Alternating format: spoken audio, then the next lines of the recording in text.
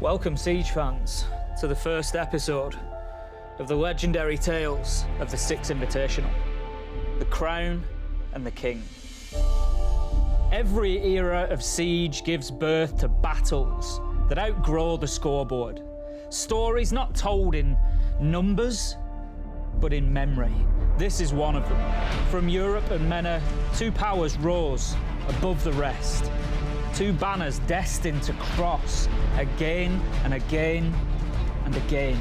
G2 Esports, world champions already etched into history. Team Falcons, once denied the crown, now reborn. In the first act, the balance was clear. G2, they dictated the rhythm. They moved like a force that knew victory, because they'd already tasted it. Discipline, precision, the calm of those who carry a title and expect another.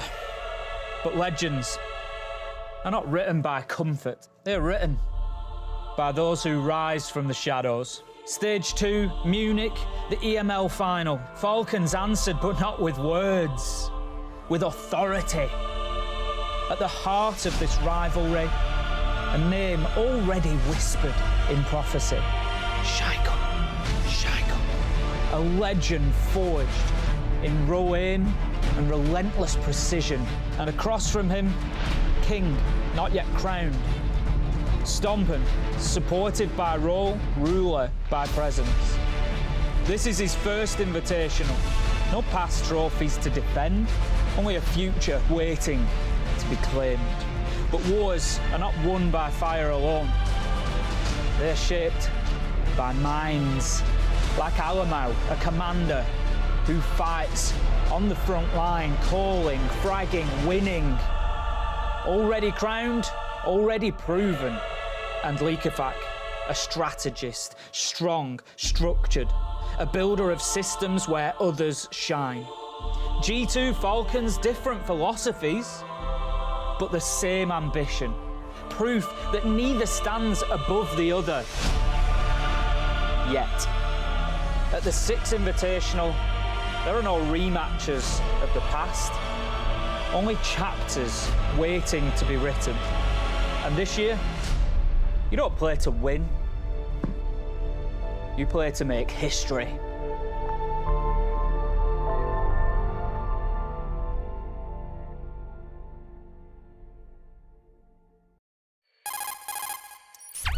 Our window is closing. We only get one shot at this.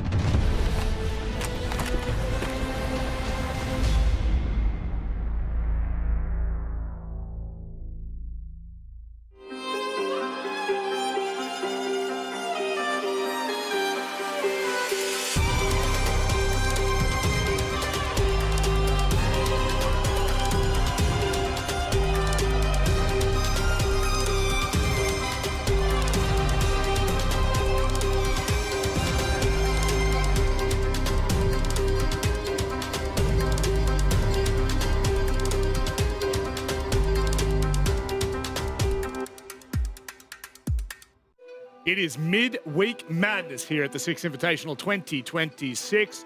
Wednesday, I feel, is the most important of group stages because we've got precedents set from day 1 and day 2, but now everything unfolds in front of us. Teams go home, potentially, and teams may qualify. Gents, I'm going to go with you first, Lax, because he's pissed me off this morning. How are you doing? I'm feeling great. I'm refreshed. I'm revitalized, ready to get yet another day here at the Six Invitational going. Yeah, I'm excited. We've had amazing games so far, and you're right. I think this is going to be the pinnacle where teams start to make a run towards getting the most amount of points. Teams still at the bottom. You still have no hair. So it's just one of those things that's where one campaign that cannot be conquered. You know what? You know what? That's so fair, but you still look like Bieber no matter how hard you try. You look I'll like take Baltimore. Well, okay. On that note, I'm not winning this battle. I'm versing two North Americans. Let's have a look at the standings. I'm going to have to cook something up in the back of my head. Lax, it's on you, mate. I mean, honestly, there's been quite a shock to some of these groups. I mean, we talked about the group of death. We weren't sure who was going to be at the top, who was going to be at the bottom. Sure enough, G2 is currently at the bottom. No points. it's crazy to think that, but DPLUS Kia, their game versus the Rebellion yesterday, being able to achieve that win, putting them sitting at the top. I mean, you really can't predict any of these games at this point. The level and prestige of this event really is being showcased with every single team here and where they lie. Yeah, you would have never been able to predict anything. I mean, WEIBO being at the top of the charts, for them, they've had an uproar throughout the start of this stage so far. So it's amazing to see all of these new teams also transcending and playing against some of the old teams that have had their own trophies. What's really important to note is teams can qualify, teams can also be eliminated. Elevate are actually in a really awful spot right now. They have Furia in their opening match. If they lose 0-2 and Wildcard going to win one single map, Elevate's future, the 2026 Invitational, are done and dusted. But of course, we're talking about a lot of things that have happened over the last couple of days. How about we show you what happened yesterday?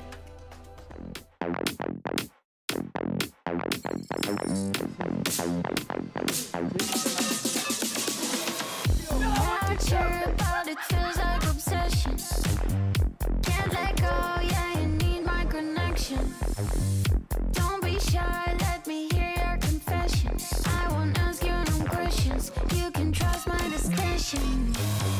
One taste, one touch, yeah, you lose control.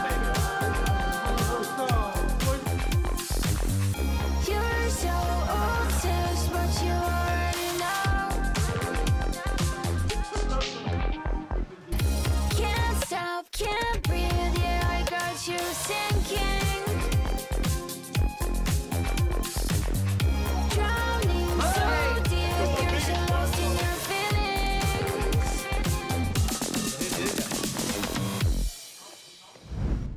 Gotta love those recaps. It really goes to show the emotions that people run through from SI. You see the lows of a team like Daystar, a high of the teams like Wildcard. Everything starts to find its place, just like we are right now in the panorama. We kickstart with the monster, and this is a monster that has been here for an eon now, and I think rightfully so. Yeah, I think Ace said it, candidly, with the raw aim, with the constant precision, it has to be Shaiko. I mean, in yesterday's game versus Elevate, it was an absolute tear. I mean, he was getting multi-frags. He was able to pull out rounds that you weren't going to think are possible, but that's rounds that come out of Shaiko. They are always going to be possible. But a key thing to take away from this is the Shaiko that Falcons need to be having very early on to propel them into the playoffs, to propel them even further into a main stage, to a grand final appearance, and to hopefully solidify their name as a Six Invitational champion, where they are so desperately and hungry for. But again, the paint is being, oh my God, the art is being painted by Shaiko's performance here today. I mean, if anybody's going to be the spearhead for this team, they always look to Shaiko, and seeing him show up earlier in the tournament is better than not seeing him show up at all. As you were stumbling, then I looked at you and just figured out that you're kind of like a homeless Harry Potter. That kind of came to me as you were stumbling through that, I don't know where that came from. Baltimore would definitely say. Yeah, that's totally fair. Let's have a look at the moment. And this was a very big moment. The entire talent room was up off their feet, losing it. Because, what a way to close out a map. The trophy holder, Gavin, you are going to expect him to be in a situation like this. You got to pay attention to the time. This was able to close out map 1 for M80 versus NIP, and he's put in a terrible situation where he ends up in a 1v2 with no time on the clock, no diffuser in his hand. He knows he has to make something happen. He runs in to a 2v1 scenario, but there's one player upstairs, and look at the time. He gets the first kill, and then sees bullets from up top, gets the kill, and immediately what's the first thing he's going to do? Reach for Fabian's titty. That's real teamwork right there. That's brotherhood. You pointed that out in rehearsals, but I couldn't see that. I couldn't see it. That's a I didn't see it the first time around. That is a That's full the first thing he drag. went for. Not a high five, not a fist That's real love bump, right there. straight to Fabian. If we could ever get a slow-mo on that, I'm telling you what, we need to go back and rewatch that. But speaking of watching, this is one that you want to keep your eyes on. It's the must-see of the day. M80 and WEIBO. They are currently the two teams that we went into Group A looking at, saying, you are the ones that we expect to perform the best. You are the ones that should be fighting for that top place. Now, I wouldn't necessarily put WEIBO in the same category as M80, but by God, they could cause an upset today and maybe rewrite their own history going into this. Again, we mentioned earlier the Elevate and Furia matchup that is kicking off on Stream B for the very start of the day, and that's going to be super important. Then, of course, I mean, games throughout the day. These ones are the ones that you don't want to miss. But if I'm being completely honest, Team Heretics right now, I think they are in a fantastic position, and it's up after this.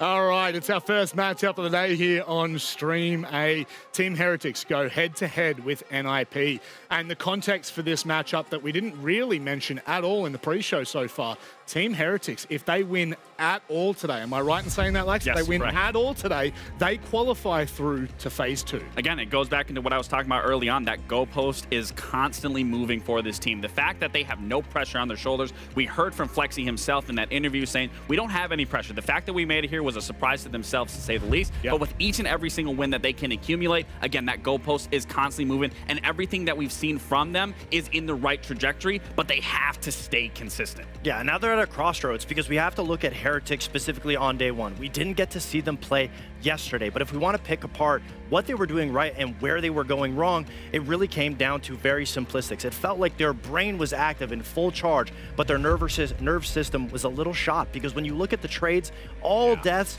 it was really abysmal. But that being said, it wasn't for nothing. They're getting plants down. They have an amazing defensive win rate. And again, the clutches, they have some of the most clutches. They have amazing players in those situations to be able to win rounds. The late game is going exactly the way they want it, but the early game is where they're struggling, and that's why I say they're at a crossroads. This is where it's their second opportunity to show themselves. Can they be able to shake off those nerves? Can they become the team that start to finish? Is their brain working at 100% capacity, or will the nerves crumble them? One of my favorite things about kind of the last couple of years and the innovations get brought to broadcast are the interviews that we get pre-match. Milosh caught up with Skeptic. Yo, what's up? How are you, Skeptic? You good today? I got a question for you. Can you talk to me a bit about how kind of mid-round adaptations happen for you and Team Heretics? I know this is your first big event as a team together, and for yourself, Invitational is a lot of pressure. How do you kind of get things together when they're not going according to plan in a round? I think we just talk. Like, we just talk as much as we can about what they're doing and what we can do to react. And I think the main thing for us is just translating what we do in scrims to game days, because in scrims we're really good at adapting and just reading what they do and then saying, oh, we should do this instead. So I think like just having the confidence to come in a game day and do it and not be afraid of the result. I think that's like the main thing. Like, just don't be scared to make a mistake, and then yeah, we're good. What are your thoughts on that, Fox? I mean, we're kind of breaking this down a little bit here for Team Heretics, but does that give you the insight you need? It does. I do think it paints the picture that they understand what the end goal is going to be. They understand what the direction is going to be, and they figure out when things go wrong, how to be able to get the diffuser down, how to be able to win the round.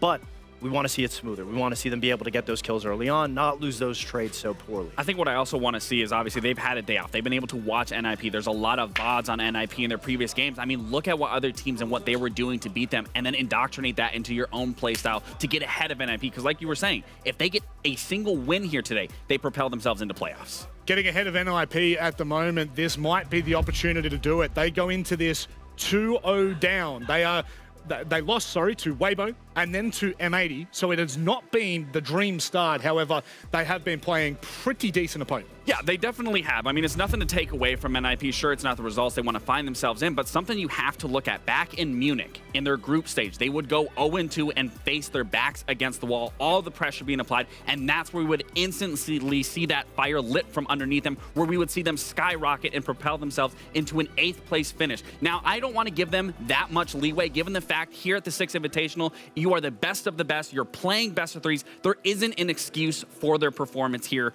that's what it's been so far. So going into today, we need to see something change drastically. I mean, we have to. It comes down to the pressure ability. I mean, NIP has always been that team that crumbles when things don't go their way. And you always look to players like Fantasy to lead the team. But more importantly, you should be looking at the IGL. Cons, we have to be able to talk about him and the way he's going to lead his team out of this. I love that you talk about Cons, because we've talked about him plenty throughout Bayern Munich. We talked about him plenty throughout the SAL, and these are currently where he has been rated as a player throughout the entire year. It hasn't been great, to say the least, and it's not to put the full blame on Cons as a whole, but being in that IGL, also playing the Shields, where, again, that region as a whole is not notorious for their Shield players like NA, like EML, but the fact of the matter is he is on that Shield role. And something that I want him to take away going into these matches is look at players like Felipox, look at players like just any of the other IGLs that are using Shield, hot and cold. How do they play? How do they pivot? Because that's where we need to see Cons to be able to do that, because using that Shield and being able to utilize that information, that power to be able to take control,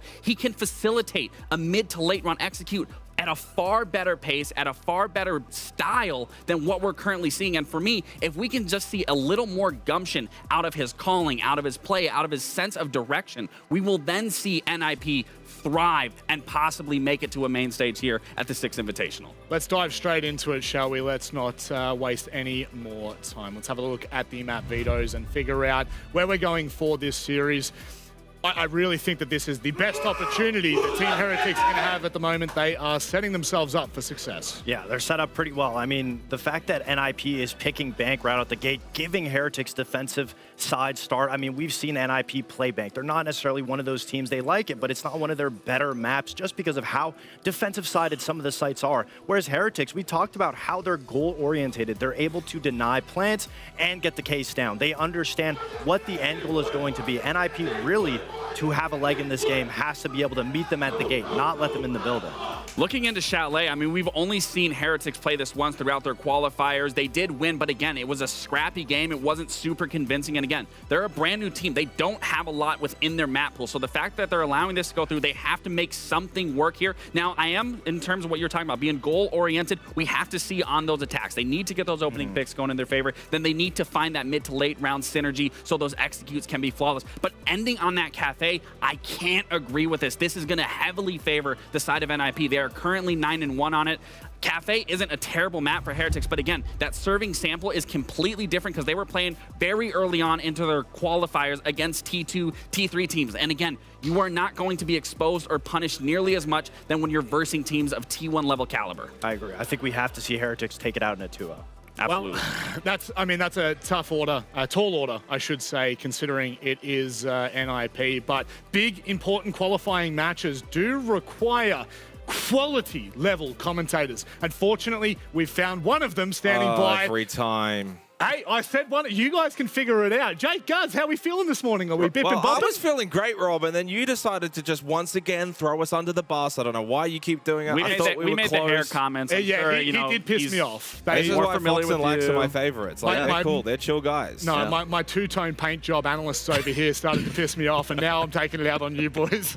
How are we feeling for this match? Yeah, feeling good. I mean, for Heretics, of course, if they can win, then they secure themselves out of groups, which I think would probably have surprised a lot of people coming into Six Invitational, being an LCQ team. For NIP, maybe an opportunity to kind of get their SI going as well. Yeah, I mean, I still hold the belief that NIP can, lock in. It's day 3. This is the time, as you boys said on the desk, right? It's basically do or die at this point. There's no more time to warm up. Now's the time to show us what you've got. Production are yelling at me to shut you two up, so boys, we'll leave it in your somewhat capable hands. I can't shut us up. We're going to talk now. We're going to talk now. If we were just kind of like shutting up, it'd be like a bit boring. But I think a good way to start the day, you've got a qualification team in Heretics if they can win. They've only actually played the one series, funnily enough. And then for NIP, as I said before, an opportunity goes to kind of get their SI rolling. Yeah, I'm keen for this matchup. NIP firm favorites, though, despite a slower start to this event. That being said, they had some quality opposition before this match. Let's see what they've got. Let's get underway. It's Bank for the opening map of this series.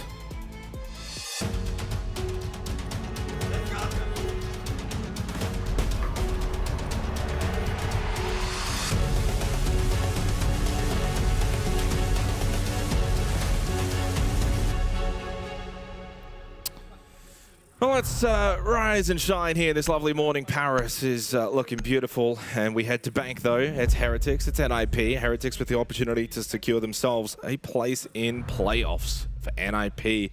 And they look a little bit better against MAD, and I think that they'll take that confidence coming into this matchup and feel as if that they should be favorites as per social prediction. Nevertheless, it's never that easy, and for Heretics, they're coming into this entire event playing with free money.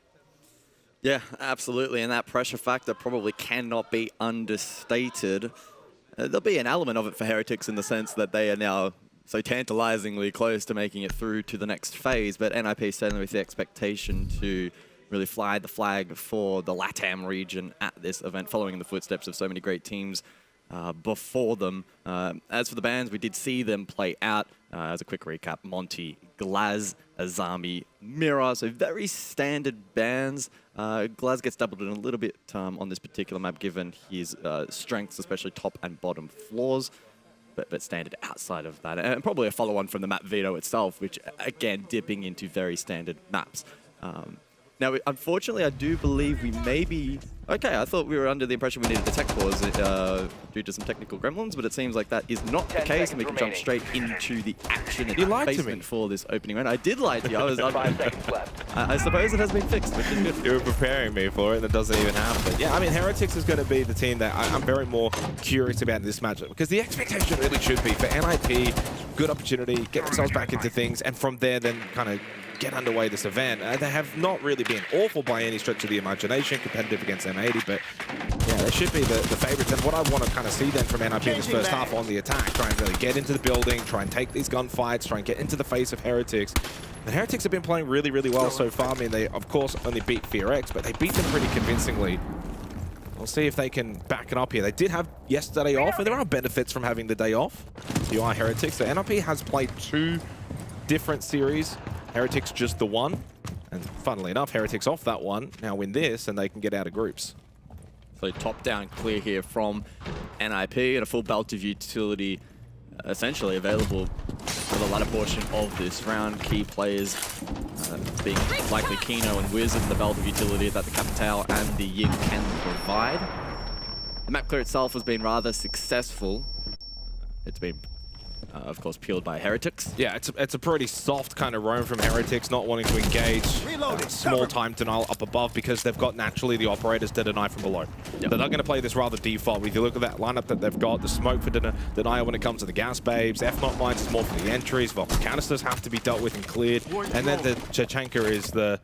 Well, he's the cream on the crop when it comes to denial with the Shamika launcher. 90 seconds left, and NIP, of course, now know there's no real contest from Heretics up above, so they'll get to work, open up the hatches. So to canister to delay a little bit, but it's not going to really do too much against Hate. I think the emphasis for me is going to be probably on Fantasy and Wizard. You're playing 2 operators that are going to really help the entry, and also they can win this battle over towards Blue Stairs against Oscar, who still has 3 gas babes, and with the hatch open, he's not stuck necessarily, but a lot more difficult to get out of this position. Yeah, likely needs to now commit 3 gas babes, needs to juggle this utility appropriately. 60 seconds, he can waste a lot of time. Hate does find the opening pick onto Flexi, no more Zoto canisters, and indeed it looks like Oscar's going to fully commit to this Blue Stairs hold. First gas babe has been used, 2 more in pocket. Only 45 seconds remaining. I have to take in mind, of course, what kind of utility has been dealt with on site. Nice double drop into server. Fantasy finds the kill with the Vendetta. No return up above for any of the 3 defenders for Heretics. They have to stay on site and put a lot of hope into Skeptic. Yeah, there's a real lack of planted on here outside of this Shamika launcher. NIP should be enabled to go deep here if required. 3 Candelas look like they're going to get thrown out now by Wizard. Fantasy finds another one onto you, Paul. Falling apart now for Heretics on what is a very strong defensive site when it comes to Banks. So Grubby then put himself up main stairs. Didn't work. It's flawless from NIP. Not often that you see a flawless attacking round on lockers and CCTV. That's a great start for the Brazilians. Yeah, slow and steady winning the race there in that round for the attack.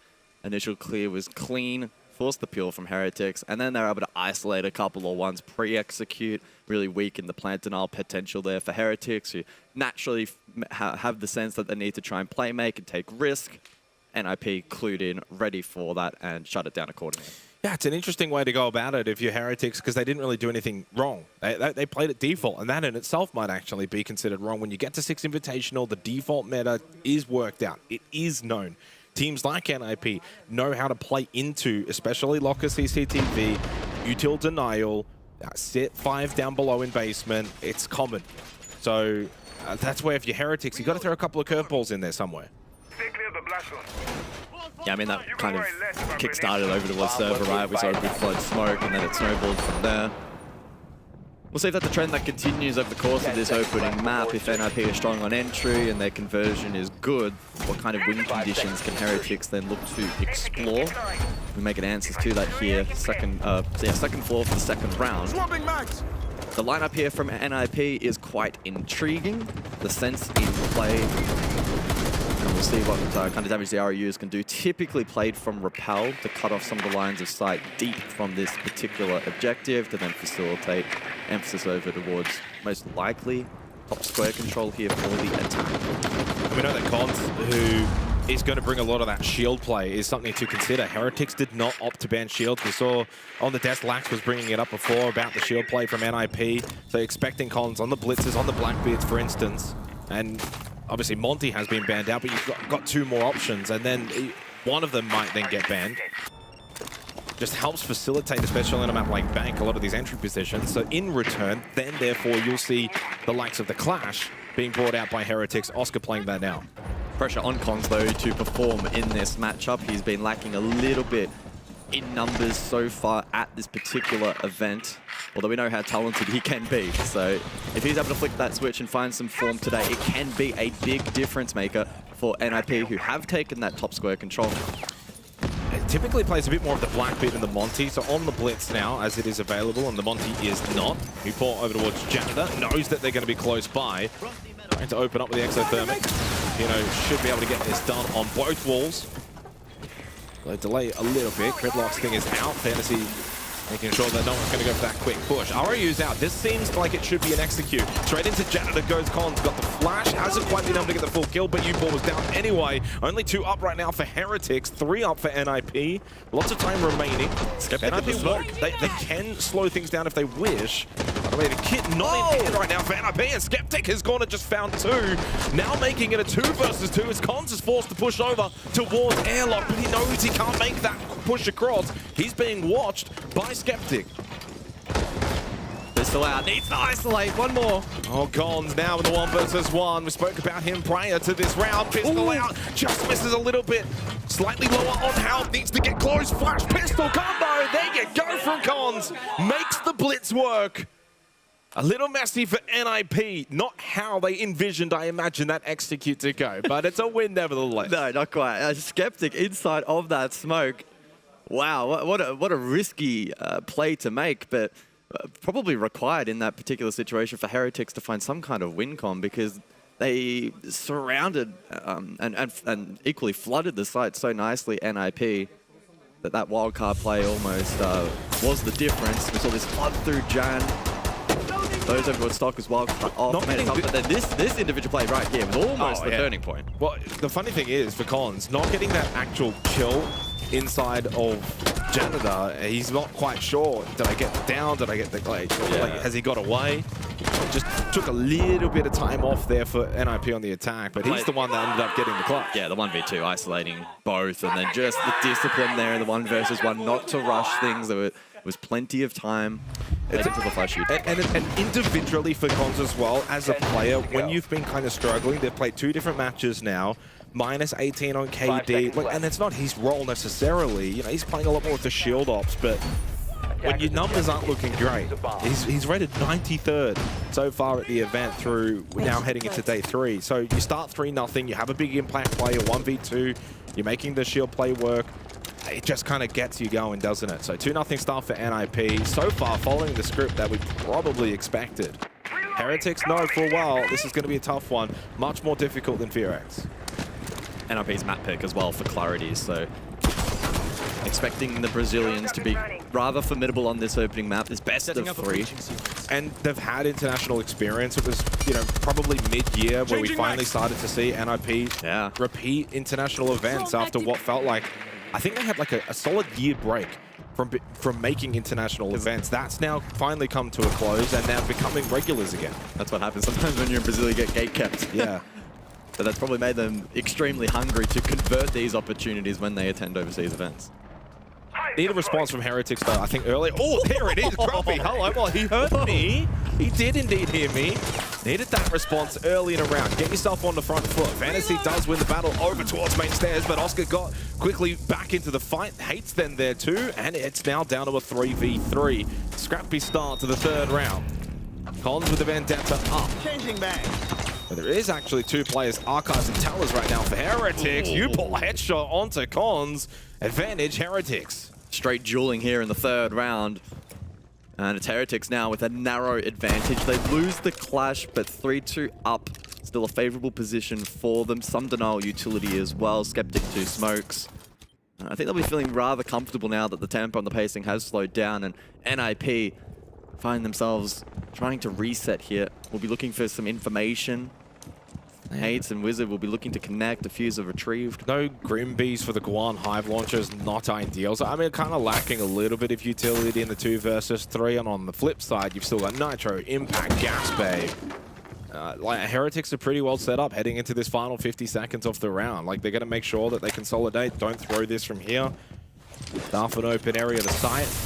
There is going to be that one and final gas bay from Skeptic thrown out to just prevent an early drop, but Wizard goes anyway. He drops on in. Grubby with the Razor Bloom kill onto Hades. Left poor old Wizard on an island, of which he cannot escape from. Heretics on the board.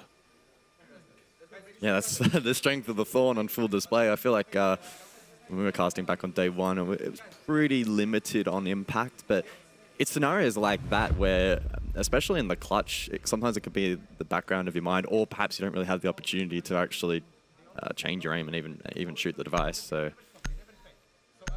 well, if it's not finding kills or doing a large amount of damage, it's still displacing. It's a distraction. It's a distraction. It's still displacing. It's still utility that needs to be kind of found, thought of. Information, because it makes sound. Yeah, exactly. Pretty powerful. We've seen a decent amount of Thorn usage so far. Yeah.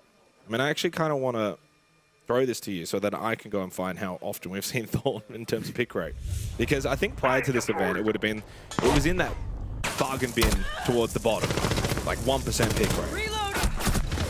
Yeah, strong primary as well, and Groovy opened up the account for Heretics with a really sharp shot onto that lobby rappel. Several engagements top main, and the TDM kind of followed on throughout that round. That's not mine going out. There's some good resistance from Heretics on offer there in the 3rd round. 2-1 the scoreline as we enter the 2nd rotation. Sense and Goyo to take no further part in this half. So I've got the data from the first 2 days at Six Invitational. What do you think the pick rate is? You can ask me to guess. Let's have some fun. Pick rate would be 25%? No, it's 12.4%. Oh, okay, 25. To give context, by the way, like the top picked operators are around that 30% mark. Reload. Okay. The most picked is Smoke at 42%, Ace 37, and then drops to Azami 34. That's the top 3. Smoke is very highly picked. What about presence though? Is Azami now high as presence? Because she would be getting banned rather frequently. Azami's, it's the same presence for top 3. Right. Smoke, Ace, Azami. Cool. Well, Twitch in play for the 4th round, and we're going to see the Shock Drone get to work over towards Garage. Brava also in play, so Clutch Drone's available as well. NIP will be looking to take their time in this round and try to disrupt as much utility as possible. It's actually a double stack outside Garage, but the BPC here from Heretics can feed information in return and maybe just challenge this a little bit. NIP may not be comfortable to commit, but Collins does go deep. This is a gamble from NIP, a calculated one at that though, and if they can at least post the player up here, deep in Garage, it cuts in through sight. Fight elsewhere though, and a 4 versus 4. NIP are taking good ground though. And they do lose the Smoke early in the round on a pivotal site. Heretics, though, at the very least, this is how they probably needed to play it, adjusting on locker CCTV, rather than going for full 5-man bunker.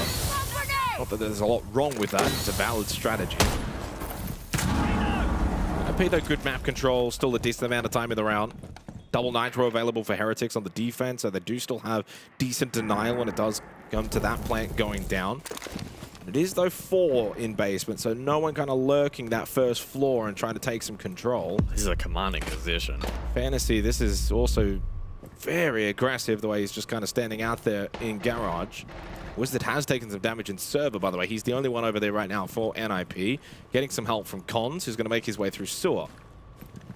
So there is a decent split away from Fantasy. 3 stack now, NIP coming through server. They're going to go default plant. They're going to then leave Fantasy to watch the cross garage. Nitrocell thrown, no effect. Grubby does find the kill onto Cons. Cons goes down. Grubby then comes through from blue. Pino then forced to push forward. He knows, though, that Grubby is in blue stairs, so he has to take this fight. There is still 30 seconds. Flash, win, he does. 2v2, you've still got Fantasy that can make this push out of garage. Flexy's ready, though. Inside a CCTV, deals with Pino. Fantasy in the 1 versus 2, but hasn't spotted out where Oscar is located. Now he does take it down to 1 HP, and this should be a Heretics round, barring a catastrophe. Oscar just falls back. Allows then for Fantasy to push forward, makes it even easier. Really well played from Heretics, and a really solid flank from Grubby. Yeah, Grubby, the difference maker in that round with the setup that NIP had on offer, especially Fantasy towards garage. It split that defense. It isolated those players in towards site. It would have made default denial very, very challenging. So a successful flank to disrupt that was absolutely perfect, and NIP lacking a read on that play over towards blue. Pino tried his best to recover the round, and it was a delayed trade, but Flex in the meantime, he was able to push forward and hit a beautiful wall bang. Fantasy, no HP, no diffuser, no chance to win that one out. The scores are drawn 2 apiece. Yeah, good response from Heretics, because really for NIP, out of the gates in the first 2 rounds, especially taking blocker CCTV in a flawless fashion, so looking quite dominant, and then go take top floor. Yes, a little bit messy, but they were the ones looking to really engage on that execute. Top floor we go once again. 10 seconds insertion. Loading new magazine. And the longer this goes on for Heretics, the more confidence they'll build within themselves that, hey, we could maybe knock these guys off. And if that does happen, NIP are at very high risk of potentially getting grouped, which would be a disaster. Long way to go, best of 3. It's something to consider. When you're a team that comes to Six Invitational with little to no expectations, you get to just do what you want. You get to just have some fun. There's no pressure. Yeah.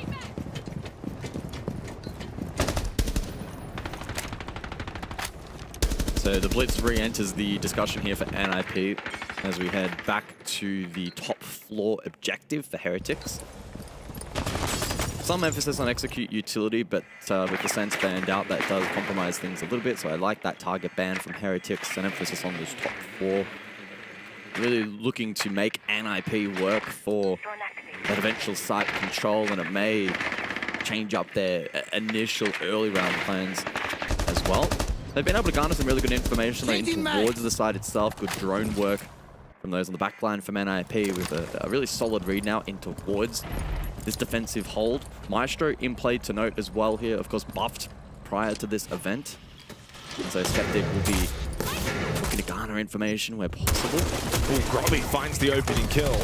They're starting to turn that metric around a little bit. 2 of the last 3 rounds now for Heretics. U-Ball backs up, gets rid of Wizard. There goes the Candelas. No Ying now remaining. The rush for NIP has faltered much earlier this time in the round. I'll get those balls for Fantasy, but good catch from Flexy. Over towards Archives. From below finds the kill. They lose the Maestro. Now becomes a 2v2. Again, scrappy on this top floor. This is a strange fight now with Flexy isolated down below. Fantasy rather trying to help Hates, but Flexy's dealt with. Down to Grubby, over towards site, where both Fantasy and Hates are first floor. They'll make their way back up. The kit, by the way, is in sight. So Grubby hasn't really got a lot of maneuvering in terms of how he's going to position. He'll pretty much just have to play around site. Currently inside a long desk. Oh, good drone. Good drone, good information. There's the kit, 48 seconds, 1v2. What can Grubby do from here? Needs to be able to isolate the first. There's the run across. He'll know the other. May look to play behind the door. Grubby, does he go for the swing? There is a shield being used by Fantasy. Hates inside a janitor now. Grubby needs to reposition, reload. Done well to stay alive here. 30 seconds, but he gets shot through the couch. NIP take the round. Yeah, common spot and a very easy spray down. Decent game sense, and NIP take top floor once again, despite the opening kill from Grubby being in the 1v2 position. And I think largely throughout that round, it kind of felt like maybe Heretics were slightly advantageous. But NIP were able to turn it around, and they take the lead once again. They go 3-2 up, final round of the half coming. Yeah, it took a little while for the cogs to start turning on the presence that they had on first floor. They had big investment on the buck, and they were able to finally get some value. But the information gathering on the side itself, the Maestro specifically there for the defense, posed quite a few problems. Despite that, though, able to get the round across the line, and with that, a small lead heading into the final of half. Open area as expected. Can Heretics bite back? Kaid to be hidden here in the preparation phase. NIP not wanting to give that info away. It's been a pretty even spread performance from the 10 players as well. You know, there's no one really lagging behind. Hate 7-2. He leads all comers in terms of the fragging department. But it's been a pretty decent match thus far. We'll see if it continues that way. NIP definitely with the deserved lead ever so slightly.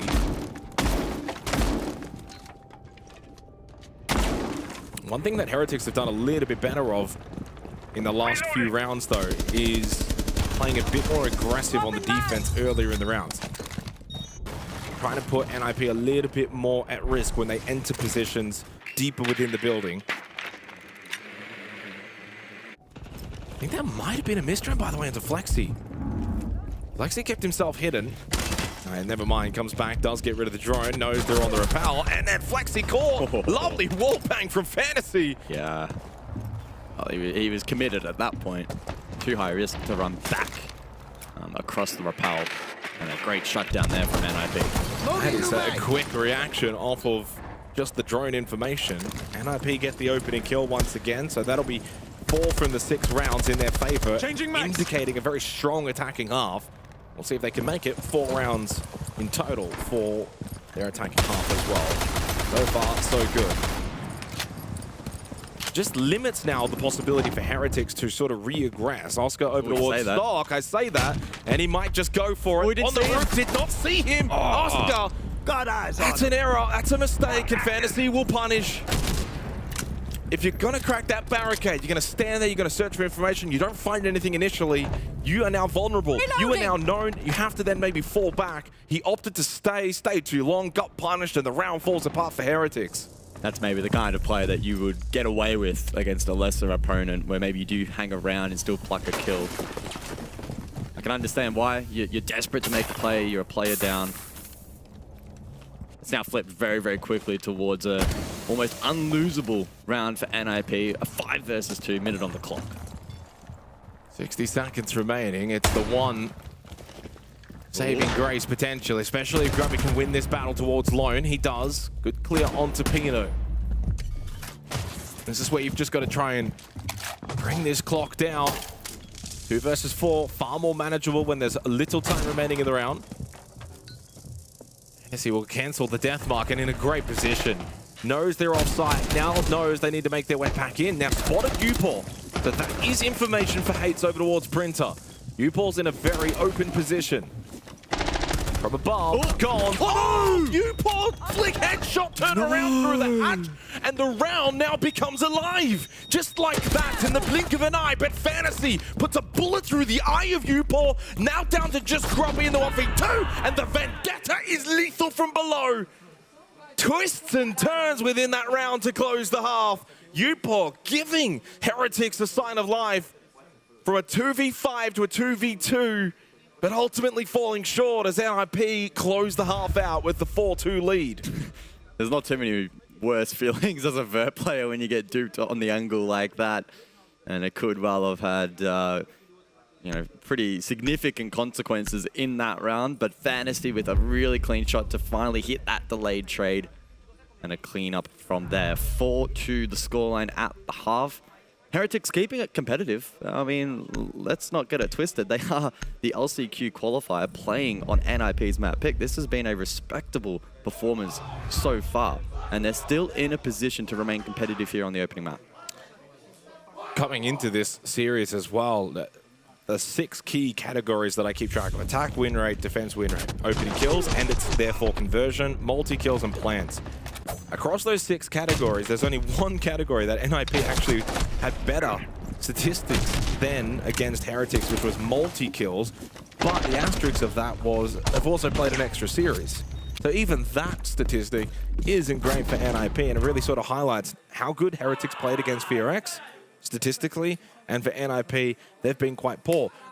They've played 2 series, and this is across all teams at Six Invitational. 13th for attack, 14th for defense, 12th for opening kills, 15th for conversion on those opening kills, and 15th for plants. So the only strong stat was actually multi-kills first, 10 seconds to go. but taking into account some teams have had their bye, you put an asterisk 5 a little bit seconds to remaining. that. So yeah, that's why coming into today, this was an opportunity for NIP to Attackers kind must of locate get and defuse their the SI bomb. going. 10 kills now for Fantasy going into the second half. They've certainly had the edge, certainly been slightly the better team. But you just get that feeling that Heretics are in this match. It has a bit of magic about them. Probably falling short on Magic of the cup.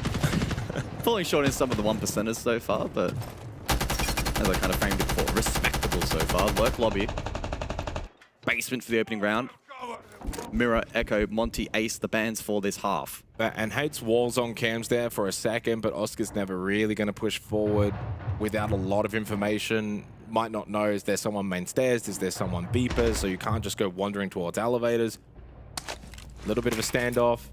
Hates watching the drone hole. Oscar still has not moved from what I can see on the top down. A lot of drone work now from Heretics to begin this second half. And it has now been a drop confirmed by Hate. Leaves elevators and all 5 members of NIP down below. I say 5 with a slight hesitation because Pino is playing blue stairs on the Warden. Yeah, intriguing. They bring the Warden as opposed to the smoke. Will that compromise them maybe for late round denial? That being said, Tuchenka, Goyo available. The benefit of the Warden on the blue stairs, though, is it's a lot harder to flash dump. The and util dump swing. is more of a challenge, 100%. Can opt to fall back. Now, Fantasy is playing inside a server as well, so this is aggressive server hold defense from NIP, which leads me to believe at some point they might want to bring Pino back to site on the Warden rather than committing to a full blue stairs hold. Good angle found from you, Paul. They lose the Azami, and that now kind of weakens the position of Pino because Hatch is open, no longer has the Azami holding behind him, and there's 60 seconds remaining in the round. Strong drone work. Get the open kill, but clearing this Warden. Tracker on the prowl. Will this be to the detriment of Heretics? Might have to push off that nade, instead has to fall back. Pino getting aggressive upon. Nice work from you, Paul. Swing around the corner with the Vendetta is clean and precise. Gives the advantage now for Heretics. If they can take Lockers CCTV, do to NIP what they did to them, it's a way to really get off to a good start in this second half. 2-player advantage, 30 seconds. Don't overthink this, don't overcook it. You've got plenty of time here for the execute. RU utility to facilitate the drop. Con's still close. Can he be a difference maker for NIP? 20 on the clock. There's a Falcon canister in the pocket of Wizard as well. Such important utility on this site. Cons does get one through the RAU screen. It was Oscar. Uport picks up the kit. He will go for the plant. No one there to deny. Another spray through the screen. Wizard so close, but it doesn't connect. Hates then shut down. Flexi gets the double, and it is indeed Heretics that find the attacking answer on Locker's CCTV, matching what NIP did in the first half. Yeah, absolutely. Played out in a very different fashion, but the end result the same. Good start from Heretics. Being able to break down a lot of those defensive elements before the execute. Great drone onto Fantasy. Great position from Uport as well. Knowing that Fantasy's playing an aggressive hatch position, I can probably... high ground. Yeah, that's perfect. Able to flood from there. Kept it pretty standard and always a big confidence boost to win that opening round. Basement on bank. It's got to be a good feeling. It's starting to really go back and forth between these two teams, which... The longer that goes on, it stays close, it's back and forth.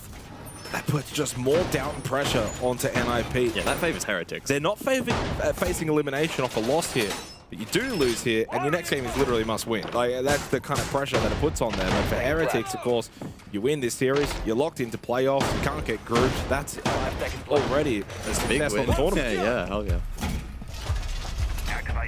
I mean, the fact that they are quite literally even at this event is special in itself, and I think one of the great elements of the Six Invitational, the ability for teams of this nature to qualify for the event. And to now be in a position where they're looking quite competitive against quite a strong roster is impressive to watch. CEO executive for the 8th round. Will there be a response from NIP once again? They do still have 2 rounds prior to that win there from Heretics, so Drone is ready to go. before scoreline is amped. NIP has still been the better team, but Heretics just, you got that feeling they're starting to really bring the pressure. Can I get a pick rate check on Osa for this event? Because it looks like Heretics will shape up for a bit more of an old school approach here. Top square, right side. Use those talent shields for plant coverage. It's not, of course, super common nowadays, as it was perhaps a couple of years ago. 0.5%. How many rounds is that? What, one? 2 rounds picked out of 372. Okay. Oh yeah. What's the win rate? That's 1 more than Jackal. What's the win rate? The win rate's 0. So this might be the first round at SI where we see the Osa win out. If Heretics can win it, they will do what no other team has done so far at this Invitational. Oscar, though, low on health, not ideal on the Grim. Time is okay.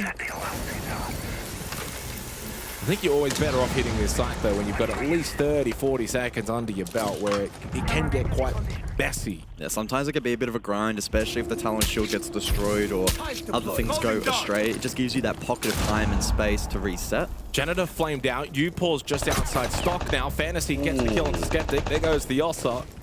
I think it might be 0-3. It might be 0-3. Still a long way to go in this round. They need to put some pressure elsewhere. There's no pressure on the backside of this site now from Heretics. Nothing pushing through stock, trying to clear out Janitor hallway. Wizards just sitting out there in the open. Flexy's now jumped out there as well. So with 50 seconds left, they've actually just started to kind of rotate around and change things up. Well, they've had this read on cons for a while, but converting that into a kill proving to be a challenge. 45. It's a square side hit. They've still got the extra thermics from Flexy, but that means they've got to get and win the battle against Wizard. Guys, convert. There we go. 4-4. Finally goes down, but there's 30 seconds remaining. This is what I was saying before. You want to have the time in the back pocket. They do win the battle, though, against Wizard. That's crucial. That puts way less pressure now towards Square. Fantasy, long angle. Oh, and he got the second onto Oscar. 3? Who went for the shoulder peek when he was low on health. Make it 3, make it 4 in the round. Flexy's the only one left as NIP's defense holds strong on the top floor. The last second rotate from Heretics has not come to fruition. Pino finds the final kill, and NIP get themselves a 5th round. Yeah, it started to look maybe a little bit more hopeful with good time, the stock hold clear, but you rewind in the round, and by losing the Osa, it throws the entire plan into disarray, and you need a lot to go your way, especially on the fights deep. Over towards the likes of Banana and front desk, and as we quite clearly saw, it went astray. Unfortunate start here for Skeptic. Just gets caught with a slight misstep. This is too easy for Fantasy, though. Just lines him up DMR. That's how 14 kills, by the way, here on Bank, 8 in. And not just that as well. Xenox fun fact of the day already, going super early here on the A stream, but of every single round that NIP have won, only a single one of those rounds has not had a multi-kill from an NIP member. Yeah. So a 3K from Cons, a 3K from Hate, a 4K from Fantasy, and a 4K from Fantasy, hence why he's 14-4. So it again goes to show that maybe that statistic I mentioned before, where they're first for multi-kills and will probably remain so after this battle, is not a fluke by any means. They can be very, very strong with different individuals capable of finding multiple frags in a round. That gives you good firepower. And on the flip side for Heretics, just a single round throughout the 8 rounds played where they've had a multi-kill. That was from Upor with a 3K back in round 7.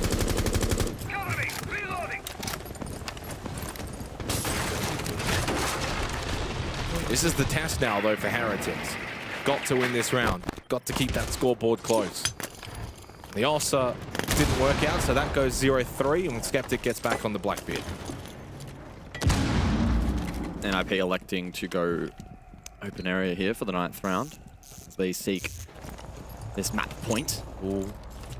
Oh! Oh! Oh, I think Fantasy just got a little bit bloodheaded. It was, he just rushed it, and then Grubby just overswings and goes straight through the window, and Cons gets a free kill. To be fair, he almost got it. I think it was a next shot. Goes down to Wizard as well, over towards Staff. Hates then collects the pick over towards open area, and they all fall apart. Heretics just get demolished. Wow.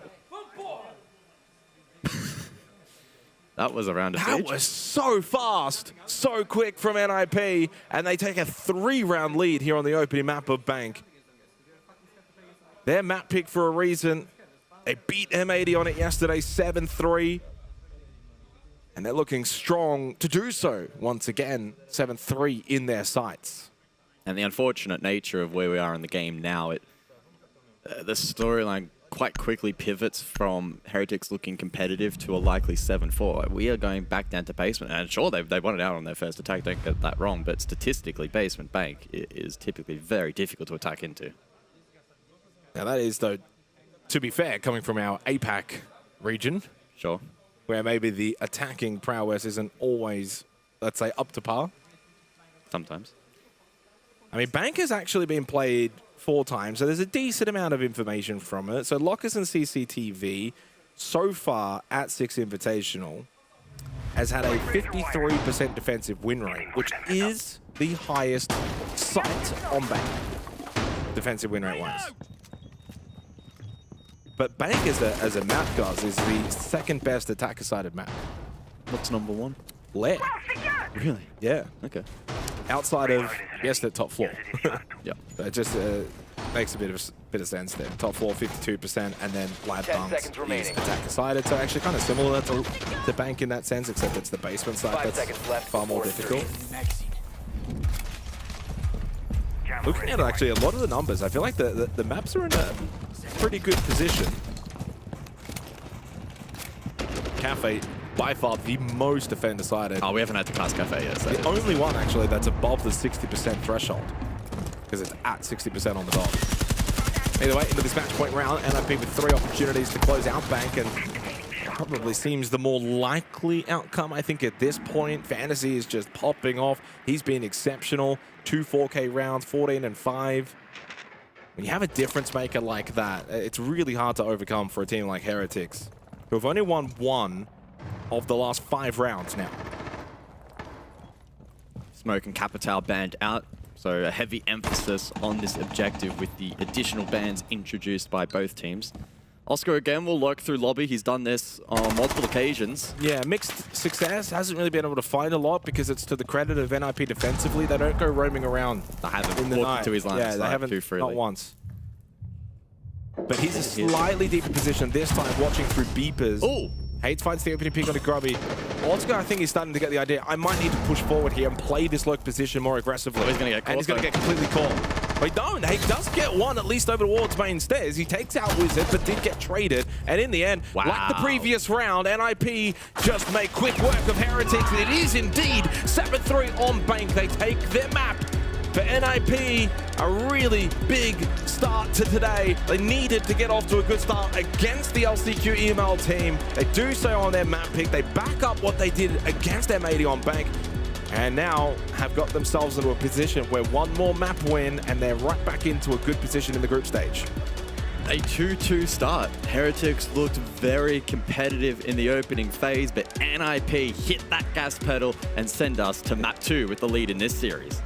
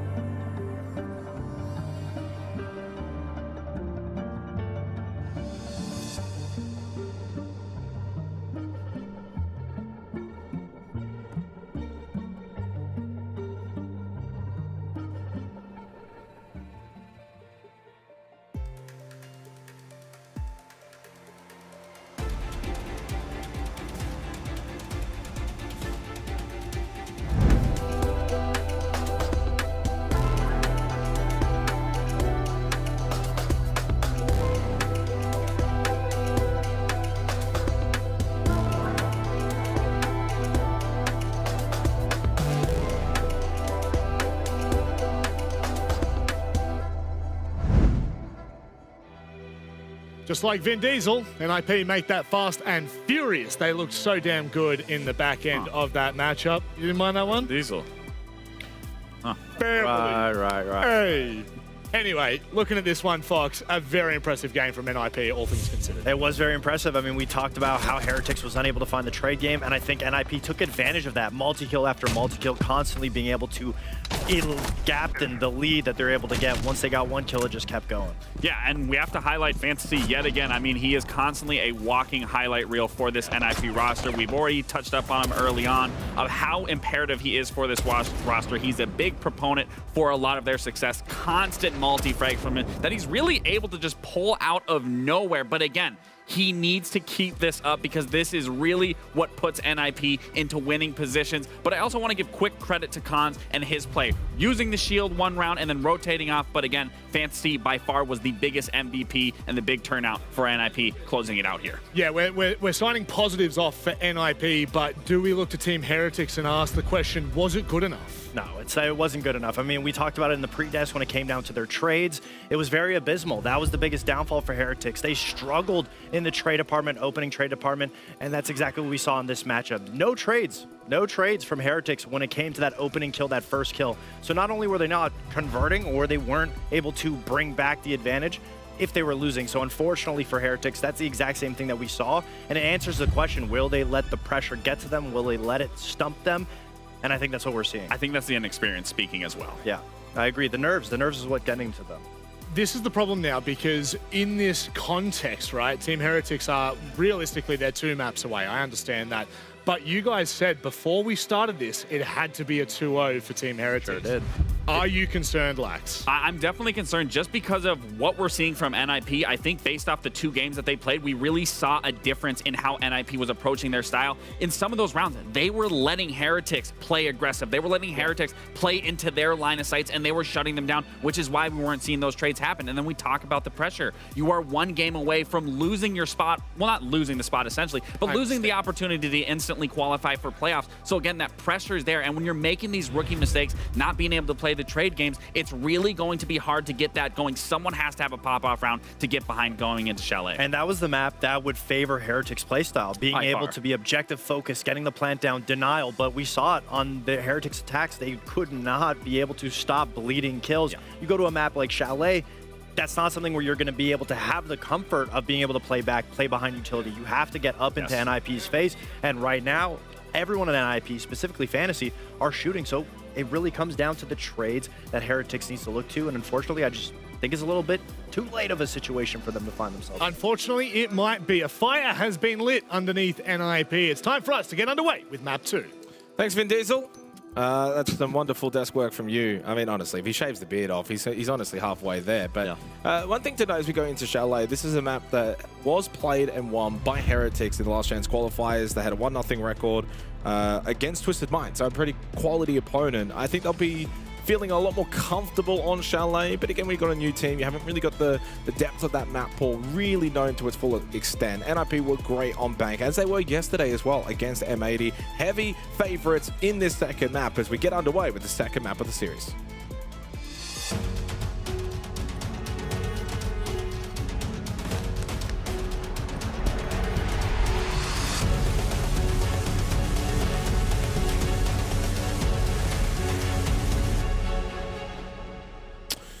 Well, NIP, 1 map away from being able to collect all the points from this one. If they can get a 2-0 fashion, will do them a world of good here in the group stage. Sets them up nicely. They've still got a break day. They've still got a bye as well coming up. So that'll be a good opportunity to reset. We'll see if Heretics can bounce back. They will begin on the attacking side of Chalet. And again, looking at the map statistics, Chalet is the most even map so far at Six Invitational. It's been played 6 times as well, which was equal first, and it's pretty much dead set 50%. Cool. That is, yeah, an intriguing statistic. I suppose Chalet probably enters the realm of the map that you would kind of expect to be pretty even under most circumstances. But yeah, let's jump in. Heretics will start out on attack. So the onus on them to heavily contest this map entry and meet fire with fire. We saw that back on Bank, and the boys were talking about it. The trade game was lacking. NIP were contesting on the fringe, and they're making it very difficult for Heretics to make inside of the map. And I don't really anticipate that storyline to change all too much here on Chalet. In fact, it may even be further emphasized given the nature of the map, a little bit more compact. and NIP will be looking to carry momentum forward from the previous map. The operator bands have played out. Azami, Castle, Deimos, and Ying out of play.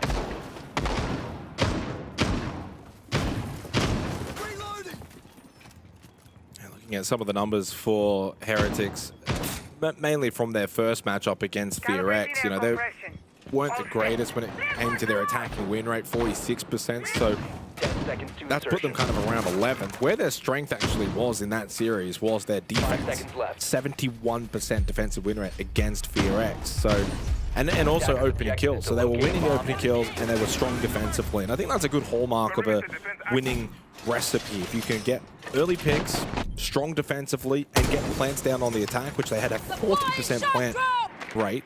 Only got the one plant back on bank. It usually sets you up to win.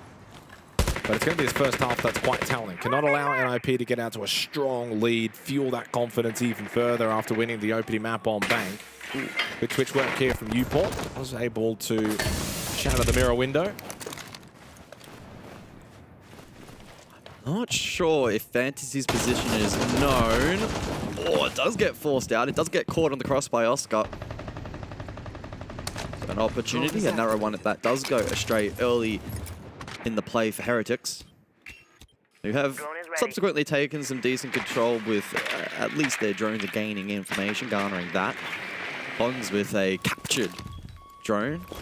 Spots the solar repel in play from Skeptic. Reconfirms that position. Not really a lot they can do off it, though. Yeah, nice opening pick for Flexi. That's exactly what Heretics are going to need in this first half. Find the opening kills, get the early advantage, stretch that defensive NIP where you no longer have the numbers to cover all of the positions. And this is really good as well in this round for Oscar on the glass, so he can kind of maybe get into a stronger position. Probably wants to play the repel, but could also go something like Solar Side. Logic Bomb activated by Grubby, still has one more available. Heretics clearly taking their time, though. It's a rather split attack. It's also a very stretched defense from NIP. This is bedroom and office, and they got multiple players over towards library side. Pino got one back, traded though by Upor, so the numbers are there for Heretics. Now they've got a clear advantage. By the way, Hates is still over towards library. So Fantasy by himself over towards Piano, and he does catch out Upor, I imagine off guard. I don't think that they would have been aware of the fact there's still one over towards library. Then the trades come back. Skeptic gets the big one, though. Little dicey towards the end of the round, but Heretics get the job done. The opening kill really set up that round from there. They were able to follow on. Really clean work from Heretics. Yeah, a very fluid round from both teams, lacking probably the more traditional structure that you would expect to see, such as like a full commit library across or front mez. It was a little bit more all over the place, as you alluded to as well. Defense stretched thin, NIP constantly trying to rotate. On a map like Chalet, if you're patient enough, and we saw Oscar here, a good example, you can often find those kills simply because the defense is forced to continuously rotate. Flexi with some good work as well, but Heretics, they fire up nicely in the opening round. Let's go! Grubby was very content. Grubby's very fired up. He entered the day with a 125 EPS, one of the top players at the event. Of course, just the one 12? match. Yeah, 12. He was plus 10 in the KD department. It was a little bit quieter in comparison to that metric back on map 1, but certainly a highly skilled player that if he can tap into that here on Chalet could be a difference maker. Yeah, I remember we had the opportunity to actually talk to him back at Reload when he was on Fnatic. Attackers are moving to defuse a bomb. Unfortunately for him, I think his time at Fnatic didn't quite go the way he would have liked, but you could probably make the case for a lot of members who have been on Fnatic over the years. Yeah. Stay close to me.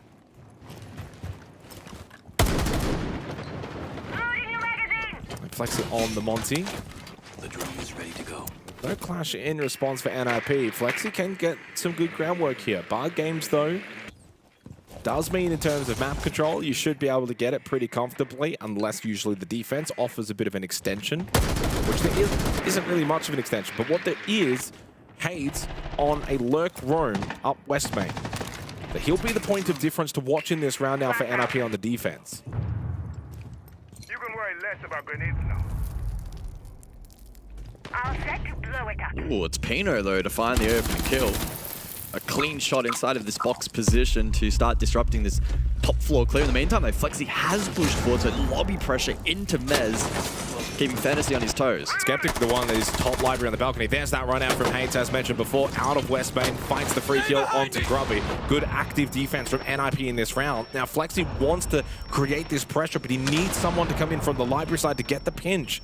And unfortunately, he's just going to go pretty much play by himself. Pistol out. Skeptic finally comes into library. Pino was watching it though. Help from Wizard. So as soon as Skeptic got into library, instantly dead. NIP on the verge of flawless. Oscar does not have the kit. By himself in bar. Position is known.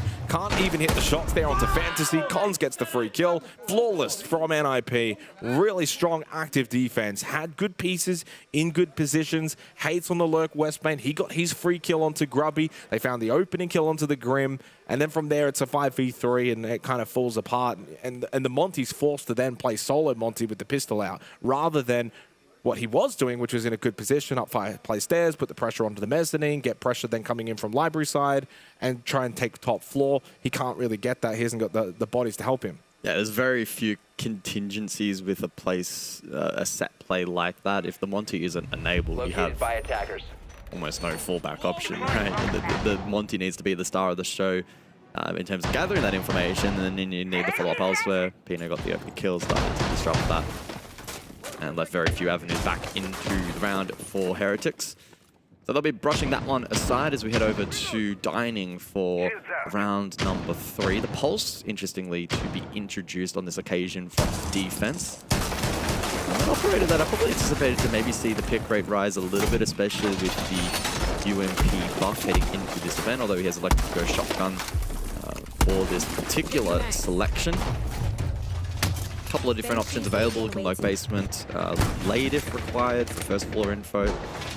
Play first floor itself to help aid in information gathering for the top floor clear if Heretics elected to go for that as well. As for the attack, plenty of info gathering tools available for them as well, and none better really than the Clutch drones here from Oscar. Good counter onto the BPCs of this defense. Combine that with Skeptic on the Flores, and it actually does a pretty good job in shredding quite a bit of this prep utility as well, also on offer from NIP.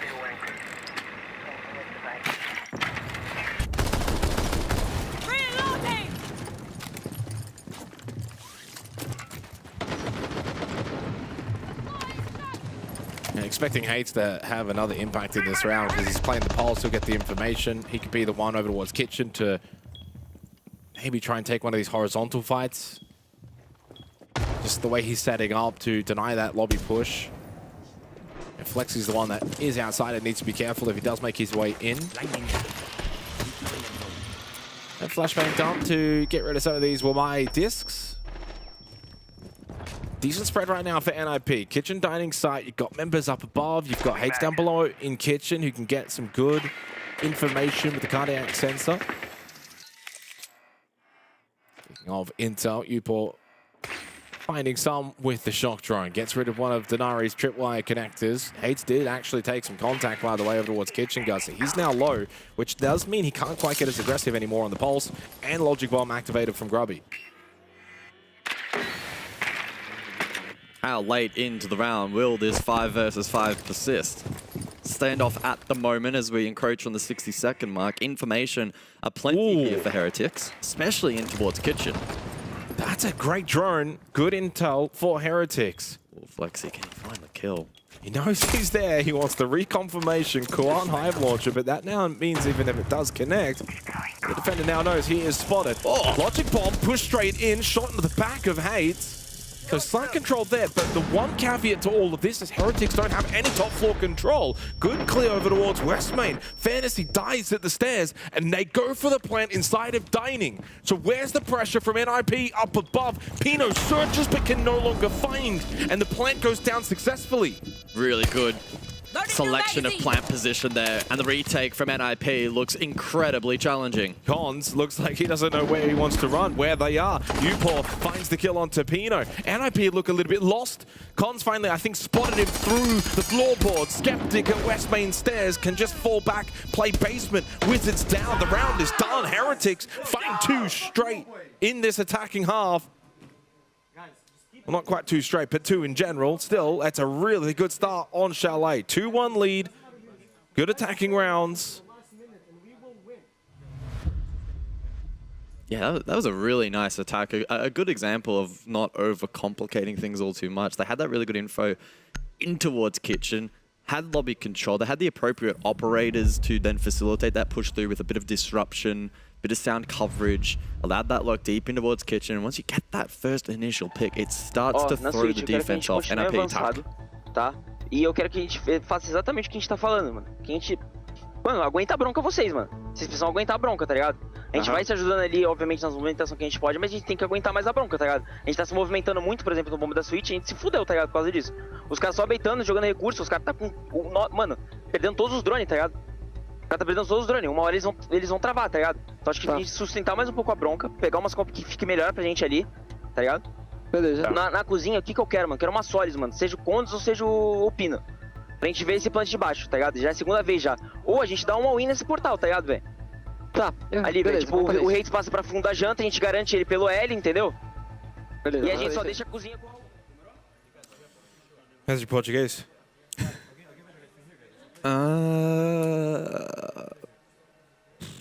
Not good. Not good. Non-existent?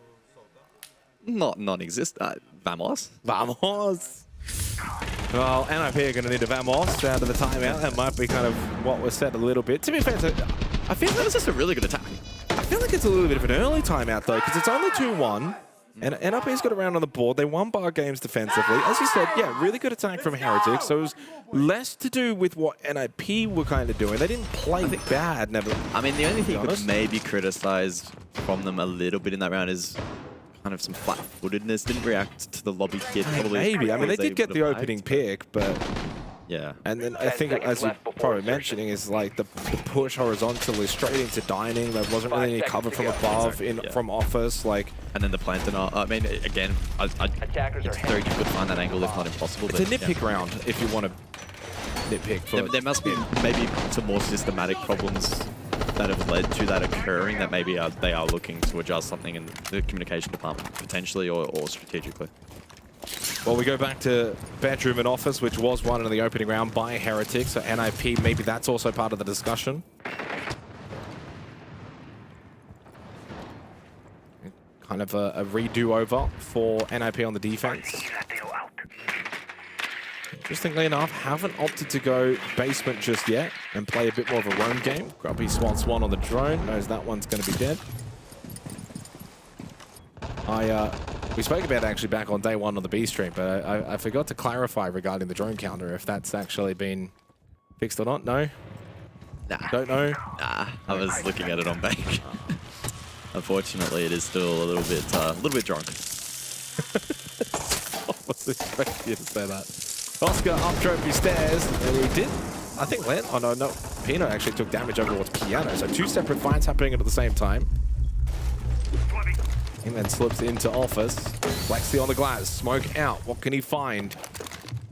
Last time it was Oscar on the glass back in the opening round, so this time Flexi will take over the role. Flexi gets off the repel, goes back over towards main entrance, and slow and steady the pacing here from Heretics. Target located. But again, for the second round running, they got themselves a decent drone, good information. This time onto Cons towards Piano. Flashbang. With the flash, but it's really just a bit of a fake flash.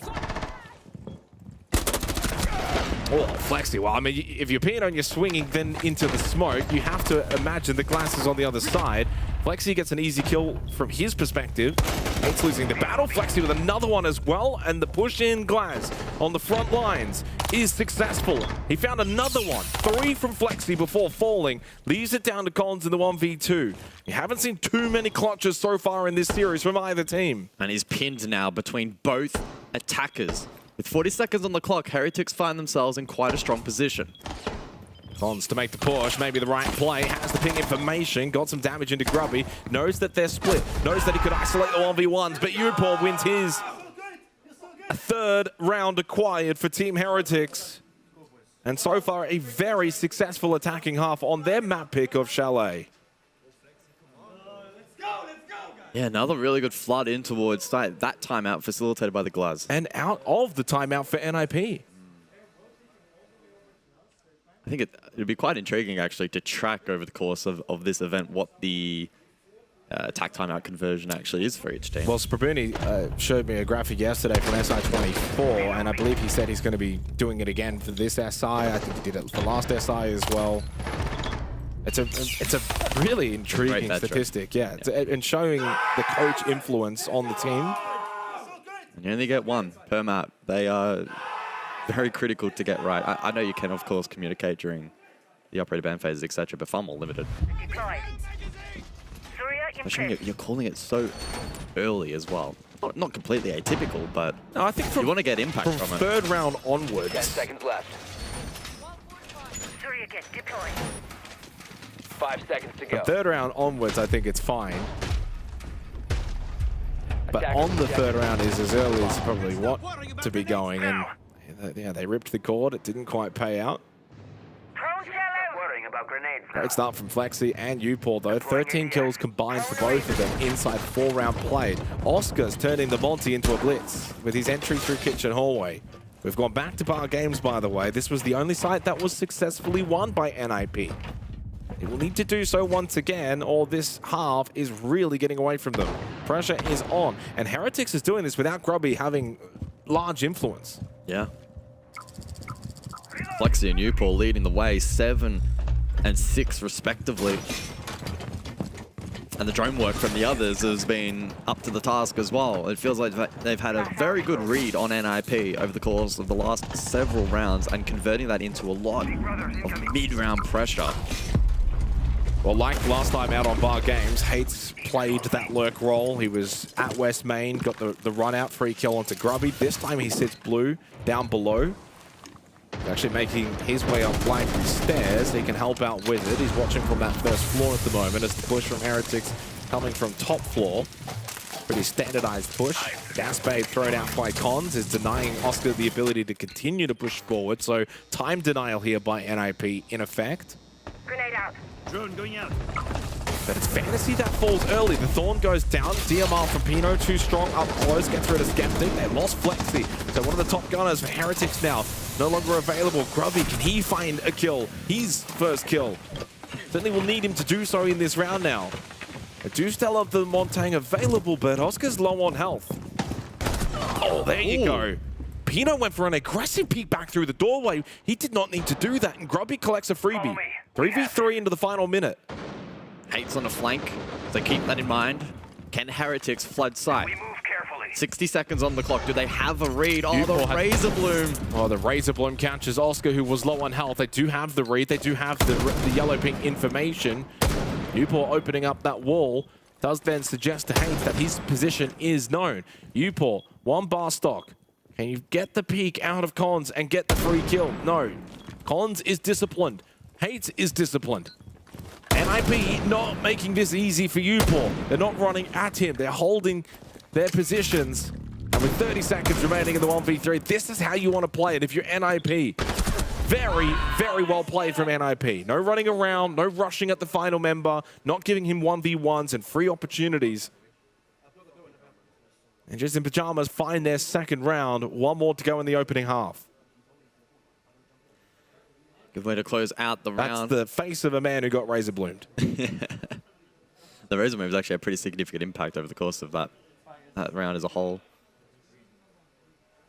Heretics looked to be aggressive for the library stairs clear, but Pino was very aggressive, found a few, overstepped the mark and died, but unfortunately the rest of the team did falter. And then Upor and his positioning and read was actually quite strong in the 1v3, and there was a bit of info available, but NIP did not give him an inch.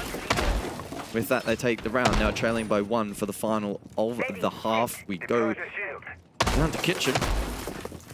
Opting to avoid basement altogether for NIP, so not feeling comfortable on that site. Kitchen and dining once again. But the only site that NIP have found success on is Bar Games. So this is going to be the real test for them now. Last time out was in the 3rd round. it's actually a pretty decently different lineup. So last time for NIP on Kitchen and Dining, they played the Pulse setup, the Frost setup, Wamai, Malusi. Denari, in fact, is the only operator that has followed through now into this lineup. So it's a big change up from NIP. And the clash is going to be very important against this blitz. Maybe even denying space away from the Glaz. Good trap utility with the Malusi along with the Fenrir. And the shock drone gets shot out. Stun grenade. Fantasy looking to push forward now, trapped by Oscar. Gets the first kill. Really played well from Fantasy. And he's going to lose his life there, but he knew for a while it's a case of, I've got to take one and done. Yeah, one with me. But they'd lost other members elsewhere. When Fantasy did go down, they lost Wizard and Hates at the same time. And there goes Collins, caught by Grubby. Well, it's a clean way to end the half for Heretics. Certainly one of the more fast-paced rounds, and it is going to benefit. Pino's the only one left. He knows exactly where Oscar is, but he's trying to find the kit, and Oscar does have it. Pino create an opening. He's being the nuisance. Knows there's one on the rappel outside. That's Skeptic. Oscar to reposition and find a space inside of Dining that is safe and away from the eyes of Pino. And in the end, Flexi gets the kill. So it's a 4-2 half for Team Heretics here on Chalet. And well deserved. I mean, that was one of their better rounds overall in the series. NIP, the one side Andy's, unfortunately for them in that opening half, and it could prove costly. Heretics, outside of that particular objective, able to make some nice moves. Their attacks look clean. 2-round lead now. Defense, though, will continue to pose challenges on a map that has proven to be very even for both attack and defense at this event thus far. The bans for the second half, Monty, Grim, Azami clash, so no edge cases there.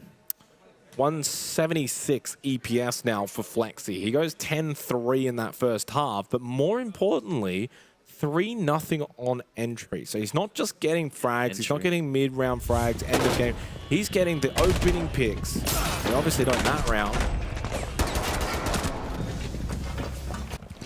But now 1.67 KPR. Really, really strong half from Flexi. Newport was strong as well, 6-4. No real standouts for NIP, but also no one really towards the bottom. In fact, the lowest 2 rated players in the server, guys, is Oscar and Skeptic for Heretics. So you're winning 4-2, and you got the 2 lowest rated players in the game on your team. Yeah. Flexi and Newport putting the team on the back. See what NIP can now do on their attack as we go Master Bedroom and Office. Defensively chosen by Heretics.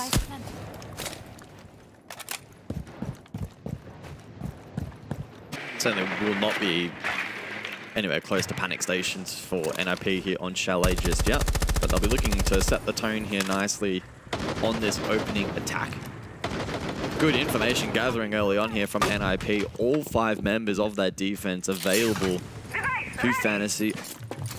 Available to be deathmarked throughout the entirety of this round. And could prove useful in isolating this defense.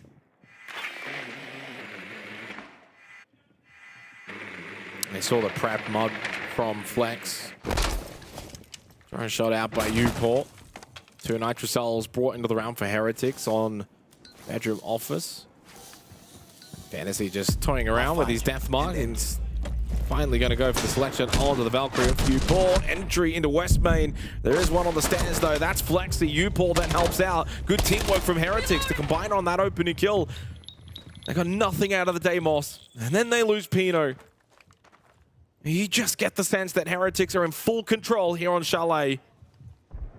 Collins with a slow walk, but Flexi with the quick headshot. Now Hates will have a go as well, but he too falls into their trap. It's the combination between Upor and Flexi towards West Main that decimates NIP. They've won 4 of the last 5 rounds and are setting this series up to go the distance. Yeah, they laid the trap and it snared successfully. Great start to the half for Heretics. Dictating the round nicely. And they have the individual skill to back up that playstyle. We've seen it on several occasions. We saw it back on Bank and here on Chalet as well. Dynasty missed that opportunity and it snowballed against them from there. Everywhere you turn, NIP losing fights, just losing duels. That's a round that I'd love to see the desk highlight, break down the positioning there from Upor and Flexi, the way they're not over-peaking, overextending, the way they're playing off each other. And I would imagine, we don't get to hear it, but the team comms there between especially those two, I'm being pushed, not knowing when to swing. I think there's more to it in a round like that than what we just see on the surface level. Yeah. It's not that easy. 9 kills for Upor, 11 for Flexi. Those two have been absolutely sensational here on Chalet. Now, the question is, can they get the job done? 5-2, it's a decent lead. You've got some breathing room. You're on defense to close out. You win the opening round of it. You won 4 of the last 5. You're on a bit of a heater. You go bar games, which we know is a strong side defensively too.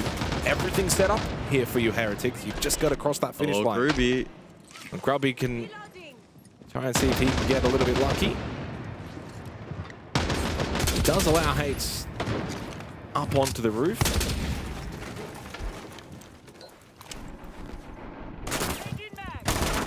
He gets himself out of mud. Pressure building for NIP. Of course, there is a third map if required. Cafe in this instance. They would have been backing themselves in to win this 2-0. If we do go Cafe as well, Heretics are a very good defensive team based on what we've seen so far at this event. So the most defender-sided map, that could be a map that is slightly favored towards them.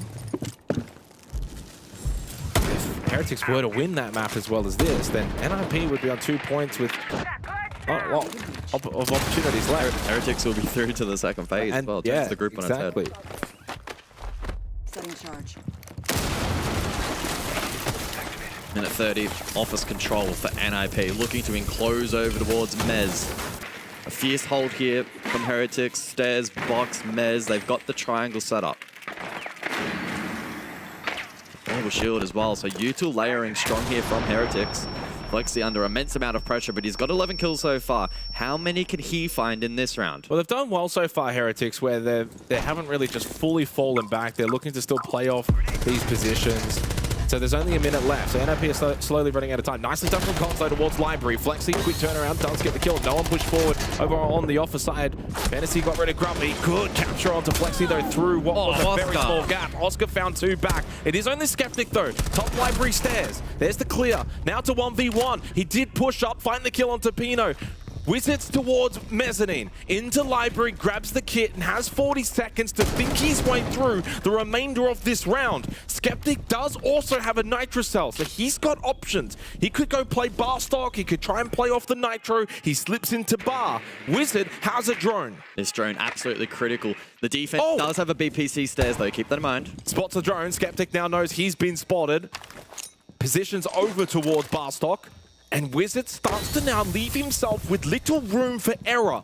The margins are slim. With 13 seconds at this point to get the plan, he needs to go and find this kill. Headshot was almost there. Hides behind the reinforcement. Wizard looking for the reposition. Needs to push, find the kill. Skeptic gets the tag. Wizard is on 1 HP. He doesn't even push. He doesn't even push in the end. That one peak swing from Skeptic, enough to scare him off. And he hits him with the ZZZs in chat as Heretics goes 6-2 up. 4 map points. Really good round again there from Heretics. Their ability to play off one another and lean in to the trade game was massive. The desk highlighted that it's been a weakness for them. In that round, though, you wouldn't have known it. Really great work. Flexi's position was incredible. And then Oscar's saves this round. Support was amazing. Great 2K. And then here late in there, Wizard getting caught in that Banshee, unable to push forward. Regardless, was low. I doubt he wins that fight. He wasn't low prior to the peak, though. That's the thing. Yeah, true. Problem was, again, Library stairs, there was a BPC. So information difference was huge there in the 1v1. Heretics were the likely... He spotted him, but Pino spotted him first with the drone when he was in bar. You know, like it's this back and ebbs and flows in that little 1v1. Still, it's a 6-2 lead. The boys on the desk were not happy with the way that Heretics played back on Bank. Well, they'll be certainly happy with the way they played here on Chalet, especially the duo of Upor and Flexi. Yeah, been very dynamic.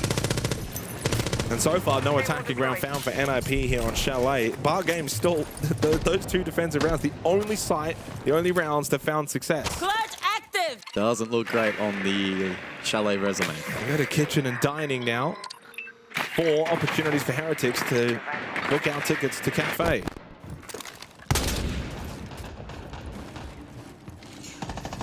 Nitro Cell. Early toss. Doesn't land.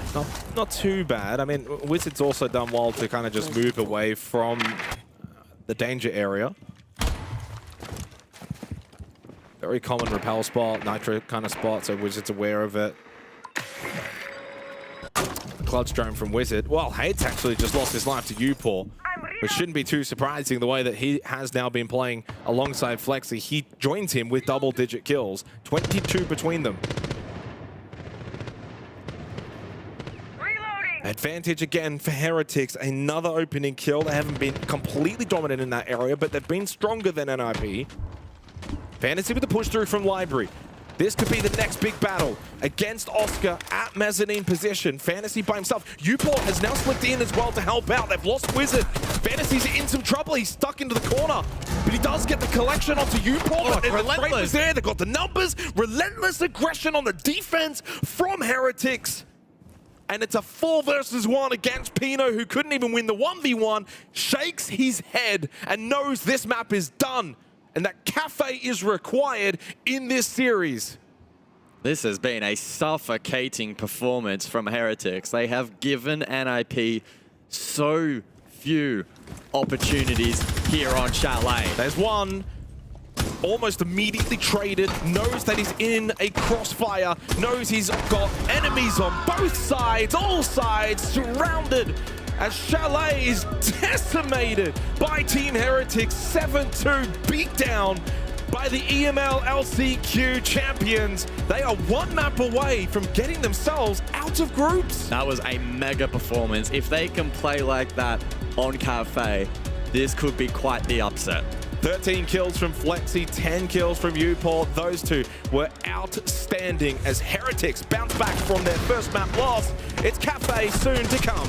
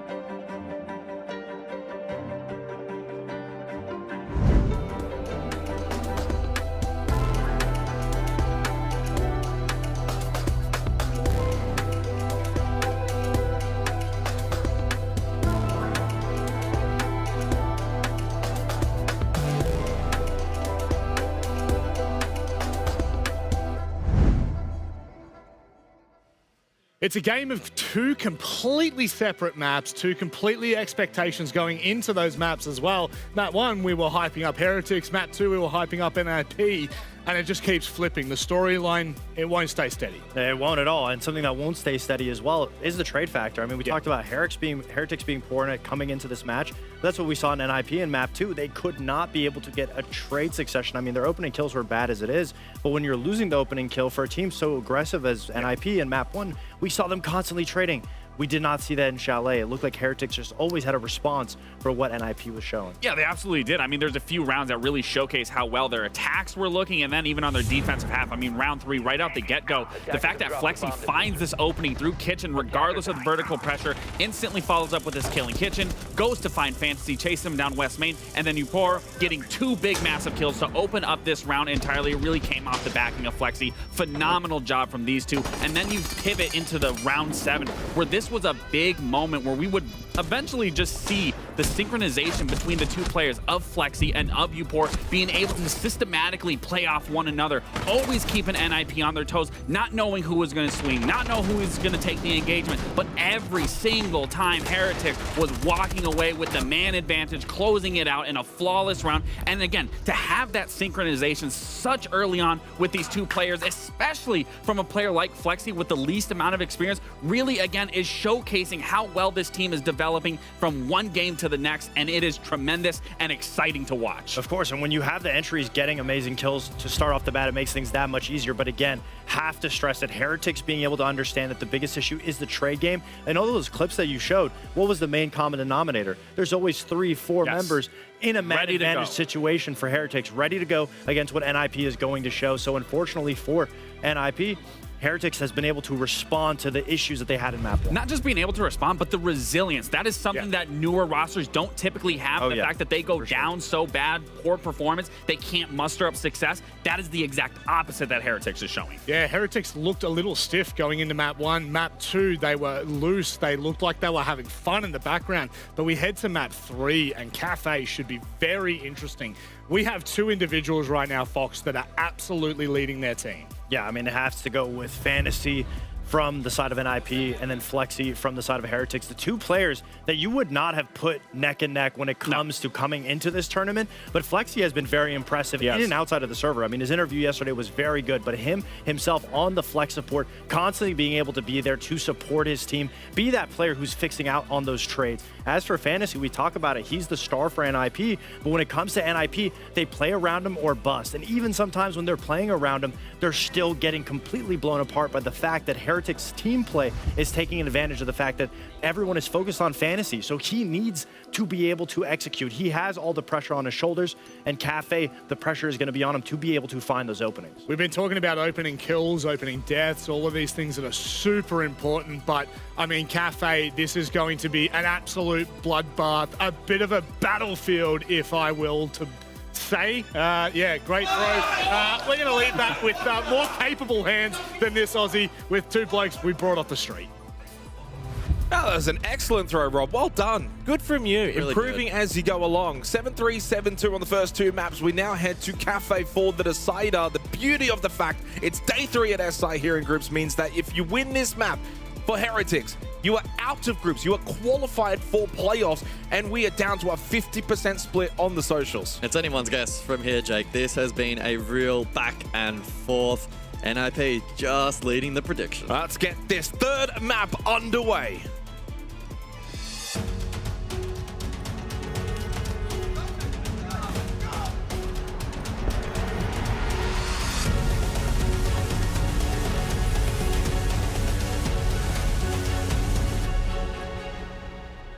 Well, the desk spoke at length and highlighted Fantasy and Flexi. I also want to give some props to Upor and Hates. They've been sort of the Robin to the Batmans, if you will.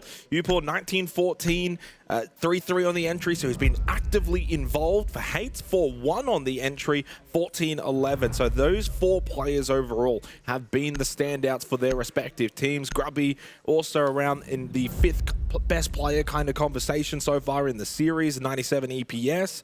But it's been a bit quiet from the likes of Wizard, 8-13, Skeptic, 5-11, although he had some good moments. It's going to come down to Cafe, though, and we know defensively it's the most defender-sided map so far at SI. Heretics begin there in the first half, so they'll need to get rounds on the board.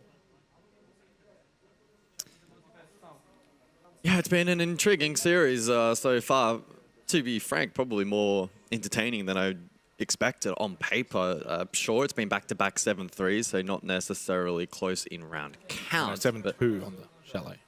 Oh, 7-2, my apologies. So even even more lopsided. But the fact that it's now, you know, pivoted into a third map, and it's so tricky to have a read as to where this one may lie. It's yeah, a tantalizing prospect. The bans for this opening half just very quickly: Monty, Nomad, Azami Castle. Is it a case of following the one trend that has kind of gone across both maps, which is the 4 players that we've been kind of talking about? So what happens if, you know, one of those or 2 of those have a step down here on Cafe, then who's ready to step up, make an impact? That's going to be the question mark. So very curious third map to follow along. And honestly, as the social predictions kind of went, genuinely think it is 50-50 when it comes to this third and final map. Heretics, of course, more to gain. If they win this, they cannot get grouped. NIP begin on the attack. Yeah, pacing and tempo is going to be intriguing on Cafe. It can, at times, be a slugfest, especially if teams on the attack opt to go top down. Not wanting to be too high risk. We'll see how NRP shape for this opening round. At least early doors suggesting that may be the case. And Heretics will meet fire with fire on this top floor initially. 3-2 split for them. Flexi a long way off over towards Small Bakery, so we'll keep that in mind as well. On the Solos could be impactful as the round progresses.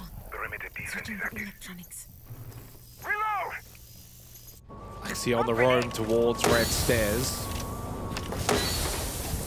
And this already has a tense feeling about it in this third map. Every moment so pivotal. Early Candelas thrown in. Fantasy caught early though by Grubby. Cons take it very low. Good response from Pino, pushing into washrooms off of his Candelas, but they did indeed lose Cons. Grubby now also in a battle. He too now on about 1 HP. Hate pushing through Cigar. He gets caught though by Flexi, who was holding top Red Stairs.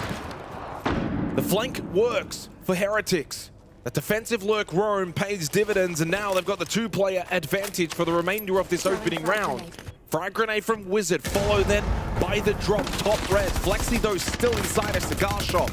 The numbers are here for Heretics, and Flexi just keeps on flexing on NIP. Wizard by himself, they know exactly where he is located. It's Grubby up close, who's also around mining now. Actually, it was Flexi who was up close. He lost his life, 1v3. Grubby is low, so is Skeptic. So is Wizard, unfortunately, into the final 50 seconds. This becomes very difficult for the solo. Yeah, it's low percentage from here. See if Wizard can muster up something special. Doesn't have the diffuser, though. And plenty of utility in his way. Strong round from Heretics. Again, making a statement in the opening round. Their pressure has been a real standout over the last dozen or so rounds. Oscar's dropped, by the way, into Pillar, so if Wizard goes out that way, he is going to be probably dead to rights down to the corridor. Does get the kill to Skeptic, who was low on health. The swing comes, though, from Grubby.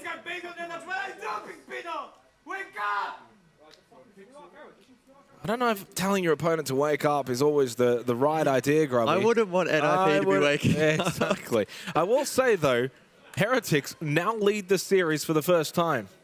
Yeah. Yeah. I don't know why that sounded so German. You're the German one of the two of us. And honestly, a decent round from Heretics, because NIP actually tried to bring some aggression on that top floor clear. Yeah, we saw that explosive play from Pino to open up the account, but again, Heretics meet fire with fire. Flex with a great rotation. He nets 2 in the round. Again, it wasn't that long before this where he's lurking down below, trying to gather information, but then he finds his route towards being an impact player. And that's kind of been his strength, especially on Chalet, has been impact. That continues here on Cafe. That's going to be a big boost for Heretics early days though, second round to follow. And what helped him really there is the fact that no one from NIP went for a top red kind of drop down the hatch entry at that point. It was more around corridors, for instance, and cocktail. So then it allowed him to have this gap, this space to push up red stairs, and he's just completely by himself, gets 2 kills. We are expecting, though, defense to be much, much stronger here on Cafe. That's the expectation. The NIP can't get into their heads if they do drop the first 2, 3, maybe even 4 rounds. So we go from reading Fireplace to now mining Fireplace. Small change up for Heretics. Probably early. Nitrocell is thrown. That wasn't too far away. Quite close. NIP would not have heard the end of it if that one were to have landed, and it would have actually been very impactful. The DPLUS with 4 deathmark targets available, but the Nitro, of course, does go astray. I don't mind the early attempt, though, from Grubby, because really sitting under that skylight, you don't want to do that for too long. Upor finds the opening kill onto the round, gets rid of Pino, and gets rid of the Buck. So they can almost now inadvertently say, hey, we don't worry anymore about them having 3rd floor control and, the Buck getting to work with the skeleton key. So if they want, they could actually bring it all back, and they kind of are. And now it's a bit more standardized. It'll just be cocktail. You've still got 1 lounge, never mind. Oscar's actually going to rotate off. He's going to fall back too. So Heretics know, you get the opening pick, we get rid of the Buck, we can start to fall back. Yeah, stripping away that verb potential here is massive for Heretics, and NIP will need to pivot accordingly. Some information on site available, but actually translating that into kills will prove to be a challenge. And Grubby all the way down 1st floor as well. So he's around VIP right now. Oscar gets caught. Nice kill and catch from Hate. So they get rid of the clash, brings it back to a 4v4. Full top floor control now for NIP established. No more Nitrocells left for Heretics. Grubby will play VIP and then can push up White Stairs later in the round. There's a drone inside of Train Museum. But again, this is now the lack of the Buck, though. It's a big reliance on Fantasy with that Vendetta. Yellow Ping still available. But Skeptic playing this really smart. He's positioned rather safe. Well, NIP is going to be so low on time here. If he had had the Buck with the skeleton key, would have been able to just go bang, bang, bang, open up his floorboard. They still haven't been able to collect his kill. He is just stuck inside a train. Skeptic doing a decent job of staying alive, but NIP missed opportunity. And again, it's only 24 seconds left. They need to pick up this pace now towards the end of the round. They've really butchered that opportunity to have the lead heading into this execute. Now, 4-4, 15 seconds. Upor with a decent angle. Skeptic finally gets clear, but now we head into red time. Flash is thrown. Flexi finds a kill onto Cons. Upor was full white. Hates dropped, then dead in quick succession. Fantasy as well, falling to Grubby, who came up with the flank. Wizard by himself, no time, of course. It is 2 straight for Heretics. They are hyped up now, knowing full well what's on the line. 5 more rounds, and you're into playoffs. And this is testing the mental, I think, of NIP, and you can see it pretty evidently, their body language, they look very quiet. Primeiro, de terceiro, eu quero que a gente bane Clash. Segundo, por que a gente não tá se conversando quando a Clash tá na porra do relógio pra gente só fazer um drop claraboia, tá ligado, velho? As coisas simples, tá ligado? Por exemplo, a gente tá gritando, mano, vamos abrir o sopão, vamos abrir o sopão, vamos abrir o sopão. E o Maguinho tá lá na porta da neve, mano, de MP, mano, que merda é essa, mano? Que merda é essa que a gente não tá se conversando direito, guys? A gente não pega, primeiro, a gente não tá pegando intel de nada, então sai dessa porra, dessas escadas e faz a merda do parkour do Sagon ali, mano, pra gente pegar mais intel dos bagulho, velho. Se a gente não pegar, já falei, mano, vamos jogar de Twitch bravo, pra jogar com 15 drones se a gente precisar, tá ligado, velho? Mas se conversa é melhor, mano. Provavelmente eles vão cozinhar agora, mano. Lembra nossos planos, mano, pra contra avançada deles, tá? E contra do hold normal deles. Demorou? Pega Demos pra caçar da Fantinha, porque se eles estiverem um pouquinho avançados... Actually, don't have the greatest Portuguese, but I'm almost certain there was a bit of swearing in there as well. So clearly not happy with how things are going after 2 rounds. We kind of spoke about this on Chalet in terms of early tactical timeouts. And I usually feel like 3rd round onwards, it's fine. It might be early, but it's 3rd or 4th round, that's fine. Once you're doing it in the first 2 rounds, though. I think that was a far-up timeout. Yeah, exactly. They just look really quiet, and the body language looked rather negative.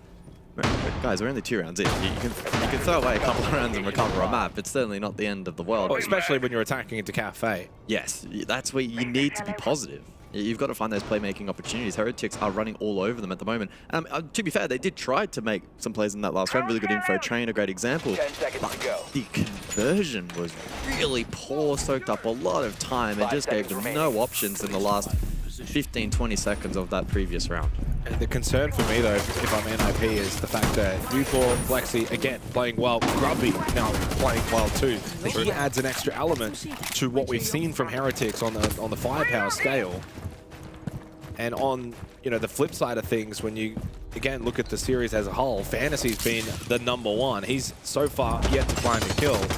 A bit of help from our lovely friend Maria, who was saying that they were talking about communication being really bad, not having enough information either, so not getting intel, and then also joked about picking Twitch, Brava, playing with 15 drones to get intel if that's what they need. Which we do see the Twitch, not quite the Brava, but clearly the conversation, the basics, communication, information, you know, not really working for us, especially on the attack, so vital. Now let's get those fundamentals right. Well, there's some information. Now communicate it. Okay, yellow. There's the yellow ping. And almost the kill, but Grubby gets away. Siege can be a very frustrating game at times when the little 1%ers aren't going your way like that.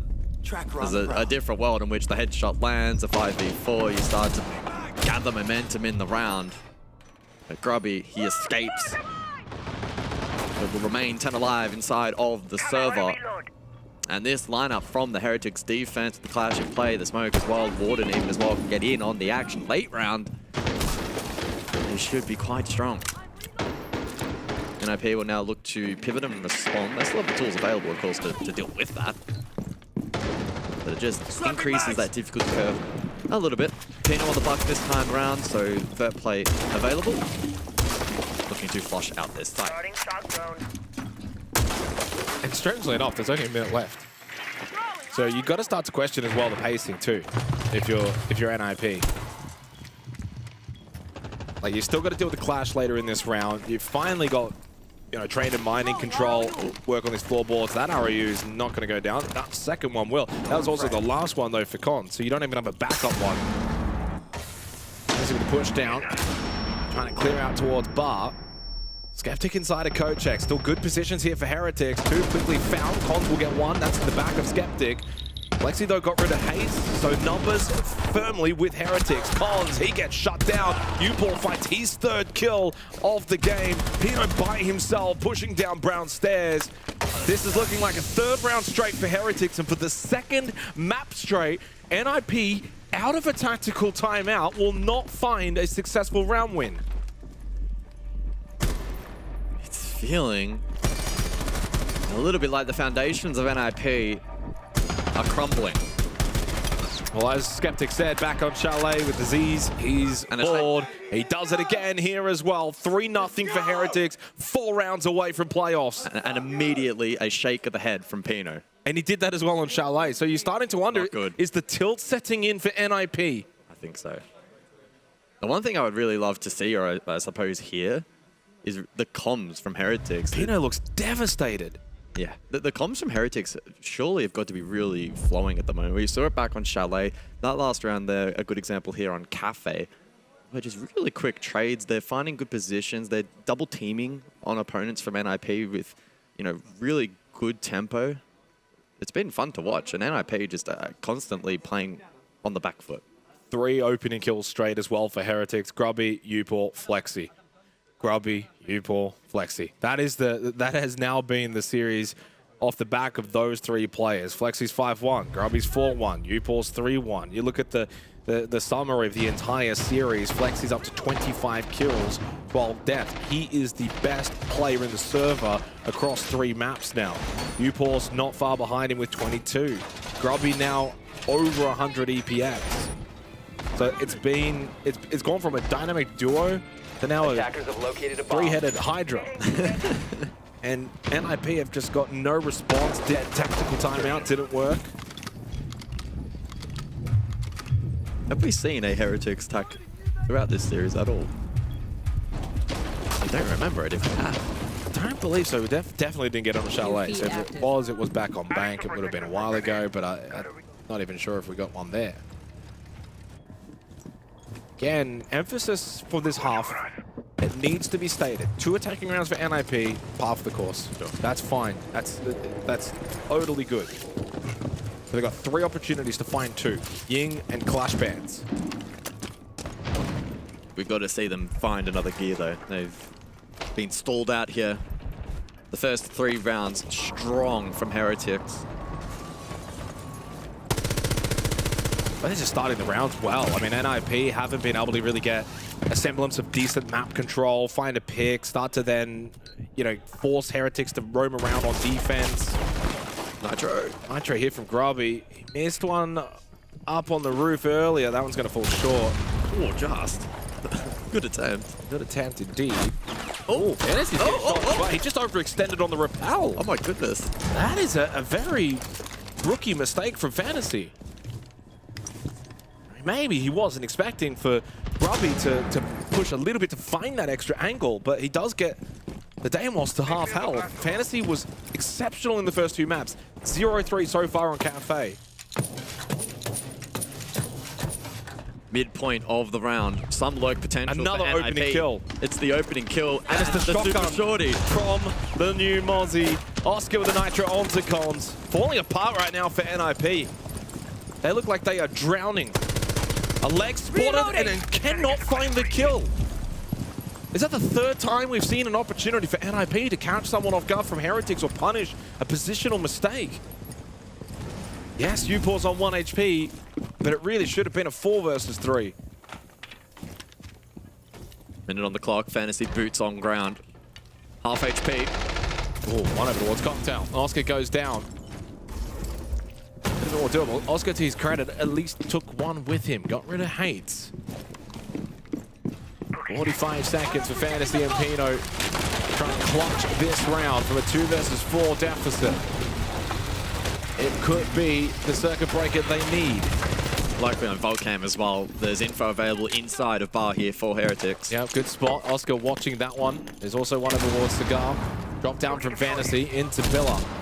No one playing close by, though, inside of reading, so he does walk his way straight on in. Longer angles, though, as the walls have been opened up. Fantasy getting closer towards Laundry. It's only 14 seconds, by the way, and Pino still has got that kit. But right now, Fantasy by himself. Yellow Pink Intel, double kill from Skeptic, and the round goes the way of Heretics once again for the 4th time straight. 4 rounds straight, 4 opening kills straight. 2 more rounds to go in the half, and dare I say, NIP need to win them both. Yep. And the unfortunate thing for them is they haven't looked particularly competitive in any of these rounds so far. Yeah, if you look at the survivals, 2-2, 4-3. Yeah. The fundamentals have crumbled beneath their feet here in the 3rd map. They're just lacking any kind of semblance of early advantage. You're not getting the opening kills. You're not stretching the defense. And Cafe is a very difficult map to gain. Good map control. You can get map control in Cafe, but a lot of it can be kind of useless. Oh, it's definitely tough. Don't get it twisted. Yeah, Cafe is a very challenging map, but... And I mentioned it earlier in the broadcast as well, but yes, off just 1 series, and yes, off just FEARX, but Heretics had a 71% defensive win rate in that series coming into today. So, strong defensive team on a strong defensive map. Kind of put 2 and 2 together. Going that way so far. Only a 42% attacker win rate for NIP coming into today as well. That put them 13th. So, you then couple that with a team that's not exactly prominent on the attack themselves.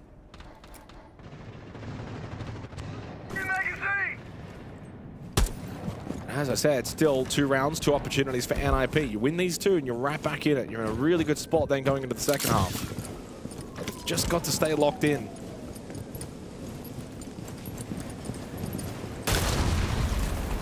Another early Nitro Cell by Grubby, this time at the 2.5 minute mark.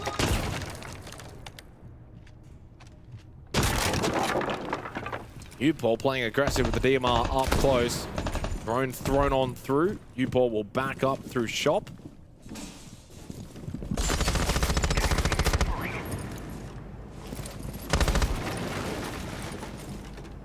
Going One thing, though, that Heretics haven't done, despite being rather aggressive, is any runouts. True. It has been pretty contained. It hasn't been... Flex is thinking about it here, and as I've mentioned it, he does go for the run out. Oh, that is close. Forced the drop off the rappel. But he didn't overplay his hand. No, he didn't. He didn't overextend it. Oh, and then Flexi catches Pino. Oh, that was some beautiful siege from Flexi. Because he had every right, if he wanted to overextend that hand on the bakery run out. Another opening kill for Heretics. They lose the buck again for NIP. Close Nitro, Fantasy able to dodge it. 1 minute 15 on the clock, and opportunities for NIP to get attacking rounds here on Cafe to keep their head above water, not only on this map, but potentially this event. Starting to wither away. They've only got one death mark target, by the way. It's Skeptic, and he's playing Train. So you know, like, what are you gaining from that? We've been in this position before. They couldn't clear it last time, and he'll just sit there again. So you're getting nothing out of your Deimos. Flexi did get taken down to 1 HP, by the way. Skeptic, the frag grenade, that's going to be a nuisance. He survives again! Did not clear him from Train. No. Even with the frag grenade, dislodging his position. He's smirking. Skeptic. He's playing a really good game of duck and weave. 30 seconds, by the way, on the time. NIP, if you're not aware, time is now running out. Deathmark onto Oscar, forces him back into reading. Flexi finds the kill onto Wizard, and they've just dropped all together. It's flawless from Heretics. Let's go! Oh, they are hot right now. NIP floundering. Wow. Things are going from bad to worse for NIP. One more opportunity to get an attacking round on Cafe against the LCQ team from EML. Wow. After Bang, certainly didn't expect this to play out the way it did. 7-2 Chalet, 5-0 Cafe. Flexi, I mean, he was the one to open up the account, and then in the last 14 rounds played between these two teams, it has been absolutely one-sided. 12-2. Yeah. I don't think anyone saw this coming, not to this extent. Remarkable from Heretics, and it comes at the perfect moment. Their opportunity to book themselves a ticket into the second phase of this Six Invitational. And it comes back to sort of what I touched on very briefly before this map was, you know, we've had the quote-unquote top 4 players, 2 from Heretics, 2 from NIP. That's been the storylines. What was going to be a difference maker? The difference maker is probably Grubby. Grubby's 6-2-2. He's been able to have 2 opening kills. He's been active on the defense with his Nitrocell usage. And you still then had the same output from Upor and Flexi. So those two haven't dropped at all. Fantasy on the flip side, like pretty much his entire team, is struggling. Nothing working for NIP on the attack of Cafe. Heretics win this, they go 6-0 up, then they just got to cheese 1 round and they're done. And they're into playoffs. The Capital set play here, Bakery from NIP. Cupcake clear. Yeah, got to execute this nicely. And they let him out again. Oh, he's gotten away. He's this one's with the kill. Newport gets away, Logic Bomb was activated as well from Hayes. NIP throwing Fortune to the win. They're going to pick up the pace and go for a rush through Bakery. Now there is a drone, there is yokai drones everywhere, by the way. Wow. Everywhere. Welcome to the new yokai, you got 3 of them. Oscar though, opening death, Fantasy. Finally, the first opening kill for NIP in this half. They've got Bakery control. They've got nothing up above though. Hates is now over towards red stairs, so a little bit of a split. Frag grenade, deeply thrown. Avoided though by Heretics. And now they just spray and pray. There may be a player down, but Oscar now can sit on those Yokos, on those Maestro Evil Eyes, and feed info to the rest of the defense. Grubby again, and then subsequently will drop in towards Freezer. Deathmark activated onto Upor. Frag grenade, second one thrown by Fantasy, trying to put the pressure onto Upor inside of Cooking. Gas Babe thrown out by Flexi. He's got now none left. Still over a minute remaining. Hates over towards Museum, starting to just try and give NIP some kind of vert. Is this a stall out or a build up for the attack? Oh, it pushes forward. 3v3. Pushed forward past the nade, found the head of cons. At least 1 for 1 there from Upor. Pino collected in 3v3. Coming down red stairs now is Hates to offer a point of difference. Deathmark onto Flexi. Grubby takes some damage towards Freezer, but there's no real pressure over towards VIP or Freezer side of the map. So for Heretics, they are able to keep their attention towards the bakery side of the map. They know exactly where NIP is pushing from. The util lacking for NIP. Can they find an opening with 30 seconds on that clock? They got 2 flashes, 1 frag grenade. Fantasy low on health, but does still have a death mark as well. Hates to stay over towards red stairs. Well, a shake of the head again from Pino because Flexi is able to catch his head. 8-1 and 2 now for Flexi. Forces Hates into action over towards the corridor. He's caught though. Fantasy, 1 HP, 1v3. Not surely possible, which puts Heretics now 6-0 up. They have 6 match series playoff points. Wow. Another strong round from Heretics. Wasn't the best of starts. They lose that opening pick, but they back themselves in with the Maestro info, the Echo info. They don't feed any more picks for free, and we see NIP stall out. They find themselves in a leading position for the first time in this half, and they don't know what to do with it. Well, are we going to see a 7-0 to close this series out? Heretics, dominant on the defense of Cafe. And we get the bans to come through for the second half. It's Azami, Castle, Ying, and Glaz. And Heretics with plenty of opportunities to go for broke here, play ultra aggressive. Early round, Cafe can certainly facilitate those opportunities. They just need to connect the dots on one of these occasions. And funnily enough, by the way, we didn't go top floor once in that first half. And immediately to start the second half, we go bar cocktail.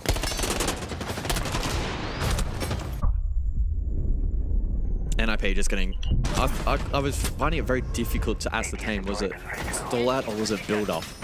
And trying to get a feel as to what NIP were gaining in those large portions of the round where they were quite stagnant. It seemed like the info gathering was weakened, the utility was starting to lack, and it did lean towards stall out in the end. You know, NIP have not had a single plant in this entire best of 3. Not one plant, but not a single plant has gone down for NIP. Across Bank, Chalet, and now Cafe.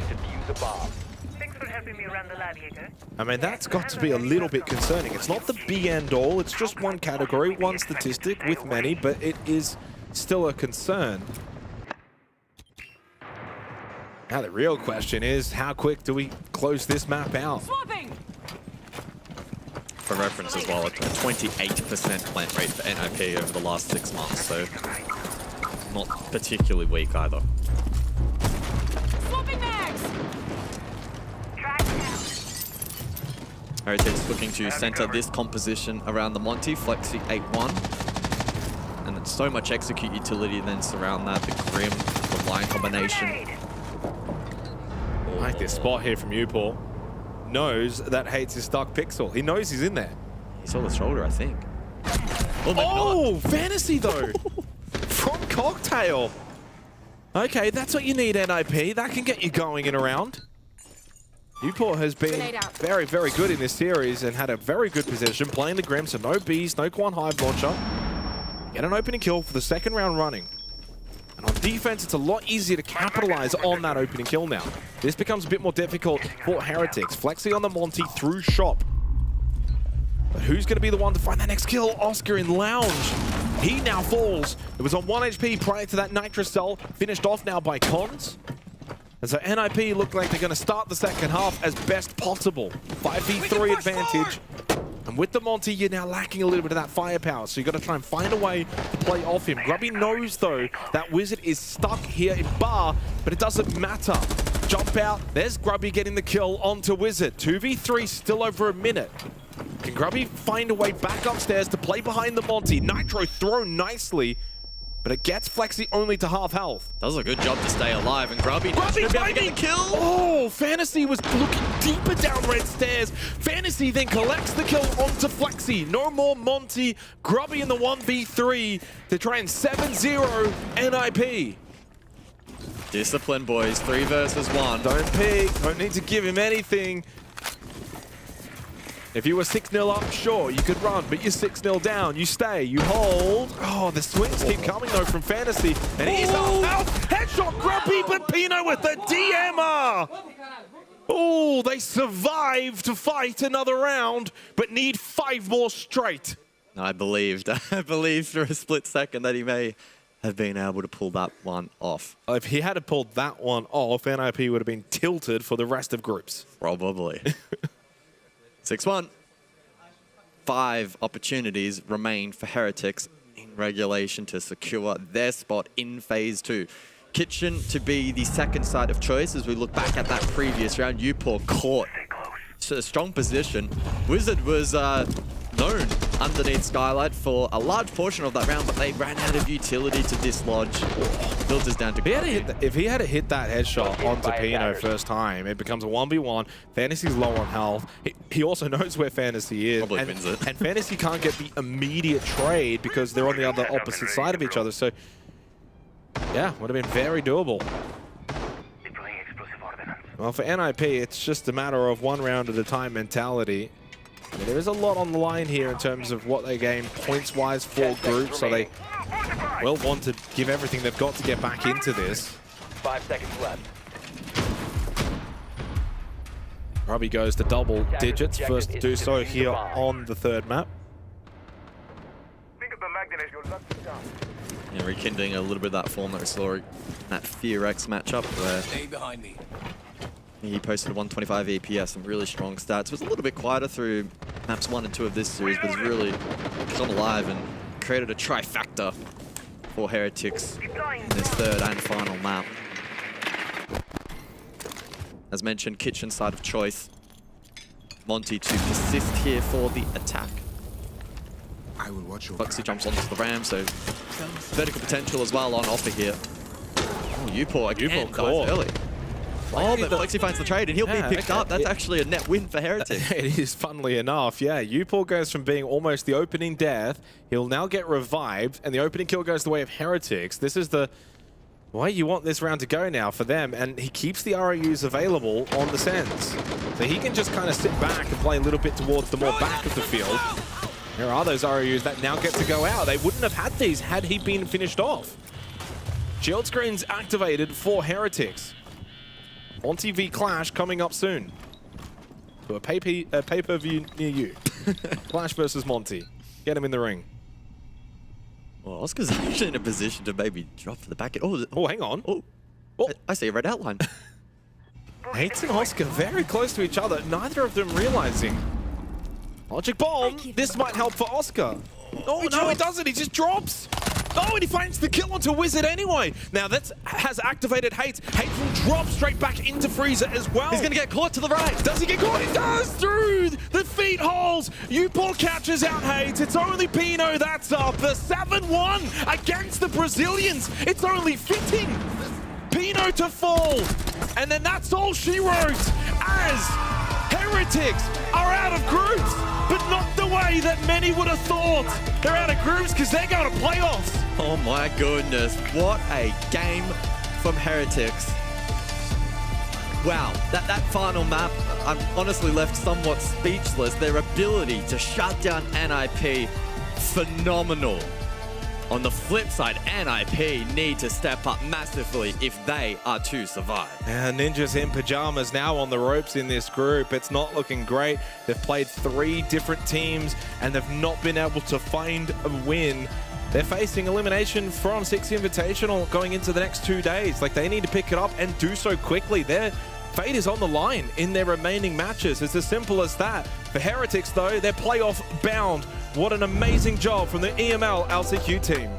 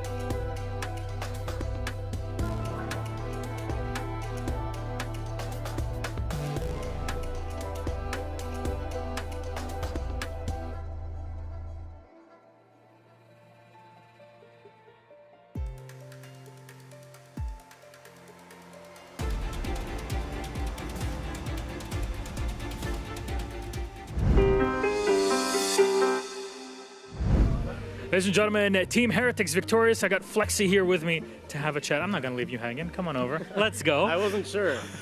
You caught me by surprise. Always here for you. You know what? Yeah.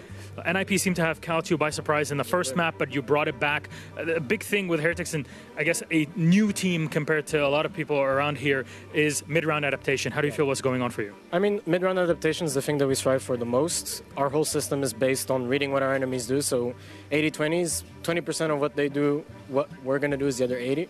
So that's all we do. First map, we always start really slow. We said this yesterday when we lost as well. We have really top quality players that are able to read rounds, so that's it. We just read the round. We say, what are they doing? What are we going to do? And as long as we anticipate what they're doing, we see it in scrims. And just like I said in our interview yesterday, and I might say tomorrow, as long as we know what they're doing, and if we make a plan, there's very little teams that we have scrimmed and played against that can stop us. And I'm not saying we're the best team in the world. I'm not saying I'm the best player in the world. There's teams here. Falcons is sitting right there. Wildcard's sitting right here. We know who we are. We know we're not the best, but we know we're capable. You have to be one of the best anyways to qualify to an invitational from the start. But you talk about tomorrow, you're playing against M80. It's a tough opponent. Regardless, what do you expect to go down in that game? I mean, hopefully we don't start slow again. I think it's going to be a very difficult match. They have really good players, Gaveni, Gunnar. They have really good IGL, hot and cold, and they have Fabian. So Fabian used to be my IGL back in 2021, so it's going to be nice to play against them. So it's going to be an interesting game. I think we can take the fight to them.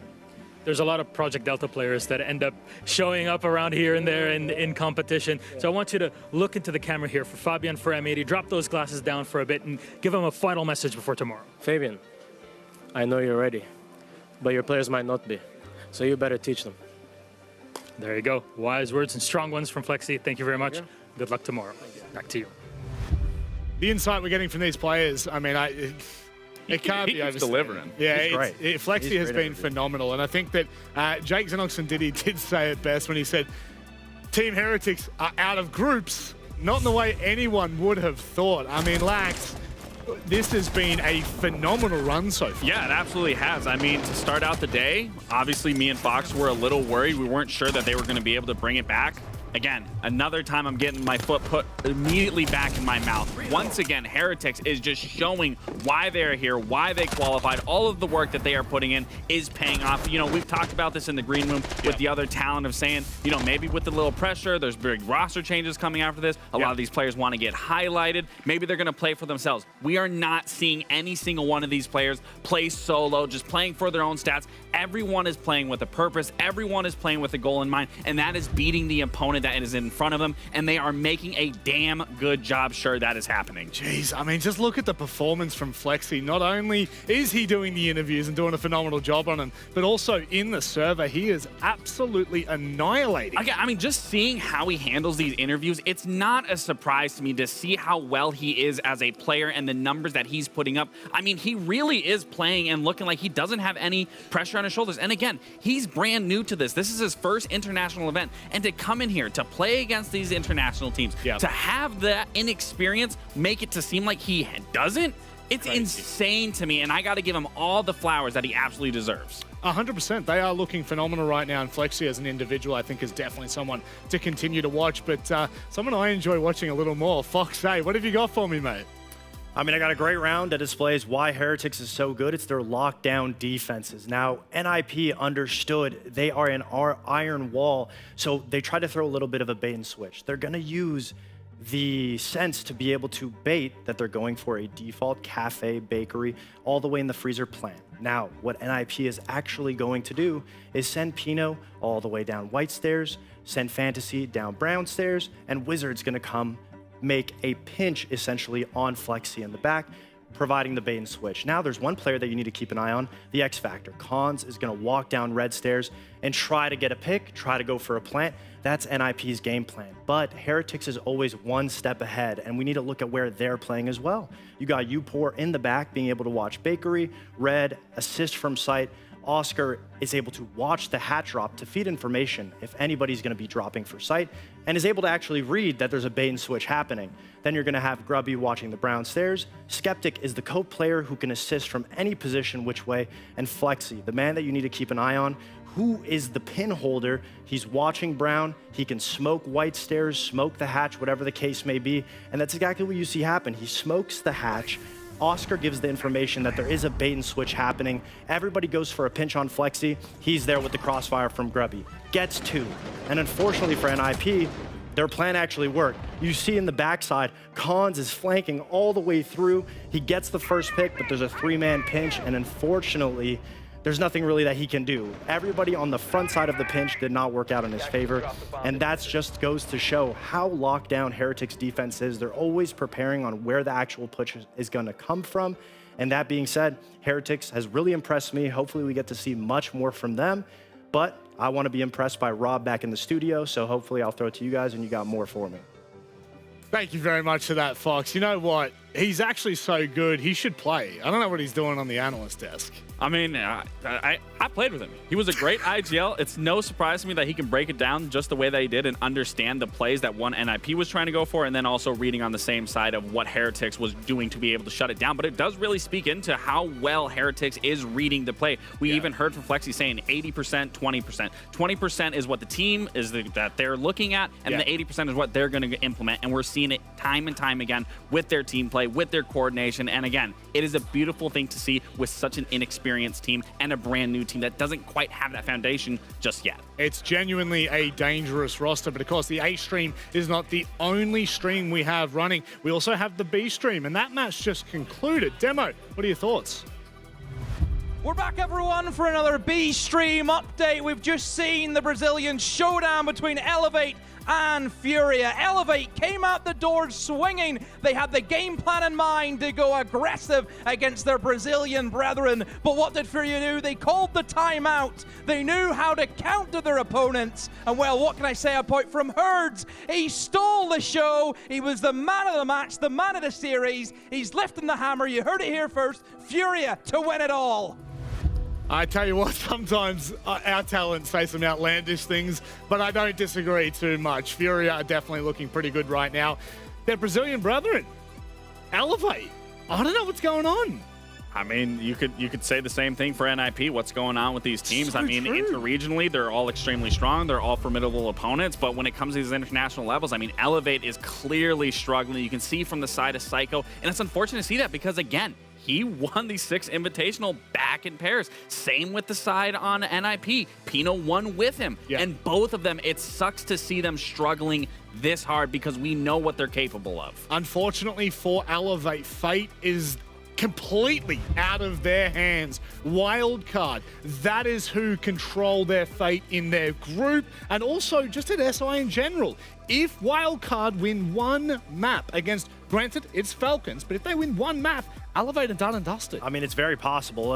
If there's going to be a team that powers up at events, is able to essentially lose you guys a chance to continue competing, it will be Wildcard. You do not want to have the fate be in their hands. I mean, the amount of teams that Wildcard sent home in Munich that were from Brazil, I'm sure that they aren't going to try to be on a friendship level of Elevate, and they want to get past Falcons, because if you remember, during Reload, Wildcard should have beat Falcons. There were many opportunities that they just fumbled themselves that Falcons did get that win. So if I'm Elevate, I'm scared. Yeah, and I'm kind of scared to see the prospects of what is to come. But we do have a cheeky little content team running around. Let's go ahead and check in with them. Well, my name is Justin. I'm the assistant coach for Wildcard. And I'm Bay94. I'm a player for Wildcard. And we are going to draw a logo, and guess what it is?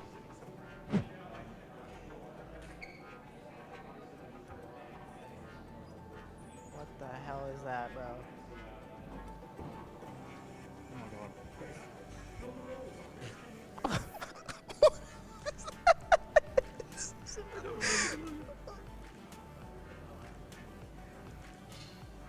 What is that, bro? I don't know, bro. Fear X? I don't know. Is this a team NSI? Bro. Bro, you gotta think. Really think about it. I don't know any team with the smiley face. Bro, this is bad. This is really bad. Bro, this might be the worst thing I've ever seen. Horn? What? Who has horns? Bro, you gotta think harder. Nothing? What is that, bro? Throw a team, bro. It's very obvious. Daystar? I don't know. Bro, Bro, you are the worst. Bro. Is that W7M? No, but you're thinking too hard about it. Have you ever played this team? Yes. NIP? Multiple times. No. Multiple times. OXG, SSG. Bro, slow down. You're just guessing to guess. Well, Study the logo. Obviously not SSG. It's Is not it G2? Yes, it's G2. Oh my god, but bro. I can't put the G2 right here. Bro. Because that's what goes in. Bro. That's beautiful. Thank you.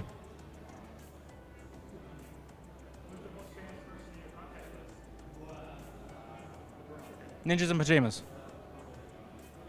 Oh my god. I can tell because it's like a circle that like stutters. Yeah, and it has like stuff like Yeah. Thanks for watching, guys. I'm sorry Justin's not good at guessing logos. I mean, he's the GOAT at guessing logos, so, I mean, just got to learn from this Not guy. trolling them. Yeah, well, thank you guys for watching, and goodbye.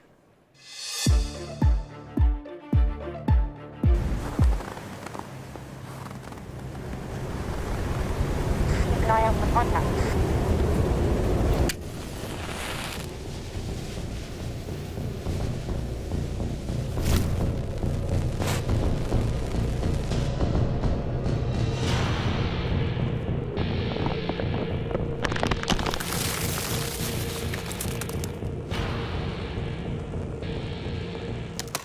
Available now.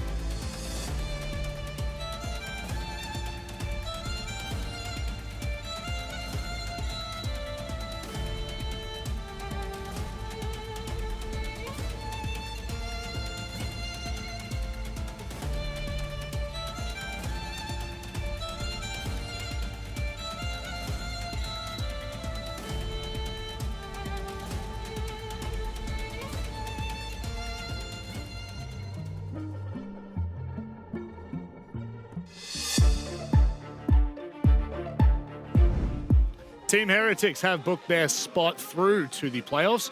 And another team has that are going head-to-head at the moment, WEIBO, who I'm very, very excited to see play.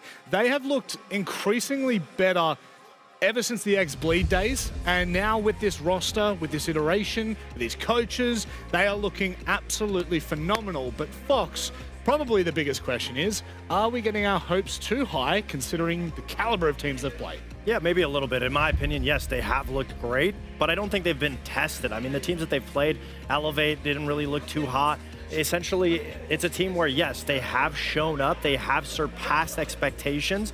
That being said, the teams that they play against weren't necessarily at the caliber that we expected them to, I guess, have a challenge against. And today is the first time that they're approaching that challenge. But with all the momentum they've built up, I'm hoping they rise to the occasion. Yeah, absolutely. I think you also have to just look at the simple fact, when we were looking at Group A from the get-go before this event even started, we were looking at M80 was going to be at the top, where it was going to be a fight for second, but that isn't the case. WEIBO is coming into today already qualifying for playoffs, and when you're looking at this as a whole, you're right, they haven't been truly tested yet, but I think it's still important to note that the games that they have already played, regardless of being NIP, regardless of being FAZE, that they were absolutely dominating their opponents. None of these matches were close. I mean, they are plus 20 in round differential. No one is even statistically close. And then we have to look at the dynamic trio of this roster. Typically, we've talked about Reefs time and time again being the Grim Reaper in the lobby, just slaughtering the competition. But this time around, we're seeing Ape, we're seeing Hoven, the flex entry side of this roster really come into fruition. Even in their game, we would see Ape use that DMR on a zombie extremely well. So pivotal. It's not to take anything away from their supportive staff. Speakeasy's done a phenomenal job, but these three have been carrying so far. Yeah, I think it comes down to them with how unpredictable they are, with how aggressive they are, the way that they're able to get in, get an opening pick, or get position that's necessary. I think that's the most important part of WEIBO's attacks. Well, on the other side of the coin, it's just a little old team called M80. This roster have looked very good back in Munich. They were absolutely phenomenal. And I think the question has always been, where is this team coming from? Where are they going? And I feel as though we might actually have a good answer. Yeah, absolutely. I mean, I think they definitely have a little chip on their shoulder coming into this event, being the Munich champions. Sure, it doesn't rise to the same level as FAZE being the current world champions, but still, everyone is going to look at M80 as a threat. So they are absolutely going to play their hearts and souls out against these guys. We saw them come in today, well, yesterday versus NIP, and it was a very close game. That's not the game that we usually see from them, but it's the fact of the matter, they're getting their toes into the water, they're warmed up, everything should be fleshed out coming into their match versus WEIBO today. I'm glad that you mentioned that because, yes, their match against NIP was too close for comfort. If you are an M80 fan, you know, with the fact that they won the Munich Major, you didn't expect it to be as neck and neck as we would have liked to see. And honestly, they got bailed out by a lot of big individual plays. Right out the gate, round one, we saw Diffuser with an amazing 1v3 to be able to win that first round. And that's just the caliber of play that you get from M80. Yes, they're very versatile, but they have amazing individual players that consistently show up to be able to clutch these rounds. And being able to set off the tone, we would have thought M80 would have ran away with it, but it went all the way to the wire to round 14, where the beautiful clip talked about around the world with Gavin getting this nice 1v2. The fact that he shoots that, gets the headshot, and then to be able to transition in map 3 when players need to be coming alive. We have Gunnar getting his first ace in 3 years that we all heard about, to be able to get that first round, to be able to set M80 on the right track after a loss on map 2. That's what we want to see, is M80 not only having the big plays, but not letting it get too close to a point where they need the big plays to win. There are so many things that define a world champion, but I tell you what, M80 have all the makings of a team that will lift a hammer if other teams do not stand in their way. Let's have a look at how these will pan out. What are we thinking here, Lax? I mean, it's no surprise they're going with the classic clubhouse from the side of WEIBO. I mean, we saw them absolutely dominate FAZE on it. Can't imagine that they aren't going to go into this matchup uncomfortable against M80. If you remember, M80 hasn't played this since December, back where it was against SR in those regional finals. They did lose it to, I believe it was 6-8. So, I mean, if you're WEIBO, you're looking at this extremely comfortable. You're going to try to exploit where M80 went wrong. And again, the way that WEIBO plays Clubhouse this time around, they make it far more vibrant than I've seen any other team currently when it's came to a Clubhouse. That being said, it is Clubhouse, and I feel like if you're WEIBO, you're really setting yourself back by going to a map like Clubhouse. It limits your creativity, your unpredictability, and then to be able to go to Consulate, I understand why Consulate's going to be picked out. It's a situation where M80 feels comfortable on it. They know that it did go the distance against NIP. It was only won by a big clutch from Gav, but they should not be going that way normally. That's not the type of M80 caliber that we're used to seeing, and we're expecting them to be able to correct those mistakes going into it. But I really like the maps in M80's favor. For WEIBO, in my opinion, they cut their own creativity down. I don't know. I see it with, obviously, yes, very default map from Clubhouse, but if you beat M80 and you shut them down, that is a shot at their mental at such a simple map, simple things that need to be done. If you can't do that, it definitely weighs on you. Well, one thing's for sure, there's nothing better than a good story. Actually, no, there's one thing better. It's a good storyteller. It's the Canadian Sensations. I'm not even going to roast you boys today. How are we doing, Parker? You and I are best friends, I'll tell you what. It's not true. I was just trying to be nice. You know what, Jesse? How are you doing? I hope that you're having a tremendous day. Rob, I'm having the best day, okay? Because I get to share a broadcast with you, the desk, and other people who are involved with this show. And we've got an insane game in front of us. M80 and WEIBO, the battle for what is likely first place in Group A. I don't know how we have two polar opposite humans, but go and enjoy the match. Thank you so very much, Jesse. Exactly 1 year ago, something crazy happened that's now happening again. Would you like to tell the good people? Well, Parker, I'm glad that you set that up because 1 year ago on this very day, February 4th, 2025, M80 played Joel Esports at the Six Invitational Group A. That team, Joel, eventually moved on to be this WEIBO core that we know today. It was a bit of a slam. M80 walked away with that decisively, but there's no doubt it was not the best form from this APAC team. They're looking better than ever, so strong with a good organization and a strong roster so far. We'll see what they can do against NA's best. Two Titans going head-to-head on Clubhouse to start our first map in this series. Expectations are high. We are hopeful that there will be fireworks, but you never really know. Let's get ready for Clubhouse Map 1, WEIBO versus M80.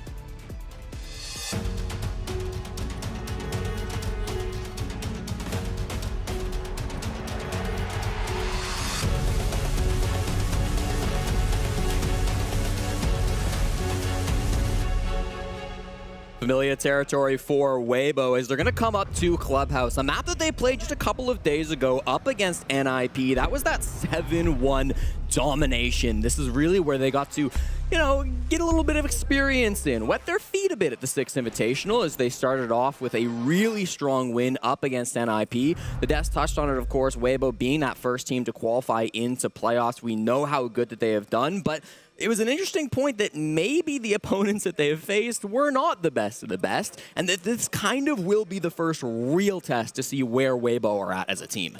Yeah, because we've only played a couple days, or had a couple days of games played over the last couple days, we still don't really know. And I mean, just take the matchup that occurred before this as a great example of that, right?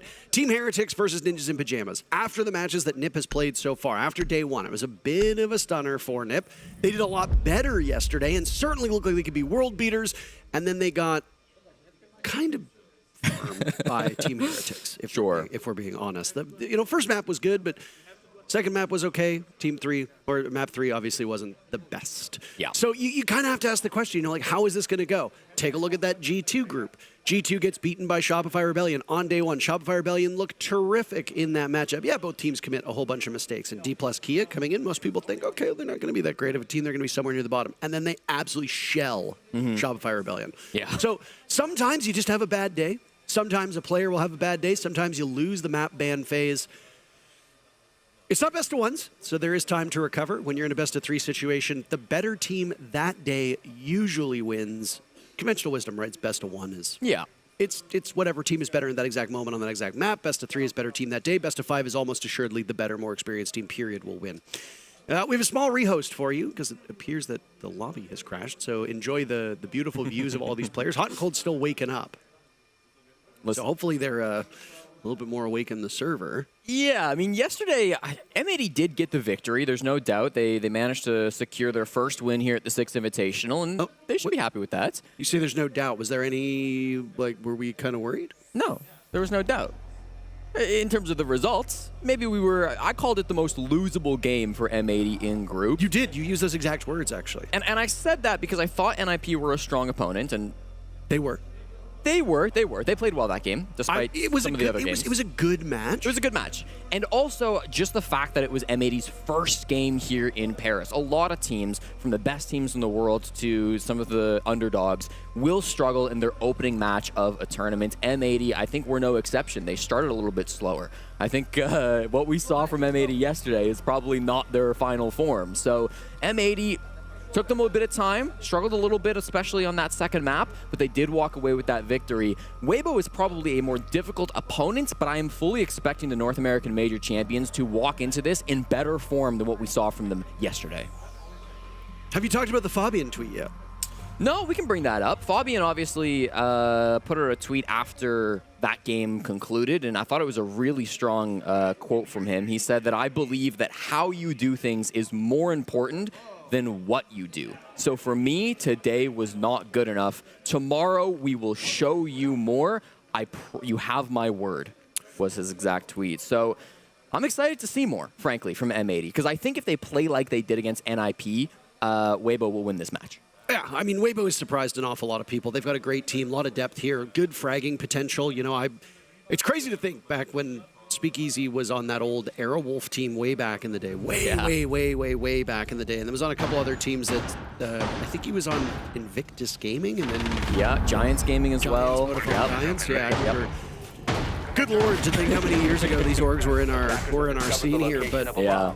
I mean, Speakeasy was a terrific and formidable player, but now he kind of stands in the shadow of players like Reaps and Turnstone. Though, it's Ape who has been the statistical best player for WEIBO through their two matches that they've played so far, entering the day with an eye-watering plus 23 KD for Ape. He has 7 kills away from 50 at this tournament, which is, of course, a high water mark. Yeah. And as the second highest cost on the team. Pretty much across the board, even for M80. There's a lot of depth on the side of M80. Gunner was a standout performer yesterday, so watch Ape, watch Gunner. Those will be the two potential star fraggers to keep your eye on. And as we just get into round number 1, we do have a basement setup coming through, and it is a pretty heavy roam game coming out from this M80 squad as well. So this will not be an easy clear to be tackled by WEIBO. They're going to start to open some of these top floor sites, top floor windows. Of course, we did get both the electricity operators banned out for the defenders, so the hatches shouldn't really be a problem. They've got the Habana with Reaps. Worst case, they got can openers on Ape as well, so they've got a lot of tools to start opening up onto these hatches, but clearing the roam is the more difficult task. As I say that, it doesn't seem like WEIBO are so focused on it at the moment. They've got a couple of players up on the top floor. They've got some pressure around main stairs, and here comes the entry onto rafters. Gunner, the first to fall. Oh, and a bit of a missed opportunity there from the defenders. Diffuser and Gavin go down. Gunner will follow shortly thereafter, and Tripwires, be damned. You could just assert yourself. You flush 3 of those players out, leaving Hot and Cold and Kino downstairs going, guys, what happened? We're at minute 45 still to go, and now we are all on our lonesome. It could have been a 4v2, but Ape is recovered from above, and now it should be a relatively quick clear, as just basic math will tell you these last 2 players are going to be in the basement. They know for sure that Hot and Cold is down there. They saw him. He just survived an explosion. And now the assault begins. They've got some stall, right, with the Goyo Cancers and Toxic Babes, but you're just delaying the inevitable. You need a real hero play from the support duo of Hot and Cold and Kino if you want any chance of winning this one out. Pressure from blue, pressure from main stairs. It is descending on these M80 anchors. They don't have long. Wow, what a drubbing. Hoven kills 2. And just like that, WEIBO wins round 1 flawlessly. Domination to start. I mean, that's pretty much as good as it gets. We talk about maybe WEIBO not having the highest level of competition before this game while you're playing the major champions, and it looks just as easy to get things going. It all comes back to that roam clear, of course. We saw such a heavy commitment from M80 in towards CC, in towards rafters. They had Denari setups up there. They had Kiba barriers being used up there. They had a ton of utility, not just the players, but lots of their resources were placed up on that top floor. You got to give WEIBO credit for identifying that, figuring out very quickly how they wanted to approach it with the CC window and the CC breach, and then just collapsing as a team. It's a 5v3 if you can isolate those roamers away from the site players, and that is exactly what WEIBO were able to do. Yeah, I mean, it was an interesting roam upstairs. It's not unconventional. It's certainly not odd. On a map like Clubhouse, there's a lot of ways that you can go with that basement bomb site, right? There was way back in the day that SSG roam that would often involve Castle, Mute, Mozzie, but that was ages ago, so much so that I think some of these players that are currently competing were around the age of 13 when the SSG roam was well popularized. But nowadays you see roams involving Vigil, you'll see roams involving Scopos. You'll see these operators play off site to hold map control because Clubhouse is a really big map. And yes, it is an older map in the map pool. But Jesse, if you were going for a full clear without any roamers, it's going to take you about 1 minute and 30 seconds to clear the whole map. That's if all 5 are sitting in the basement. So you throw some roamers into that and it can really trip up your opponents. Clubhouse meta has really evolved, though, in the last couple of years. You're seeing a really interesting setup this time from M80, where they pop the mirror window on the main breach with both electricity operators banned. This is your best hope for keeping that wall closed. Mute's not going to do it for you. They do manage to get it open with an ace, threatening if it was a thermite or something being brought by the attackers, but it looks like it's being handled very nicely by WEIBO. But also full reinforced from Raptors over into the bomb site, so kind of leaving their zombie out to dry. Gavin's going to have a tough spot out there, but if they do manage to clear out Gavin, they don't get a whole lot from that. They still have to funnel through that one window or spend more hard breach to try to get into the site. A lot of teams, I would say most teams these days, are playing with this setup. This is one of the follies of this bomb site, is that once that breach gets opened up, it can paralyze you, and oh my goodness. I think it is very kind for WEIBO to get an additional couple rounds of a terrorist hunt under their belt before they actually start their match here. Both Houghton and Gavin die in areas where they are not looking, and this was very similar to round number 1. WEIBO catching M80 off guard. I don't know if it's unpredictability of the attackers or just a lack of preparation from the defenders, but obviously things not going well. I guess the only real saving grace is that at this point in time in the previous round, they've lost 3. M80 presently has only lost 2. And so now, again, all Selmas have been used. They're not really going to be able to open up between Rafters and the site, so they just have to work with this window, and that allows Kino to launch that Nitrocell, get his team back in the game. That's that site adaptation coming through, and the new meta really evolving here on Clubhouse. Diffuser has to make his presence known, perfectly baited by the track. Stinger's off with 2. My goodness, what a shot on Nikino. And Gunner all by himself. Unable to stop that diffuse plant from going down, his gas canister will tickle the Blackbeard as Reaps gets the very final kill, and things are not going well in M80 land.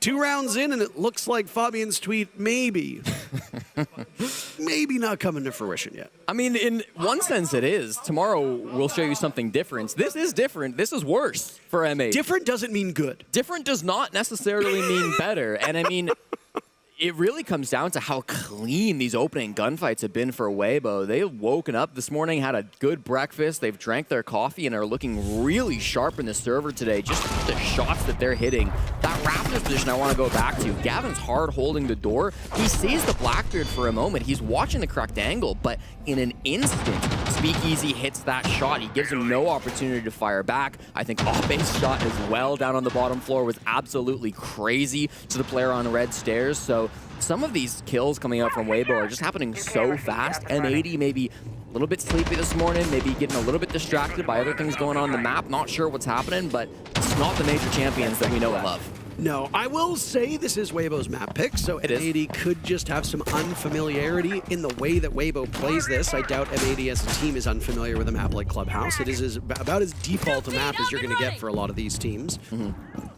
M80 does start on the better side, so I mean, you can argue against yourself here if you want. We talked about a Scopos roam. We see Gunner in action over by Strip Club. That's a very common spot to hold. You can very easily go undroned in that position or forgotten about entirely. By playing in Strip Club, it allows you a lot of power to oversee the hatch that's inside a bar. You can quickly rotate to kitchen, or you can head down the stairs as well. Well, I think it's also just a good way to commit to the roam without committing everything, right? Last time they had 3 players, a ton of utility, everybody was on this top floor. Now they've not really got that much of a roam game, but they still have a presence top floor. Gunner is able to find Oppe, he gets misdroned, he's able to get that flank down, but if he had been droned, if he had been cleared, worst case, he teleports back. You don't even lose a single body for it. So a much more conservative defense being brought out by M80. It's being aided by these Valkyrie cameras, and it pays off for Gunnar. I think it is worth making a distinction here. You're not incorrect when you say he was misdroned, but the issue wasn't the lack of droning. That was the issue right there. Houghton is supporting this roam with a set of Valkyrie cameras, 2 black eye cams that are assisting Gunnar, so that when they do push Gunnar, there's information there on the side of M80. So a good 1-2 punch from the defending major champs. WEIBO get baited into it just as we saw. Diffuser get baited into a kill by Ape on the last round. So mind games by both teams. And we're finally finding these Valkyrie cameras. This is good. Happens after you lose Ape. Frankly, if you're going to lose somebody, Ape is not the worst player to lose. Obviously, he popped off last round, so maybe as a player, but for an operator, you know, you generally bring the Deimos to help with that roam clear. Gunnar gets droned out now, though, and with the bottom of the stairs being held, Parker, he's going to have to teleport back into the site.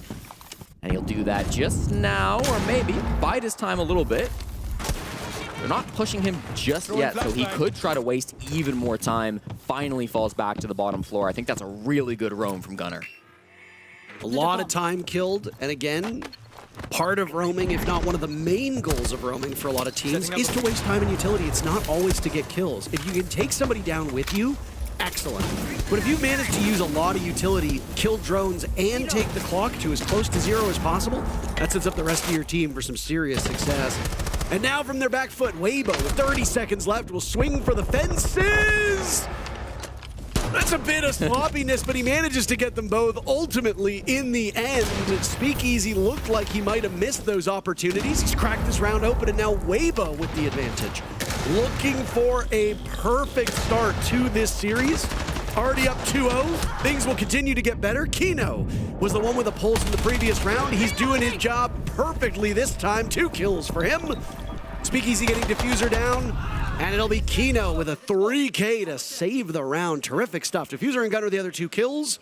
And M80 is on the board. And I think great adaptation to come out from M80. I mean, we talked a lot about that roam game, committing a whole lot less to it, getting a lot more out of it, despite committing less to that roam game, with both the time and the kill that Gunnar was able to get. And then whilst there were some nice shots being hit by WEIBO, I think especially to credit Speakeasy, the captain of this APAC team, the way that he was able to get a couple of kills, pushing down through main stairs, pushing in through Moto, it really gave them a chance. But with the time the way that it was, they had to go for a plant. You're absolutely goddamn fucking right. Matt, don't talk to your teammates like that ever again, like you did to Gav. That shit doesn't fly here. We're a positive environment. We don't do that. The thing we're doing wrong in the game right now is that we're overreacting to everything, and we're fucking spazzing out on every single decision we're making. Here we have 5-on-4, and we're instead of like allowing them to come to us to a certain extent, we're just going, but we're going 2. Like, if we're gonna activate, we need to activate more of us, or we just let them make their mistakes. They're good shots. That's what they're gonna be going with. The stuff that it says on the paper, that's what they're doing. Matt, the first one I didn't have on paper, that's on me. But they're doing that stuff. Read the fucking paper so we can talk about it. If you die, you can go on camps and check the paper for prep work, what they're doing, because most of it is correct to it.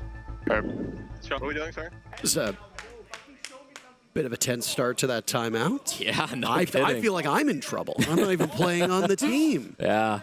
I wouldn't think that Hot and Cold's the kind of guy to talk poorly to his teammates, but I mean, accountability is important, and I know after the Munich Major there was a great debate about whether Fabian's tone and some of the times being that disappointed father and stern coach of the team can wear on the players, but sometimes you need a wake-up call. Yeah. It's early-ish, I guess. I mean, it's 2 p.m. technically, but for North America, it's early, so maybe they just needed to have some sense talked to them. Yeah, I mean, listen, this is a high-stakes match. This is probably going to determine whether you can get a bye through the first round of playoffs or not when we do get to that second phase of this event. So, obviously, emotions are going to be running high, and I think it's one thing to maybe slip up and maybe talk to a teammate in a way that you don't need to, but as long as you can take accountability and say, you're right, I don't need to be doing that, it's not going to happen again, as I think Hot and Cold is the type of player to do, that's okay. Fabian is aware of the team's mental state, right? He knows how to reset this squad. They're a very mature team, despite how young they are. So I do think I'm able to reset this. I love that tack timeout from Fabian. A bit early, it can be a bit risky, but sometimes that's the call you have to make when you're a coach. Clubhouse has been the second most played map, tied with Bank and Lair, believe it or not. We haven't seen any layer ourselves. That's actually crazy. There's been 6 plays of layer, and none of them have occurred under our sight. Clubhouse is not a map where all 4 bomb sites will be shown. There is no bar stage just yet. I know that you and I joked about this in one of our matchups yesterday. I think it is highly unlikely that we will see it unless all hell breaks loose or in a desperate attempt to catch your opponents off guard. Every bomb site defender sided. Cast CCTV by far and away the most favorable territory here for the defenders. And they lost it. M80 did lose it, and because the only bomb site they won is downstairs, they can go back there. They've opted for gym bedroom though, also a good one, but still a little confusing as to why they don't want to go with cache CCTV. It could be because of the operator dance. Yeah, well, we'll see an east side overclear happening from WEIBO, led by Speakeasy on that Monty. Hopefully this is something that Fuckbian had put into the sheets of paper that Corsi gives to his teammates. Jesse, read the paper. I don't have a copy. Jesse, read the paper when you're dead. I'd love to get a copy. I don't think they would share it with me, Parker. That's probably top secret information, but... Maybe they think you're a WEIBO spy. You're going to take it and just deliver it right to them. Well, Parker, I would do no such thing. But listen, this is going to be a nice pinch going on right now. This gym position is really, really awkward to hold on to without an Azami, so Diffuser's got a tough task. Oh boy, Diffuser in a real tough spot. There's some heavy lifting for him to do inside a weight room. Reaps picks him off. The Flores drone was answered by a Nitro cell, and now a swing from the Goyo. There's a lineup from Hoban using the new DMR on the newly reworked Thatcher. That DMR hits like a truck, which should be no surprise. Anybody who plays this game knows how good DMRs are at this present point in time. We always remind you, if you are a casual player, launch your game, equip DMRs, your elo will increase. Reaps almost gets another, as you see a swing from Kino over towards that jacuzzi breach. Gavin picks up a double. Reaps still posted up on this position. Speakeasy encroaching on the bomb site. Hot and Cold deals with him quite easily. Swings onto Hoven. And it's Reaps' last man standing against Gunnar and Gavin. Sidearm out! No way! Reaps gets both of the final 2 kills. Dumbfounded. Frankly, I don't know how they win around like that, Parker. The Beast is what Oven types into chat. And I mean, that's exactly what he did in that round. Went beast mode to clutch up in that 1v3. Makes that space. They're initially trying to commit to a gym plant, and that's really default, especially with that early kill into Diffuser. You'd expect that from WEIBO. Speakeasy, about halfway through that execute, makes a really interesting call to get off the Diffuse kit and push into bathroom. It's quite aggressive. I was a little confused by it, but it did seem to catch M80 off guard. It started to push some of them back, and even though Speakeasy died, Reaps was able to follow up on that aggression, follows his Monty in, makes that pressure turn into frags, and just does things that only Reaps can do. A miraculous play from the star fragger of WEIBO.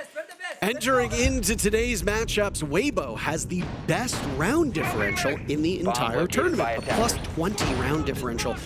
They are winning their maps, they are doing it quickly, they are very, very efficient. So because of the history that WEIBO has, you need to be a little bit concerned with them running up the score. Obviously, it was a 2-0 victory over NIP to start off the group stages a couple days ago, and then a 2-0 over FAZE. WEIBO has tomorrow off, and then is back in action against Team HERETICS on Friday. Both Team HERETICS and WEIBO have clinched a spot on the quote-unquote main stage. That'll be in Phase 2. Neither of those teams can be eliminated here in Group A. M80, NIP, and FAZE all still in jeopardy of going home. FAZE has today off. And speaking of map differential, over on the B stream, Wildcard and Falcons are doing battle in the second match of the day on that stream. And my oh my, map 1, Wildcard defeating Falcons 7-0. Oh, no. And with that scoreline, Elevate is the first team to be eliminated from the Six Invitational. Unfortunately for them, the APAC/Brazilian team will still compete, but for really nothing, because no matter what happens, their fate is sealed, as you saw the Bearers of Fate that was displayed on the screen in the pre-show. Wildcard effectively knocking out Elevate.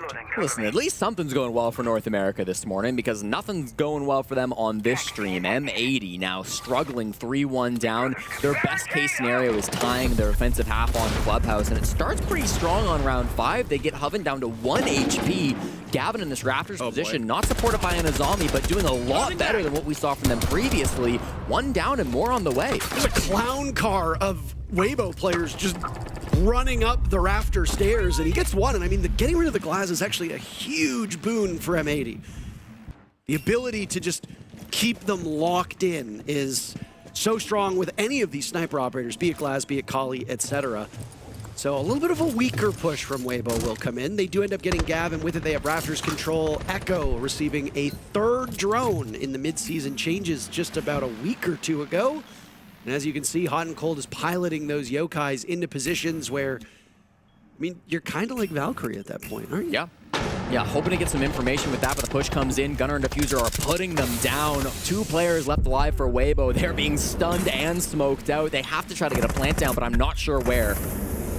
Look at all this intel that's being gleaned from these yokai drones. M80 playing as well as you could possibly imagine after sacrificing Gavin. Now it's all up to Turds to, on top of red stairs, choking on some gas, disoriented from the yokai, an impact thrown at him. What wasn't used to get rid of Turd? M80 finds another round, and that, again, the defender-sided nature of that bomb site, far and away the best soil, the most fertile soil for the defenders, and it works so effectively for them. WEIBO were very quick to open up that breach, and then decided to pivot over towards the garage and rafters portion of the map. There just wasn't enough support, ultimately, to take down Gavin. I do wonder how it plays out if Gavin is punished before the Glaz can go. Because if the Glaz posts up on rafters, Jesse, you can control all the way through both of those bomb sites, and if you want to, maneuver over to watch Hot and Cold's position on red stairs as well. I actually really like their position in the 4v4, Parker. Full rafters control with over 60 seconds is usually a great spot to be as an attacking team. I think, again, not having hard breach to open up from rafters into the bomb site made things a little bit more awkward. They had a couple of players that were seemingly stranded in garage due to that, and then Diffuse Kit trying to go in through construction. The fact that it was also being held by Hoven, who had 1 health, that was probably the bigger issue, because once it gets dropped, you can't get a plant down CC. It's effectively on the other side of the bomb site. Really awkward little end of the round from WEIBO, but those are mistakes that happen in high pressure situations. They'll get one more chance to attack. That's down on the basement here, where M80 will go for the 3rd time this game. They started with a very heavy roam. They reined it back in the 2nd attempt, and they're going to go for that once again, but even worse, Gunnar punished on an early aggressive peek, and the Scopos will have no impact today. Oh, they've been very quick to go to chat. And I mean, why not? If you can use it as a sign of mental warfare and get under your opponent's skin, that is part of the game. I know that there are some viewers who might not like that teams will talk trash to each other, but I mean, it's a competition. Competition will bring out the best and the beast in these players, and sometimes beast shows up in the form of toxic trash talk. Oh yeah. Nice little punish there onto Gunnar, so you've gotten yourself that man advantage. How do the rest of M80 respond? Looks like Gavin is going to take that as an opportunity to re-aggress up one towards the top floor. He's playing just top red at the moment. Diffuser as well in a precarious position, playing in stock with multiple angles, trained his direction, has the hatch, but can't really do a whole lot from this spot. He's going to fight them and wants to take the kill, and he takes down Turd. Nicely well played.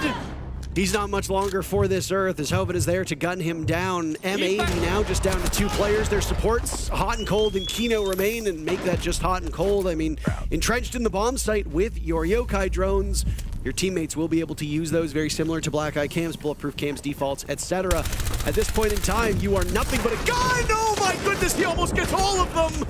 Hot and Cold with so many targets. He does an immense amount of damage, only claims 2, and WEIBO ultimately dogpile him.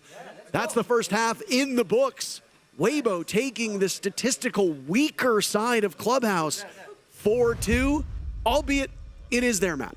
Yeah, with a better gun, maybe Hot and Cold can clutch that one out, but in the end, it's not quite going to be enough in the 1vx. 4-2 side split, you're right, Parker. That's not where M80 wanted to be. They're going to have to really pull things back on their attack. Now, I know M80 are a great attacking team, okay? We've seen that from them before. When you talk about their attacks, we often focus on how objective-focused they are. They had the highest plant percentage of any team coming into the Six Invitational. They love their shields. They love to plant, and none of that has really been focused here in the bans. Thermite and Deimos being removed by WEIBO. Thermite is a very common ban on Clubhouse just because hard breach is so important on this map. Deimos a little bit of a strange ban, but it was Gavin's most played attacker yesterday. Gavin can be incredible with that operator. We know how good he is with a pistol based on that clip that ended out map 1 yesterday. So not going to be a tool available to them, and might imply that WEIBO will be going for some heavy roam strategies if they want to avoid that Deimos track. It is worth noting that the average amount of diffuser plans across the entire event at this point is just 3. Per map? No, just, it looks like 3. Unless I am mistaking. I'm assuming it must be per map because I have to imagine teams have done that. 10 seconds remaining. The reason why I say that is because M80 is at 4. Okay. So, and M80 has only played a single best of 3 at this point. Most teams have played 2 matches at the stage in the tournament. There are obviously a couple outliers, but the fact that M80 are already that high with how few games they've played, actually beating the average, be it per map or in general, just goes to show how strong your point is, right? This is an objective-focused team. M80 will now walk the case in with Gavin holding Diffuse Kit, hot and cold. He can play shields. Kino can play shields. You don't have a distinct hard breach on the side of M80, so they're going to go with this dual hard breach focus of the striker of Diffuser and the Grim of Gavin. Why bother with a dedicated hard breacher? Bring guns, bring secondary utility, bring a shield. You've got pretty much all the makings of a decent lineup. It really comes down to, I want to see how confident M80 are entering, because I'm going to tell you, M80's looking like they're a little shaky through those first 6 rounds. They're not playing with the same level of confidence that we've seen from them before. Oh, no doubt. And WEIBO want to take advantage of that by going for such a heavy roam game. You don't need hard breach when you're trying to clear a guy at a top floor, when you're trying to clear these roamers. That's where you want the logic bombs. That's where you want the Grimbies to come through. A couple of these players have now started to fall back. It's really just been Turd who's left up on that top floor inside of construction. Bit of a wrap position, very similar to the role Gunnar was playing on his defensive side. But instead of the Scopos, he'll bring some more utility to help out his anchors. Just based on M80's position, I don't think they've seen him up on that top floor. They might assume that there's somebody here, but with where Gunnar's playing, this could be a really big mistake if they don't get aware of where Turd is playing. This is cheeky. With how M80 roams on this map, you gotta go for a full clear, right? They've already expended 1 logic bomb. They see the utility upstairs, the mute jammers. They've gotta know. Yeah, they have a feeling. They might not have droned him directly, but they definitely know somebody could be here, and they'll hear the phone call now. Immediately turns to silencing it. Gunnar realizes he can't spend too much time here because there is an actual objective that you need to complete, and 2 minutes have now fallen off of the clock. And M80 have really come out empty-handed on this roam clear. Kino sees that underbarrel red dot sight on the wall of escape tunnel, so he knows somebody is playing close by. What weaponry they're dealing with is anybody's guess. Juggling his shield now, hoping for a swing, but great patience for WEIBO. 45 seconds left. Fumble that nade a little bit, Parker. That's going to keep that Kiba alive and make it even harder to push out through dirt.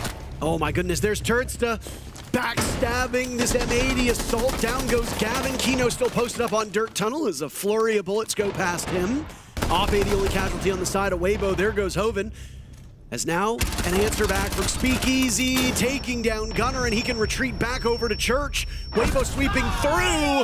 All 4 final members of M80 put in the dustbin of that round, and it's a 5th round for WEIBO as they're 2 away from sealing the fate of M80 on WEIBO's map. And it's incredible to watch WEIBO all be on the same page every single round. That defense was beautiful because while it started as a full roam, everybody falls back and they leave just Turd alone up on that top floor. Now, M80 know he's there. They've got Gunnar hunting him down, aware of his position thanks to that logic bomb, and they've got Hot and Cold playing on the Nomad. So you can set up those air jabs, and yet still, Turd finds a way to get that flank down. He comes through blue. He ends up with 2 kills in that round, while the rest of his teammates just hold down sight. They don't overextend, they don't play crazy, they play behind their Kibas, their utility, and they really do lock things down on sight.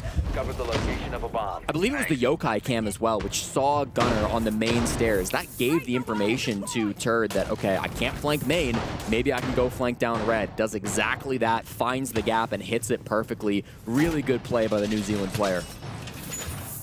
10 seconds. There's been a lot of chatter about what role does IQ have on a team now that Thatcher's been reworked. And when you saw a bevy of info ops being brought by M80 back 5 rounds ago, what operator did WEIBO bring but IQ? and used it perfectly to counter. Only, of course, after, I think it was Gunner on the Scopos. Yeah. Roamed and got a kill. Only then were they like, oh, they're using it to support him. Okay, let's find them. Sure. And it was a great response by that team. Now, obviously, it didn't end up working out in that round, but if you know that they're going to be bringing a ton of intel ops, if you know there's going to be a lot of electronic gadgets there, especially ones that will be used to enable a roam, that's a great way to bring IQ, because you're not going to be using that big Thatcher cannon to see where everything is and blasting EMPs on it. You just want to use a scanner to determine where are the cams, where are the yokais, where are the mute jammers, what do I have to deal with here? That could have been a response that M80 could have used. And keep in mind, we are long past the days of attackers being locked in. You can switch off with all but a couple seconds left in the prep phase, so you can bring a Thatcher, you can bring an IQ to counter these hard intel ops. Oh my. That was a close one. Speakeasy and Gavin were almost shoulder to shoulder in that blue door, and that would have been very, very bad for Speakeasy. Yeah, going for something a little cheeky, hunting down with Alpe, but doesn't manage to find anything there, so can just go back to the site. And the other shield across the map is clearing Rafters now, though, and this is going to be Turd's job to slow this guy down as much as possible. If he can stay alive, get a kill or two, this would be massive for Turd. This is a very typical extension upstairs on Rafters. You've got the Kiba barriers, you've already opened up. You've got the ADSs. Try to burn those ADSs, use the shield to put some pressure, and then you need the Capitao there. That is a perfect clear by M80. It is a lot of utility that is expended by both the defenders and the attackers, but there is a rhythm to this part of the map, and M80 comes out ahead. All right, well, we'll take that for sure for M80. Still got to breach this wall once again. They have full reinforce from Rafters. They've got some Habana pellets from Diffuser, as well as a Selma from Gavin, so it shouldn't be a problem. 60 seconds to work their way through as well. You got to feel that WEIBO need to do something. They have no more Nitro cells to toss out. They don't really have a lot of plan denial other than this clash. They've got to find some way to get aggressive to disrupt this plan. If M80 are allowed to do what they want, they will get a plan down. How many opportunities if M80 had slipped through their fingers where they could have done some damage to the clash? They almost get her through the feed holes as well. Coven is just lying on the ground, completely dominated by M80 as now Kino can walk on in. Kino leading the team with 7 kills, by the way, something we don't say all that often. Diffuser and Ape will trade out separate players, and now Ape will go down below, leaving Speakeasy to hold this together upstairs. With only 20 seconds left, the castle of Ape will now reunite with his teammate. Speakeasy working his way through Cash. Kino pulling off a successful defuse, and look at who's tucked into the corner. It's Gavin finding 1 kill onto Speakeasy, still in a powerful position, but he's rewarded by a shot to the head by Ape, who now has to find 3 more players, one of which is the fully extended Monty of Kino. This is an almost impossible task. Opening a Monty. Somehow Ape gets the pick onto Gunner and will now have to deal with Kino as well. Ho, ho, ho. Knocked on over, and Kino finds his 8th kill to keep it as close as humanly possible. That would have been match point for WEIBO, but in comedic fashion. Always nice to see that air jab. Kino is able to take advantage and win the round for M80. Even in rounds where I think strategically M80 are completely dominating, WEIBO have the guns to take everything close. That felt way closer than it should have been. Very standard from M80, a Rafters clear with the main breach open. Nothing crazy about it. You got to wonder a little bit what the plan was from WEIBO. They dedicated a lot of resources to Rafters with those ADSs and the Kiba barriers. And then they had the clash from Speakeasy and Ape kind of playing aggressive towards red stairs. And when your Raptors player falls so quickly and that red stairs aggression doesn't really pay off with anything, you just don't have a lot of tools to stop M80 from going for that plan. They didn't have plant denial. They couldn't really go for a flank because of the push that was going on there. They kind of all relied on Hoven ratting in the corner. So unfortunately, it didn't really go their way from WEIBO. Something to rethink maybe, but M80 looking pretty clean in that round. Keep it to 2. Discovered the location of a bomb. 5 seconds left before insertion. Another fun fact about WEIBO here, Jesse, with the current scores being what they are in the bottom right of your screen, and with the scores from the previous 2 games, every single player on WEIBO has a positive KD at this point in time. The only player that had a negative KD entering this matchup was Speakeasy at a -2. With the 6-5-4 scoreline, he has now drawn even if you include the assists. So that is a pretty big accomplishment for a team to now be in their 3rd best of 3 and have every player with a positive kill differential. Now, I'm no mathologist like you are. Yep, clearly. But So I'm going to quote Fabian. There's no way to talk to your teammates like that, Jesse. Well, Parker, I apologize. You're right. Very, very hurtful. You're right. That's my bad. You might be the lone Albertan who actually knows how to do math. So. Once again, the gym bedroom hold coming out, this time from WEIBO, of course, their third bomb site to be brought on Clubhouse. And it does look like M80 were looking for an Eastover clear. They've got a couple of drones here from Speakeasy, which is finding out that maybe it's not a full commit, opening up that breach, deny the angle on the CC window, and then rotate players over towards gym, over towards Jacuzzi, over towards the Logi hatch as well. A lot has been opened by M80, but not a lot has been taken so far. This is a full clear now as Oh My hot and cold bottles one of those Candelas. Anticipating the hop out, down goes Oppe. Turdstill will trade off Diffuser, so neither team with an advantage as they will come to blows halfway through this round. Turdstill's next to die as Gavin asserts himself over by Red. It's a scramble for the 3 remaining players of WEIBO to get back into the bomb site and just bunker down at this point. A sizable stack up from M80 over on Red stairs through Cash. Great clear. Hot and Cold's able to distract those site players. He even baits Oppe to jump out on him, and he manages to survive. If he dies, it's very scary, but he doesn't do so. Kino and Gavin easily clear through that east side with the help of Gunnar, so that's going to be a lot of map control afforded to M80. I like their timing here, Parker. I like their positioning, and they've got the man count advantage. As long as they can avoid these yokai drones, there's already wasted that nitrocell. This should be a clean push. And I mean, look at the shotgun that's being run by Hot, and the idea is that he will support Kino here. Kino having some difficulties over in Logi, getting knocked over by a yokai drone.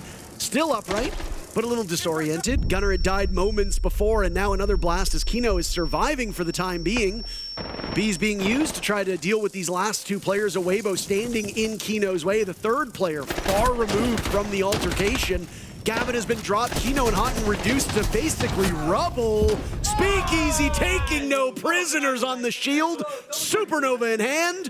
And my oh my, Supernova is a great word to describe this WEIBO team, as they're up 6-3 on map 1 and have looked like one of the best teams, if not the best team, here at SI so far. I mean, what did I just say a round ago, Parker? Even when WEIBO looked like strategically they might not have set themselves up for the best late rounds, their guns are ridiculous. They hit shots that nobody should be able to. I love Hoven getting aggressive on the Jacuzzi breach. He just barely finds the head of Gunnar to equalize that into a 3v3. Gunnar was the one player not part of that East push when we got to the execute, right? Everybody else was trying to barrel their way in through Logi. They didn't have any nades left to clear out that deployable shield. Ended up being a real power position from Speakeasy as he was able to work with both Hoven and Reaps.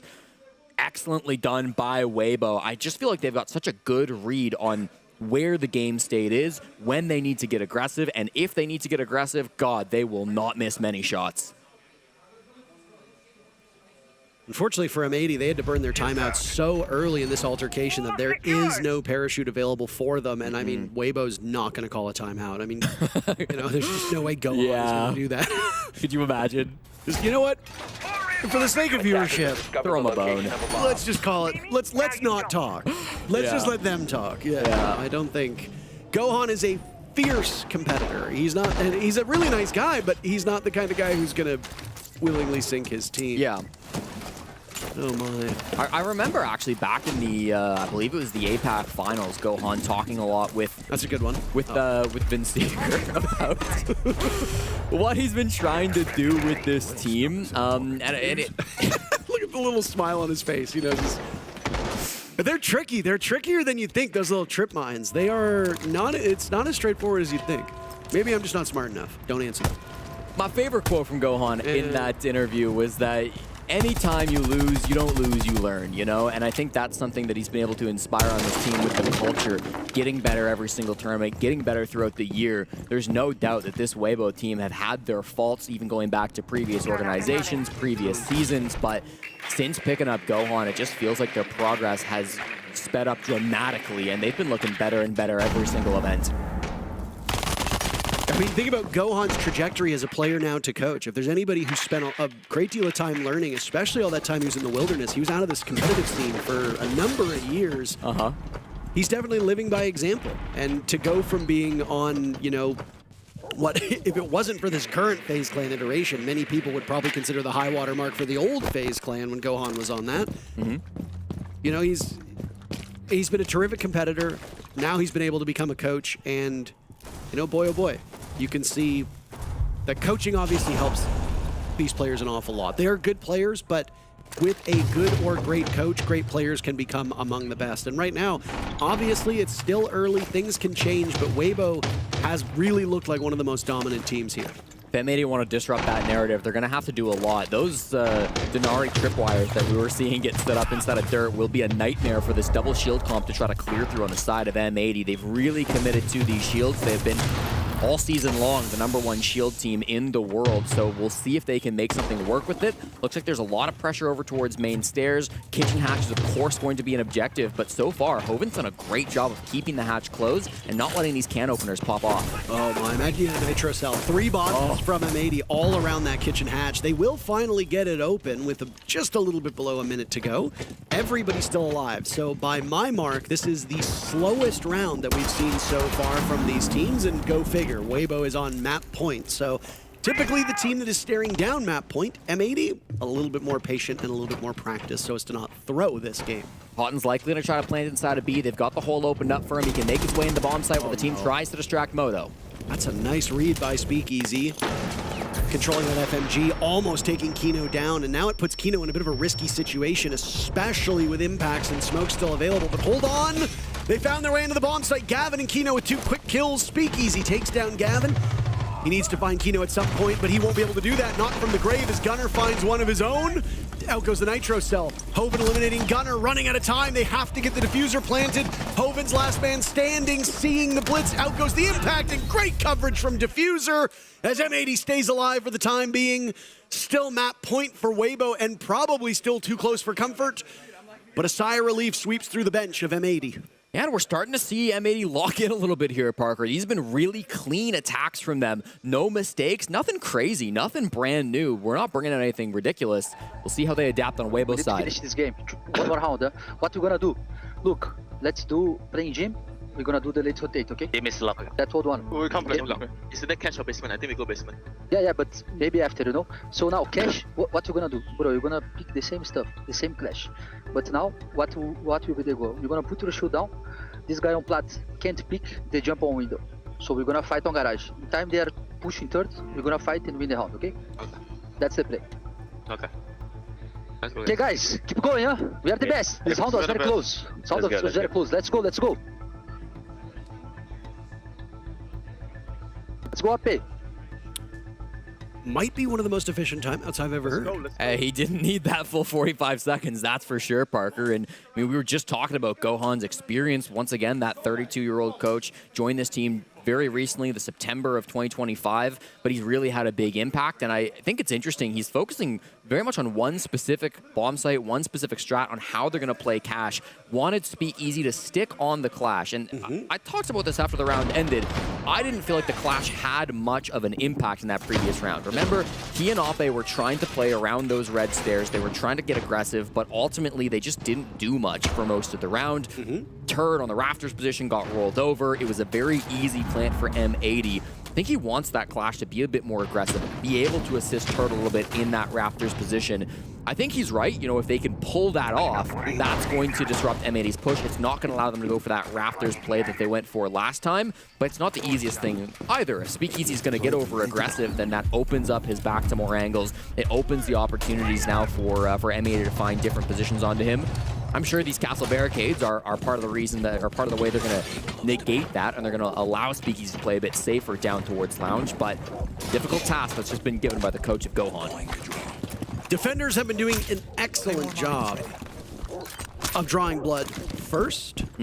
Over the last 4 rounds, M80 has drawn first, or rather attackers of drawing first blood. Over the last 4 rounds, M80 has drawn first blood every single one of those rounds. Obviously, they haven't converted very effectively. Kino was involved in 2 of those. He has been really quite terrific for this team today. He loaded into the server. He is far and away excelling compared to his numbers yesterday.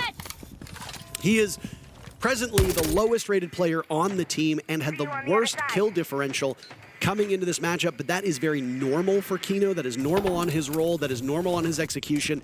And frankly, when you're surrounded by 3 guys named Diffuser, Gavin, and Gunner, you really shouldn't be the one getting the kills to begin with. The reason why Kino is doing so well, and support across the board from M80 is excelling, is that their two main entries that we've seen on this map, and their two main roamers, Gavin and Gunnar, are having a bad day numbers-wise. They are struggling against the good guns of WEIBO. And it's not necessarily that they're having a bad day, Jesse. They're just not having as good of a day as the Gunners on WEIBO. So a little bit of a nod there. Oh, nice. No. That is exactly what Gohan asked for. They get aggressive with the clash. They push up on the Raptors player, and they completely stop that push. This is over, Jesse. 90 seconds to go in the round, and it's just Gavin and It's just Gavin left. Oh my goodness. Gohan said, listen, and boy, oh boy, did they ever. WEIBO demolish M80 on map number 1. An incredible final round. They do win their own map pick, but a 7-4 scoreline over the defending major champions. En route to what I have to imagine is going to be first place in this group. WEIBO woke up today and chose violence. Scary game from WEIBO. They played so well mechanically as individuals and as a team coordinating, and then when things started to slip, when they maybe didn't know what the last step would be, where there was the direction from Gohan. He came in and he finished the job. One more map for a 2-0 for WEIBO. Do they hit it? We'll find out in a couple minutes.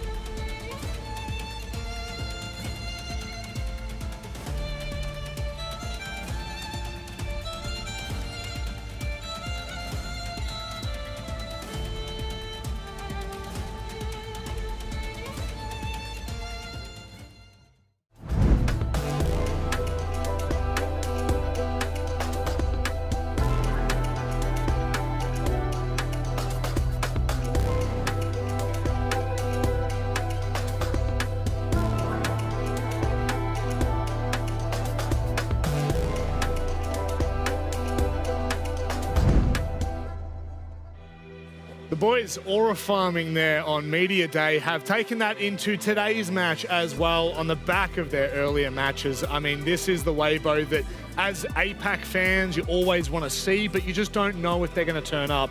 Lax, I think it's really, really confidently said they are turning up here at the Six Invitational. Yeah, absolutely. I mean, we were questioning, they haven't played against top echelon teams, but clearly that isn't the case. And then in this round 4, I mean, Reaps made a phenomenal comeback for them to be able to win this. I mean, realistically, they had it from the get-go. And if you go back and watch this round 4, watch Reaps in particular, because he's out on the balcony, shooting open that gym window, baits the C4 out of hot and cold, then hops on the rappel upside down, grabs the kill on Diffuser, and that's what even allows them to open up that site, gets that power control into Jim, and then the round just plays out. And like I said, he makes that clutch happen. I don't know how he does it time and time again. He's the Chinese assassin, as we've called him from time and time. But again, Reaps, he is a big proponent, again, just getting kills after kills after kills. And it follows into what you were saying in the map bans. When you bring them to a map like Clubhouse, the way that they're so explosive on it is exactly what we saw. They take their time. They're always finding that first pick.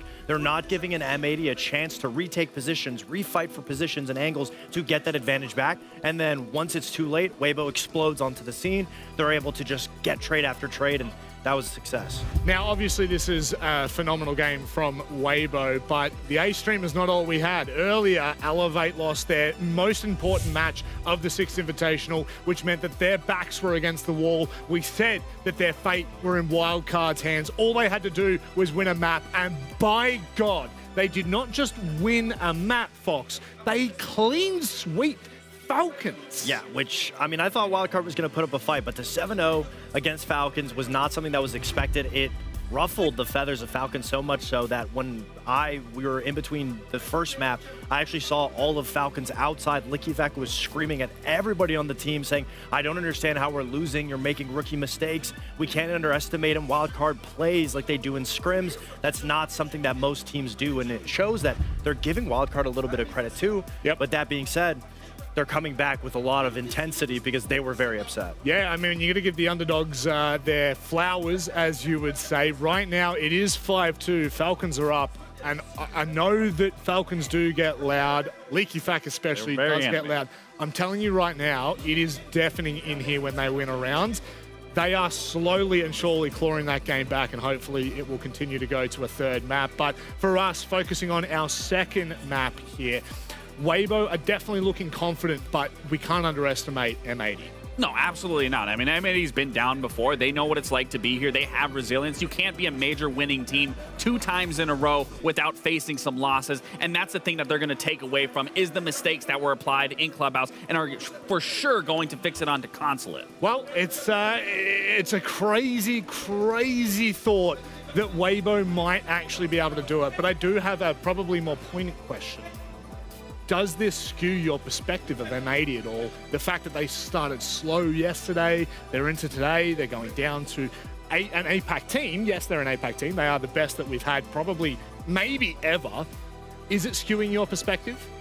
Not exactly. M80 is a slow start team. I mean, I had a chance to speak to Pedro, their analyst outside, as they were losing that first map, and he said, we're just a slow start team. That's the biggest issue. When it comes down to it, first 3 rounds on defense, we struggled. We didn't do anything. We couldn't retake anything, but they know what they need to switch going into map 2, but he needed them to lose or win that map so they could have a chance to talk about it. So I'm expecting a different look of M80 this map. All right, well, they're going to have to. They're going to have to dig their heels in. WEIBO currently, in the way this is going, they will end on top of Group A. That's Falcons behind us right now.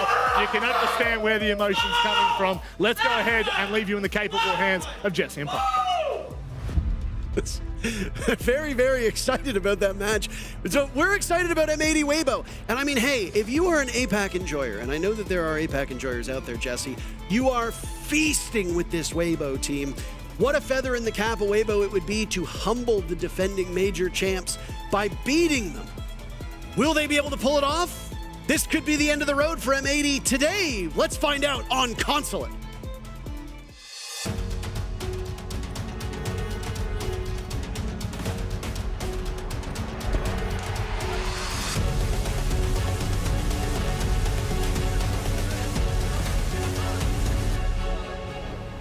The major champions were supposed to have an easy road. Everybody said this was the free group for M80, and yet they have struggled. Their first day against NIP, barely getting away with a victory, and now down 1-0 to WEIBO. They get to come to their map pick, they get to come to Consulate, and this is a comfortable map for them. They beat NIP here yesterday 8-6. So it's not going to be a map that M80 are unfamiliar with, but the nerves have got to be setting in for the North American team. And I think, Parker, just based on how they played map 1, if I'm a gambling man, I'm going to WEIBO for map 2. Yeah, absolutely. I mean, WEIBO has been a bit of a surprise. This team's entire history has been filled with mixed results, right? Team Joel, Bleed, now WEIBO. That's the core structure of this squad.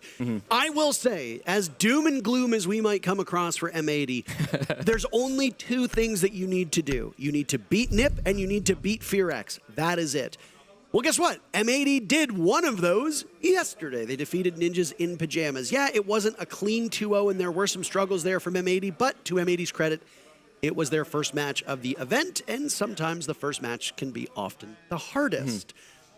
Both M80 and NIP still need to play FearX, so there is some potential here for upset, and there is still some potential for NIP to jump up, but ultimately 4 of the 5 teams make it onward, right? Only one team goes home.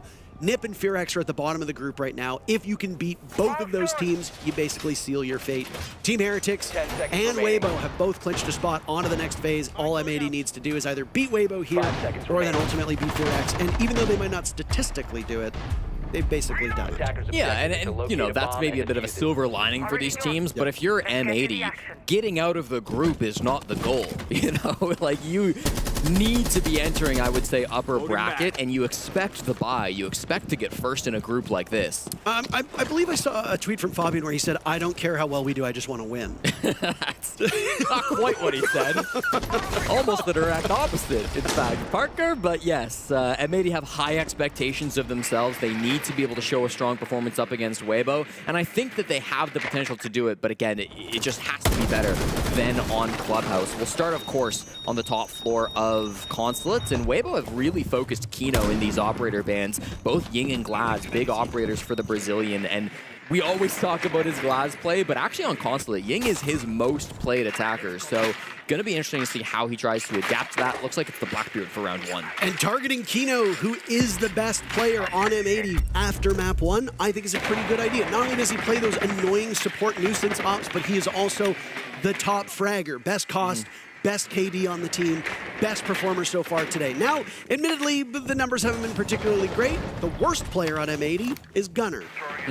A little underwater on stats yesterday, far and away their best player. So Gunner's regressed a little bit. If he can bounce back and look a little bit more like his old self, I think M80 has more of a fighting chance here. Additionally, it is their map. So M80 will, hopefully, from a competitive perspective, show a bit more promise than they did on Clubhouse. Well, Gunner's taking the position on the main balcony. He's opening the breach with his can openers now. He loves to play this position. Will always find himself over on the south side of the map when attacking the top floor. Most of this push is coming east, but they've got good window pressure from hot and cold and a lot of gadgets being thrown into meeting. One of the operators that received a small change, but still a significant change, was Lion. His stand's a little bit longer. You just saw how it was used to paralyze WEIBO, and immediately Gunner is off to the races. He and Gavin shredding through WEIBO. Diffuse plant looked to be attempted by Kino, but he takes a bit of damage, as does Gavin, so they think better of it. You referenced this before. M80, a team that loves to plant the diffuser. A nice toss up on the Nitro Cell from Speakeasy takes down what little remained of Gavin, but Speakeasy's got his hands full along with Turdsta. As Gunner finds his second pick, and we are thrust into a post plant. Now it's diffuser on the board. Turdsta shredding through Gunner. A potential 3K to start things off for Gunner, but no, Kino keeping up from map number 1. Excellent start by M80, and you can hear it as joy seems to break out amongst the team. Yeah. They desperately need a shot in the arm. Yeah, and I think that was it. You know, you hear that energy from Fabian and even from the players. They're excited about that first round win, and I think it's because everything went to plan. We saw it that I think even in most of their clubhouse attacks, they had really good plans. They were being disrupted sometimes by WEIBO. That time they got to execute everything that they wanted. The pulse down below was a bit of a thorn in their side, a bit of a wrench in the gears, but in the end, they were able to work past it. They found solutions to that problem. They had players going down below. I think the Fuser down the Visa stairs was one answer to it. He eventually got that pickup onto Speakeasy. And whilst they did have to deal with thorn traps and smokes, it was nothing they weren't ready for. It was nothing that they hadn't droned out ahead of time. Perfectly played admin side over clear from M80, and they set themselves up with a 1-0 lead on what is now the most defender-sided map in the competitive map pool. Did you not say that yesterday? 10 seconds I did. left before insertion. And now you say it again today. I say it again today on the A stream. 5 seconds left. You let the B people hear you yesterday, but now you have to bring that and sprinkle that knowledge over to the A people. Attackers No? are heading out to defuse Everybody the bomb. deserves to learn, Parker. My motto. Is that your motto? That's what I say every day. Everyone deserves to learn. Wake up, stretch your arms, turn to your fiancé and go, good morning, everybody deserves to learn. All right, let's start the day. Yeah, it's a good philosophy. It's got me this far. You get your nice Folgers in your mug and enjoy your morning coffee. You know me. You know me. Heck of a way to start the day. Consulate's about middle of the road in terms of play rate. We've seen one Fortress. It's obviously at the bottom, but beyond that, it's actually been pretty even across the map pool. Obviously, the most played map so far has been Chalet. It is a touch above the rest, but, I mean, we actually have some pretty good map diversity so far, and that's excellent on only day 3. Because then we don't end up in a situation where we're trying to quote numbers on a map that's been played 1 or 2 times. Nice entry yet again. M80, despite their loss, drew first blood quite a lot at map number 1. They've done so successfully here on map number 2. Speakeasy dies, that's the pulse, and now Hoven has to deal with a blitz as Kino looks to be quite the aggressor inside of Visa. Nitro Cell goes out, does not hit anything. Hoven's been dropped. The Yokai there for an assist, and Kino should be able to clean up. Wary of what's down below, Jesse. This is some good vert play from WEIBO to try and slow down this Visa push from M80. Yeah, I've done a great job so far of clearing these somewhat isolated players. Obviously, Hoven was close to his teammates vertically at least, but ultimately wasn't able to get much of assistance. So this is going to be a 2-man advantage from M80. And again, you start to wonder who on WEIBO is going to get aggressive to stop this push from coming out. With full top floor control, M80 have a lot of options with what they can do with this plant. Still 3 exothermic charges on hot and cold, so you got to imagine that that main breach is going to be getting opened. He gets the hatch open right now as you hear it explode on your through your ears. So we've got a lot of resources being used by M80 on this vert play. Ultimately, I mean, they're headed towards Yellow Stairs, Parker. They're headed towards the main breach. This looks very cut and dry. I don't know what the game plan is from WEIBO to disrupt it. A tough spot for them. They've lost some pretty decent intel on that pulse, active intel that is, but you've also got 2 sets of eyes that can watch Yokai drones. As it says on the bottom, they're just watching, Jesse. Both Hoven and Speaking, they're watching. They're dialed in. 30 seconds to go. Proverbial rubber will meet the proverbial road as you've got Ape looking for a late flank from above. Finds Gavin. That was the Ram watching. Hot and cold, a successful defuse plant. 2 for 2 so far for the team that loves the objective. And now it's all up to Turnstead down below on the bomb site as Reaps has been felled. No kills so far for Reaps. In fact, fragging has been a huge problem for WEIBO through these 2 rounds. It does not get any better. M80 starts off with a nice 2-0 on Consulate. Yeah, and I think the big thing for M80, they're not giving WEIBO fair fights. You know, WEIBO are incredibly talented mechanical players. They're so good at the aim games, at shooting you in the head when they can get a 1v1, but you notice on the clear, it's like a 5v1. It's like a 4v2, right? There's always a man advantage for M80, so even if they lose that first gunfight, they will trade out. They've been winning their entries. They've been using some smoke, some util to try to get those kills cleanly. And then I think Ape going for that flank was the right call, but it was too late. By the time he's able to work the vert after getting that kill on the top floor player, the plant has already gone down by hot and cold. M80 are just a little bit too quick on that execute, and WEIBO don't have a good response in the 3v5, so gets us off to an early lead for M80 on their map pick. And both of these bomb sites are defender-sided. The bottom floor bomb site statistically is one of the most defender-sided sites in the entire map pool at the moment. And yet for M80, it looked like a bit of a cakewalk. Yeah. The site that you typically lose is the Expo Piano bomb site from a defender perspective. So with Consulate, you're used to winning top floor, you're used to winning basement, and then you lose the middle floor. A fun little wrinkle, just like with Clubhouse, only 3 bomb sites have been played. We have yet to see the split site of Teller's Archives appear. So for this map, you've already lost the 2 strongest sites as WEIBO. Yes. When do you start to panic? No panic yet from Gohan, I guess, but you're right, Parker. This is going to be setting off alarm bells soon, and if they can't win their tertiary site, the attack timeout has to come out, I think, sooner rather than later. Mid-floor bomb site being played, which means a top floor clear is likely. They've dedicated a lot of resources to keeping those walls closed up on the top floor. I'm looking at Ape on that Kaid. He's playing in sight, so it won't be the first one into gunfights, but his utility has done great work to keep some of those walls closed top floor. He's got the wall kind of between CEO and meeting, closed up with an electrifying claw, and then of course has his roamers up here to play for him as well. This Dogaby's been a real hindrance for WEIBO, and well, it's a major pain this round, though M80 quick to capitalize in the previous 2 rounds from those logic bombs will not be able to do so this time, but even if you don't get a kill, you'll still get information. Through the 2 completed rounds, WEIBO has only mustered 2 kills. 1 round, 1 kill per round. Really quite terrible. This is much worse than what we saw out of M80, who had a slow start on Clubhouse. This clear really didn't engage much. They're actually happy to just set up their air jabs. They get admin control and they say, we don't need bending, we don't need meeting.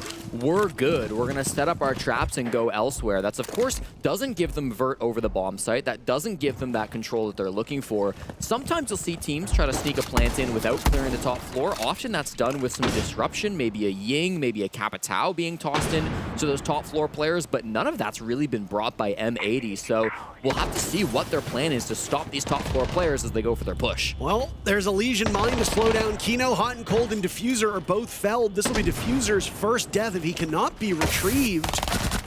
Down goes the Mozzie as Gunner is elsewhere. 6-0, a terrific start from Gunner. A complete turnaround as he's already eclipsed his kill total from map 1, and we're only 3 rounds into map number 2. Turnstile will fall as well. Diffuser's been picked back up, so because of that, M80 has actually taken an advantage in numbers. And with just under 40 seconds to go, that's a great time for it to happen. Remember, this is the bomb site the defenders are supposed to lose. And yet, well, WEIBO's actually putting up more of a fight than they did through rounds 1 and 2. Things have been turned around completely. Ape shredding through these attackers. As Gavin now needs to go upstairs. This is a rough spot for Gavin to find himself in. Kino attempting the defuse plan, but there's absolutely 0 coverage. Gavin is a mile away. He'll charge over towards the bomb site, but I think this is all she wrote. Reaps will get the kill. He was relatively quiet that round. Things are backwards. This is the bomb site the defenders are supposed to lose. The other 2 are the ones that defenders are supposed to win, and well, that's not what happened, the complete opposite. So at least WEIBO gets on the board. I guess no cause for concern just yet, as they looked a little bit more poised that round. I was getting a couple of flashbacks there. Gavin in a 1vx, Nomad pistol in hand, running through the sights. I thought anything's possible, but lightning doesn't strike twice, and it will be WEIBO getting on the board that round. You know, it is typically thought of as the worst bomb site of the 3, Parker, but I also think M80's push was a little bit less coordinated, a little bit worse of an idea when they went for it. We noticed how they didn't full clear top floor, and we were a bit confused by that, and then immediately Speakeasy from the top floor gets a vert kill as they try to jump in through that closet. I think they were hoping the distraction from the admin push would have been enough.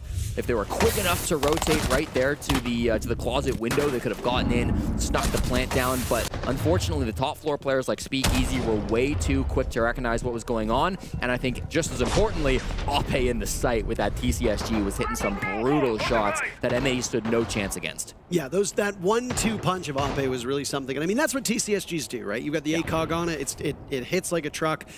We are a little bit past the days of where you get hit with a single TCSG slug and you would be at 20 HP for the remainder of the round, but that thing is still an absolute powerhouse of a weapon.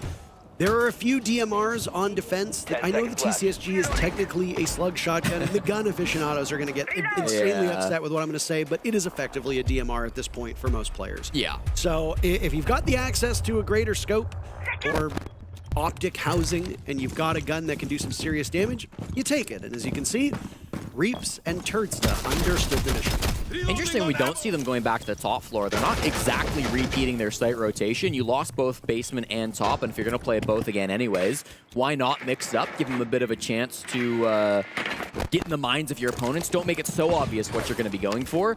Last time this top floor clear was pretty solid by M80. They didn't have to play against many roamers, but they cleared the one out very quickly.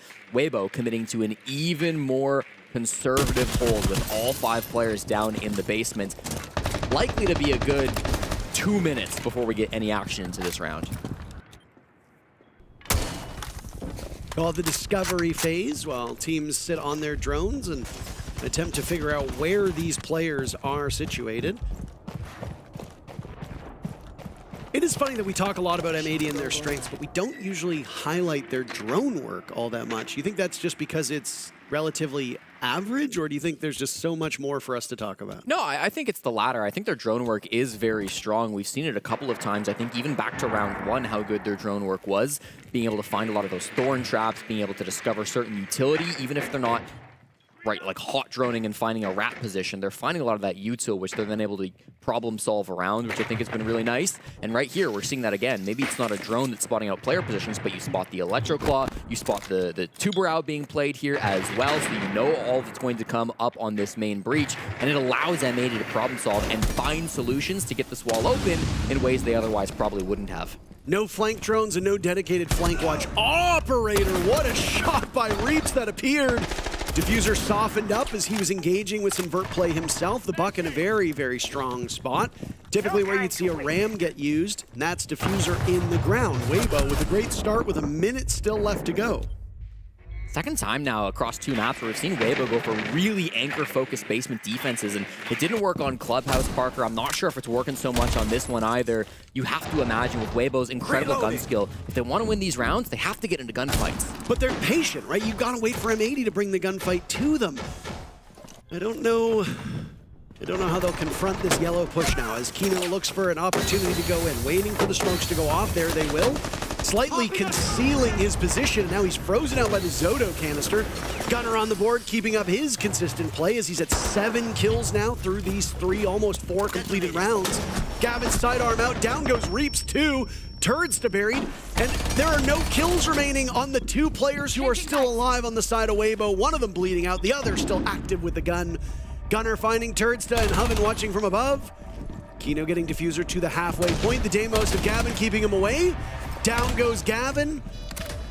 Hoven had thought he had something, but that vert play will not be his friend. And now you've got a post plant, a 1v3 with the shield still upright. All you need to do is watch those stairs, watch the main entries back. Gunner with 3 kills on that round, an impressive run of his. Yeah.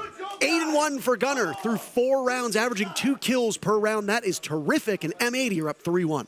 Again, the full anchor doesn't pay off. Will we get attack timeout from Gohan is my question, Parker. They're down 3-1, attacking on, or defending on Consulate, I should say. Doesn't? Here it is. So guys, look. Let's win this last 2 rounds on defense. So look, what we're gonna do. Play this Tachanka one, okay?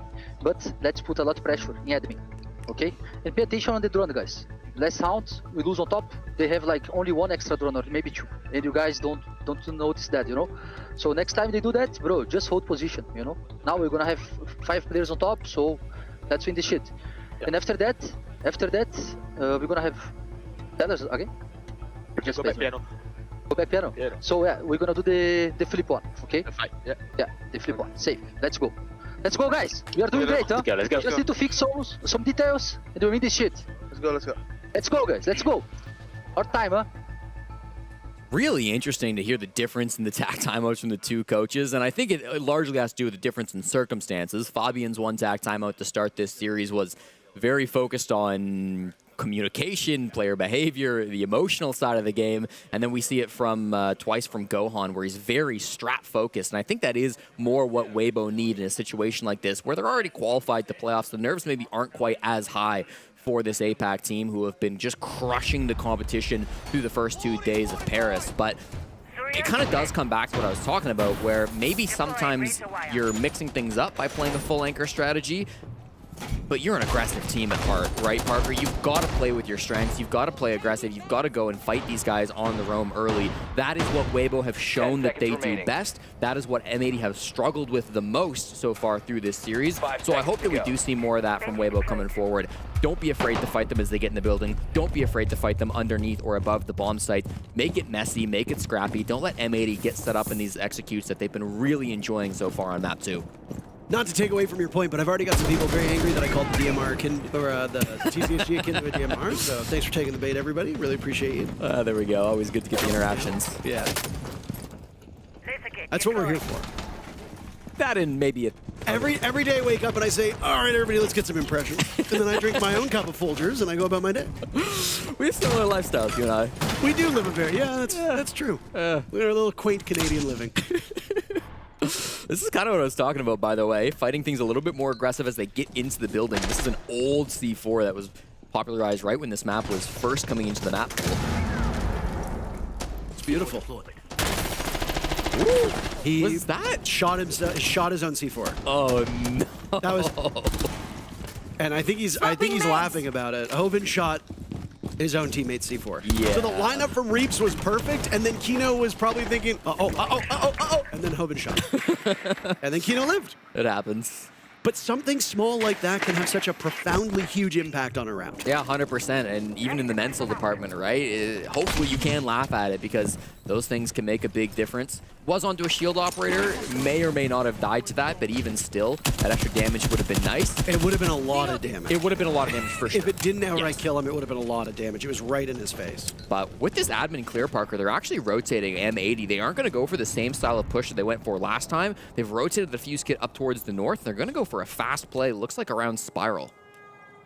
It's a weird blend of the lineup that was brought in rounds 2 and 3. My goodness, Diffuser is not exactly having the best day so far. As that's a double up for WEIBO in terms of kills. Gavin and Diffuser both gone. A 3v5 for M80 becomes a 3v4 as Turtsta still looking for his first kill is dropped. Kino in on the action. Guns down Speakeasy, traded out by Oppe immediately. And it's all up to Hot and Cold, who's also shredded by Oppe. The timeout working wonders, and the gap between these teams now reduced to a single round. Of all the players attending this Six Invitational, Parker, 100 people are competing here at this tournament. I don't think anybody has impressed me as much as Oppe has. He is attending his first ever SI. He's the only player in this lobby to be an SI rookie because he was not a part of any of those former SEA rosters, not Bleed, not Joel, etc., that many of these players have played on in the past. So he's making his SI debut. He was phenomenal through the first 2 days of competition. And even today, I just feel he's so smart in his positioning. We saw him with the TCSG earlier. That kill right there onto the back of Kino, I think, put the nail in the coffin to end things out. Also cleaned up the Blackbeard at the end of that round. Oppe has consistently been finding high-impact kills late into the round, whether he's playing on the bomb site or whether he's off on a roam. The 22-year-old has looked really, really nice on WEIBO, and it makes me ask the question, why wasn't he at any of those SIs before? Because this guy's crazy. It's not his first live event, so I mean, he has at least competed on LAN before, but you're right. I mean, but sometimes, especially in APAC, depending on the way that the APAC sub-regions work, there was always good teams and good players left at home. That's reality, right? Yeah. To your point about him being one of the best players at the event, the numbers also back you up. Here is the current top 5 highest rated players through 2 play days. Number 1 is Souls, shocker. Obviously. Number 2 is Cyber. Obviously. Oppe is 3rd. Wow. And then 4th is Hansen and 5th is Herd. That is incredible company to be in.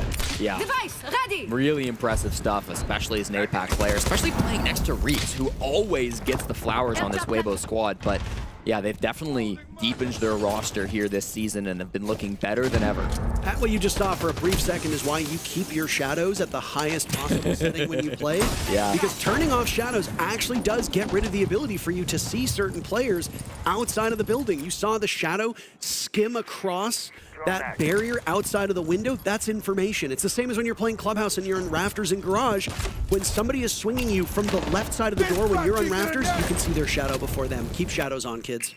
This round, we're going to see fire fighting with fire. We've got Gunner on the Capitao, who's going to be playing up against Speakeasy on Tachanka in the CEO position. Speakeasy's in a great spot to deny the plant vertically, protect himself with that fire grenade, but if Gunner can hit a great arrow, he could force Tachanka out of position, maybe get himself a free kill on the top floor, whilst his team tries to sneak a plant in down on the main floor. I think it's been a while since we saw a Deimos shotgun, Jesse. They've been favoring the AK a lot recently, but I saw Houghton playing the shotgun on Ying earlier on Clubhouse. Now it's Kino running that SAS shotgun in the hands of Deimos. And I mean, it's going to function a lot of ways similarly to these other ops where you've got your sidearm as your main gun.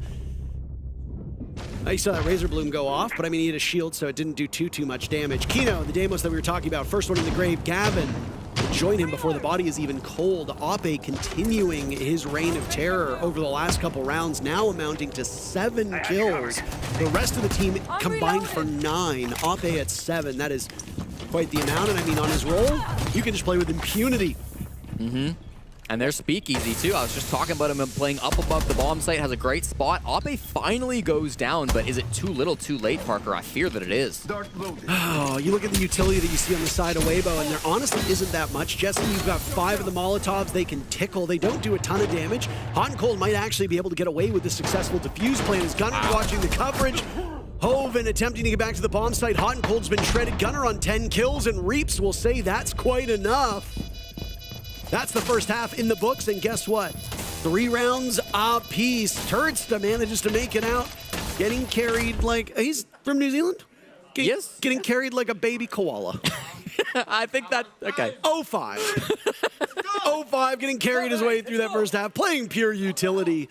Go get those impressions, Parker. I'm just rage baiting. I'm farming it today. You know, it's like when I wake up every morning, I just think to myself, gotta get those impressions. And then I have my cup of Folgers. So, you know. I'm going to have to start waking up in the morning and think, God, I wish Gohan was my coach. Because I think he really has done an insane job. Both of his tack timeouts, he's talked about, in the first map, he talked about 1 strategy, 1 round. In this map, he talked about 2 rounds, 2 strategies. Every time he says, guys, we're going to do this, they do it exactly like he calls, and they win the round because of it. I really think that Gohan is an underrated piece of this team.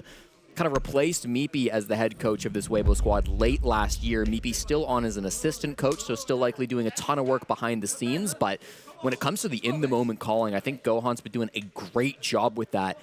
M80 still sitting a 3-3 tie, but WEIBO looking like they're starting to pull things back in this game. I mean, there's a reason why they look like one of the best teams at this event. It doesn't matter who they go up against, right? I mean, if you want to be the best, you have to beat the best.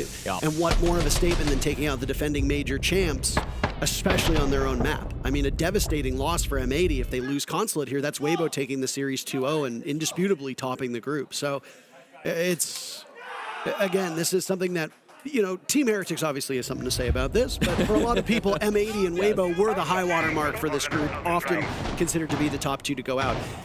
Sprabooni's been doing a lot of our stats for us. You know Sprabooni very well. He's done stats for a ton of events. He's really quite terrific at his job. He showed off a graphic to us yesterday of the percentage of coach timeouts translating to an immediate round victory. This was from a couple years ago. And you know, it was crazy acing a lot of the coaches who aren't around anymore. Goddess actually was the coach of Sonics at the time, and she had the highest conversion rate, so credit to her. But I would love to see that here, because we do talk about how good conversions are. Go on is 2 for 2. Yeah, I actually had a conversation with Spra a couple days ago, and he said that you will have that later in this event. So look forward to that. We should be able to get that data in our hands very shortly. For now, though, M80 will still have their attack timeout to try to stop the momentum swing. They're not in a bad spot. 3-3 defending on Consulate. I don't want to ring the alarm bells too early. I would still rather be M80 in this game than WEIBO, but the momentum has shifted a little bit from what we saw through the first 3 rounds of this game.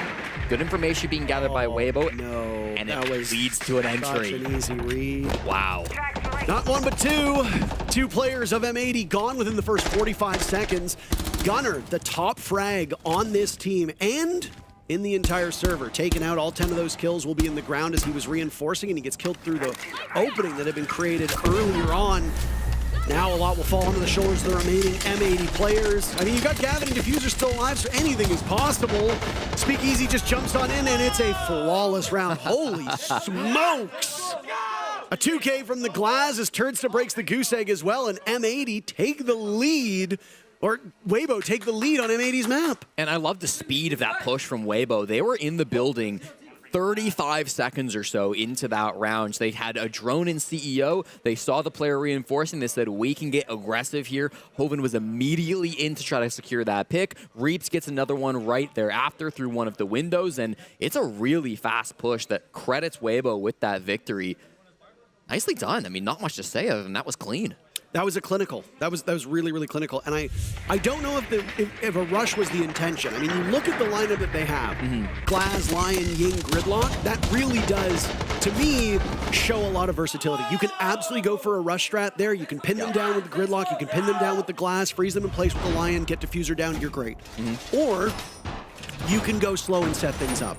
Use those secondary hard breaches to open things up slowly, work your way across this top floor, paralyze them with the Lion, have the Glass posted up somewhere to hold the cross, and you're in a very powerful spot. And I think a big reason why WEIBO thrives so much in that situation is because they're so good when they play fast at following that up with more and more kills. They're the highest conversion team at this event coming into day 3. So they win the highest percentage of rounds if they can get that opening pick. So if they do go fast, especially on the attack, if they notice a gap, if they can get that early frag, they are so good at playing together and not letting those advantages slip away. It's something M80 needs to be really careful for over the next couple of rounds. And when you talk about that, WEIBO has drawn first blood 5 rounds in a row now. They've only been unable to convert a single one of those rounds. Wow. So M80 was also very good with conversions too through this map and the tail end of the previous map. For sure. So I mean, both teams showing some success here. I do have to wonder if they hadn't gotten that early pick on Gunner, if they wouldn't have hit the, if they would have hit the Jets. They got that pick on Gunner and then they just said, let's go, go, go, go, go. Maybe the intention was always to be a quick push, but certainly after that pick, the site was wide open for you. Well, round 8, time to reset. We go to the default bomb site of top floor, and this is very clearly going to be a CEO take. No secret about that. M80 will be well aware. They know that if they can get the buck out from below, then they can go below to stop the plants. Reaps, after opening some floorboards, survives on 1 HP and gets out to his team. Speakeasy on the Osa has the defuse kit in his pocket. And of course, Osa, another one of those operators that got a slight buff, a little bit faster to put down and pick up that shield. But is it going to be enough when you're playing against these toxic babes from Kino and all the explosives that they could potentially have? Tons of stall potential from M80, and they can ride out whatever obfuscation you want with the Warden on the board. It will really hinge upon Reaps down below, but he's walking wounded. There's very little left of him. What remains is taken out by Kino, so at least one player on M80 has a set of eyes down below, and that is extremely beneficial for this North American team who are looking to hold on for dear hope. They've kind of lost the plot on their own map, but they've got time to fix it. And given that they picked this map, Jesse, and with this being so defender-sided, M80 should be in a strong spot moving forward. But just because you're there doesn't mean it'll happen. This is awkward, but there's really no backup plan for WEIBO. They have to commit to the CEO plans. They've got to bait out those smokes. Speakeasy takes so much damage from that toxic babe as he almost puts the shield on the ground. Now they've probably got to get that defuse to somebody else. There's still toxic babe in the pocket of Kino. This push is going to require some real blunders from M80 for it to work from WEIBO, or they're going to have to peel off and do something else, and I think that's what we're seeing right now. Hard to overstate how important Reaps was for this push. He needed him below to make those defenders so uncomfortable. It has not worked out the way that they wanted, and a very linear push is now completely unraveled. Playing keep away as M80 as WEIBO wanders towards the bomb site with very limited time remaining, and they are just getting picked off one by one. Reaps will go down, Op-A down, Turdsta and Hoven last 2 remaining, toiling over by Des. Kino finding 2, Houghton with 1, and a flawless round by M80 to equalize. That's a desperately needed round. A loss there for a 5-3 scoreline for WEIBO. Could have broken the backs of M80, but they managed to stick the landing. Yeah, really good defense coming out from M80. They read that attack like a book for WEIBO. They knew what they had to focus on early with that smoke or that buck being taken out down below. I think Kino on the smoke was the real star player of that round for M80, using those toxic babes, of course, to stall out the Osa plants, make sure they could not get comfortable, but at the same time, fragging out, making sure he walks around and gets those kills. I believe ended with a triple through round number 8. So really nice stuff from Kino. Obviously didn't have the best start to this event. He went -14 through the first 2 maps yesterday. You and I cast that game, Parker. We had a couple of criticisms from Kino, but then was the highest rated player on map 3. When it mattered the most, Kino locked in and was able to come out with the win for M80. So good to see Kino jumping back on the saddle. He's playing really well so far today. Yeah. Really good stuff by Kino. Lowest rated player yesterday, but again, his role often necessitates that. We do tend to focus a lot on the support players who do poorly just because numbers are really easy for the audience to understand, right? If somebody goes 0 and 6, you do need to kind of point fingers at them because it doesn't matter ultimately what role you're on, you probably should be able to muster a couple kills when you're put in that situation. Not all kills are equal. Sometimes you're getting those, 0 frags because you're getting killed in comically bad ways. Sometimes you're dying because you're droning and doing nothing involving the fight, and other times you're playing entry and just getting smoked every time you get into the building and ultimately failing on your role. So it's really important that we contextualize it. Is that a G36C Ash? All right. Yes, it is. Okay. All right. We're going old school, Parker. I mean, maybe he's trying to do it to kickstart his own fragging potential. When we talk about lack of kills, Turt's 2 kills came in just a single round. Round 7. Yeah. So beyond that, he really has not been effective outside of whatever utility play and calling that he can do to his teammates when he does die. And there's the play from Gunner, shutting down Turd once again. 2 and 7 will be the stat line after 9, so really not where Turd wanted to be. Gonna happen to make this push work. 4v5 now from WEIBO. We're back over towards Piano. There's no rush. They really don't want to go basement, which is very interesting from M80. And as this admin clear starts to take shape, Parker, it's really been struggling with this clash. No real movements happening until just then. Oh, Hotten's in a bad position. There was a nade behind him, a nade in front of him. They'll trade kills before Gavin and Gunner both get on the board, leaving Speakeasy and Ape empty-handed at this point in time. Saw Speakeasy trying his best to deal with the clash of Hotten. Having some difficulties, though. I mean, hey, you've got 2 good gunners still remaining on WEIBO and lots of time. Anything is possible, but M80 certainly look far more comfortable on the better side of their own map. Go figure. Well, WEIBO have site control right now, Parker, but it's not a mystery to M80. They would rather play above the site than directly inside of it. Even with a Blackbeard, they should be able to stop this plant. The clash will continue to assume the position. This is the real trouble for Ape. Speakeasy's not really in much position to help at all. He'll test his reflexes here, but even on land, that small peeker's advantage will break in favor of the clash. Down goes Ape to Kino, and now it's a pick your poison situation. Look to the left, look to the right. Speakeasy finds Kino. He'll have to deal with Gavin, Gunner, and Hotten. Gunner at 13 kills. A really quite so tremendous feat, and I mean, he was the Manchester Major MVP. You know how good Gunner can be. The rest of this team, though, look like they're just going to wait it out. Speakeasy moving as far away from the bomb site as possible. I think WEIBO is going to settle it down, take a technical timeout, even though it won't be a real timeout, and the round will go to M80. Yeah, and I think this is an interesting point you brought up, Parker, when you said WEIBO had 5 straight opening kills. That has immediately flipped on its head. M80 getting the last 2 opening frags, so turning that stat on its head a little bit. And you think about the way they've been getting these opening picks, too. They're going out and hunting for them. They recognize a buck is below them on CEO. They go and they get it. They recognize somebody's over on the admin windows. Gunner jumps out and he gets that kill. It's really been M80 hunting for these early frags, something that a lot of teams are kind of afraid to do up against WEIBO because they are so talented, and in those early gunfights, they can often just fry you.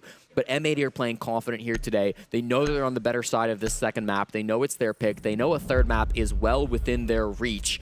I think this confidence is starting to snowball for them now, as they've been playing really, really well these last couple rounds to get that early entry.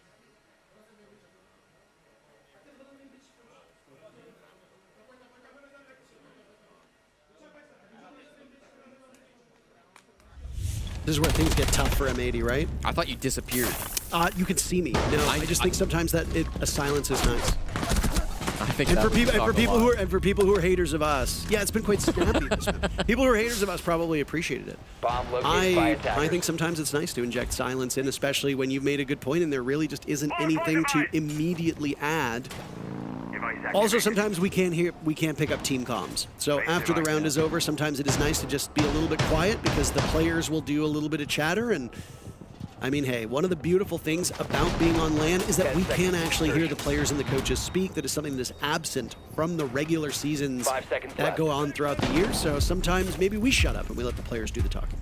Interesting note, just the fact that we are back on console. Obviously, M80 played this map yesterday against NIP. That was a 14-round game, so they played a lot of rounds. Not once did they defend the split site. This was the one bomb site that they avoided. So any VOD review WEIBO have been able to do will not matter on this specific site because M80 didn't play it yesterday against NIP. So very excited to see what kind of a strategy they've got set up. Obviously, the Denari being brought by Diffuser, and then a lot of information being held by Kino as well with that pulse. It's going to make it kind of awkward to maneuver around for WEIBO. Jesse, you've got the numbers in front of you. My numbers suggest this is the first time we're seeing this bomb site here at SI. Okay, yeah. The whole SI makes sense. Well, I referenced it. I referenced it earlier. So there was like Funhouse where we'd only seen three bomb sites. Oh, I guess so. This is called a callback, Jesse. Oh. And then it just further strengthens your point, Jesse. Thank you. That's what I say every morning when I wake up. I want to strengthen Jesse's points, and then I have my cup of Folgers. We live very similar lives.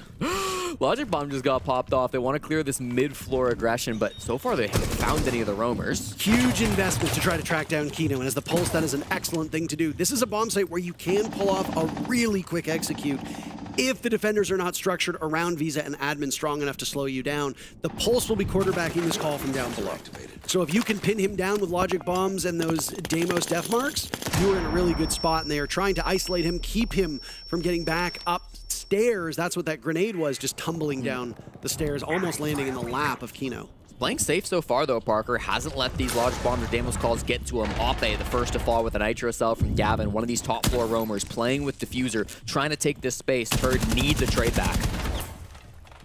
He's fighting right now for his life upstairs. Two silhouettes that we see, none that are available for him. Oh, a missed opportunity. He might have almost caught the head of what I imagine is Diffuser. Yep. You can't have turds to get bogged down up there, because then that puts a 3v4 on the rest of the site, especially with them holding that vert angle. Kino, who was tracked so hard before, finds one, but that's all she wrote. It's a full push downstairs. This is not abnormal, but it's something you don't see all that often. Hot and cold, fighting for his life, and Gavin will find the last kill to propel M80 forward. Oh my goodness. Map point for M80. Matthew Stevens, hot and cold in the bottom floor. The trade game from M80, exceptional. You go back to the start of this game where maybe some unfriendly words were being exchanged between Hot and Gavin and some of the other players. In that round, you saw the teamwork coming alive. You saw everybody on M80 communicating with each other, being aware of that fast push back down into the basement, trading things out, and making sure that they never lost that man count advantage. It was a sneaky play from WEIBO to have some pressure up above and then quickly come down to try to hit that bottom floor site. They spent so much of the round on the mid floor, so much of the round on the top floor, but when it came to locking down the site, Hot and Cold, Gavin, Kino, those players really were able to do great work, and they really did shut things down. The attitude on M80 is totally different than it was about an hour ago. You honestly had like a funeral vibe in that very first map. Yeah, honestly. They were yawning. Gunner yawned. Hot and Cold yawned. They did not look particularly awake nor very alive. And frankly, they weren't really alive either if you watched Clubhouse. They were dying over and over and over again most rounds. Completely different now, though. A huge injection of energy on the side of M80. And a team like M80 that you know structurally is going to be good, strategically is going to be good, mechanically is often quite good. Yeah. Sometimes confidence is the difference maker here. WEIBO have shown up, and through all three play days that they have had here, they have stumped their opponents and surprised them. That's a confidence-inspiring situation to be in. So if WEIBO can go up against a formidable foe, which they are right now in M80, and M80 can find that same moxie and confidence that they've had at so many events, well, now it's WEIBO who have the long faces and are looking like a shadow of themselves. It will be intriguing to see what happens in map number 3. It's looking pretty likely at the current point in time, as M80 are on the good side of their own map and are a single round away from us going all 3. Yeah, this is where WEIBO needs to prove that they can really step back and have that impact that they need to be able to find against a team like M80. This is that top team that they've been looking to play against all tournament long. They haven't been able to come up against. 6-4, 2 rounds, the toughest bomb site on Consulate, and an opening death for Speakeasy. That is unlucky. And it could be the first domino to fall. Down goes the Nomad, a strong operator on a flank roll that will be able to enable this push. You still got a couple other strong ops on the side of WEIBO, but things are not looking particularly good. The guns on WEIBO have really fallen silent over the last couple rounds, the latter half of this map in particular. Jesse, we are 11 rounds in, and all but 1 round has been decided by the opening pick. Get the first blood, you win the round. The only time that did not happen was round number 4. Well, guess what? M80 got the opening pick. They're going to continue to double up. How about tripling up? Only one still standing is Hoven. Abe's been downed. He's down but not out, so he can still be retrieved, but I don't think that's the focus for Hoven at this point in time, and he is being watched by a bulletproof camera. Got a lot of gadgetry in front of him to deal with as he has to work his way through this maze of consulates upstairs. He'll make noise in the process. They know exactly where he is. Top spiral, he can vault out the window, he can rotate to bathroom, but this is not looking good at all. No, Hoven's really got nothing to play for and just gets shot in the back. M80 managed to win the second map of this series, forcing us to a third. The Munich and Manchester major champions have brought this all the way to another decider series. Parker, what a fantastic game we've got in front of us. I'm glad it's gone this far. It couldn't have gone any other way. No, and I mean, both of the maps, 7-4 score lines. You pick the map, you win 7 rounds, your opponent is held to 4, that's it. M80 did look good through a couple of these rounds, but both teams showing some deficiencies. Now we eye Nighthaven Labs as the tiebreaker. Both of these teams, in terms of the hierarchy of this group, said to be near the top. Which one comes out ahead? Labs will determine the victor. Enemy devices are off the board.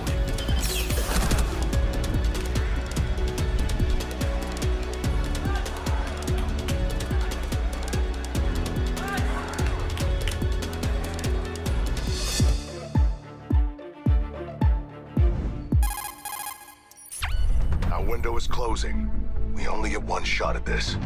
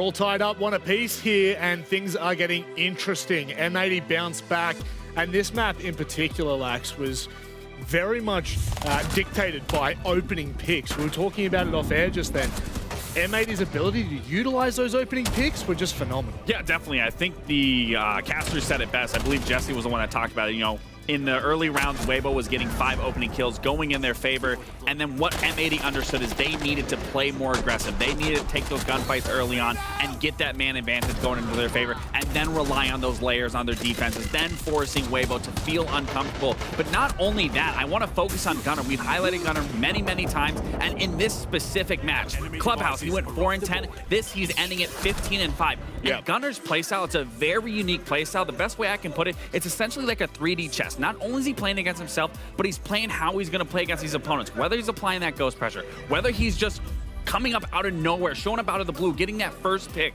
It is so instrumentally sound in how well he is playing his position. Again, 15-5, but everyone across the board was putting up numbers, supporting one another, and also just playing for the objective. Well, I mean, we've got a series on our hands now because it's going to get a lot more intense. And fortunately, we've got an absolute legend standing by to help us break it down a bit more.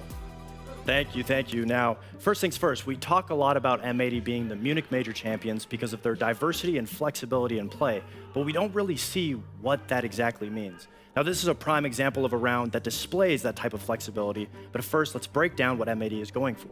We're going to see Kino and Diffuser taking side door control and Checkers hallway control to be able to go for a side hit or take top spiral.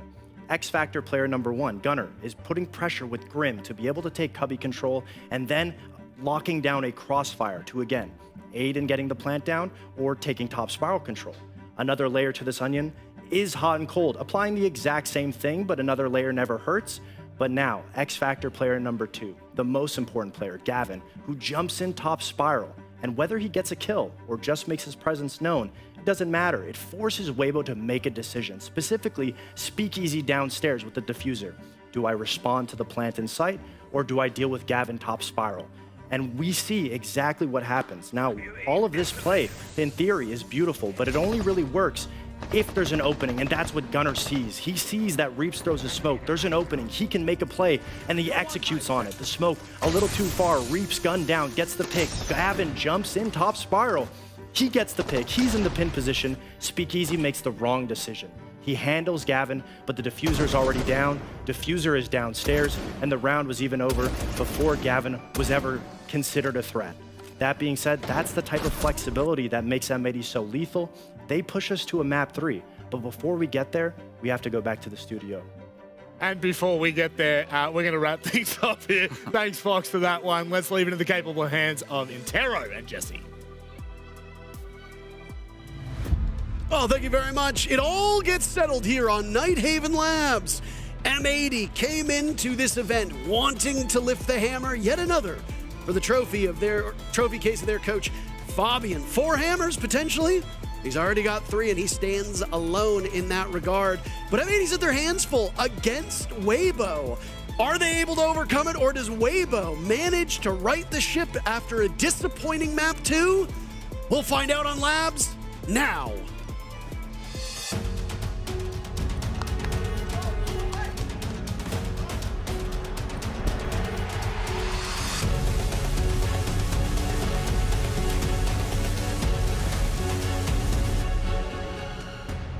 The champions of the group of bluets, which is the flower that represents Group A, will likely be determined on Nighthaven Labs, a secure military facility located just off the coast of Singapore, which is indeed the hometown of WEIBO's captain, Speakeasy. Is it a sign? Is it a message from the fate gods themselves that WEIBO are destined to top a group for APAC here at the Six Invitational? Time will tell. M80 certainly hoping that that's not the case. The major champions from Munich are hoping to disrupt the winning streak that WEIBO are on. And on Nighthaven Labs, I think they got a good chance of doing so, Parker. They played it twice in the North America League Finals, losing to SSG, but then beating the Rebellion. WEIBO really haven't played this map a whole lot outside of APAC. And even against Elevate in the APAC Finals, they won it, but it took them 14 rounds. Bluet, that's a flower. The bluette, I use the French name for the flower because we are in France and because the English name is cornflower. Weren't you corn pop? Don't know how that's relevant. Did they name the flower after you? Yes. I think it's entirely relevant. Okay. I'm glad you think that. It's like most things, Jesse. It sounds better in French. Yes, exactly. It sounds much better in French. Well, it was a bit of a slow start for M80 all the way back in map number 1. Both teams winning their respective maps. WEIBO doing a great job early on. M80 was able to show some fire before WEIBO closed out Clubhouse. Then we look towards Consulate, and M80 goes off to a strong start. WEIBO wins a couple rounds, looking a little bit more self-assured before M80 switches to the favorable side and closes them out themselves. You are exactly where you want to be for both of these teams. Well, I mean, neither of these teams want to be in map 3. Both of them ideally would have liked to have stolen their map pick, their opponent's map pick. But most coaches will tell you, and most players will tell you, you go into a best of 3, especially against a strong opponent going, we'll lose their map, we got to win the 3rd map. So now here you are, a single best of 1 on a map that some teams know really, really well, and others have some struggles with. We'll likely see an early mid-floor clear coming out from M80. It's very rare to see defenders here on the bottom floor, but Hoven is actually playing inside a cargo, so there will be something to contend with as Gunnar makes his way below the bomb site. At the same time, his teammates happily opening up the IT wall. Some good ace breaches, of course, with the bans of Bandit and Kaid. There were no real issues opening up that wall, Mira not being played, so happy to get that open quite quickly. But look at Speakeasy. He's actually come downstairs to play alongside Hoven below the bomb site. It's rare to see one player down below the site, even rarer now to see 2. But I think with Kino's intel, Gunnar is very aware of what awaits for him on this mid-floor. This is a relatively big map that plays out quite similarly to others. We saw Clubhouse back in map number 1, and right here is almost bar for bar what you see from Clubhouse. This Raptors, this garage portion, and it's being taken by Kino very similarly to what we saw in Club.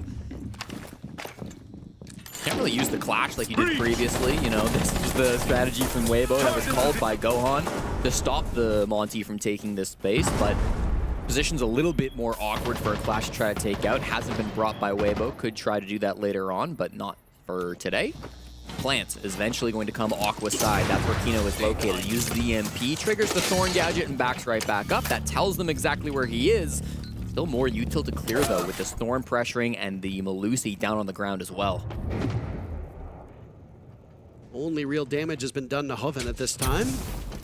He just waits, and there goes some fire from Capitao. Capitao also receiving a buff with the mid-season change. If you haven't been following along, Diffuser clears out Hoven on Fish Stairs, and he's got Hot and Cold and Kino in tow. Diffuser gets dropped, so the guns finding their marks on the side of WEIBO, at least temporarily, as Diffuser can be retrieved. Reeks has also died, so for WEIBO, they've managed to get one player down, but nothing secured, and Diffuser gets picked back up. It's a swing over towards that catwalk door. Speakeasy finds 2. Hot and Cold gets 1, and it's suddenly Turdsta. He didn't exactly have the best second map. Can he make up for lost time here? 3 players in front of him. He will just have to pick his targets appropriately. The Bucket Gunner will scoot on by. Turdsta finds him, and Hot and Cold. He needs to play keep away for the remaining couple seconds, and Gavin will not be able to grab the Diffuser in time. What a post up from Turdsta to hold the round together and give WEIBO the lead. Unbelievable round from the support duo on WEIBO. We saw it, of course, Turdsta late there at the end, clutching the 1vx, but then also his captain, Speakeasy, early in that round, gets a couple of crazy shots to keep the numbers close, to stop that aggression from M80 coming in on the Aqua Hall. They did a great job of coordinating, despite the fact that M80 had a lot of advantages. They had the IT wall open, they were winning fights towards rafters, their bottom floor was being cleared with great utility, with great information. It felt like M80 were doing everything right. But those 2 first kills coming through from Speakeasy, and then Turd in the 1v3 knows exactly how to position himself. The time is a little bit too low for M80. A decently common criticism of this team is how sometimes it takes them a bit of time to get that defuse kit on the ground, while this time that does come back to bite them, and WEIBO take the first round. That's a good start, and this is, I imagine, will be a dogfight moving forward. These teams should be pretty evenly matched on paper from what we've seen of them so far through the first 3 days of group stages. Well, M80 had a bit of a struggle against Ninjas in Pajamas in their maiden voyage yesterday. They had the first day of groups off and then struggled a little bit against NIP. Jesse, you were spot on when you said that Ninjas in Pajamas would very likely be the team that would trip up this M80 squad. It came pretty close. WEIBO, for their credit, they crushed NIP in the very first day. Round number 1, WEIBO and NIP rounded out the play day, and it was a 7-1-8-6 across the 2 maps for WEIBO. And then WEIBO did a significantly better job against BNK FERETICS with a 7-2-7-0 scoreline. Conventional wisdom suggests that FERETICS is the team that has the most to improve in this group. FERETICS has the day off today before NIP plays them tomorrow, and then M80 plays them on the final day. And again, if you want to make it out of this group alive, all you really got to do is beat NIP and FERETICS, and that's it. Again, M80's done one of those. They'll have to settle for the second on the final day. M80 with this map win, if they can secure it, will secure playoffs and cannot get eliminated mathematically. WEIBO already in that position, and this top floor roam clear, I think, has gone pretty well for them so far. It's taken about a minute, but M80 have the full top floor. Mid floor is still something they're working on, but they've got Ram, they've got Buck, they've got Shields, they've got a lot of pressure that they can apply onto these roamers to force them back into the basement. Diffuser strikes first. He finds the Azami of Hoban from outside the building, takes him out inside the hallway, and that's going to give them that advantage and put a little bit more pressure on the WEIBO players. Now do you feel you have to stick around, maybe go lurk inside a cafeteria, maybe go for a flank back up into that top floor in order to equalize this man count, or are you just going to play into their hands and retreat back to the site? Sitting and waiting now as Hoven has died yet again.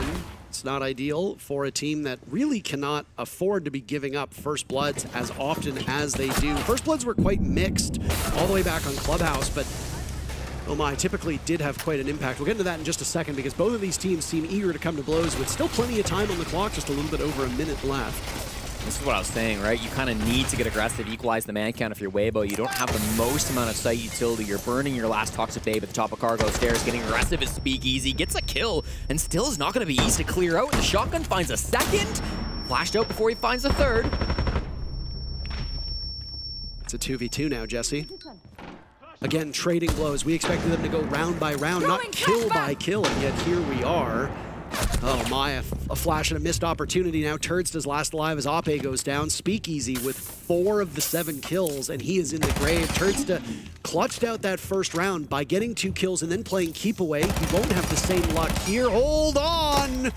He takes down Haughton, and now Gunnar is exposed in this position. He's just out of reach, and he finds him! My goodness, Turdsta!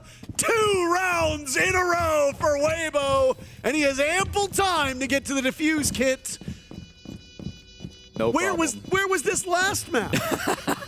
Parker, it's the exact same story over and over again where M80, they've got a good game plan. They know how to attack these sites. They get the man advantage, but then again, back-to-back round-winning clutches from Turd. And it's his positioning, I think, that shines through as the key example of how he's able to get these wins. He really does seem to find that success when he can get himself into those last dying seconds. M80 are forced into a plant because they don't have time to do anything else. He was able to retake that top floor in the midst of that, and I think Turd really did just put the team on his back for the second round in a row. Excellent job being aware of where that plant went down.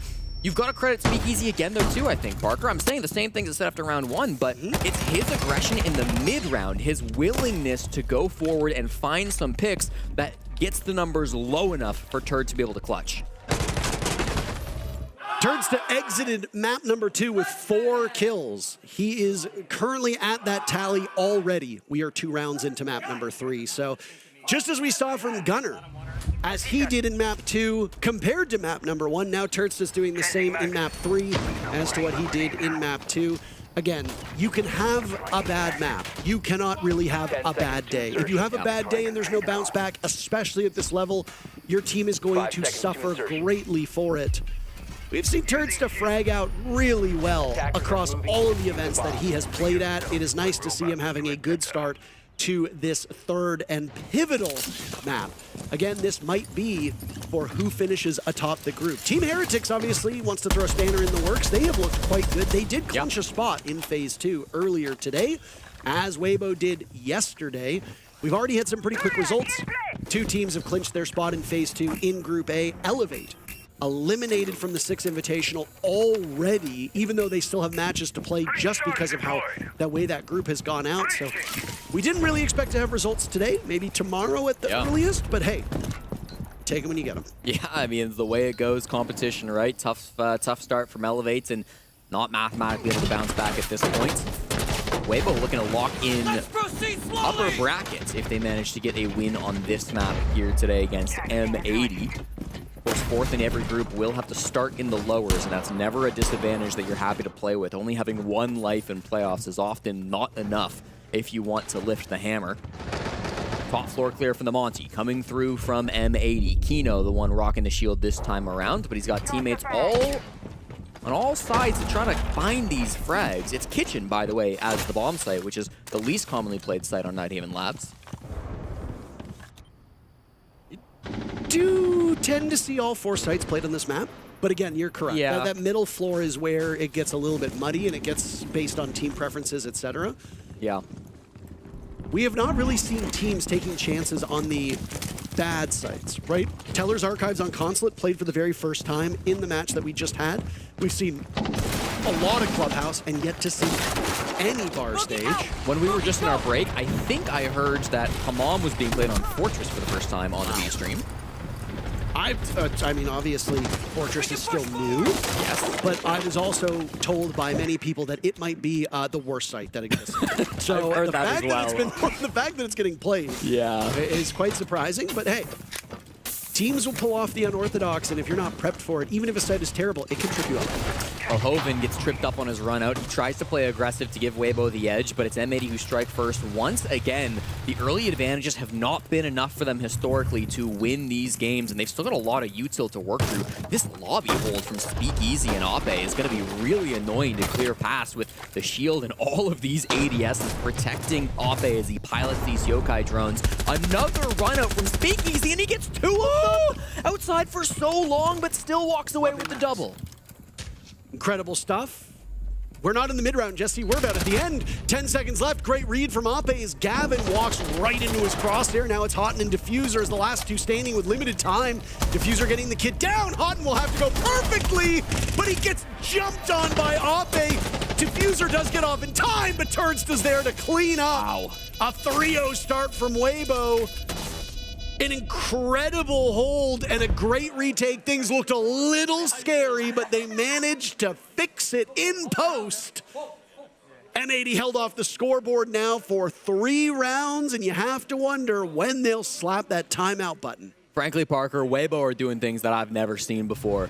This would be a good time for Fabian to maybe jump in, ask for attack timeout. It would have to be after the bans if it does come through like this, because 0-3 through the first site rotation is a devastating result, especially when they didn't go to what is usually the 3rd site, which is, of course, storage room and control on that mid floor. But WEIBO just making aggressive plays late without advantage.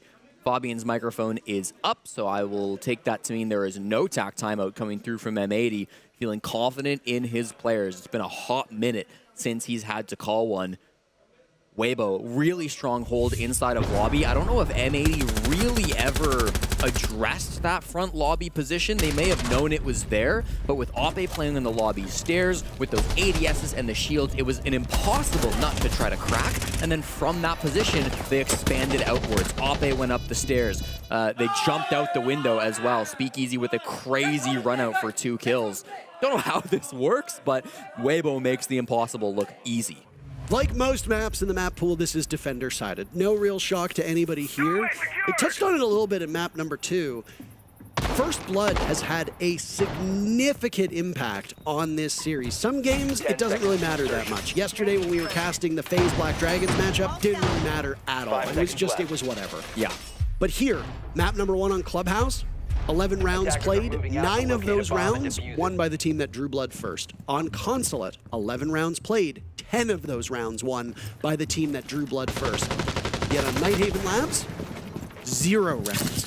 M80 has struck first in every single round and has failed to convert successfully. So just sometimes maps play a little bit differently. You highlighted how good the mid-round has been from WEIBO, and Turdston did clutch 2 rounds, so that can also skew the numbers a little bit. So I would bet you as well that's part of the reason Fabian's not calling attack timeout. Yeah. Because M80 have played better for the majority of all 3 rounds. They've had the advantage going into the final 60 seconds, I would say every single time, but ultimately WEIBO are just pulling out some heroics. Turdston currently sitting at a 241 EPS. That is screaming high. That is higher than God at this point in time. So, I mean, eventually that number will come down, but through 3 completed rounds and now into live action in number 4, that is quite an impressive tally. Speakeasy sitting at 176, too. Those are great numbers. Well, Kino's Monty has been banned by WEIBO, so he jumps onto Ying instead. He's got the shotgun, he's got all utilities still in pocket, and he's posted himself just up outside of Rafters, hoping to cause some chaos to clear, I believe it's Reaps that could be playing inside that position. Oftentimes that garage spot can be very, very strong. At the same time, Diffuser does work down below. This is where we saw the Buck previously playing. And as Reaps backs off, starts to reinforce that wall, plug it back up with Kibas. I think WEIBO are saying we've wasted enough time.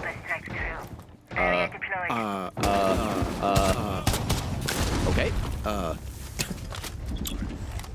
Controller disconnected. Don't really know what to say there. Ape was waiting for Kino to vault in electrical and then throw the nitro cell at him, and Kino did that, and then Ape did not move, and then Kino killed him with a shotgun. And Ape did not move at all once. So don't really know what was going on there. Maybe it was an improper sound cue. Maybe somebody was cluttering the comms. You never know. Yeah, must have been a sound issue, but it happens from time to time, and the opening pick has not done anything for M80 so far.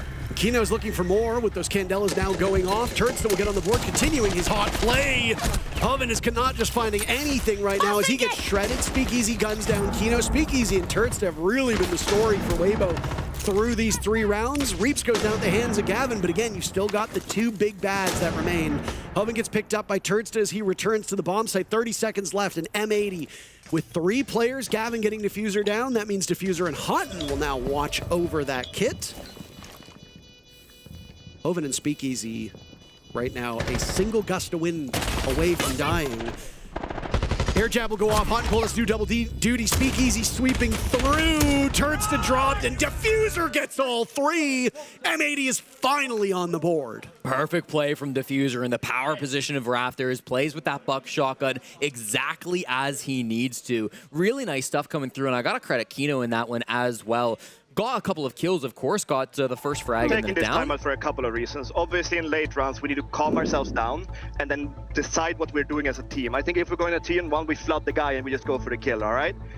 Second of all, Matt's call is final. No matter what it is, Matt's call is final. When we have this sort of round where we get 1-man power advantage and we have a guy flanking, flood the site again. Count the players and go together. We kill the warden, use the Ying, go through. Make sure to take initiative. So we don't just stand there, walk around on Monty and looking fucking everywhere. Take initiative. Matt is calling the phases of the rounds super well, but we need to utilize the calls that he's giving us. Because right now we've kind of looked a little bit like our eyes are looking 2 different ways. Focus up, listen to Matt. Initiative, initiative, together. I was caught off guard a little bit by that attack timeout, Parker. You don't see it called after a round win so often, but you heard the reasons from Fabian himself. He wants the team calming down in that late round. The team needs to listen to Hot and Cold. They need to listen to their captain. And I mean, he's right. The late round problems have been great, even if maybe in that round they were quite solid, and I do think they were. The first 3 rounds, the late round was getting away from them. I think going back to round 4 quickly, Kino's positioning on the Ying was critical, not only just getting the kill on the warden, getting the second down, but he drew a lot of eyes over towards the east side of the map, over towards Connector and Electrical. So if they can continue to have executes that look like round 4 and not like the first 3 rounds, then M80 are still in a good spot. 10 seconds left. I do like that we started off with Fabian's first time out, basically admonishing Hot and Cold for not leading properly, and ends what will likely be the last time we hear Fabian, at least in this best of 3, saying, listen to your leader. Matt's call is final. It just goes to show you that you can be temporarily mad at somebody and rebuke them or admonish them, whatever you want, but at the end of the day, you still keep to that structure. You still understand how the team functions. Yeah. So and it's the maturity again, right, with this roster. They've been through so much together as a unit. They respect each other at such a high level that you've got that level of trust in your players and in your coach. Yep. Oh, it's a very critical round. WEIBO can put themselves into a 4-1 scoreline, which would objectively win the first half, which is something that you don't really want. But I mean, for WEIBO, that is the win condition. This is a defender-sided map. If you don't go 4-2, you're in a bit of trouble. Uh-oh. Hoven's in trouble, Parker. He's just been caught on a drone.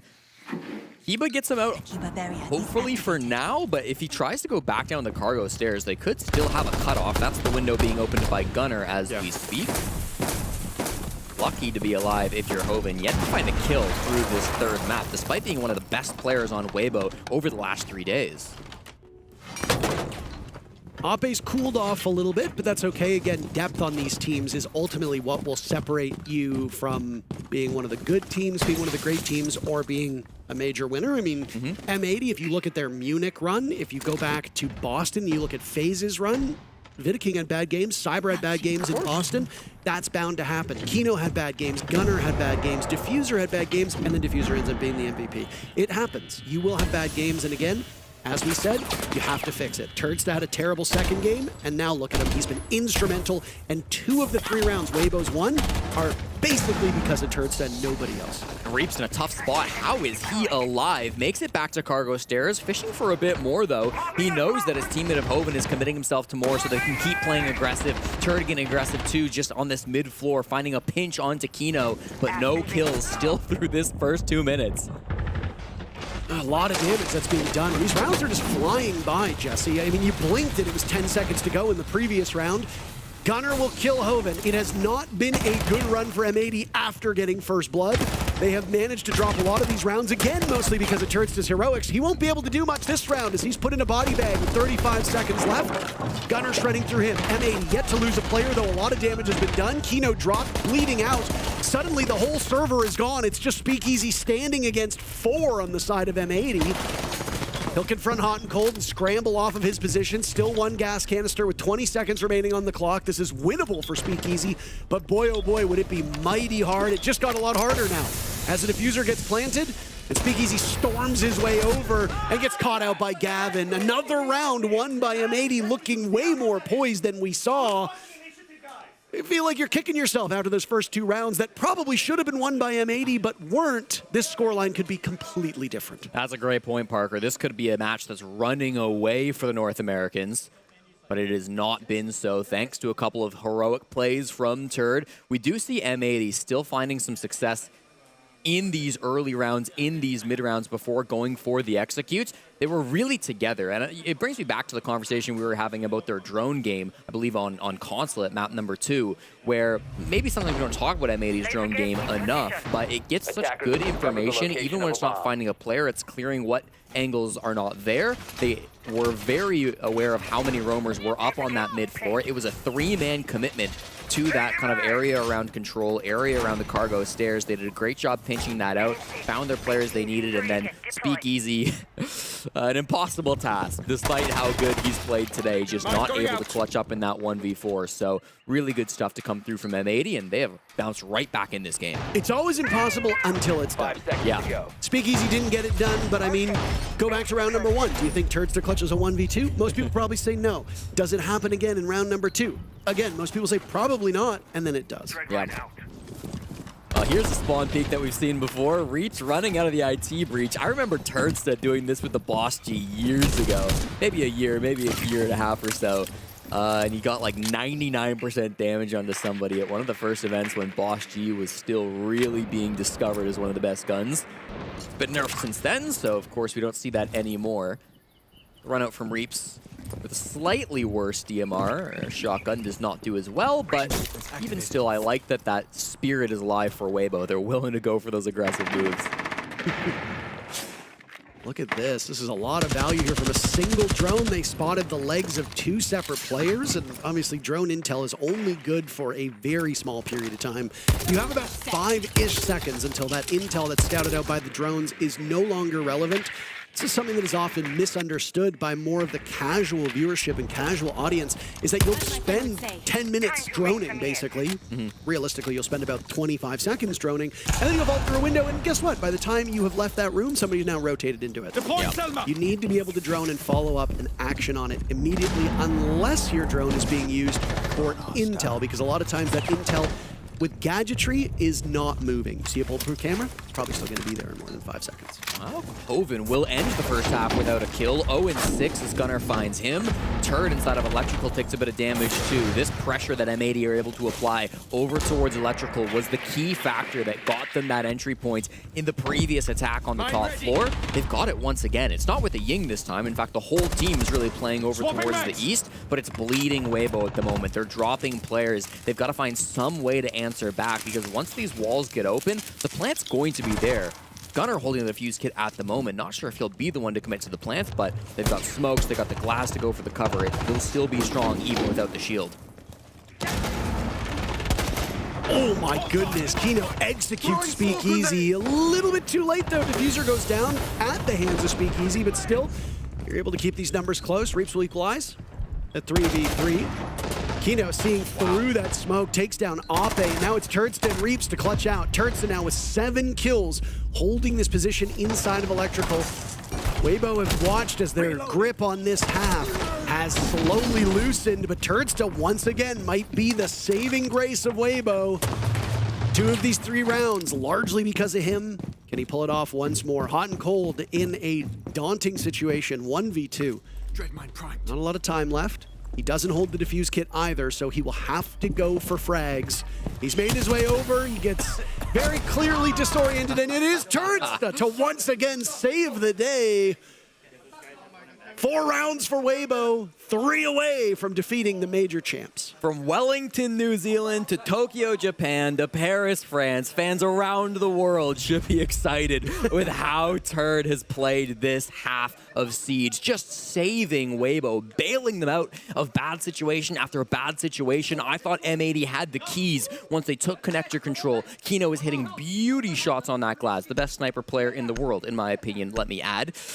But it didn't matter. We took you to say that. Because we got to see Turd stepping up into Electrical. He hits a rat spot and he downs the diffuser. The second he sees that kit hit the ground, I think a light bulb goes off in Turd's head and says, oh, I'm winning this round now. And my God, he just seems so good, so composed in the late moments of this game.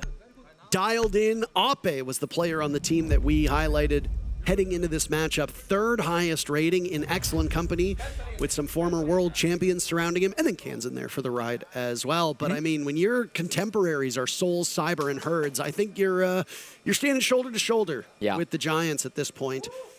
He's regressed a little bit. And I mean, in a best of 3, that is bound to happen. Even Shaiko, a player that people often refer to as one of the greatest still remaining, if not the greatest player, that is still actively playing the game, does tend to fall off and have some issues in best of 3s. Everybody does.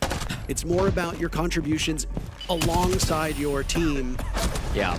I really feel like this has been the biggest story for WEIBO. We've always known that they are talented gunners. We've always known that Reaps is insane. People have been talking for years about how good Reaps is, but this feels like the first time this WEIBO, Bleed, whatever you want to call them, core, has shown up to an event, and they've got 5 guys who I am terrified of going up against inside of a battle. I mean, Speakeasy at 10 kills, Parker. Turd has clutched 3 times. Hoven has had some ridiculous numbers, as you were just talking about, shoulder to shoulder with Giants. I feel like WEIBO are far more of a complete team than what we've seen before. And frankly, I mean, they're beating the major champions right now, Parker. There's no reason to say this APAC team couldn't go all the way and do what's never been done. No, I mean, absolutely. APAC has not really had much success over the last couple of years. I mean, you have to go back to SI, I think it was 2019, where Fnatic and Nora Rengo made that deep run.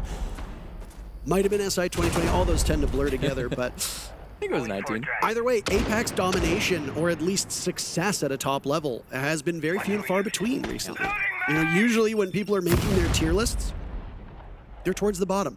And a lot of people had these APAC teams in their groups being among the first to go home.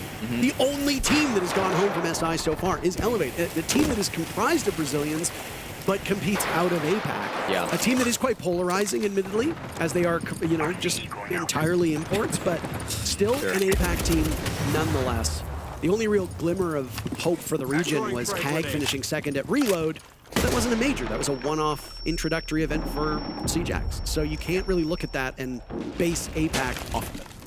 Well, sometimes the second half can be a whole new game, and that's what M80 are hoping for. They'll be playing the top floor first as we see WEIBO start to take garage control.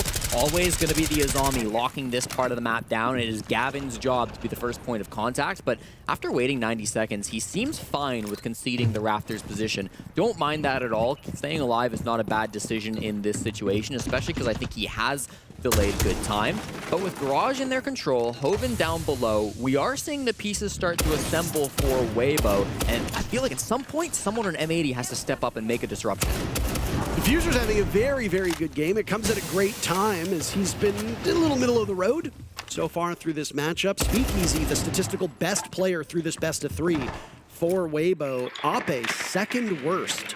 And second worst in the entire lobby, which again, way below what we see from him, but good news. You've got players who are doing very, very well, and Turdsta has been huge this map in particular. 19 kills between Speakeasy and Turdsta, 4 kills between Ape, Reaps, and Hogan. So 35 seconds as well. Toxic Babes going out, and Hot and Cold strikes first and second for a 2-man lead for M80. Hot and Cold continuing his great run. Diffuser's on the board now as well. M80 looking to make up for lost time. They're on the statistical better side of this map. They cannot lose out on a couple of these rounds. Ape taken out by Gavin. Now it's Reaps on very limited HP, holding on to the Diffuse kit. Maybe a look of confusion and worry on his face. Hot and Cold gets the job done, and M80 reduces the lead to but a single round. Very nice round from Hot and Cold. The second really big multi-kill he's had here on Nighthaven Labs. And talk about Houghton as a captain. He's been the focus of our cast for a good chunk of this, just based on how the series started with attack timeout. But I truly think he should be thought of as one of the greatest IGLs in the world. Go back to the start of 2025, right? Gets dropped from his organization. Half his team leaves to go sign with M80. He's kind of left in the middle of nothing. Assembles a pickup team, an orgless pickup team called Unwanted, leads them to 4th best in the world at last year's SI. Does an impossible task as an IGL. Through that run, he proves himself along with Gavin that they're good enough to get picked up by M80. This org kind of reassembles the super team that won Manchester, and they go ahead, they win another major. The Munich major becomes theirs. They go through highs and lows through the season, of course, but I feel like without the leadership of Hot and Cold inside the server, a lot of this just would not be possible. Good to see Matt stepping up for some kills late in the round as well. Has a big impact in round number 7 and keeps M80 very close in this 3rd map. Yeah, I mean, all it takes is these 2 rounds, right? And again, the scoreboard could look completely different if you don't have Turdsta pulling 2 rounds out of his behind to start off this map, right? Improbable clutches back-to-back. Might have mentally set this M80 team off, but it did put them in a deficit on the score sheet.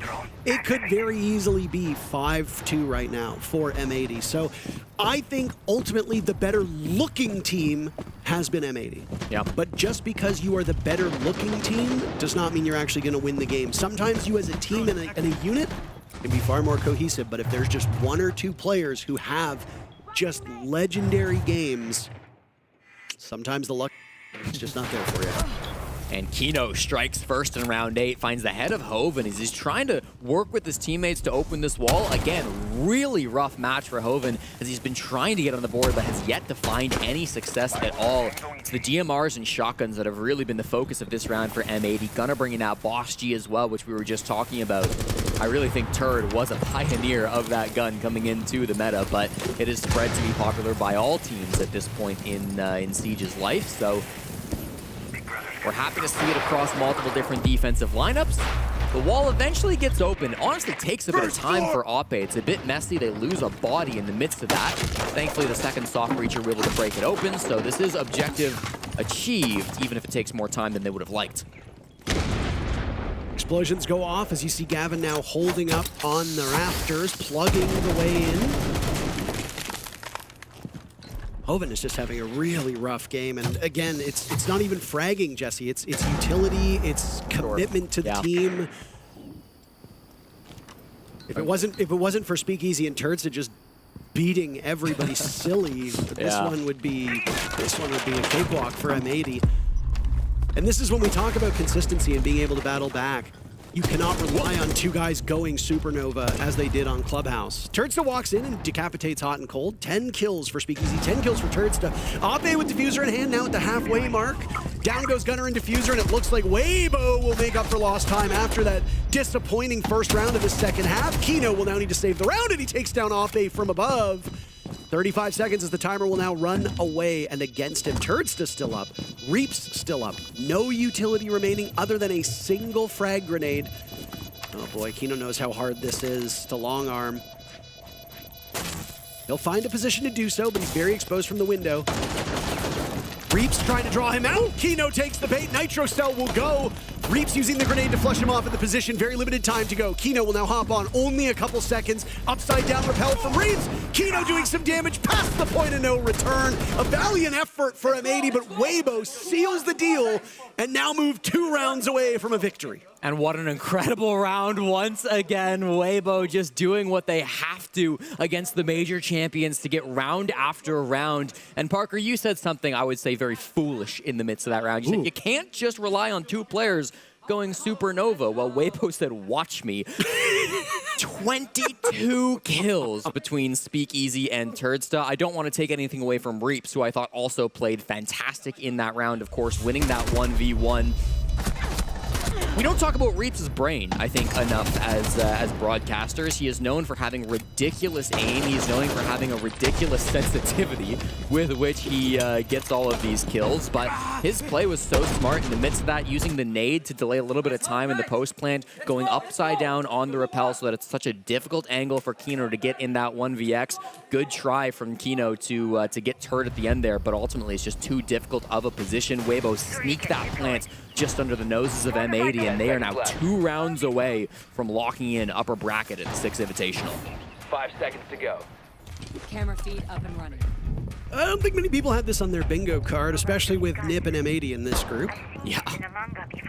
WEIBO's always a team, though, that is on the outside looking in. I think, honestly, what skews this is, A, it's the lack of success at an international event, and B, the last time they were at SI, they got blown up. Yeah. Right? Obviously, they had the flu. If you remember, you go back to that Joel team in Boston, they were tremendously sick. Like, you know when people say, like, I'm dying, like, that is, like, that's a light cold compared to what they had. Yes. They were incredibly unwell, and unfortunately, they had no Michael Jordan flu game. They just did not show up. So that, plus APAC historically being a weaker region at international events, yeah, you look at the defending major champs, you look at a team like NIP that is, you know, widely considered by other Brazilians to be one of the best teams. You know, yeah, these 2 teams are going to walk this group. Yeah. And now WEIBO's here saying, hold my beer. Yeah, no, it's been really impressive to come through. No doubt the, not controversial, the best team in APAC, showing exactly how good the region can be. I made it go Kitchen Cafeteria to defend for round number 9. Potentially their second last bomb site that they'll get a chance to defend here today on Nighthaven. But again, both teams seeming to like this bomb site so far. Already we've seen WEIBO take control of meeting. They've cleared out one of those shells being used by Gunner, so no teleportation is going to be happening with this Scopos just yet. Lobby control, I think, was the real linchpin that let WEIBO win this last time they were defending on Kitchen Cafeteria, but it's not being held as heavily by M80. Instead, they've got a lot of players in the site. Gunner a bit off-site, kind of over towards meeting more so. And then Kino, of course, just the one lone player trying to lock down Lobby. No shield, no ADS, it's just a Nitro and a Dream. No, Dream was on Cloud9 just. All right. Okay. Ape with 1 big kill, Speakeasy with another. WEIBO overpowering these M80 players off-site, and Diffuser, whose top frag on the side of M80 is in the ground. Persistent utility from Diffuser will still be present. Kino, though, an active gadget. Losing the Warden is rough, but as you can see from the lineup of WEIBO, not the end of the world that you don't have a Warden. Yes, there are smokes present from Ape's Thermite, but Warden is not the be-all, end-all. It's not like you have a Ying, it's not like you have a Glass, it's not like you have all these smokes that are going to be thrown down. Hoven finally gets his very first kill, and it comes in round number 9. It's reduced M80 to 2 players. 5 still upright for WEIBO. 30 seconds remain in the round. Hot and Cold on the run inside a kitchen, and it doesn't look like he can handle the heat at all, Jesse. Unfortunately for him, he's toast. Gunner with 2 picks, very quickly bursting out of his position, looking for the flank. Ape at the halfway point of the Diffuser. What can Gunner accomplish? Nothing. Turnstone with a dozen kills, and it's match point series point for WEIBO. They look so composed. They look so ready up against what is sometimes called the best team in the world. They are not able to be fumbled. They're not able to be stopped, Parker. Hoven also on the board. He types in chat off screen, thanks for the first kill. Congratulations. It's a team effort here in Paris, Parker. Everybody's getting involved. I mean, I said that Turnstone was getting carried like a baby koala in the previous map, and I'd like to issue a correction. Hoven has taken over now. Yeah. He's the one being carried around, and again, that's okay. Hoven is also the dedicated hard support on the team. If there's anybody who should be towards the bottom of that squad in kills, it's him. Yeah, obviously, I mean, we talk about kind of the trident of WEIBO sometimes of being Ape, Reaps, and Hoven. I think the last couple of days, they have been the ones to really shine. Today, Turd and Speakeasy have kind of taken over, but that's just, again, going back to the depth, right? I mean, consistently, this WEIBO squad looks so deep, so composed. And for M80, talk about a team that have done the impossible multiple times. They've risen to be the best in the world on 2 separate occasions, months apart, more than a year apart between their 2 major championships. At what point do they lock back in, or is this going to be a stumbling point that they so rarely see? This isn't a team where things come easy. This isn't a team where you get easy 2-0 wins. Of the last 10 best of 3s M80 have played across the NA Finals, this tournament, and of course, the Munich Major. They didn't get a single 2-0 win, but they did get 9 2-1 wins. To not find one here up against WEIBO would be a dramatic departure from what they're used to. Maybe a wake-up call that they need. Yeah. Again, Speakeasy and Turts are now with 24 kills apiece. It's gotten a bit more equitable down below, 10 kills between the 3 remaining players. But yeah, I mean, I don't want to say I misspoke, but with the way that Hoven has been playing recently, in this particular instance, they've been using Turts in far more aggressive spots than usual, and I don't know if that's maybe a stylistic change just for this map or set of maps, or if they've been using Hoven as more support because he's having a bad day. Yeah. We have seen teams change it up famously in that in the Charlotte Major final. DZ versus Astralis. Iconic came into that match as the highest rated player at the entire event. And he laid an egg in the grand final, so much so that by I think it was the 3rd map, they literally moved him on to hard support because he couldn't hit water if he fell out of a boat. So sometimes teams do make changes in the midst of it just to try and kickstart something. I mean, it's working for WEIBO right now. Turtsta has been exceptional since that 2nd map concluded. Now, rough start for WEIBO as they've lost Ape. M80 desperately need to win this round. They lose, that's the ballgame. What a shot from Turd onto the player behind the Clash. Managed to find the head of Diffuser. Potentially the last time that we'll see the former Rookie of the Year play inside this server for M80. They now have to clutch up 4v4. It was a good early pick onto Gunner. It was an aggressive move. He's not afraid of anything in situations like this. The 2-time major MVP knows how to lock in when things get tough. But here comes the blitz. They're inside of Electrical. They need to make their move now. Stalled temporarily by the Toxic Babes. Gives Hot and Cold a chance to move over with the Clash. He just needs to waste time, right? And with the shield being there, he can knock that shield off. It gives an opportunity for Speakeasy to take some serious damage here. And Speakeasy's been having a rough go of it with that Marigold gas. Now out of his position, outside of Electrical. Hot and Cold has flushed them out. But they didn't expect Reaps to sweep on through. Turnsta handled by Gavin, and now here comes the blitz. A nice follow-up, but Hot and Cold walking away, and Speakeasy gets baited in. Excellent play by M80 to draw out these WEIBO aggressors. Reaps attempting a jiggle peek onto Gunner. He fails, and now Hoven giggling as he gets as far away from them as possible, and it looks like he is... asking, a digital panhandler begging for a kill. I don't think he's going to get it. 15 seconds, no defuse kit. 4 players still up on M80. And WEIBO are just going to sit and wait this one out. He knew that Gunner was up there. Just happened to pick the wrong part of the rafter position. M80 putting together a comeback now. So a couple of things in that round, Parker. Number one, as I kind of said briefly in that round, I like the confidence from M80. They're still going for swings. They're still going for runouts. They're still having these high high risk but high reward moments where they're getting rewarded for going for some of those big jump outs, some of those big swings. Gunnar, the most obvious one, but even Gavin, I think, in the midst of that round, having some big swings onto the connector players. On the other side of things, WEIBO, I liked the brunt of their pushing through electrical, but Hoven was a bit disconnected. It's hard to get kills when you're not really a part of the action, and it felt like in that round, he was all the way, he was on the bottom floor, he was more towards kind of the garage side of the map, and I think he was trying to go for a play with the Capitao where he can burn somebody from down below or throw some smokes from down below that would have assisted in that push, but it just didn't feel like he was able to find the impact he was looking for. It ended up being the last alive, not really impactful throughout that execute. So something that I'm sure Hoven will be looking to get more involved in these next couple of rounds. And M80 have just chosen to go to Kitchen Cafeteria for round 11. Parker, this did not go well for them previously. It's been played twice today. It was successfully won by WEIBO both times, and it's thought of as the worst bomb site on this map. So this is a huge risk from M80, believing in their ability to go back to this site, not wanting to go into the basement at all costs.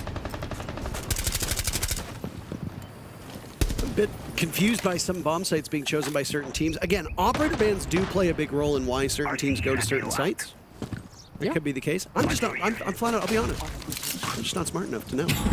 I'm not smart enough. I don't play this game. It would be a good interview question after the fact, but of course, M80 would have to come back and get the win for that to be the case. Jesse, you decided to leave the desk. You don't get to dictate what the desk does when you are done casting. Okay. Well.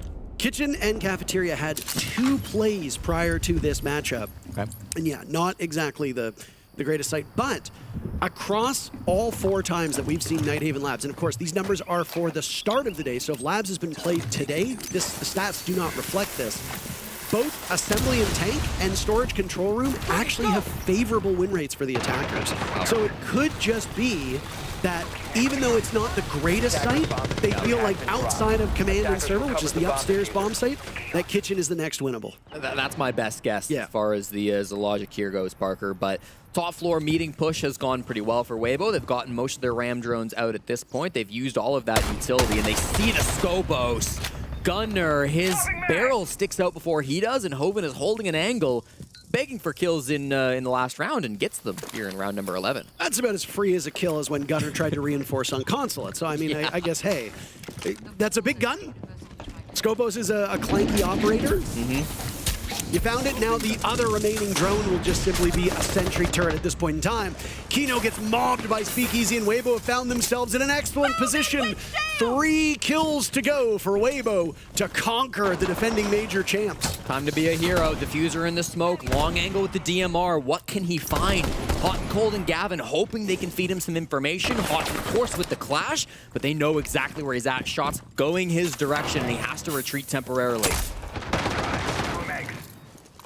What a showing this has been from WEIBO. This has been an excellent series so far, by the way.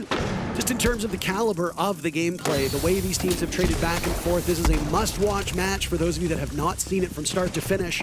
And the finish seems like it's coming pretty soon, Jesse. Diffuser on an island, and it's won flawlessly by WEIBO. They conquer the defending major champs. What a statement through 3 play days for this APAC team. They look like world beaters right now. There's no stopping WEIBO in Paris, Parker. They seem to know exactly what it takes to beat even the best of the best. It wasn't a fluke. It wasn't just that they were playing poor opponents earlier in the tournament. You put them against anybody with the gun skill that this team has, the coordination that they need in the mid-round, and that late coaching coming through from Gohan as well. All the pieces are here to send APAC all the way to the finals. An incredible showing, but we've still got more games to go. We'll be back after this break.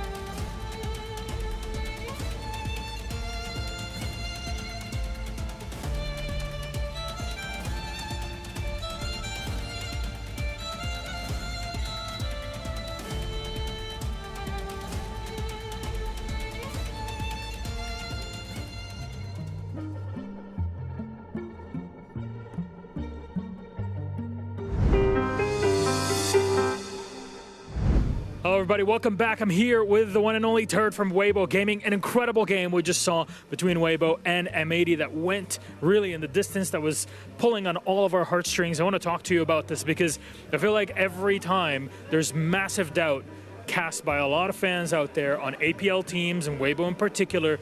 But you've been doing so incredibly well in your group, and you defeat a team like M80, the major champions in Munich. How are you feeling overall? I'm feeling really good and proud of myself, my teammates, our coach.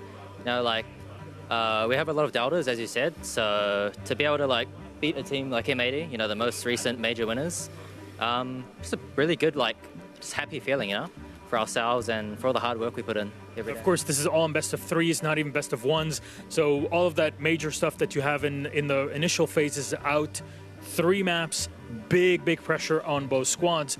And the big part of this here is you've been telling me that this is the first time you all as a team in WEIBO get to boot camp and prepare. How does that enter into your preparation for teams that are this big that you'll be playing against throughout the tournament? Yeah, so in APAC, any APAC pro knows, scrimming in APAC sucks. You don't get to scrim any, world championship winners. You get to scrim FAZE and CAG. So being able to boot camp even just for 6-7 days is just such an advantage for us and gives us the opportunity to learn scrimming against the best teams. You know, when we got to the Netherlands for our boot camp, we tried to only book the best of the best. I feel like scrimming for those 7 days against good EU, Brazil, NA teams is really prepared us for this event and propelled our level of play, even just for 1 week. So, yeah. It's clear to see in the gameplay itself. And for all the doubters out there, do you have a message to send to them at the end of today? Enjoy watching APAC win their first hammer at this event. Lifting the trophy. Can APAC do it? Can WEIBO do it? Thank you very much, Turk. Congratulations on the massive win.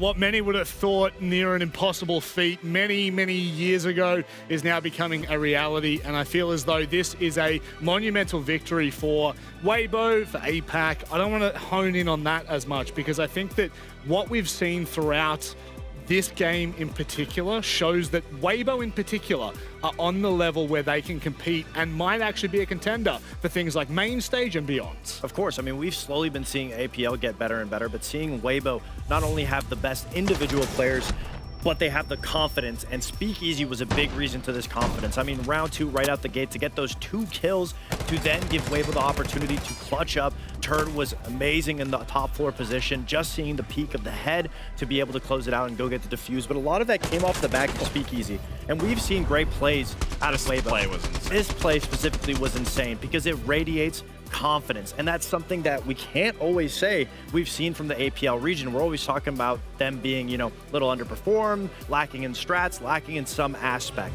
But not only do they have great players, great strategy, but they have the confidence finally, and you could see it radiating off of it. I mean, not just the confidence, everything you said, also Gohan. I think Gohan has really played a tremendous role in this team's performance as a whole. I was speaking with him after their win, and I was asking, what are the things that you're bringing onto this roster? What is your view? And he said that he's taking from each and every single region and what they do extremely well and thrown it at his players and letting them cultivate their own sort of style and play around those operators, around their ability, and just let it kind of manifest into currently what it's looking like right now. And by all means, it is looking absolutely beautiful. One thing that was always talked about was the fact that APAC were gunners, right? They were mechanically sharp, but it was always in the strategy and the adaptability where they fail. And I feel as though Gohan is now bringing that together. It's looking good. Speaking of looking good, they're on top of Group A. This is a good way of having a look at it because I couldn't be happier, couldn't be prouder. But of course, just underneath them, Team Heretics with a game in hand. This is going to be an interesting group to see the way that it pans out. I think most would have expected M80 to be topping it at the moment. Yeah, I mean, that's what we were saying when we were coming into it, that it was going to be a battle for second place. But that being said, it's the Six Invitational. Anybody can win. Anybody can top the charts. And so far, WEIBO's there. And I do believe the only team that could pass them is Heretics if they win out. So WEIBO's one game away from securing first place. Yeah, again, it's really crazy for me to. This is where we're at currently. It's only the third day at the Six Invitational, but there's so many of these games. There's so many of these teams that are really showing why they're here, why they're deserving of it. And a team like Heretics, a team like WEIBO could easily be the top 2 coming out of Group A. I'm excited because leaning into next week with Phase 2 and then obviously into main stage, anything could be a possibility. Speaking of main stage, there's been so many of the greatest players to, I guess, grace it over the course of all the Six Invitationals that we've ever had, but there are 2 that really stick out. Pengu and I think a bloke named Shaiko.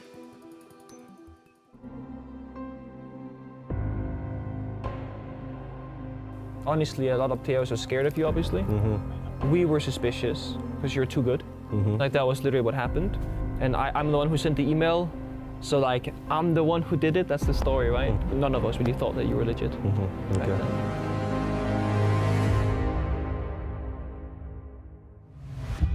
What happens when you put 2 goats in a room with a bit of heat? We're right here, the 2 goats in the room. Okay, relax.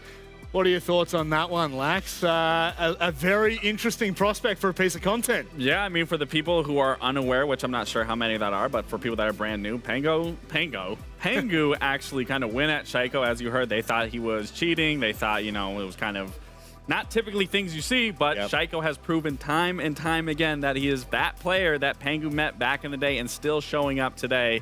Maybe not in today's matchup, but yesterday's for sure. It's nice to see a full circle moment, the old being able to respect the new in a way, even though Shaiko's been around a little bit. So it's nice to see that, and also he needs a hammer. Very beautiful cinema to be in an actual cinema theater to do it.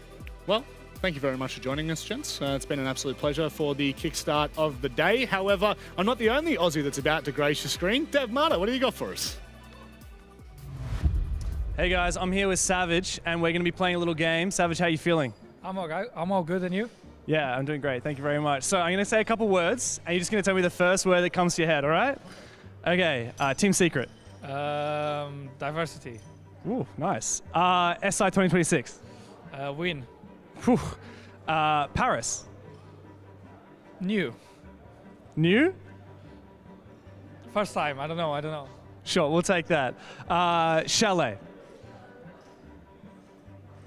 Gunfights. Sure. All right, Mowgli. Aggressive. Rainbow Six. Life. Blackbeard. OP. And last one, Pengu. Go. Thank you very much. Okay, thank you.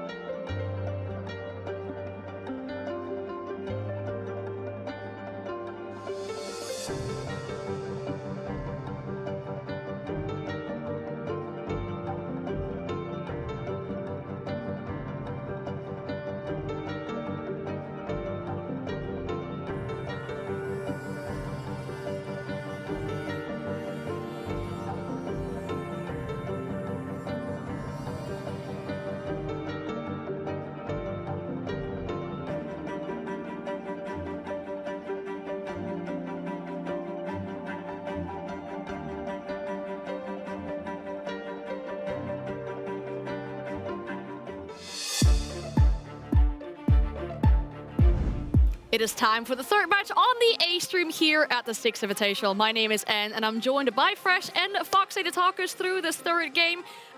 Because it is a Group C game, we're going to start with an update on Group C as well, just to see where we are at currently, what it's looking like for these teams. Because surprise, when we're looking at this, guys, DPLUS up top versus G2 at the very bottom. Well, it was all down to that big win yesterday that they got against Shopify Rebellion in terms of that clean 2-0 victory. DPLUS at the top of the table. We really didn't expect it coming into this one. And of course, G2, they have only played one game. They had the bye yesterday. So, and the fact that they lost that first game puts them currently at the bottom of the table. So, you know, when you've done your stand-ins and your predictions, it's not going to not at all. plan. Everyone's predictions at home is going to be wrong. You wouldn't expect G2 to be at the bottom of it, but like you said, they only played one game, so you can't be too worried too early on, but a lot of it's going to come down to today.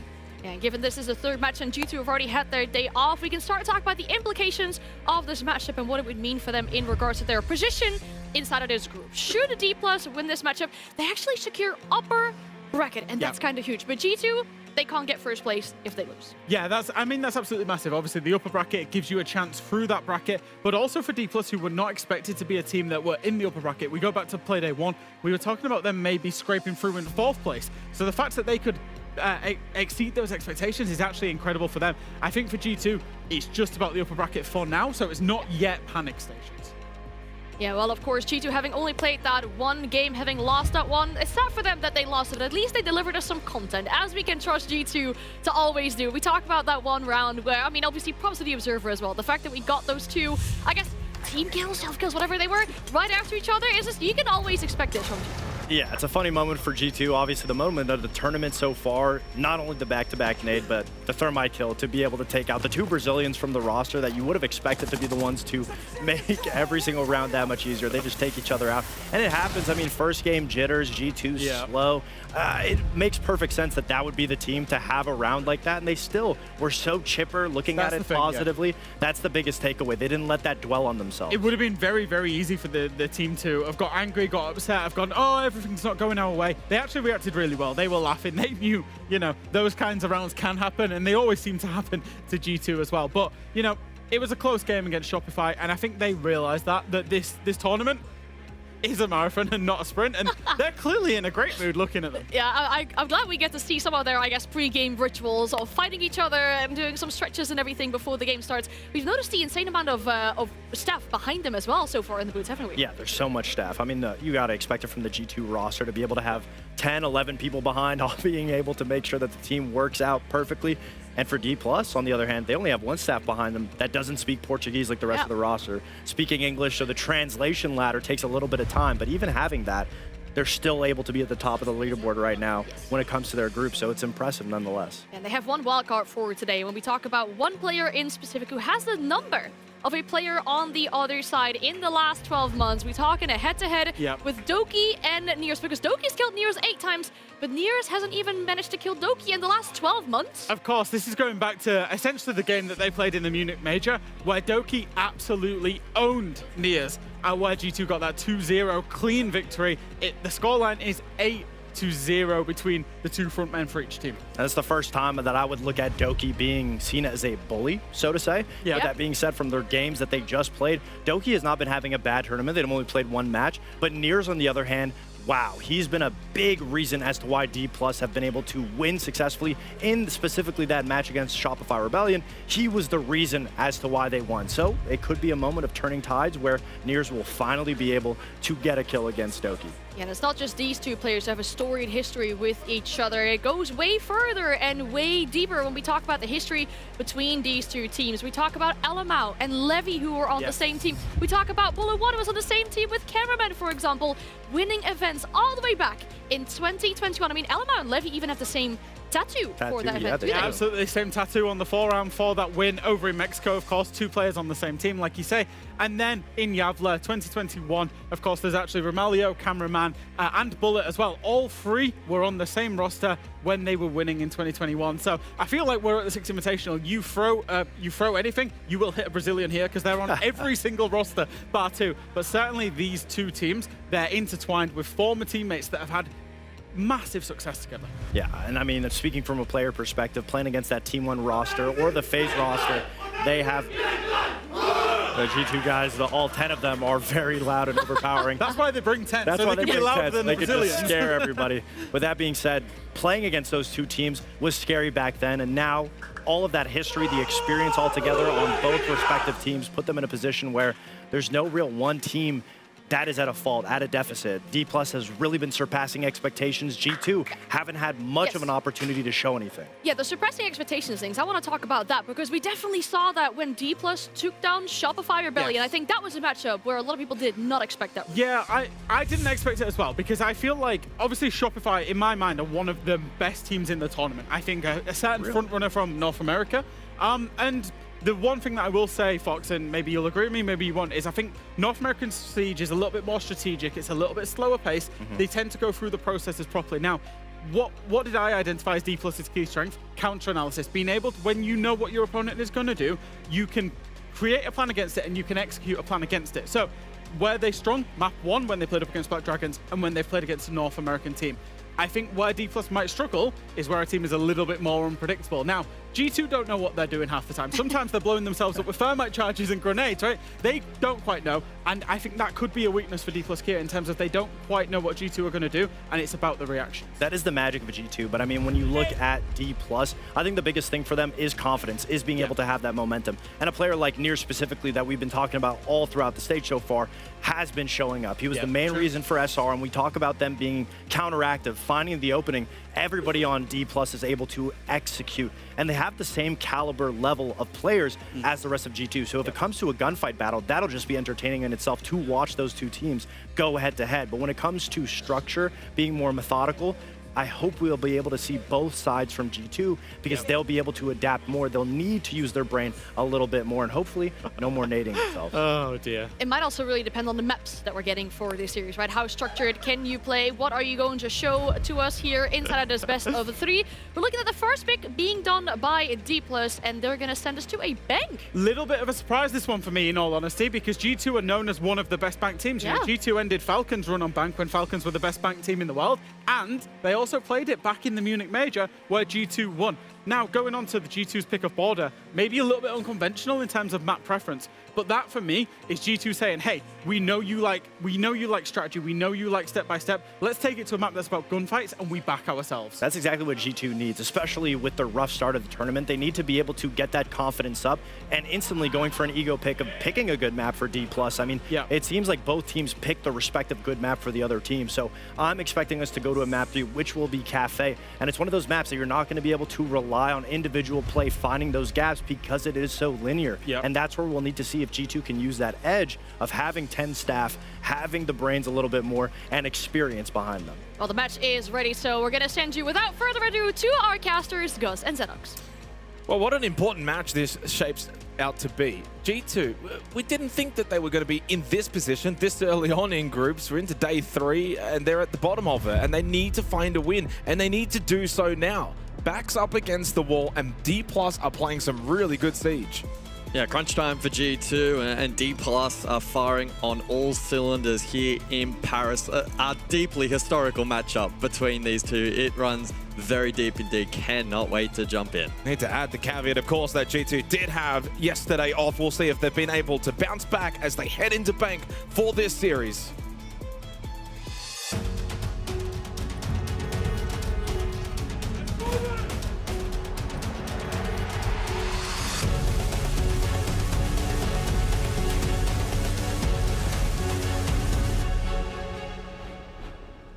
Wins over Black Dragons and Shopify Rebellion for D+, currently atop the group on 7 points. You beat G2 here today, and top 2 looks a near-on certainty, and another loss for G2 would put them in a terrible position. Again, though, guys, they've only played the one series. That was back on day 1, but they got 2-0'd by Shopify Rebellion, who then, in turn, got 2-0'd by D+. So it only makes sense now if G2 go in 2-0 D+, so then they've all 2-0'd each other. Which, for the final couple of days, would mean that Group C would be particularly tantalizing. But anything is possible in this matchup. I'm finding it very difficult to predict either way and what the eventual scoreline may be. There is an element, I suppose, weirdly, of APAC bias kind of from our perspective on this particular matchup. We'll claim DPLUS when they play well. When they play well. That's the caveat. If they lose this match, well, they're not longer APAC. But they've been playing well, and that's, I guess, their story so far. There's more known about them because we've seen them play 2 matches. So DPLUS actually don't get their day off until the last day of groups. Yeah. So they get to play their 4 matches, and then they kind of, at that point, know roughly where they're at, and obviously don't get to decide their fate on the final day, but will have done all of the work. So they play G2 today and then FAZE tomorrow, which shapes to be a pretty big match. If DPLUS do win this, that would be the battle for the top spot, you would imagine. Of course, FAZE do play Shopify Rebellion after this later today. DPLUS on the defense first here on Bank. G2 will be attacking. It is a very intriguing veto, though, and even the guys on the desk kind of brought it up as well. Like in our internal sheet, both maps are like 7th preference for both of their respective picks. So it shapes to be quite intriguing to see how this plays out. DPLUS have the momentum, they have the confidence from the first 2 play days. They're on a bit of a roll. G2 had the day off. We'll see if that's going to be enough to reset them. Alamau will go on the Monty. The bans, double hard breach ban. Ace Habana makes opening Kanto pretty much impossible. Kaid and Mira. Yeah, what kind of approach will G2 have in this matchup? Oh, well, aggression early. Yeah, that is very early. The Levy goes down straight away. Good start for G2. Opens up the map. They can get some good space. Play behind Alamau on the Monty. Try and scan from Blindness as well, just to make sure that DPLUS aren't running around too much. Who have opted for the full roam, essentially, because you got Midi still top floor. Well, caught over towards the corridor is Bullet as well. Perfect start for G2 on the roam clear. Can Midi wrangle something back here for DPLUS? Still lurking on the 2nd floor, but the roam also has capitulated for DPLUS Kia. And you look at the lineup for DPLUS, the operators they've brought, they don't have as much of the fallback option to go back and play fight. Blaz stays on the repel. Nias then gets swept on site. This is looking flawless territory. Falls by himself inside a vault, does at least catch Stompin. Alamau can get the plant inside of blockers, so denying the flawless from Foles. But it is going to be a round win for G2 as Falls does get forwarded, doesn't get pushed.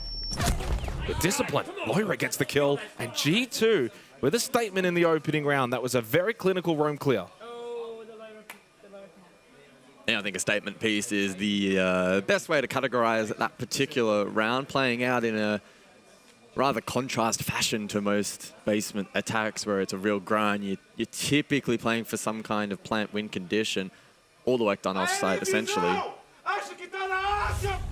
Picking away at that roam. The anticipation is for Alamau to be very vocal in this matchup, of course. So the Portuguese will travel across to the opposing player area, and DPLUS may well need to try and block that out over the course of this matchup. But that will likely go both ways as well. I'm sure he will also be on the receiving end of quite a bit of banter throughout this match. Went to 5 guys last night, actually, by the way, and we saw Stompin in there. Oh, really? Yeah, and James actually said to him, like, of course the Americans in here. Peak athlete diet. Not that we can talk, we also had burgers last night. That's true, that's true. We got top floor CEO executive for the 2nd round. DPLUS will get a better go at it this time. I mean, that roam was just absolutely demolished. Really good work from G2. I love the fact in that round for G2, they didn't hesitate on their entry. I mean, you're playing the Monty, you should feel confident. You've got the shield, you can take space. And they were just able to win every single fight. DPLUS had no real opportunities. This looks more conservative, though, from DPLUS on this top floor in terms of their positioning. Falls will play over towards Elevator, of course, with no Ace, no Habana. Kanto doesn't even need to be electrified, so it's a safe position for DPLUS, and littering of Vulcan canisters outside of front desk.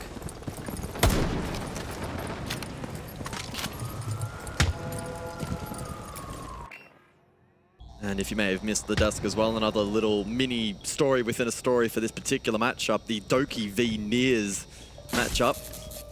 Doki has taken down Nears on 8 occasions. Nears has not been able to find one in return over the course of 12 months. So we will be watching that quite closely throughout this best of 3. You make it sound like they play every day, though. It's still a fun fact. I'm moving off it is a fun fact. It is. Well, not for this. Alamau trying to find an angle. Slow and steady right now from G2. So total opposite from the opening round. Very different sight, the way that DPLUS are playing this. Midi over towards long desk. Bullet front and falls elevator. So they're really well positioned at the back end of this site. Nears towards Janitor. Hallway, it's a very default setup from DPLUS. G2 are just trying to really hold their angles. They're hoping that DPLUS make a bit of a mistake. Step out into a bad position. Logic Bomb activated from Blaz. That gas babe is really far away. Diamant is strong. Stompin gets one. So does Alamount, just like that. Flick at the switch. G2, a little 3-2-1 countdown. Go flawless. Done. All in about 10 seconds. It was set up. They were patient, holding good positions. And obviously, based on the communication, they all went at the same time. All executed well at the same time. Clinical again from G2. Blink and you miss it. Yeah, blink and you miss it. That is close as you can get, quite literally, to that. That's the downside, though, for DPLUS defensively when you're playing that way. Very default is it's also very defensive-minded, and it allows G2 to just kind of set up, get into the right positions.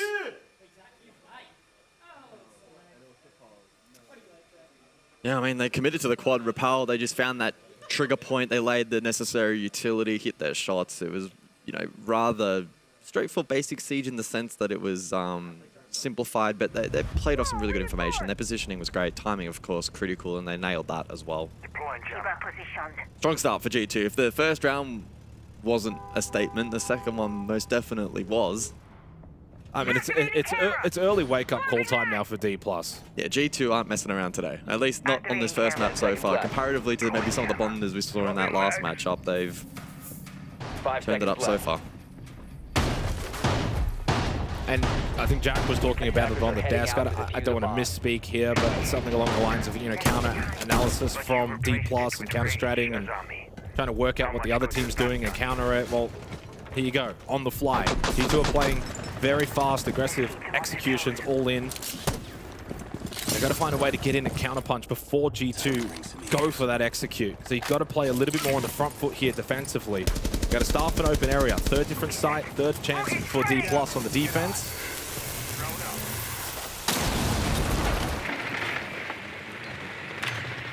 And this is going to be the site where DPLUS do need to be somewhat more aggressive. Alamount on the blitz straight into Archives. The aggression from G2 stays at a heightened state. The flash was successful, but decent from Nears to just run away from that and get help from admin. That was Levy. Loira did get the kill onto Falls. DPLUS, though, with the slight man advantage. Just bought enough time by running around instead of taking the direct fight. DPLUS able to play off one another this time around. But Stompin is still alive. And that is one hell of a shot onto Bullet to even that man count. Yeah, Bullet one, top one Bullet, and through the hatch blast. Then the drop down, and knows that Nears is inside Archives. Good turnaround shot, though, from the Valk. Stompin has continued to aggress forward. By the way, his second Logic Bomb still isn't ready because this is so early into the round. Nitrocell still available for Midi, no longer though for Nears, and that Logic Bomb now ready to go for Stompin. Still 4 flashes available here for G2. Do not discount the impact that may have. Add into that the drones as well available. G2 actually find themselves in a pretty good spot. Nears has been spotted and taken down. Nicely done from Loira, leaves it down to Midi in the 1 versus 2. Loads of time remaining. Logic Bomb activated. Know exactly where he is. The drop down though from Stompin. Loira was a little late to enter. Up close shotgun, a chance here for Midi. Well, truly, the drop shot will not work from Loira. DPLUS on the board with the 1v2 clutch. Both flashes missing the mark right at the end there. A little bit of a miscue with the stomp and drop, just leaving Loira there on an island in an awkward position. And against the shotgun, that significantly reduced his ability to win out that round. DPLUS hold on. A chaotic round, but they hold on. Yeah, you could definitely tell. I think the plan was for Loira to push into Archives at the same time as Stomp and drops, get that pinch. Just the miss timing on it in terms of the communication. DPLUS, though, finally on the board, win their first round. The concern for me, though, is still this early round aggression, because Alamount set the tone straight away. Yeah. Now, it didn't fully benefit. Nears has done an amazing job there, just to simply run away and buy time for the support. This is the little one tap from Stomp, and that brought the round back alive. This is a freebie as well. And so from that point there, on the drop, 3v2, and then Nears, good shot again from him. So a really decent individual skill coming to the foray from DPLUS Kia. And yeah, just the timing there from Stomp and left Loira then in the 1v1. Midi with a shotgun up close. gets it done. They already sent some words to Alamau in the chat as well, by the way, in Portuguese, so I'm not too sure what they said. We need to get Maria on speed dial for this matchup. Although I don't know how much of it will be stream appropriate. Head back to lockers and CCTV for the 4th round. 5 seconds to go. Big round from Mitty. Do DPLUS commit to the roam this time without that on re-attempt? Well, you look at the lineup. The lineup is always so suggestive when it comes to lockers and CCTV. So if you're going to bring, yes. Yeah, you're going to bring the Mozzie, the Oryx, the Malusi, it makes it very obvious as to how they actually want to play this for this round. We've had a little bit of a translation. Something about shouting louder. Plus can't hear them. It's quite ballsy though for DPLUS to actually commit to another roam for locker CCTV. Exactly what I was thinking. Especially in APAC, I'd say the default nature is to play more time denial down below. Stokey lurking through the janitor hallway. Levy gets caught. Yeah, he was just completely unaware, which is surprising. If you're playing that position, this site in the roam game, you need to be switched on. Midi will give away that sound cue, impact grenade, and caught. What are you doing? You know exactly where he just was. That was a little unusual. Midi throws his life away, and for the 2nd time running, DPLUS, this roam game of locker CCTV is not working. G2 reading into it nicely, solid positioning, and it leaves the game into a 3v5 state where, again, DPLUS don't have that option of just fall back to site. Play a Tachenka, for instance, for denial. Niers will go prone in open area under the desk, looking to hide away. Hopefully for his sake, he doesn't get spotted by that death mark, yellow ping. Yeah, Falls trying to find the angle, and he does. Landed a small amount of damage onto Doki, but Doki now knows the hatch is being watched. Nitrocell, by the way, in hand, prepped from Bullet over towards basement hallway. He's just waiting. So again, like even the way that they're playing this now from basement side, it's very aggressive. No one there, just hope and a prayer. Blaz will get rid of Niers. Found Niers. And he was the only one that was first floor, leaving the final 2 members of DPLUS in basement by themselves against the 5-man of G2. Well, they've looked clear on the roam clear G2, and from this particular position, 5-2, 60 seconds. Should be a very simple task in closing out this round, barring essentially a miracle for DPLUS Kia. Falls and Bullet, just the one pick between them so far. I mean, look at this right now. Even there from Loira, the way that G2 are playing this, they're not rushing. They've got 45 seconds. They know it's a 5v2 advantage. It's a very systematic, very clinical siege, where it's very easy in your mind to just think we can just run at them. But they're playing this as if it's almost like a 5v5. Great angle from Blaz, wins the shot from distance, fought by himself. Almost now again flawless, but denying him the kill onto Alamau. Quick trade though from Stompen.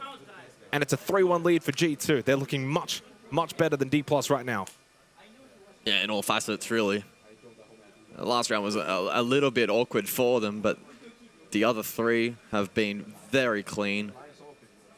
An intriguing decision from DPLUS to gamble down on basement with the roam, and it didn't work. So they'll call attack.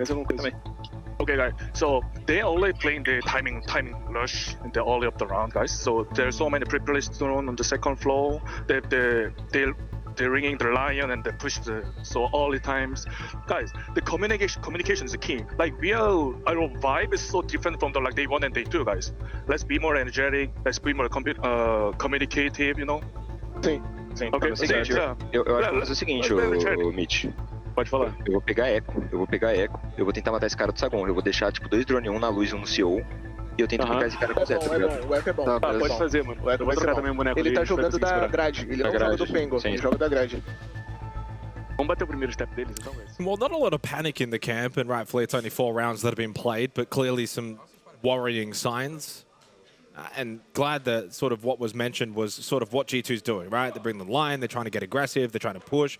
You got to communicate, and you got to understand also what your opponent is doing. So I think they'll clue on to that a little bit more. DPLUS, 2 more rounds. If this is a 3-3 half, I think that's fine for both teams. But it does now mean G2 in the driver's seat. Yeah, I don't think the influence of the drones as well can be understated all too much. Those roams are best countered with really good, clean information and then actively playing off it. And we have seen that from G2 on every single attempt, and for the vast majority of them, clearly as the scoreboard reflects, it has been clinical. So as this series progresses, that's something to keep in the back of the mind, especially if DPLUS are to not back down and continually play aggressive offsite on defense. As we now return to the top floor, where it will likely be a little bit more bunkered down. Cast our minds back to the last attacking attempt from G2. They had the quad rappel, 3 near airlock, 1 lobby, 1 work elsewhere. And they're able to flush outside very effectively. It is such an interesting dynamic though, Korean coach, Brazilian players. I mean, PJ kind of just says a bit more of the simplistic things that need to be noted and then allows them to kind of just talk amongst themselves. And it requires the translation. Yeah.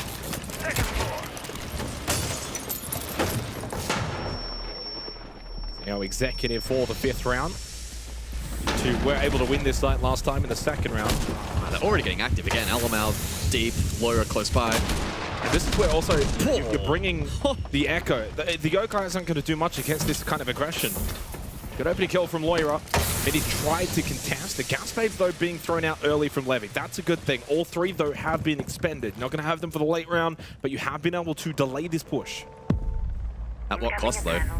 G2 again are commanding the round. You've got to start using these square. These Yokais have got to be more offensive if possible. Look at this, Alamar straight into Janitor. Easy kill onto Levy, easy clear. DPLUS are just not, again, on the front foot. They're allowing G2 to take space, find these early picks. Falls and Nears, though, combine, 1 apiece, makes it 3v3, and Loira is down, forcing now the vault-in from Doki into CEO to play alongside Alamau. He opts for the plant. Alamau will shield, cover up, hope the plant can be successful, but you can hear the Yokai in the background. That will deny Doki the ability to put this down. Wall broken down from Bullet, and Alamau's on the other side with the pistol out. 2 versus 2. Back in goes Doki, and he might just be able to get Loira back up. Here comes Alamau again. Full white on the fall. Pistol! Double from Alamau on the round. He salvaged this for G2, and Nears has to beat all 3 remaining. And they got the revive as well. 60 seconds. Nears with it all to do. Could just land a body tag, and he does. He got 1. Doki the trade. G2. What a salvage mission. Alamau, ever influential on the Blitz. Yeah, he's been really good so far in this match. Typically, actually, it's been an early round, finding that space and that pressure and throwing chaos. But in that round, really good late. I think it probably does go a little bit into the realm of throw, unfortunately, for DPLUS. Bullet taking down the castle barricade. That had Yokai information it's to play like off. soft throw. It's not full, but no. They had it off. Great start again from G2. Look at the time. 2:11 on the clock. Opening kill. The amount of presence they already have top square. I don't know about that one from Bullet. Very strange. And then, yeah, again, look at this from Alamau. Dodging the balls. He's being able to then get the flash, get the pistol out, takes care of that front desk position. And poor old Nears then in a very difficult position. Let's go, guys! Let's go, Carl! Holy shit, bro! Nice, guys! We got boys! Let's go, Carl! And Doki amped up. How good was Doki, by the way, back in Munich? He was sensational. Sizzling form. And G2 sizzling right now, 4-1 lead. Final round of the half coming up. Attackers are heading out to defuse a bomb. I believe if I look across at the tracker, Doki got another kill on Nears as well. I'll triple check that. Yeah. He was the 8th kill in that previous round, 54 seconds on the clock. And so I believe that has now extended the streak, unless I've missed the one back elsewhere. Aggression from Foles and an opening kill to DPLUS Kia. Well, it's just the counter-aggression that was probably needed 2-3 rounds ago once they started to understand that G2 are playing a really fast tempo here on Bank. There's the adjustment. And so Loira goes down. You don't have the thermite, but it is staff open, not the end of the world. To be fair, it means a position like Quad is just going to stay completely reinforced. And what this does as well is when you play like that, now G2 also have to be a little bit more cautious with the way they move, but apparently it does not matter. Doki onto Nears, Blaz gets rid of Bullet. Advantage now suddenly for G2, despite the opening kill for DPLUS. Midi targeted over towards Towers. And Midi loves playing this position, usually very strong towards Towers. But when you're getting deathmarked by Doki, you're outnumbered, you don't have as much help. You can get multiple players into your position. You can see clearly. He's watching 3 different angles. He's got a bit of help from Levy over towards Beepers. Oh, that's a good shot. Good swing from Levy. Toki, though, with the Vendetta, pushes in and takes care of Mitty. Advantage still maintained for G2. And again, they give themselves so much time in these rounds. Their time management has been absolutely perfect here on Bank. They're giving themselves so much freedom to pivot, to find information, to adjust their game plan as required. Levy trying to take the active battle. Oh, what a shot from Blaz. Pushed in towards Admin. Falls now by himself. It's a very dominant half from G2 as they take a 5-1 lead. They really are playing properly as a team. They are in sync. They're gaining really good information. They abuse the Deimos really well over the course of that half. The Blitz as well with some notable appearances. DPLUS constantly trying to match their tempo. But we saw a couple of increasingly more aggressive attempts as the half progressed. But unfortunately, they just could not match the skill of G2. Toki, I'm your Thanos. By the way, that round was the first round that a G2 member got a multi-kill, which was Doki with a 3-kill. Really? Yeah, and you say that because it's like that was so dominant. Like what? 5-1 half.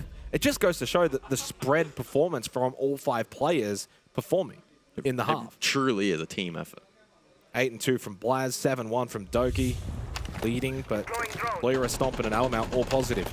Very, very strong half from G2. And again, I think this is much better from DPLUS, that kind of gameplay they needed to do more of on their defense. Yeah, what a shot from Doki. Doki's looking so sharp today. The Deimos play from him has been really strong.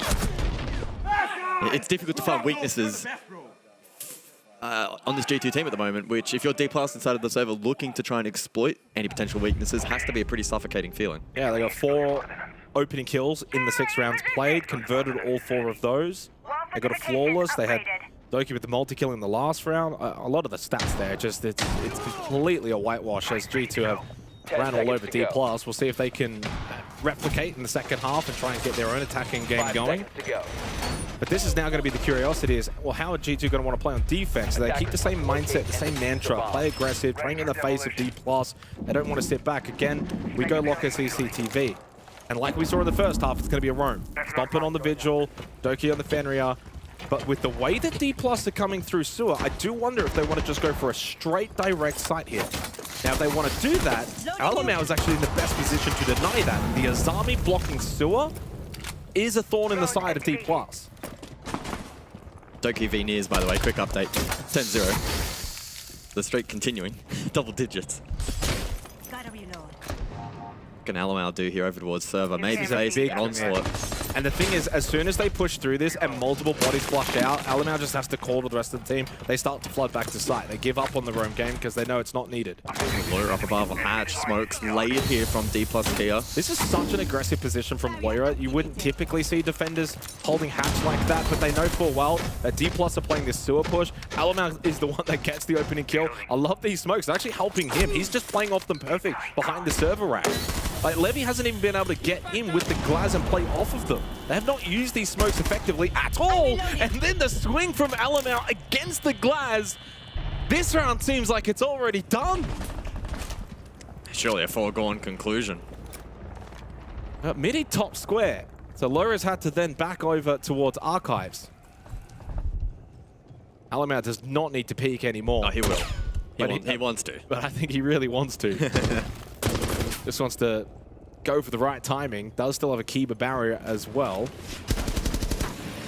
And a full minute remaining. I mean, there's so much time here for DPLUS, but I just don't think they're in the position. There you go. Went for the swing. He went for it. This time gets countered by Nears. But surely a round that's going to be very difficult for DPLUS. Loira eventually losing his life towards Archives. Patience pays off for Nears. But they lose Bullet, and they didn't need to lose him. At that point, it became a 3v3 with a minute. Became more salvageable. But Blaz is fortunate that he does not fall there to Nears inside of server. This needs to buy time. They have the man advantage here, G2. Blaz is pinched, but here comes Stompin to help out. Up close on the Vigil. Headshot to Nears. Doki finishes midi. And this map is looking like a foregone conclusion. G2 speed running bank.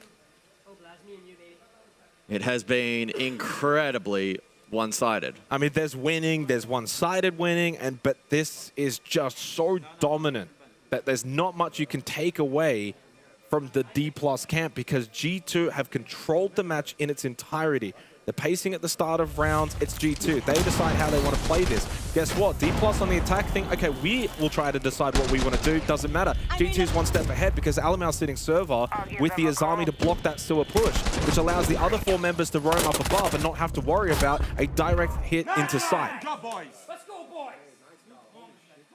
Nice! Let's go, boys! Obviously, a disappointing result on day 1 to lose the Shopify Rebellion 2-0, but they had yesterday off. And whatever they did yesterday, it has worked because DPLUS have been in good form. This is certainly a matchup where maybe pre-event you'd pencil it in as a confident G2 victory, but yeah, you're right, given the way both teams sort of have played so far, a little bit more limited, of course, for G2, but DPLUS have had very respectable results. Unfortunately, so far here in this particular best of 3, they're being outclassed in essentially every facet of the game. G2 have looked so well rounded. Now it's just a matter of closing it out. And don't forget, this is the map pick of DPLUS. Chance for Blaz, easy DMR, headshot onto Levy. Bye-bye, Dokubi. Drone activated. Deploying drone. Look, we've had 7-0s. We saw one earlier today, Wildcard versus Falcons. This is pretty much the same kind of territory. These rounds have been so dominant from G2. DPLUS now look a little bit scared to even try to enter the building. And Falls has been able to find the trade onto Doki, but not before he was able to get rid of Bullet, maintaining this advantage for his team. No Capitao, no Dokkaebi. You're losing a lot of weaponry here for DPLUS on the attack in trying to aid any kind of chance of getting into top floor. You pretty much don't have anything here left. You've got some air jabs. Stark contrast to G2, who pretty much at the beginning of every single round already at least had a foothold formulating a plan. DPLUS just continued to scramble. The round was probably over. By the way, there's only been a single round played where the opening kill was after the 2-minute mark, which was the second round, minute 17. Everything else has been 2 minutes and more. That's a shot. Midi catches Blaz, who steps into the long angle. Now, we might just have a round on our hands, but there are still 3 gas babes for Alamau, 2 nitros as well for G2. But even though it's a 3v3, the attacking team, for me, is still at a disadvantage. Yeah, the double nitro makes things incredibly precarious for this attack. They need to clear Stompin over towards Stock Hall. And he's getting back up. So Alamau's rotated. He comes in to now either play behind Stompin or at least backfill in towards Long Desk. So they've got more presence towards the back of this site, and they can surround the site a little bit better. Stompin caught on the reload. Midi pushed up. Good timing. Takes space in towards Janitor. Alamau by himself in Long Desk. He tucks in the corner. And underneath, he catches Midi. Could Alamau send this game into a 7-1 fashion with this clutch? 3 gas babes that he can still play off of. The push is coming though from Niers. By himself, Falls didn't push with him, but Falls has the angle from CEO, and we continue on. 6-2, DPLUS stay alive here on Bank. And they're not going about it the easy way, DPLUS Kia. But they get that round result. 4 straight though required for overtime. I thought for a second when Alamau went for the rotate that he'd push in, play with Stompin, and maybe together double push Janitor Hallway. Had they actually done that, you have the numbers, you would have gotten the kill. Midi would have easily died there. Instead, Stompin gets caught by himself. He just finished reloading. Midi hears that, pushes, gets the kill, and then Alamau's by himself in Long Desk, wasn't able to actually have influence from that position. Still came down to a 1v1, but Falls was in a great spot at that point in CEO.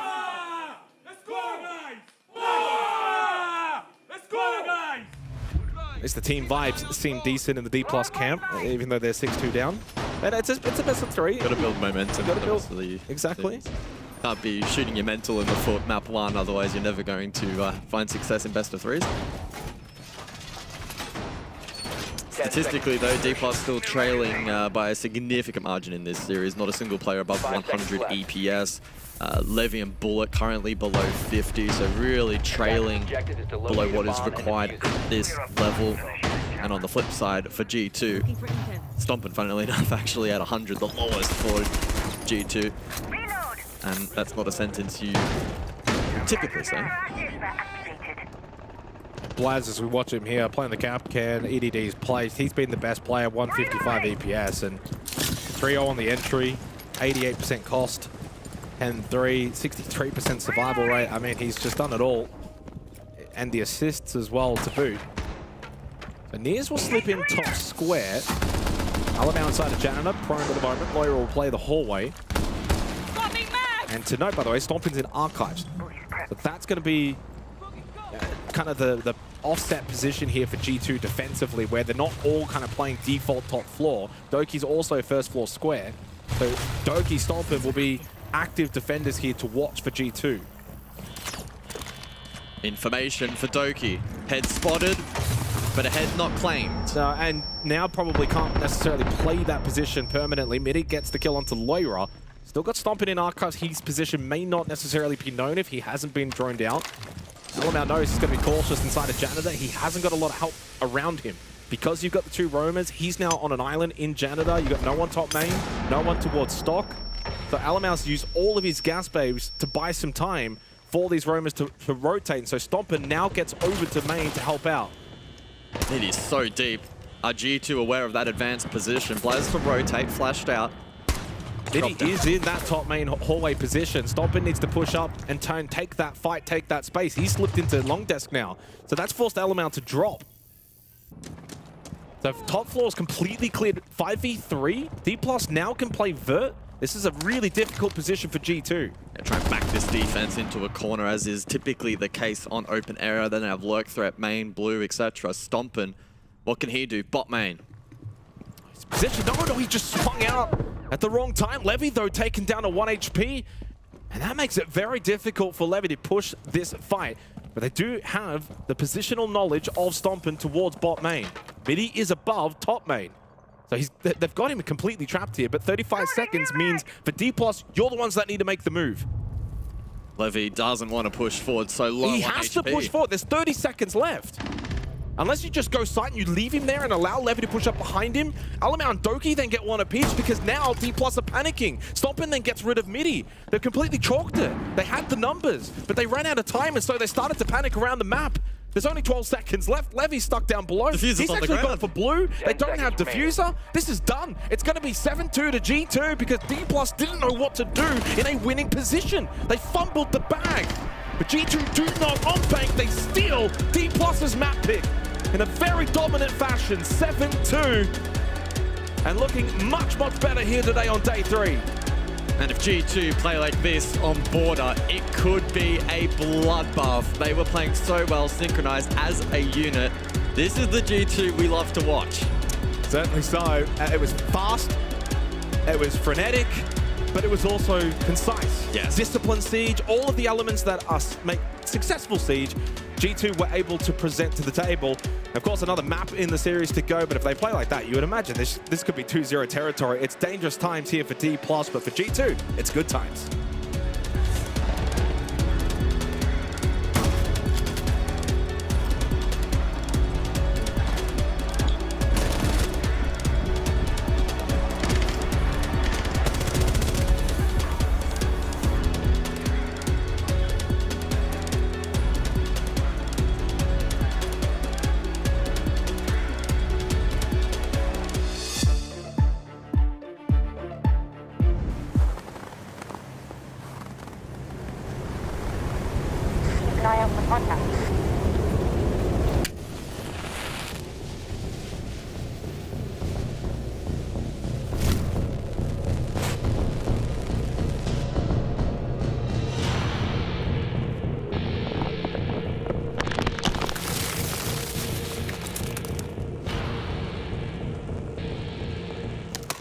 Available now.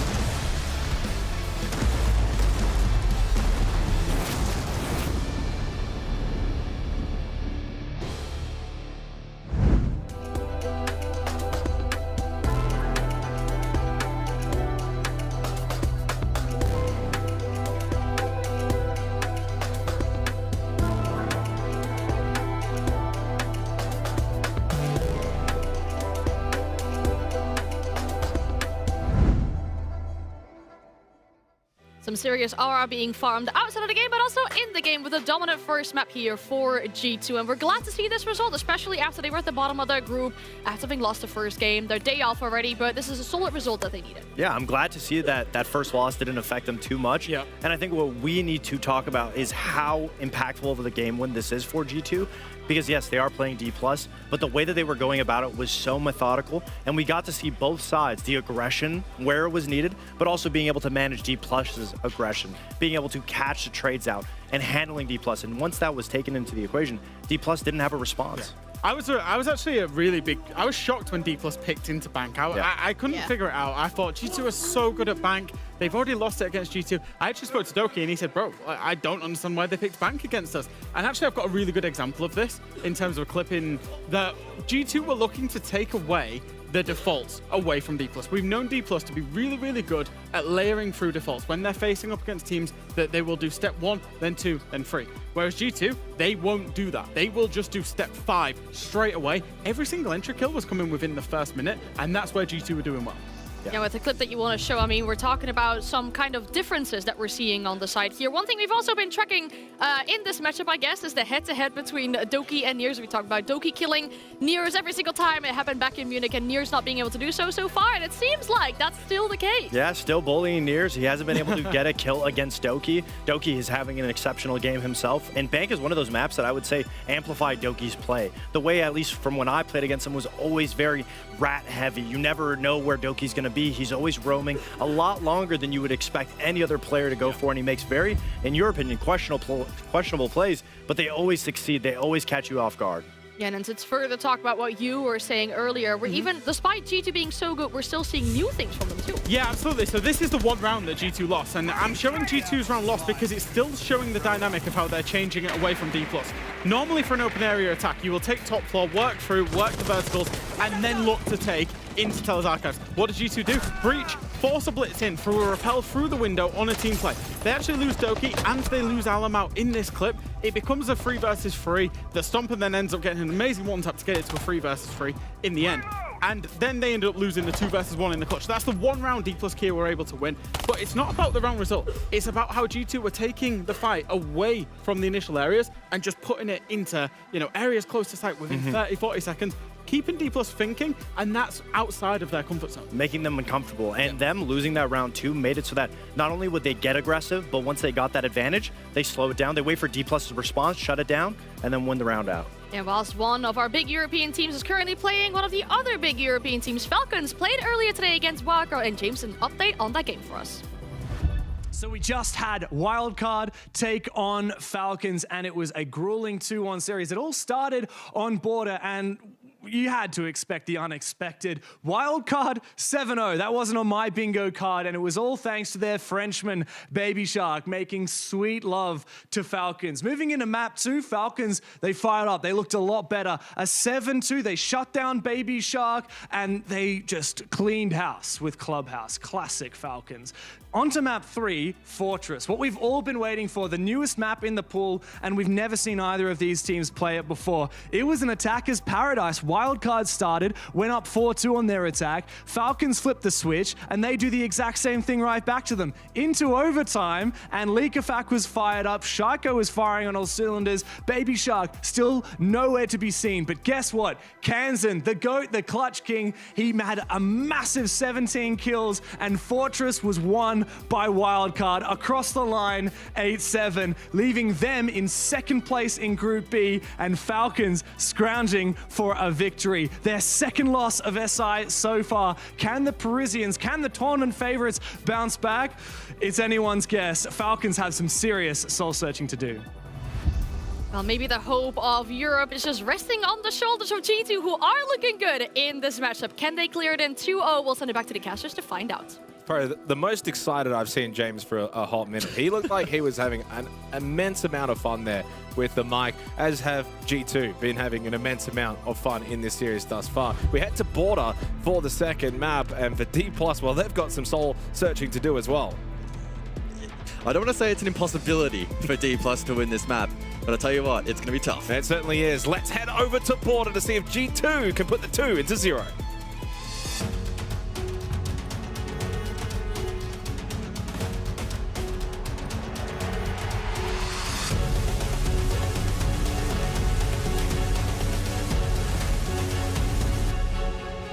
The real question is, does Niers get a kill? The 2 into 0. Okay, all right. Well, you could have just... That was not your finest call. You could have just left it. You could have just left it. I could have. You could have left it. You're better than that, Jake. Better than that. That's a... you know what? DPLUS are better than that on the first map. Yes. And they're going to need to do better here on Border. Do we see Niers find a kill against Doki? That's the real question. That's the real stat we need to follow. I have a sneaky suspicion that that particular stat line may be more heavily contested than the stat line at the very top, being the round count. And I'm not saying that to be disrespectful towards DPLUS. They have a pretty intriguing record on this particular map. Oh, do you want me to mention it? Sure, I'll lead into that first. Go. Yeah, well, the last time that DPLUS actually won on Border was the 28th of June, which was against Mer Gaming. And for those that follow the APAC region, Mer Gaming is not really a powerhouse. No. And in terms of this series as well in isolation, G2's aggression, especially on attack and their willingness to hunt players, seek map control early, etc., on Border, that could lead to some serious, deep-rooted troubles for DPLUS. That's why in the ban phase, right, they've targeted that on the side of G2. They've taken the Blitz off the board, which was really impactful back on Bank. The Ying as well, which will facilitate their play style. And so I'm intrigued to see then how G2 look to pivot they themselves, take out the Azami and Smoke. Pretty typical 5 seconds left before insertion. So Armory and Archives for the opening round. The good news for DPLUS, though, it's 0-0, right? So you've got to kind of reset, lock in, reset the mental. You know that G2 are going to play aggressive, especially in the attacking half. So you've already got that information from the opening map of Bank. So the question will be, how does DPLUS then utilize that information and how do they opt to play? Can't just play default. It's not going to work against G2. But G2 then are also going to be thinking, well, they know that how we want to play, and so therefore we now know how they want to play. So we need to change how we're going to play. Welcome to the mind games of best of threes. Moira already in towards Customs. Will use his first death mark along with the line scan from Doki. Put pressure immediately. Ooh. Bullets able to survive the first few shots of the Vendetta. Here's will take over from that position inside of security. The Deimos, I'm surprised that that wasn't maybe banned out over the Yin. We saw a really impactful back on Bank. Opening kill, though, is actually on to said Deimos. And it's because Midi went first floor, so he actually wrapped on down and put the pressure back onto Moira rather than just trying to find it from a vert perspective. But Doki then catches Midi on the rotate back towards site. So 4 versus 4. But you've at least dealt with the Deimos. That already relieves quite a bit of pressure for the remainder of this round. And Moira is, of course, very dominant on maps like Border, on the Deimos. He can be so aggressive.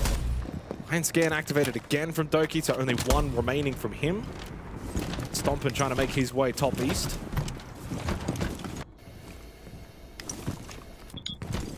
Minute 20 on the clock. Stompin looking for info on the Blackbeard. Alamau diffuser in hand. There is yellow ping though on the flip side available here to DPLUS. Nitro ripped from Levy. Looking for a Q over towards the off the single and does damage Alamau, but not enough to net the kill. Yeah, very close. Alamau tucked in left side. And I think Levy's fully aware of it though. I think he's sensing it. Blaz, great angle, and Niers went searching. Blaz activates though. Quick double kill. Opens up this site now for G2. DPLUS tried to get on that front foot, tried to make some moves, but it has not worked. They walked straight into the sightlines of G2. And Lees falls over towards lockers, bullets over towards security. He's got a long angle. Falls does get the kill onto Alamau. 38 seconds remaining in the round. Blaz has got the kit in hand. Stomping on the Blackbeard can provide a way forward. Blaz inside of Archives, playing behind the bomb chassis. Vols trying to find the tap angle, but Doki wins the battle. Leaves it down to Bullet in a 1 versus 2 as Doki is down but not out. Stomping on the Blackbeard will be very difficult to beat though in any 1v1 and still has Blaz in Archives behind the bomb chassis right on top of the kit. Blaz is trapped. It could make it interesting. Stompin has to stay alive. Bullet is just pampering and hoping he can catch some kind of angle. Taps the feet of Stompin. Blaz has not moved, still behind the bomb chassis. So he's still stuck there. Frag grenade not doing a lot. Now Blaz has been able to sneak out, but straight into the sightline of Bullet. 1v1, 12 seconds remaining on the clock. Make it 3 really for Bullet to get on this kit. No time. Stompin plays this perfectly. Sits back. It's not flashy, but it does not matter. They're going to win the round. G2 will kickstart Border the way that they did on Bank. It's a win. Yeah, that's really clean from Stompin. Doesn't get the stat to reward that effort. But he plays it cool, calm, and collected, used his utility correctly to stall out additional time, doesn't panic, and critically values his life as the key win condition in that post-plant. And sure, you may be sitting there saying, oh, well, it's easy, it's on the backbeat, you can just sit there. But sometimes players under pressure can allow that gap to close and allow mistakes to creep in. But that wasn't the case in that opening round. Decent start for DPLUS, but this play from Blaz, tucked in the corner, gets the first, senses that Levy will go for the trade. They just needed to hold there in that moment. I don't know, like there's, and this is the problem with what's happening mindset-wise. For DPLUS here, it's damned if you do, damned if you don't. We're sitting back, okay, we're getting beaten. Let's go for the push, but we're getting beaten. But it's about understanding the right time to make those kind of plays. Stompins, yeah, played that well. He knew that Blaz is stuck, bomb chassis. I've got to then get in the face of Bullet. I've got to make it very difficult for him to push. But not too close. They're not too close. It's a very fine line. Located by attackers. Did a good job. Attackers are heading out to defuse a bomb. And not ideal for DPLUS because, again, your Armory Archives is really defensively the site you need to be winning. Loading your man! And it's the one site that, especially on border, is going to allow you to play a bit more of that structured defense. Force G2 to have to deal with the layers. Head over to Bathroom and Towers now. This can play a little bit similar, of course. DPLUS will have plenty of players up on that second floor. Yeah, the mirror in support. That'll create a little bit more playmaking opportunity. Oryx as well. Yeah, mid is roaming selection. Midi will probably handle anywhere from security over towards top east stairs, all along there. Key target likely Stompin on the Blackbeard. Oh, this is an intriguing lineup. Oh my goodness. Wow. And it's a perfect lineup. Bye-bye Nears. Frag grenade from Stompin from 3. And he's being able to connect with that opening kill. Midi being tracked now by the death mark. Perfect counter from Loira. That was nice. I wonder what the reaction time was for Nears in terms of that grenade fuse. Clearly not a lot. No. Midi trying to get aggressive, but it is the Blackbeard on the other side of it. Loira's going to fall back, Stompin close by. Loira has activated the death mark again, this time onto Falls, over towards Waiting. He's just trying to hold this angle and hope that maybe an overstep from Loira. Good headshot though onto Blaz. Has taken damage, forces the vault in from Stompin. Can't get back down safely though. And it's going to be a 4-2 advantage for G2. Bringing more of the same strengths that we saw on Bank over to border to begin in their attacking half. It's still being measured though. It's not ridiculous levels of aggression from G2. Not overzealous. Loira loses that battle to Levy. Clean headshot. Does still have a Nitrocell as well himself. Bullet will play over towards Bathroom. GT likely looking to rotate here for the diffuser as a win con. No one top floor right now for G2. Doki wins the battle against Levy, and Bullet finds himself again in a precarious position as he did in the opening round. This time it's even more difficult. 1v3 rather than a 1v2, although he now makes it a 1v2. Doki got a little bit aggressive pushing into Bathroom by himself. Stompin and Alum out playing together, coming through lobby, and this is perfect. I mean, Stompin can just walk straight at Bullet. What are you going to do? Nothing. Let's go, guys! You try and take on the Blackbeard, Alamau swings, gets the kill. You don't take on the Blackbeard, then the Blackbeard kills you. Smooth sailing for G2. Couple of rounds now theirs. And a return to Armory and Archives for DPLUS key up. Needs to look back. Yeah, look at you could see open with a really nice lineup. There was no time for Nears to react. Yeah. Cleared that position perfectly. Then Midi was under a lot of pressure. Hit a nice shot, but immediately Stompin, front foot, Blackbeard catches him. Deimos offering good value like Bank. It's feeling very similar to Bank. Playing off each other so well. Like the communication is clearly evident. I mean, not perfect. Well, not perfect. I think Toki got a little bit hungry there towards the end, but this is what I mean. I mean, if Bullet tries to take this fight against Stompin, Alamau's just sitting perfectly there to easily get the kill. 2-0. Bullet actually goes onto the Thorn. First time we're going to see that in the series. And honestly, for this matchup, guys, I think the Thorn and the Razor Plumes makes a lot of sense. Traps, traps, traps. 5 seconds left before insertion.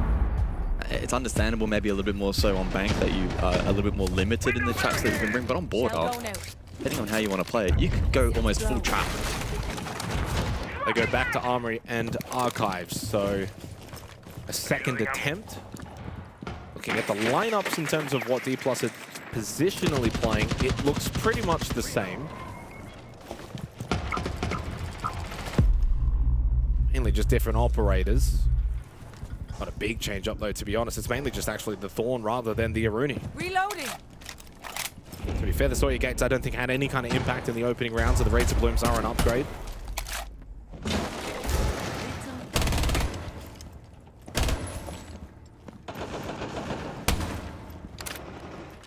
And this is what DPLUS need to do on border. They need to try and deny G2 the easy ability to get into the building, get into good positions. Oh, good drone from Stompin and break. And that's where the Grismont Mines and the Razor Blooms are very helpful. That's much better. Stompin tried to force his way in through break. Bullet had a good angle.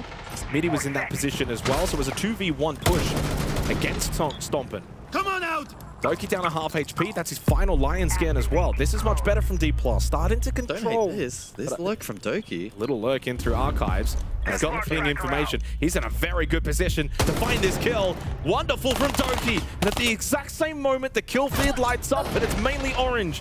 Nias does find a kill back onto Loira, and they desperately needed that one. 90 seconds remain. Nias at half health. Still got Blaz on the Blackbeard, Alamel on the Deimos. Means there's a very high likelihood G2 can still take this round. Should be a plan. Alamel to cover. Nias on flank, but caught by Deathmark. It's rough for DPLUS again. Plant will go down successfully. Alamel makes quick work of Nias. Levy in the 1v3. And so far, none of the 3 rounds that have played have looked all that close. G2 continue to bring their best against DPLUS Kia. It hasn't looked close, but it's also not particularly surprising given how map 1 played out. It's not, but it's... Of map veto. I expected more from DPLUS coming into today. Again, I think you said it before. If it was day 1... Coming into the day, yes, I agree, but after Bank, no. After Bank, no. I mean, I'm not too surprised what's happening here on border, but DPLUS beat Black Dragons 2-1. They beat Shopify Rebellion 2-0 yesterday, 7-4, 7-1. And this is a Shopify Rebellion team that, of course, beat G2. Admittedly, those games were close, 8-6, 8-7. They still keep focusing on the kill the house, right? So they keep the Lion. I mean, how about the Kaitsuba and the Headquarter? No? Yeah, good, good. Yeah, that's gonna be option. Let's keep the spam the traps. Yeah. And Nears, bro, you're the best entry player I've ever seen, bro. Be more confident. Okay? I am confident. Yeah. Alright, let's go. Let's go, big boy. Mano, ó, pegar trap, ele falou pra pegar a oficina. Mano, faz o seguinte, mas não faz a recuada na oficina não. Vamos fazer a recuada, mano. Traz. Faz esse lado assim. Você quer a recuada? É, eu prefiro, acho melhor, velho. A gente tá só usando split, tá morrendo de costas todo mundo. Eu prefiro fazer a recuada que a gente tá todo mundo junto, não? Tá, mas vamos começar um pouquinho mais avançado. Então não dá muito espaço pra eles. Well, you said traps, traps, traps, and PJ says traps. More traps. And trying to obviously pump up Nias' tires. He's 1-3 at the moment, 0-1 on the entry. But this is what really unlocked it for G2, was that moment there from Doki to just slip into Archives, get a very deep position. And simultaneously then elsewhere they found 2 more kills at the same time, flipped the round, and yeah, it became, again, a pretty comfortable round for G2. Nice! Let's go, bro.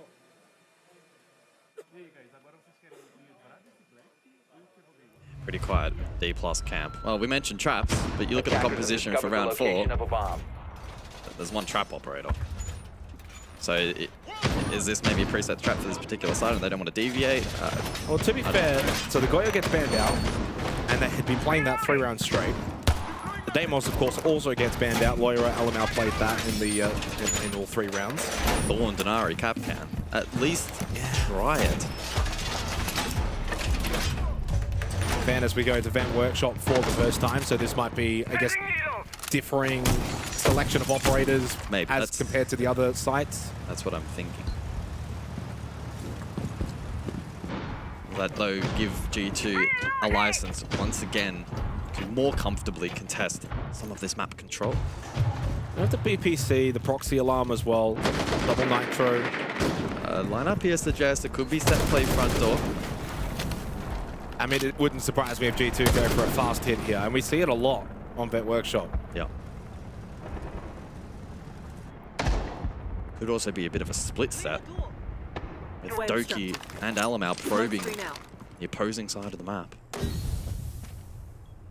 Oh, Doki. What a clean headshot onto Bullet. Well, this might be the go button activated now for G2. Levy at least answers back onto Stompin, but immediately then Nears will fall to Alamau. Alamau over towards Archives is causing an absolute ruckus on that top floor. Falls towards Armory by himself. Midi losing the battle against Alamau as well. He's found 2 in the round. Falls still just trying to find his kill desperately, but unable to do so, and shot in the back from Loira. Total decimation. This is one-sided siege in the entire series, all the way to G2. Levy got 1. Doesn't matter. Surrounded, outnumbered, and outgunned as G2 continue to put DPLUS to the sword. G2 showing no mercy in this match so far. Out of the timeout as well. I don't think the timeout was very effective. And we're not seeing really even G2 get all that animated with these round wins, because it's 11-2 in the 2 maps played. Got off to an awkward start. Doki for the opening kill. That was the trigger point for the push. With split pressure, opposing corners of the map. Levy was left with it all 2-1 versus 3. Can't fault him.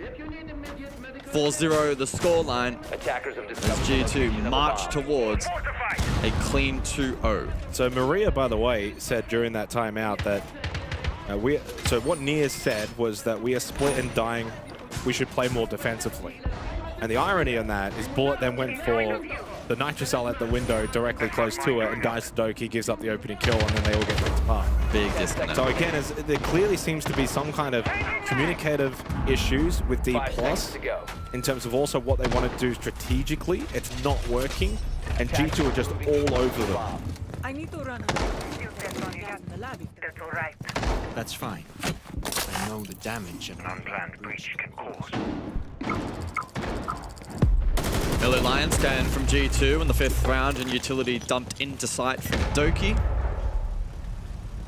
The Rayora brought once more. Oh, an early run out as well from Midi. Trying to contest G2 on the fringe. Sensing that once G2 get boots on ground, it's very difficult to then slow them down. Oh, this is a good spot. Nicely done from Midi. And he gets the second. A really good use of the Vigil there. Can counteract the Lion scan, take that space, and catch G2 off guard. Well, here we go. Finally, DPLUS look like they're going to find a round on border. It's taken them quite some time until the 5th round. 2v5, Doki and Stompin.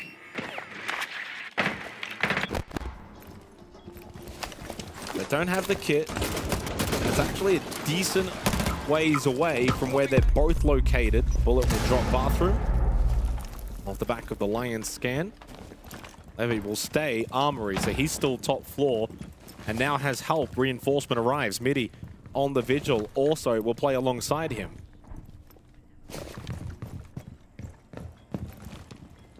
This will really test the problem solving of Stompin and Doki. Midpoint of the round. Just seeing if DPLUS give away a pick. There's one. That's 1, 4 to go, and another one from Stompin. Oh, that was a chance. Falls wins the battle. Stompin found a second, and now has the 1v2 opportunity with over a minute remaining. So plenty of time for Stompin to think his way through this. And has a flash as well to isolate one of these defenders. Question is, does he... I was going to say, does he bother getting the kit? But it's pretty close by to him now, just outside security. He will go and grab it. Maybe use it late round, fake a play. Yeah, he still has a minute, so he's got the time to do so. Also drops, and now it can come in from a different direction. I don't know about these positions from DPLUS. I'm starting to get a little unnervy for them. They are both stacked towers. Falls will slip into Bathroom. And with Shotgun, I like that a little bit better for Falls. Play the close angle fight. Stompin still with a drone, 37 seconds. What I like right now from Stompin, though, is just the way he's using the time. He knows that he's short on time, but doesn't want to leave this down to 5 seconds. Yellow ping intel, wallbang, unsuccessful, never mind, headshot, and now the 1v1 against Falls. As you mentioned, has the flash, but more importantly, has the drone. Falls gives away his position, Stompin on 1 HP. The shotgun shots have connected. Stompin cannot take a shot here from Falls or he will lose this. 10 seconds remaining as we enter red time. A chance he lands the tag. Will Falls go for another peek? Stompin probably believes not. The shot's through the walls, not landing, and he does it again. Oh! is what this event is made for at Stompin'. The best of the best in the best tournament with the best plays. 5-0 G2. It was a 2v5. Oh, no. It's all going wrong for DPLUS Kia. Oh, this was great to start from midi. A little bit more aggression at the window. The drop from Doki netted at least 1 kill, but then he got traded. And Stompin' has done it again. Add it to the highlight reel.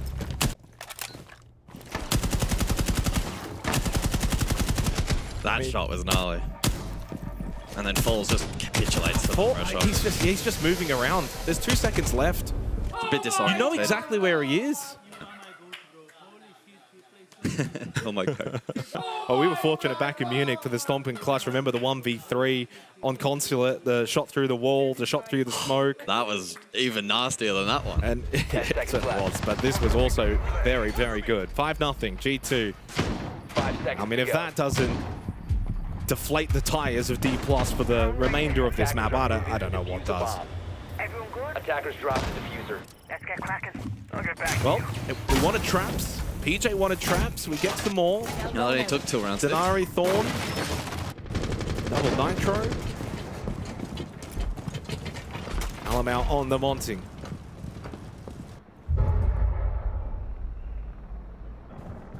And it's funny because I feel like up until that clutch there from Stompin', he hasn't really taken over this game. It's been others on this G2 roster. 3 beyond to Falls, and it's all falling apart now for DPLUS. Let's be honest. This one, you may as well wrap it up. Levy thinking about the long-range Nitrocell. But I wouldn't go window right now. I'd want to try. Oh, they're just planting behind Monty. You need to throw this behind the Monty. There you go, but it's too short. It's not towards the doorway. Alamau stays alive as well. He might be on 1 HP, but that is shield up. That's still a safe position for Blaz to go for the plant. Midi think he gets off. Blaz got off it, and he gets the kill. Lyra then shuts down Nears. It's only Bullet and Levy. Kill onto Stompin' confirmed. Razor Bloom from Bullet onto Alamau. He was on 1 HP, and the round is salvageable. Somehow. DPLUS grinding away. What can Blaz and Lyra now do? The Demon to enter, but Bullet denies him. Bullet has been really good on border. A lone figure in the night for DPLUS Kia, and Blaz now for his 1v2 opportunity, and he too has 90 seconds to think his way through this. Up close though, straight away. Levy at the window. Blaz will rotate off. After using the Quan Hive launcher, he'll create a 1v1, sees the shadow, knows that Bullet is there, but he's not quite sure where Levy is. You haven't overstepped the mark. Good swing from Levy from Fountain. And for the first time, DPLUS Kia have won a round on border. G2 trying to be a little sneaky in that round. The plant behind the Monty. Massive dump of utility. We saw the double Nitro. We saw the Razor Bloom be successful. On the side of DPLUS, the Grim as well to try and flush back that defense. Kept grinding, 2-2. Able to then go on to close out the round. I mean, there are some smiles on the side of DPLUS, so... The good news for them is they've already won 2 matches, right? So exactly.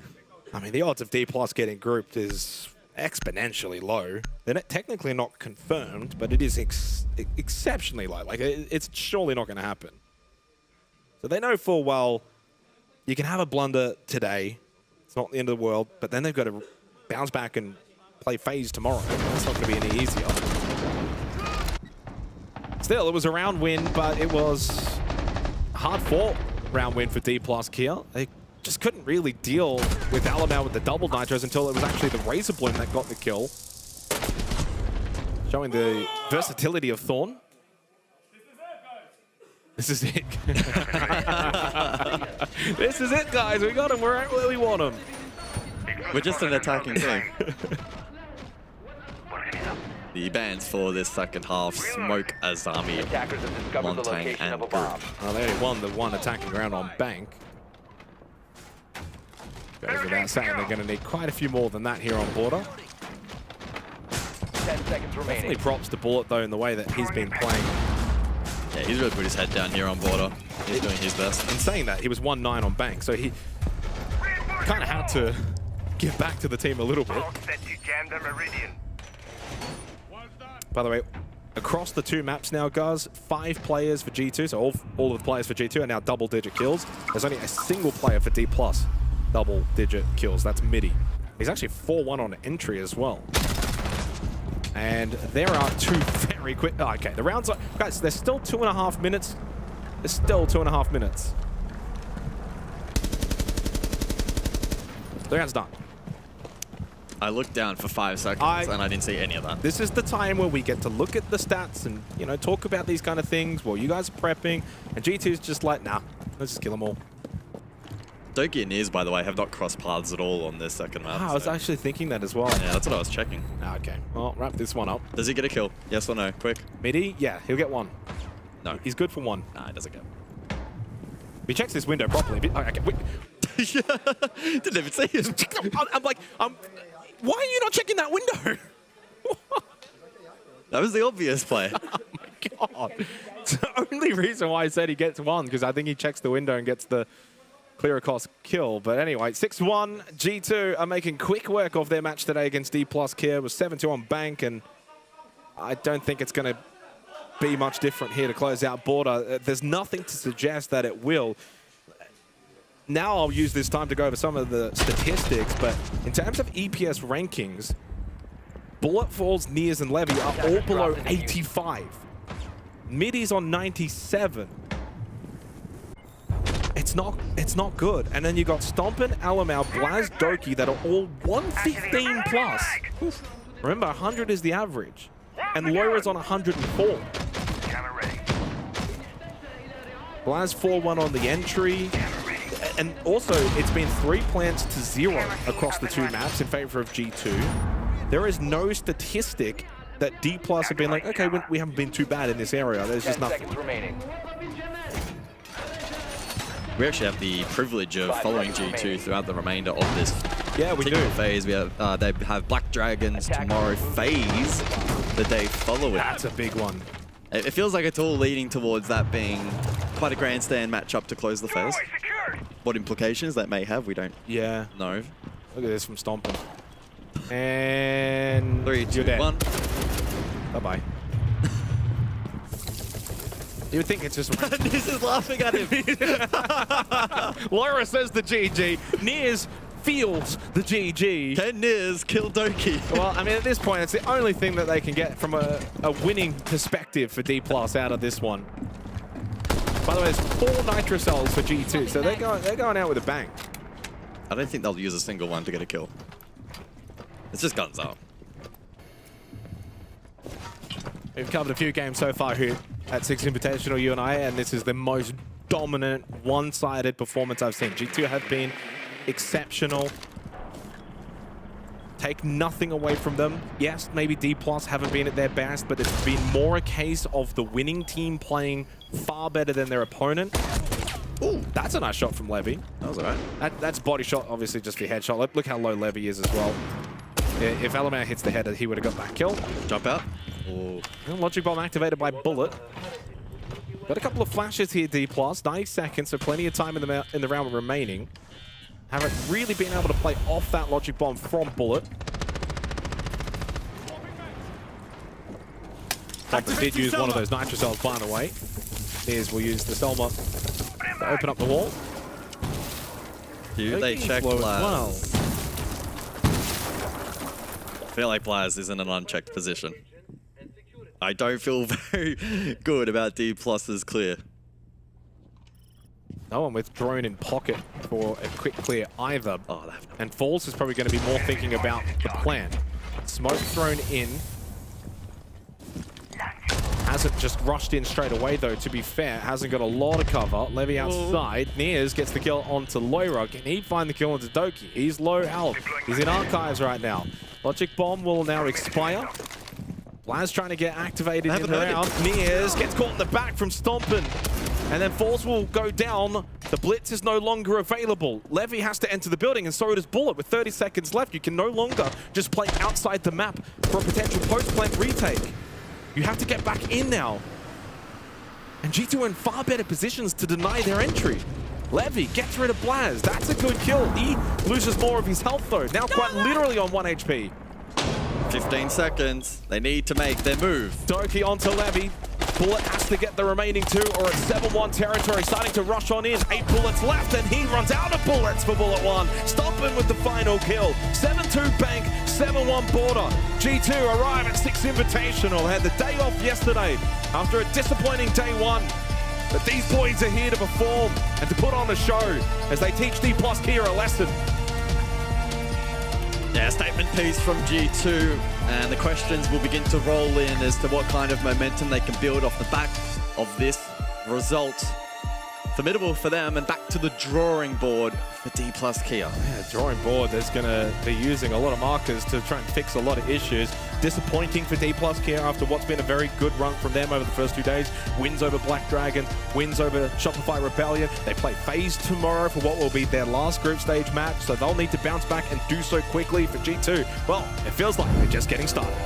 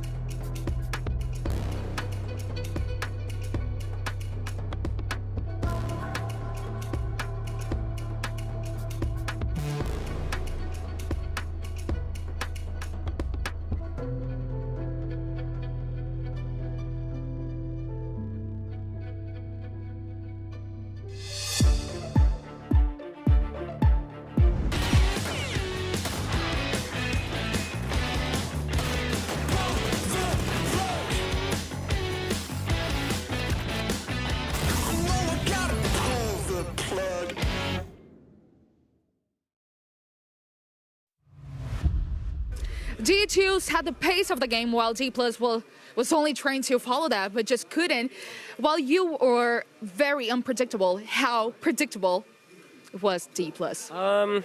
Very predictable. I think the games that they've already won in the group stage weren't really a surprise. I think they're better than both teams that they played, including Shopify. So I wasn't like underestimating them, but I knew that we were way better than them, so we could play the confidence, and yeah, it was just a walk in the park. So. Yeah. Why do you think you are better than them? Why do I think I'm better than them? Yeah. I just am. We all are. I know we are. Better players, better coaches, better strats, better team. Sorry. Yeah. Okay, I need to have your thoughts about the map veto, especially because of Bank. Yeah, I have no idea. It's like historically our best map. They picked it against us in Munich when we played them. We also won 7-2, so I have no idea. I understand that teams have comfort maps, so maybe that's our comfort map.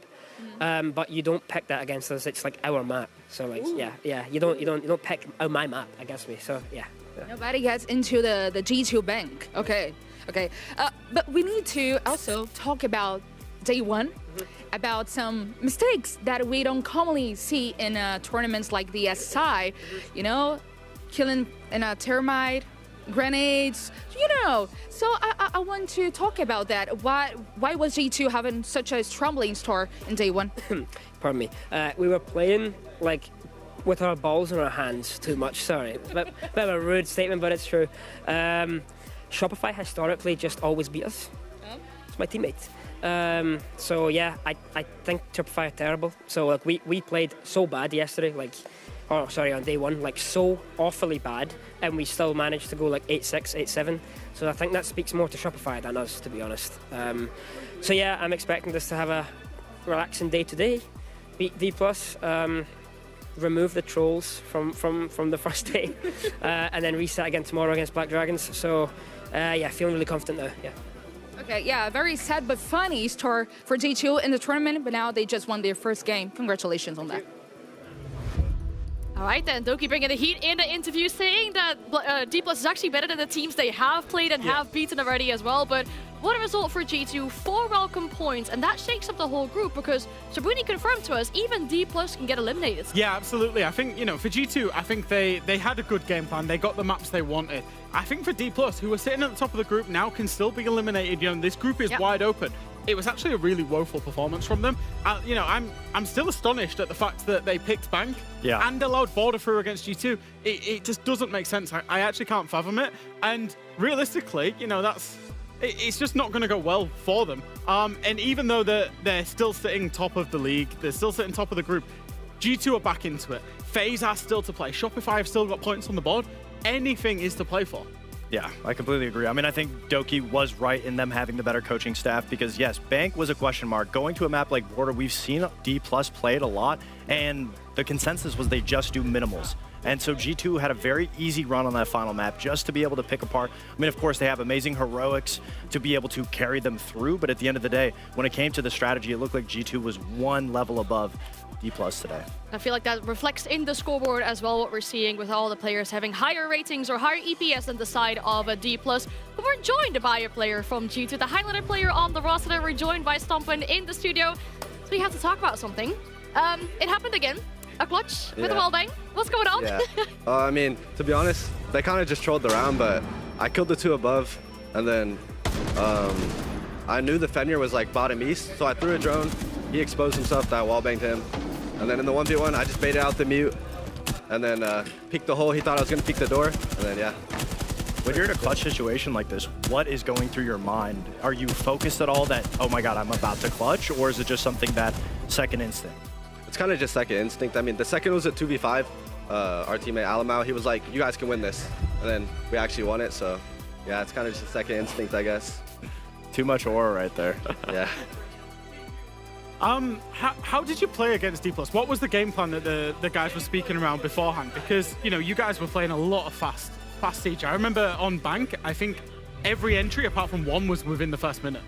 Yeah, because we do a lot of prep on them, and they don't really change how they play. They play the same every game, so we knew where they weren't playing or where they were playing, and we just avoided it and just caught them off guard, I guess. They weren't prepared for it, so yeah. Yeah, I agree with that statement completely. What I was going to say is when it comes down to you being in a situation like this, you guys didn't have a good first day when it came to the Invitational. But that being said, it looks like you guys are playing close to peak performance. Do you still think there's a lot of room to grow in the group stage so far, or do you feel like you're already there? I mean, there's definitely room to grow. Like, we're playing really good. Yeah, we lost to Shopify. We played bad, but I think this will help a lot, this win. I think it'll help a lot for tomorrow and the next day. So yeah, if we just keep how we played today, I mean, no worries for the next games. I've just got one more question for you, and it's actually about the desks that you play at, because I can't help but notice both you and Doki have the desks really high compared to, I'll be honest, pretty much everybody else in the tournament. Is there a reason for that? Is that tech? I don't know. It's just comfortable for me, and like I've always played with like a high desk. So like whenever we were at boot camp, our desk didn't change heights, and I was like terrible because it was really low. So now that we're here, I feel a lot more comfortable on the setup. So. Do you think Doki's just copying you? Because he's like up here like this. Because if you look from, he's been doing it for like years apparently, but I've always played like this too. Yeah, I think it just helps me aim better. I don't know why, but. I thought Doki played standing. Yeah, it looks like that. Yeah. One more question before we let you go. Since it's your first Six Invitational, any team that you're really looking forward to playing against when the groups are done? It's a hard question. I mean, we already played them, but I kind of want to play M80 again. I think it would just be a fun game. And I'm like, I know all the NA people, so it's more fun playing people I've like scrimmed a lot and seen, you know? So yeah. And get some revenge as well, potentially. Hopefully, yeah. Hopefully. All right, awesome. Thank you so much for joining us in the studio. That means we're going to go to our next game now. But before we do get to that, we had an extraction point escape room content filmed earlier with Enterprise, and the spoiler alert is they had some struggles.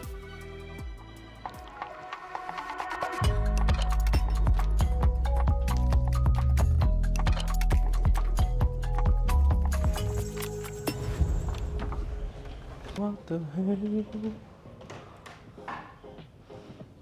This side, yeah, this. Okay.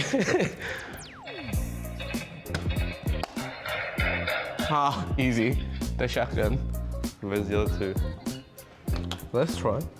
What was the 4187? Oh. I'm genius! No, say it to the camera. I'm genius! Two. Sometimes we can using this one for escape, I guess. Flash, 24. Flash, Claymore is 42. Claymore, alarm is 21. Well, Flash is 8.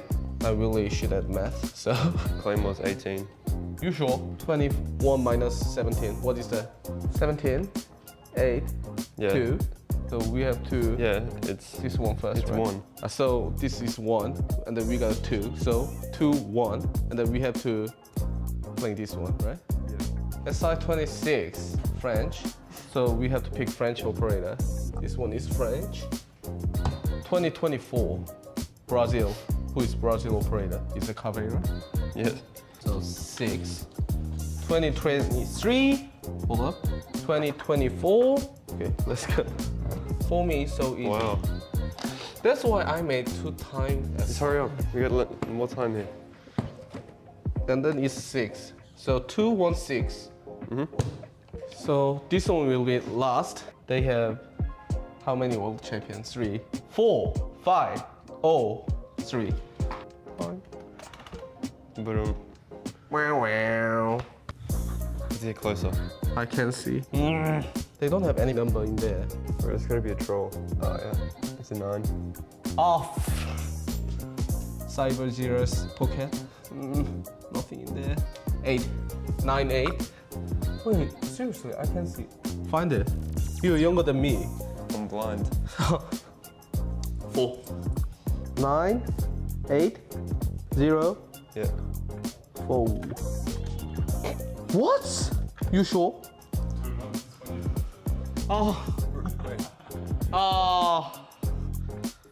Yes, 7. 2167. Wait, Yeah. they're unlocked? Yeah. Yes! Yeah!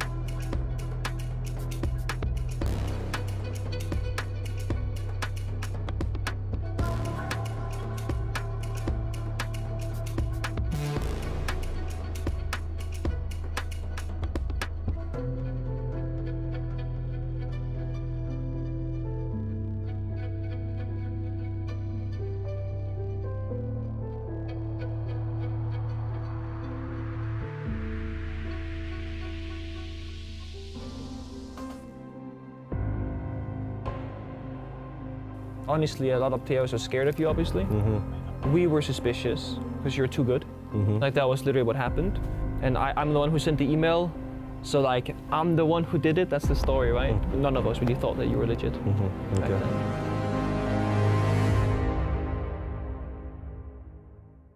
Oh, I do love me some drama. Goosebumps every time I see that clip, and I cannot wait for the full version to be out so we can watch and see everything that happened in that talk. But it's the final game of the day, and we're joined by Leo as well. And Leo, I feel like we always talk about this being in the home country of players, but hey, it's your home country as well. It feels so weird to me. It feels unreal to welcome Six Invitational in Paris, in France. I've waited for that for years. Yeah. And obviously there was SI 2021, but now we're gonna have a crowd, so it's different. And the art direction is absolutely crazy. I love the flowers. Yeah. It is. It's very good to have you here and talk about this game, because when we look at Group C as a whole, it's going to be shaken up by that result that we just had. We have FAZE versus Shopify Rebellion, the Brazil super team versus the NA super team, and FAZE can secure playoffs with a win.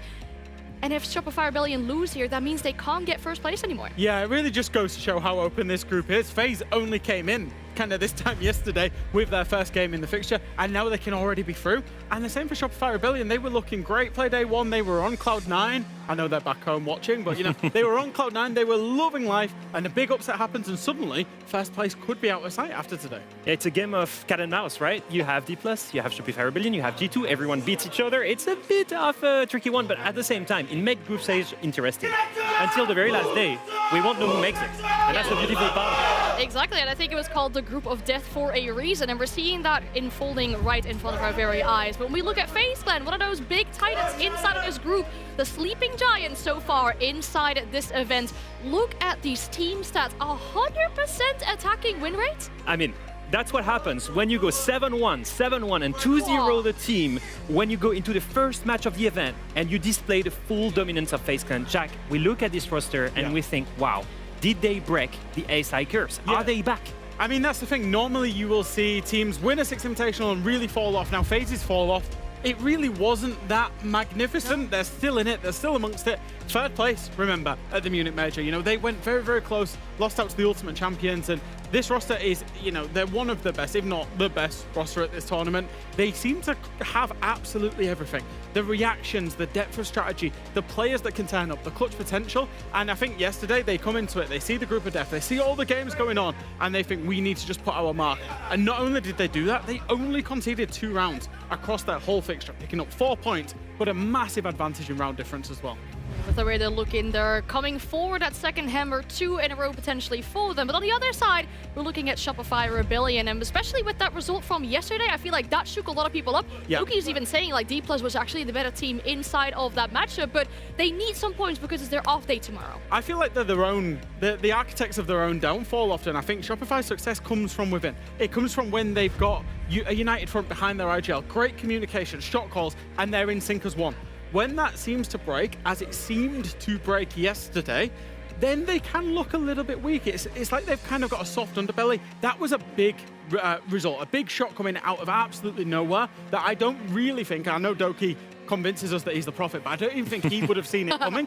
And actually, they've put themselves under a lot of pressure now. Yeah, we look at this team and we think superstar, super NA team. You've got the most accomplished IGL from this region. You've got Ambi, in my opinion, one of the best rookie, if not the best rookie of his generation. You've got Spoit, another best player of his generation. And you think of it and you think it should work, but I see flaws in there. I see flaws in the way they IGL. I see flaws in the fact that they expect 4 fraggers to compensate for Canadians' lack of frags. The problem is when one of them drops out, the team in general suffers, right? And that's what we've seen yesterday against a team that they should have beat. And so that's the thing that they need to fix right now, right? They need a united front like you've seen. And it's the roster that we need to stick them alive. A super team that lives up to the expectation. And I want to talk about the player that you're seeing behind you too, still talking some strats with the coach. There seems to be an issue when they have to play against Brazilian teams, the Achilles heel of Shopify Rebellion. Well, coming into this matchup, I had a gut feeling. I was thinking, when is the last time I've seen Canadian beat a Brazilian team? And I was thinking, wow, it must have been a long time. Well, actually, in the entire history of Shopify Rebellion in CG Sports, they have played 6 Brazilian teams. They have only beaten 1, and it was during a BO1, which means that they have never beaten a Brazilian team in a BO3 Jack, 17% win rate. And there's 2 big losses in there that I'm looking at. Well, actually 3, including the one yesterday against DPLUS, but 1 against NIP there, and 1 against Raza Company Academy back at the Six Invitational as well. And I think realistically, we're not just talking about your Furious and your Phases. You can kind of excuse that being competitive. That's going to happen. But when you're looking at some of the kind of middle-level Brazilian teams, that's where you start noticing a pattern that actually the IGLing, the style of play, the way that the team plays as an international, it doesn't clash well. It doesn't merge well against the Brazilian teams. And yeah, a 17% win rate, it doesn't fill you with confidence. Yeah, I was going to look for a reason why that might be the case, but I'm glad you've given that to us. So that means we can move on to the map picks and see where the series will be taken to. You've seen a lot of Fortress from NA coming out in particular, maybe inside of this one as well, but it seems like Shopify will be sending us to Nighthaven Labs first. It makes sense, right? You want something of a frame for FaZe, right? Yep. You want to give them a frame. You want Canadian to be at ease, to speak about structure, to go step by step. And Nighthaven Labs is just that. In the same way as Clubhouse, it's a way for them to box in FaZe, right? And to play step by step. And Canadian against G2 on Nighthaven Labs was the match winner for that team in terms of the big plays that he made and the calls that he made. So I'm not surprised to see them pick it. FaZe picking into Chalet. Now, let me take you back just 12 months ago. A year ago, that was weird. 12 months ago, that would have been the weirdest thing ever. In fact, Falcons in the SI Grand Final picked it into FaZe because it was FaZe's permaban. Since then, they've brought it into their map pool. They play it a lot. They love it. And that speaks testament to FaZe as a team. They identified one weakness because that was a clear and obvious weakness this time last year, and they've fixed it that much that they're picking it against one of the best teams from North America. And what better way to settle things than on Clubhouse? A decider that is perfect to test who's the better team in terms of cohesion, in terms of strategy, which are, in theory, right, the 2 biggest strengths of these rosters. And the fundamentals will really come into play there as well. We're seeing the final hurdles between these 2 teams. I think we have talked about the implications of this matchup and how important it is to get these points. I mean, especially with Shopify Rebellion having their day off tomorrow, FaZe having a chance to get some good points here as well. And the fact that this group is so open and everybody beating each other as well, like it makes it so difficult to predict what is going to happen. Yeah, but I think there is some kind of pressure mounting, especially on Shopify Rebellion. I mean, the way that FaZe got into this tournament, when you win 7-1, 7-1, I mean, there's no better way to do that. Well, okay, maybe 7-0, 7-0, but you would be a perfectionist. If you look at Shopify Rebellion, though, it's mistakes after mistakes. It's disappointment in Boston. It's a disappointment then later in Munich. It wouldn't suffer for them to have another disappointment at this SI. Change would need to happen, and that would be terrible for that roster. I will say, pressure does create diamonds. That's the old saying, right? So if there is a time for Shopify now to turn up, and it feels crazy saying it that we're still in group stage, I still expect them to get out of group stage. But if they're going to put in a performance that's going to convince people they can go deep in this tournament, today is the perfect day against the current world champions, and they need to pull something out because as much as there has been good, and there was good with the G2 performance, there was also bad yesterday against DPLUS, and there is a cloud kind of looming with a big question mark over this team right now. Yeah, you don't want to see that because I said that on day 1, right? So much untapped potential with this roster. When you think of these names on that team, every single one of them individually is a star. The same could go for FaZe as well. Yes. I mean, we've seen them really carry their own weight through all these important matches. But looking at it here as well and seeing the map veto, who takes it? It's a tough one. It's a tough call. I will say FaZe is still the heavy favorite for me. They have fully recovered. They top 3 at Munich. You know, they could have beaten MAT, the major winner. And with the way that they've entered the tournament, I have to back them.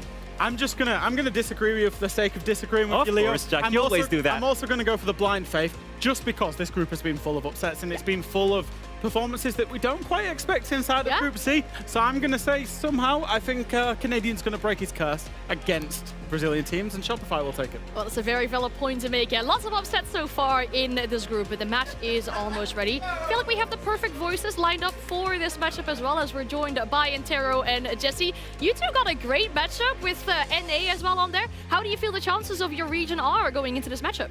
Well, 17% is a pretty bad win rate. I don't really like that. Sorry about that. I mean, are you saying there's no chance? Jesse, are we hoping that you've got a stat you can pull out maybe to redeem Troy? And listen, there's no stats that redeem what we've talked about here. I think you guys set it up perfectly. This is going to be a hard game for SR.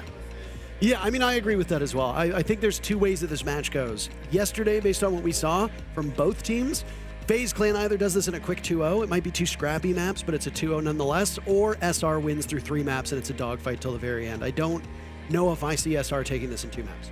Right, well, that's a difficult thing. There's one more angle that you mentioned. It is the fact that it's bye for Shopify Rebellion tomorrow. Yeah. So if they lose now, back against the wall, all the way to the last day of group stage, I would hate that. As a player, that's terrible. Should we maybe not put more pressure on them than that we've already done? I mean, the match is about to start. Let's see what these two teams can do. Thank you very much. The good news is that the last matchup that Shopify has is against Black Dragons. A lot of people do consider them towards the bottom of the group, but there is a big logjam here all the way down in Group C. FaZe Clan, Shopify Rebellion, and G2 all now tied at 4 points because of G2's result earlier that we saw. DPLUS having a bit of an interesting matchup, but Shopify Rebellion, FaZe Clan, two Titans do battle on Nighthaven Labs. Let's get into it.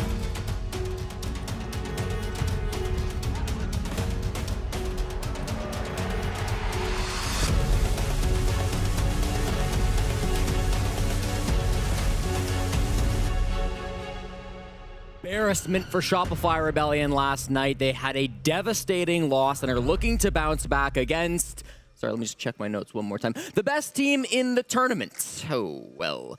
Nothing comes easy at the Six Invitational. Shopify Rebellion will have to do much better than what we've seen from them so far if they want to topple the world champs. FaZe Clan made their debut at the Six Invitational yesterday after having a bye on Monday. So that means FaZe Clan's running the gauntlet 4 straight days of matches in a row. And, well, blink and you miss that they played yesterday. They went up against their regional counterparts of Black Dragons, the team that made it here through the SAL Last Chance qualifiers. And boy, oh boy, it didn't look like Black Dragons showed up very much at all for yesterday's matchup. FaZe Clan demolishing them, crushing them, annihilating them, slaughtering them, disemboweling them. Whatever terminology you want to use, it was 7-1, 7-1. Yeah. That is a drubbing. And I mean, they know each other, they play each other quite often, but man, it looked like FaZe Clan has not missed a beat. No, and for any maybe Rebellion fans that didn't watch that FaZe Clan Black Dragons game, you and I had the pleasure of casting it, Parker. Let's be honest, that could have easily been a 14-0. I mean, FaZe were having a good time with it. They were having fun with Black Dragons. And the rounds they lost, frankly, you know, they didn't have to lose if they didn't want to. Yeah, it was not a particularly well-structured series for this FaZe Clan team. It looked like they were pugging it out. It looked like they were playing ranked. They were running around. Cyber was doing stuff that was, you know, defying logic, an affront to God and man, frankly. But, I mean, when you're FaZe Clan, you can do that. And I know that for old heads that watch this esport, they will recall the whole saving strats thing that G2 talked about ages ago. But it is just smart gameplay. Why give up strategy and show how you're actually going to handle real adversity when you can just have a good time, show up, have some laughs, and still ultimately win it? I mean, I don't think there was ever a period of time where FaZe Clan was in jeopardy at all yesterday in their matchup. Total stark contrast to Shopify Rebellion. After their matchup on Monday, I think a lot of people were like, wow, they handled G2 very effectively. This team is the real deal. And then they get bottled by DPLUS, a team that many had being the worst in the group. Yeah, for all intents and purposes, SR should not be having a good time in this game, but there's a reason we play these matches, Parker, and there's no doubt the talent that this Rebellion roster has, so we've got to see that shining through today. It'll start, of course, attacking top floor of Nighthaven Labs, by far the most popular bomb site on the map.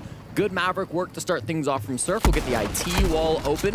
I know for Shopify Rebellion, they always say, a good saying from Canadian that we've said from time to time, is that when you're attacking this top floor site on Nighthaven, you need to have IT walls +1. So you need 2 of 3 IT connector rafters. You've got to have at least 2 of those entry points. Shopify Rebellion clearly getting IT now. Where else do they go for their second point? Based on player positioning, it looks like it's going to be kind of Rafters Aqua side for that second dimension to the push. And this is commonplace, whether it's Clubhouse or Nighthaven Labs, this part of the map will need to be handled as there's an Azami present. Explosions galore, the Azami now being watched quite heavily as Souls is under fire. There's air jabs going out, there's flames in front, drones being sent his way. The air jab knocks him into the fire and in the flames. Spoit will capitalize. The first kill of this series goes to the Swede. Great coordination between Rexon and Spoit. They work together to clear out the Azami. Souls, the most deadly player of the tournament so far after yesterday's 4.0 KD, 4.75 KDR, I should say. putting up against Black Dragons. He gets dispatched early, and another one as Ambi takes down Vidiking. Great start for this team. They are on familiar territory.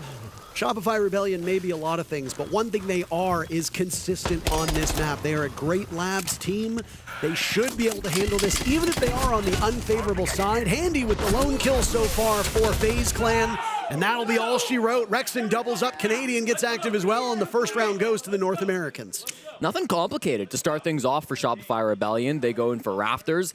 A little bit of a pinch from Ambi as he comes in from meeting side and kind of applies that third dimension to the push that was already pretty complicated. But FaZe Clan didn't move too much, tried to keep things closed with the Tuberau, didn't work. Tried to keep things closed with the Azami, didn't really work. One thing you didn't really catch, I think, from our main POV was how quickly Spoit had to sprint up those Raptor stairs to get into that position of garage to get the opening pick onto Souls. He was outside the building, really, when Rexon was starting to poke with those air jabs. So credit to Spoit for getting in so fast, and then I think Rexon working with him, Raptor's position, MVP around 1.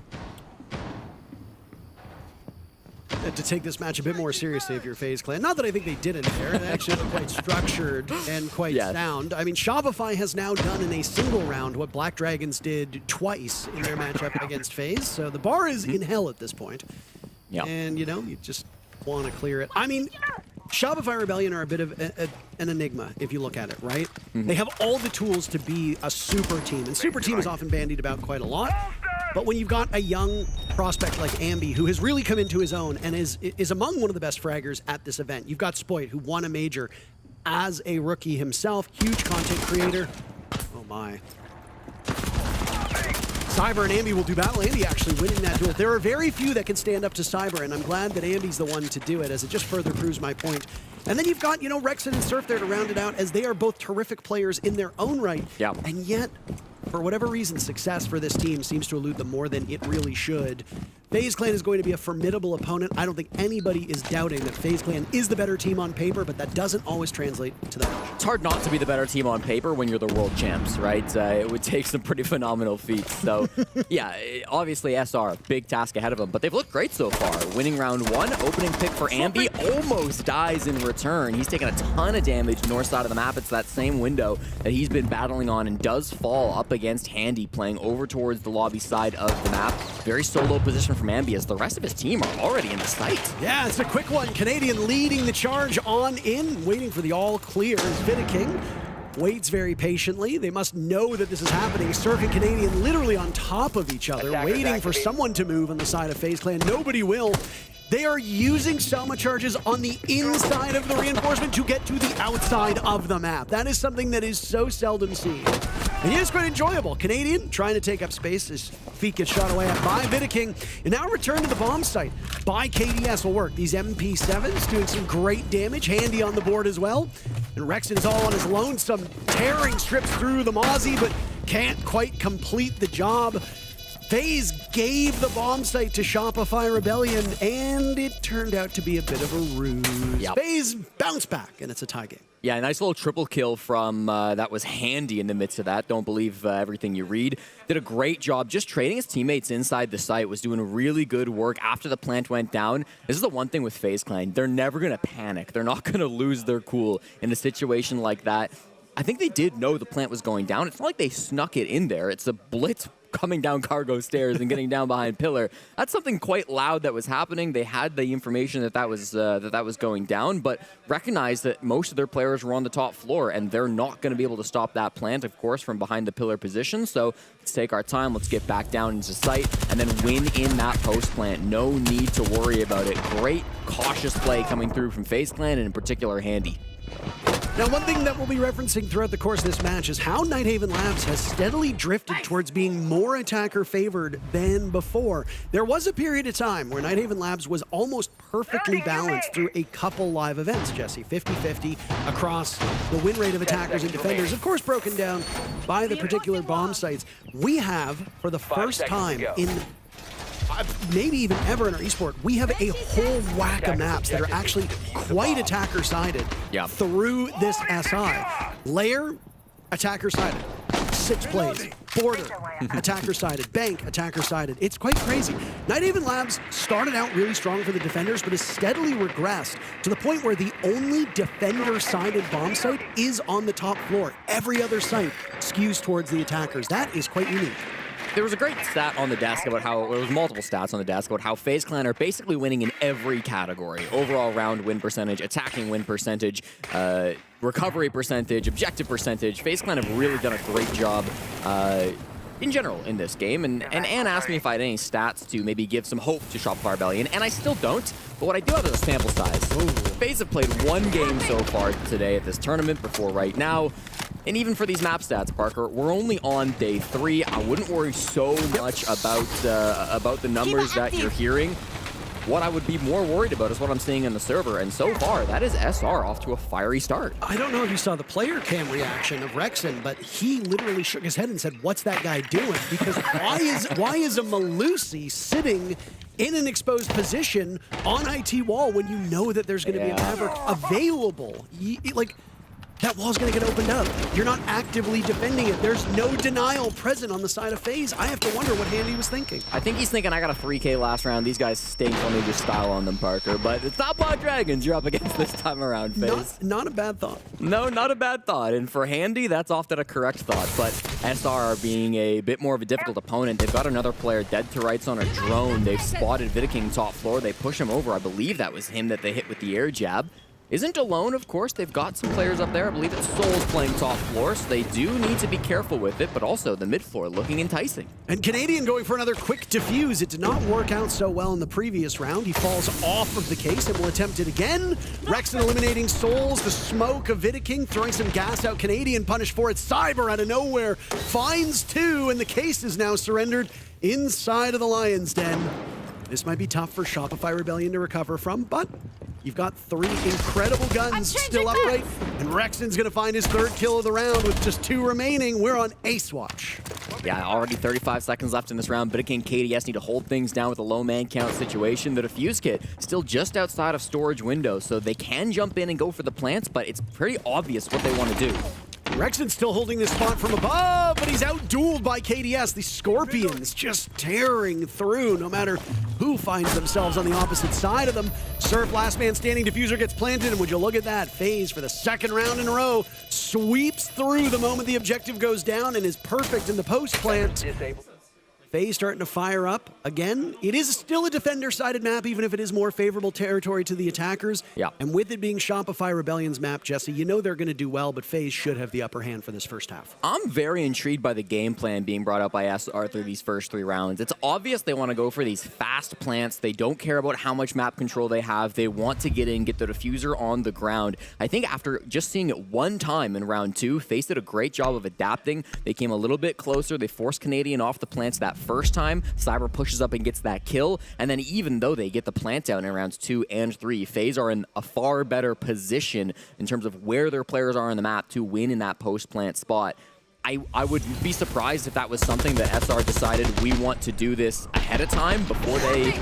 He almost headshot Surf. It was so close to hitting him. Oh my goodness. I'm changing maps. That was probably part of the game plan SR had coming into this. My big question is, it has failed dramatically twice in a row now.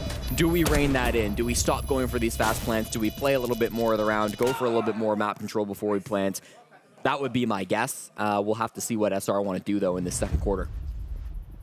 Not really a concerning sign yet for either of these teams. And I mean, you just got to make it, I think, to the halfway point.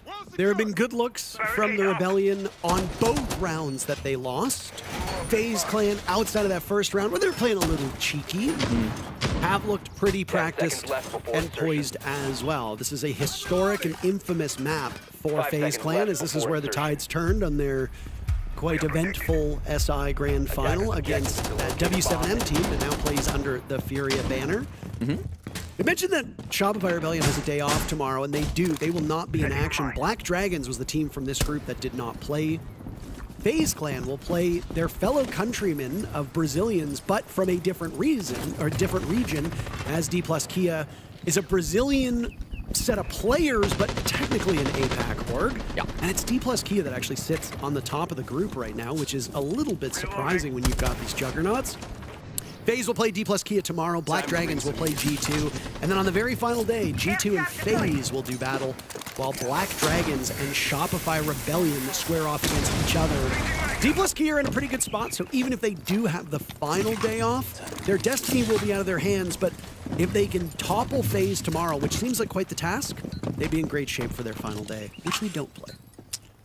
Round 4, completely different defensive setup for FaZe Clan, which includes Cyber on the Tachanka for the first time in, I would guess, ever? Maybe not, but I've certainly never seen him bring out this operator. The ridiculous player that he is, the 27-year-old, is almost always on entry fragging and far roaming roles, but with a strong setup, he can be a plant denial player as well.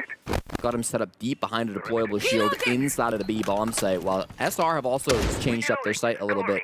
Not going to be bringing in that Ying Capitao combo that they had previously. Now we've got Canadian on the Blackbeard, who really wants to be the focal point of this push. I think it might lead to them going a little bit closer towards Connector. Spoit's already inside of Raptors, though, so maybe they do just want to go a similar style to what they did before.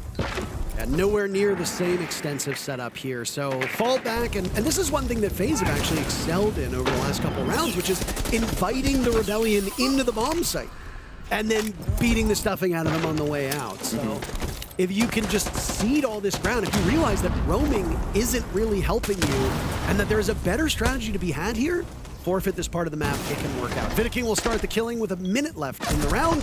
Ambi dies, Cyber is traded out, Spoit and Surf on the board. The King will find his second kill. The Surf is waiting with Diffuser in hand inside of IT, waiting for the all clear to walk it on in. Yeah, now we've got 2 players IT. Spoit, the lone man, not with his team, is going to be going over towards Aqua. He needs to be able to get a pick, but he's in a 1v1 with Handy lined up, and Handy doesn't miss these often. Who on FaZe does? That's the real question. Good question. It's a tough spot for Spoit. Handy making some noise and overture for him, but he gets called back to the bomb site, and there we go. Spoit almost got the Nitro Cell hucked out. Vidiking finds a third, and Surf is still poised, not far removed from his position. KDS, who was largely invisible that round, finds the final frag. And just like that, FaZe Clan have stitched together 3 consecutive rounds. Defending on this map, yeah, that's not terrible, but if I'm the Rebellion, maybe I'm starting to get a little worried. Yeah, I mean, honestly, it was a really well-played round by FaZe. That is a tough bomb site to attack, so maybe it's not the end of the world for SR. A lot of credit's got to go to Vidiking, maybe the best IGL in all of South America. He had to get quite aggressive to get those kills. He actually pushed up out of the bomb site into Connector to be able to get the opening pick in that round, start the killing off, as you said, and then swung deeper into Electrical to kill Canadian from jungle, from Connector. So had a lot of these like really tough angles that he had to fight, managed to walk away with the win there, protecting Cyber, playing on that Tachanka. Did go down to the IT players eventually, but really good stuff coming out from Vidiking. Vidiking 4-0 in his career up against Canadian, has never lost to what is almost certainly the best captain of all time to come out of NA. 10 seconds to go. I know that they played a best-of-3 that went the distance. Their second matchup against DPLUS Kia wasn't really that long of an affair. It was 7-4, 7-1. Yeah. And yet still, heading into this match, Ambi and Surf are both sitting at 40 kills apiece. Through just 2 best-of-3s. That is quite the effort. Canadian sits at the bottom of the team, which is no surprise. That's how his role plays. But even he's only a -6. He fragged very well against G2, if you recall. He almost top fragged, I think it was the second map, against G2. Spoit is not that far ahead of Canadian. That is probably the bigger issue here. I know that people are used to Spoit being this incredible killer of everybody, especially if he watches YouTube content or his streams. For sure. But that's not the role he plays on this team. Spoit is not usually the one required to get kills. That's Surf, Ambi, and Rexon's task. So temper your expectations. Yeah, I mean, he does play in that entry duo alongside Ambi, obviously. He is often one of the first players into the building, but you're right, hasn't maybe had the same impact that we've seen from him, even on former teams. You talk about Spoit on Rogue, absolutely star fragger, star guy that you're going to see getting all of the kills. Actually hasn't gone positive at a Six Invitational since his first SI in 2023, so definitely plays a bit more of a passive role when he has to, can sit back and let his teammates frag out. Doesn't mean he's washed, chat. It just means that he's playing maybe a different position sometimes. Right now, the roam game is strong from FaZe Clan. Handy on the top floor. We're watching Souls on the mid floor. Cyber's not too far away either. There's a lot of players from FaZe still out and about on the map, and Shopify haven't really cared to clear out those players. The Rebellion have taken their time. They've gotten some space over towards Cafeteria, but not so much that they can comfortably go for a plant unless they're going right down XO and trying to get something very cheeky tucked in on maybe the assembly door. Let's have a look. There goes the death mark. In hopes of finding Vidiking, and Canadian will be off to the races again. I like the tempo that is being set. Whoa, my goodness. How did Handy miss that engagement? They walked right into each other. FaZe Clan not looking in the direction that the Rebellion are coming from. They barged into the bomb site. They've surrendered the diffuser. It needs to be retrieved as Spoit gets gunned down. KDS takes quite a beating. 45 seconds left, and it's time for a reset from the Rebellion after they were hoping for an early push again. And I was just about to praise SR for how quick they've been to get into the bomb site. The killing will continue, this time Canadian taken out by KDS. Soul still searching for his very first kill. His diffuser gets planted by Surf. Explosion goes off. They have a read on it, Jesse, and they'll watch it from above. A 3v3 is now the timer shortened by the case being planted. Rexon out-dueled by Cyber. Ambi takes care of KDS. Hatch opened up. An easier drop into the bomb site. FaZe will take advantage of that. The Rebellion just catching FaZe Clan looking the wrong way time and time again.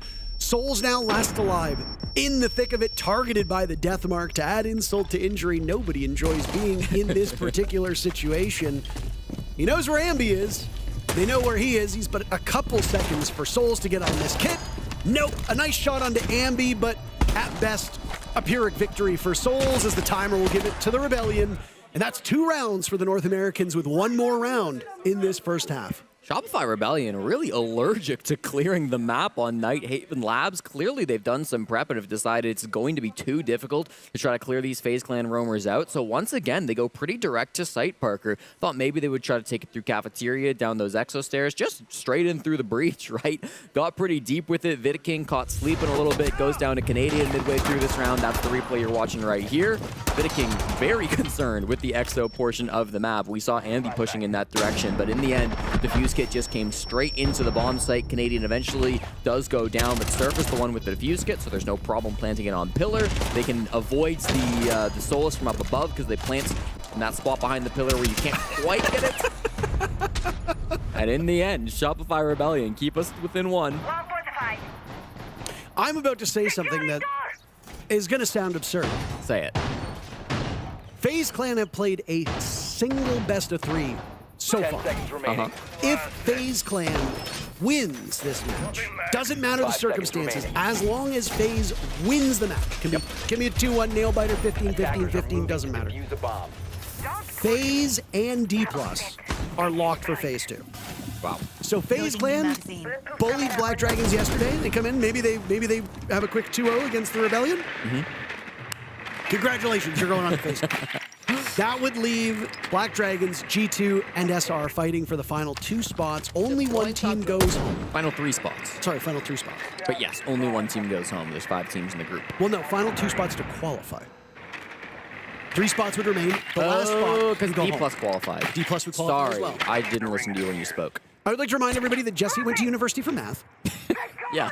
And he also has ears. And he's also in the same production chat that I read this stuff from. And yet he chooses to sandbag me and say that he doesn't listen to me. Shopify Rebellion obviously hoping to equalize at 3. Enough of you. FaZe Clan in just 5 rounds have doubled their amount of rounds lost here at the Six Invitational from 2 to 4. Aggressive fight between KDS and Spoit, but Spoit misses the head, only gets some body shot damage onto KDS, so that's not going to be a kill just yet for SR. Clearing this top floor should be the primary objective. But as long as they have IT control, that has historically been enough. And Spoit, he doesn't miss twice. Eventually gets KDS on the repeak. Yeah. KDS is a big get. He's the top frag on the team and has survived deep into most of the rounds that he's lived in. So this is a late breaking player in those final few moments. Having to deal with the treachery of that Brava Keep it as deploying. Vidiking has to Surface shoot his secured. own Malusi Banshee. Well, not his, I guess technically it's Handy's, but it's his own team's. As his spot inside of IT is given away, and he's collapsed upon by Ambi. Now Souls is urged into action. Cyber on the board. FaZe Clan have been exceptional, Jesse, at getting 2 quick kills in reaction to equalize and set us often into a 2v2 or a 3v3 situation. But Canadians got other ideas, taking matters into his own hands. A kill and now close to planting the case down. Spoit dies at the hands of Handy, but still an advantage for Shopify Rebellion. Handy's been reduced to about half HP, but he's still fragging. Now it's Souls down below, surveying the damage that was done above. You know how hard it is to hop on this case and go for a defuse in this position. And they'll soon start to run out of time. About halfway point of the diffuser now. The Azami swinging. A small missed opportunity for Rexon. Oh my goodness. They fall off. These post plants from FaZe Clan have been so damn good. And they win yet another 4-2 the first half for FaZe. Oh, that's a brutal one to be losing as well, Parker. They had all the positionings. I was getting ready to say maybe FaZe Clan should have sent somebody above. You know, this is going to be a tough post plant, but they just win the vert battles. They kill the player that's outside on, not even on rappel, but outside the building. Man, that was really tough. I even wanted to give credit for Canadian because instead of just jumping in, immediately planting, he took the time to kill the site player. You can still give credit. He went and he killed Cyber, and he did his job. He got the defuse kit on the ground, but the post plant just out of reach for Shopify Rebellion over and over again. They can plant, but they can't win the round. Brutal stuff. And I mean, a lot of that is also structural. So in rounds 2 and 3, FaZe Clan deliberately played farther back. They deliberately opened up the bomb site, especially on that basement bomb site, right? The idea was to go for a retake. That was the whole strat. But 2 of these final rounds that we've seen, the 2 most recent ones, they were not designed to deal in a post plant. They were scrambles from FaZe to try to regain the footing that they had lost earlier in the round after a strong start for the Rebellion. So it's a situation where, honestly, you have to praise both teams, right? You have to praise the Rebellion for the way that they're able to take up map control, the way they're able to entry, and then you have to praise FaZe for the way that they retake. It's a situation where you can do everything right and still lose. It is possible, and it honestly seems like that was the case.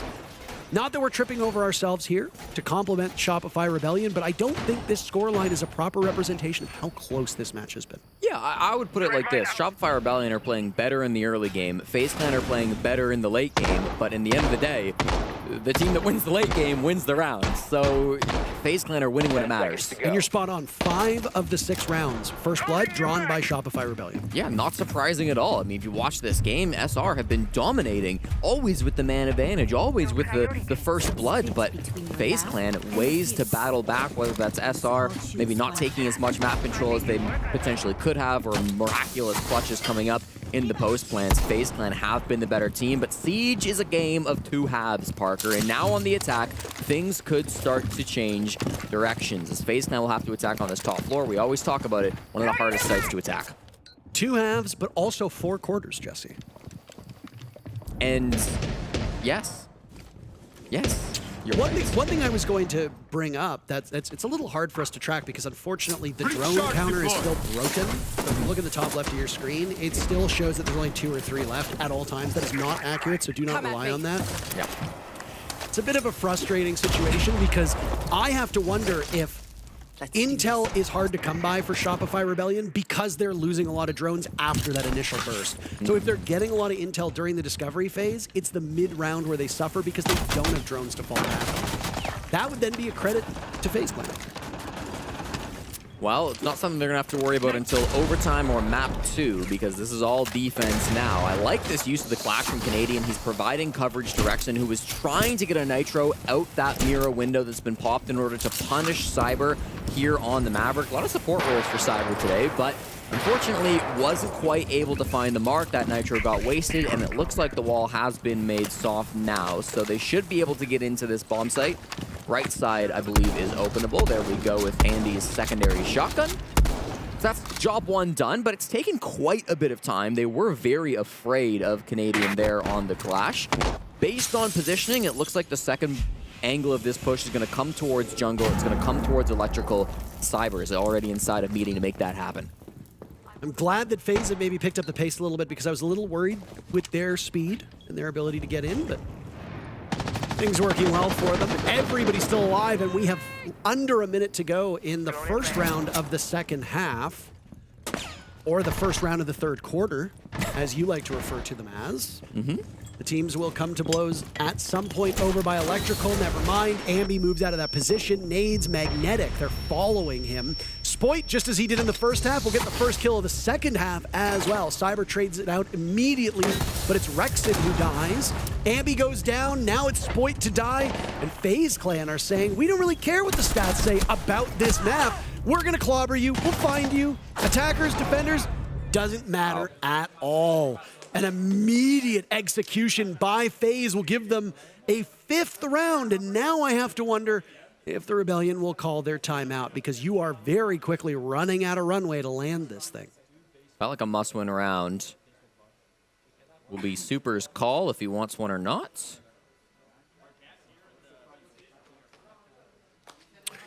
Maybe waiting. Yeah, maybe waiting to see what happens in the next round. But I mean, if you lose that round, you call a timeout with just 3 minutes to go. It's a risky gamble for Super, but it's what he's chosen to go for, trusting in his team's ability to defend on these other bomb sites that are not top floor. That was just a really clean push from FaZe Clan, to be honest with you. Handy gets that trade onto Spoit, top floor inside of Rafters. That was with the defuse kit, by the way, so if Handy loses that second gunfight to Spoit, that whole thing could go differently. Surf also, he was playing on that SAS operator. He had the shotgun on the smoke, wasn't choosing to play close on the electrical door. Often you'll find a shotgun player right there because it's so difficult to get into sight when there's a shotgun close on the electrical doorway. Surf ended up being, I believe, last alive in that round. He was over towards the west, wasn't quite able to get there fast enough to help out his team. Playing the long angle instead, stopping any flanks that were to come, but being rolled over from the east were Shopify Rebellion. So FaZe Clan ever closer now. A gap of 3 is the best they've had all day. The desk told the story about the struggle against Brazilian teams, and even though they play in APAC, DPLUS Kia is ostensibly a Brazilian team. The struggles will continue, though. I will say FaZe is a bit of an aberration here. They are not just a Brazilian team, they are a behemoth. It doesn't matter what region they're from. They're incredibly good. You could literally be perfect against Brazilian teams, never having played FaZe Clan, and I still would suspect you'd lose. That's just how it works. Yeah, FaZe Clan are absolutely ridiculous. And if you count this SR team as the same as a Sonics team, they haven't beaten this FaZe Clan squad in a best of 3 since DreamHack Montreal 2019. A game I casted with Flynn, which should tell you everything you need to know about how good was the game? We know the casting was bad, but how good was the game? All right.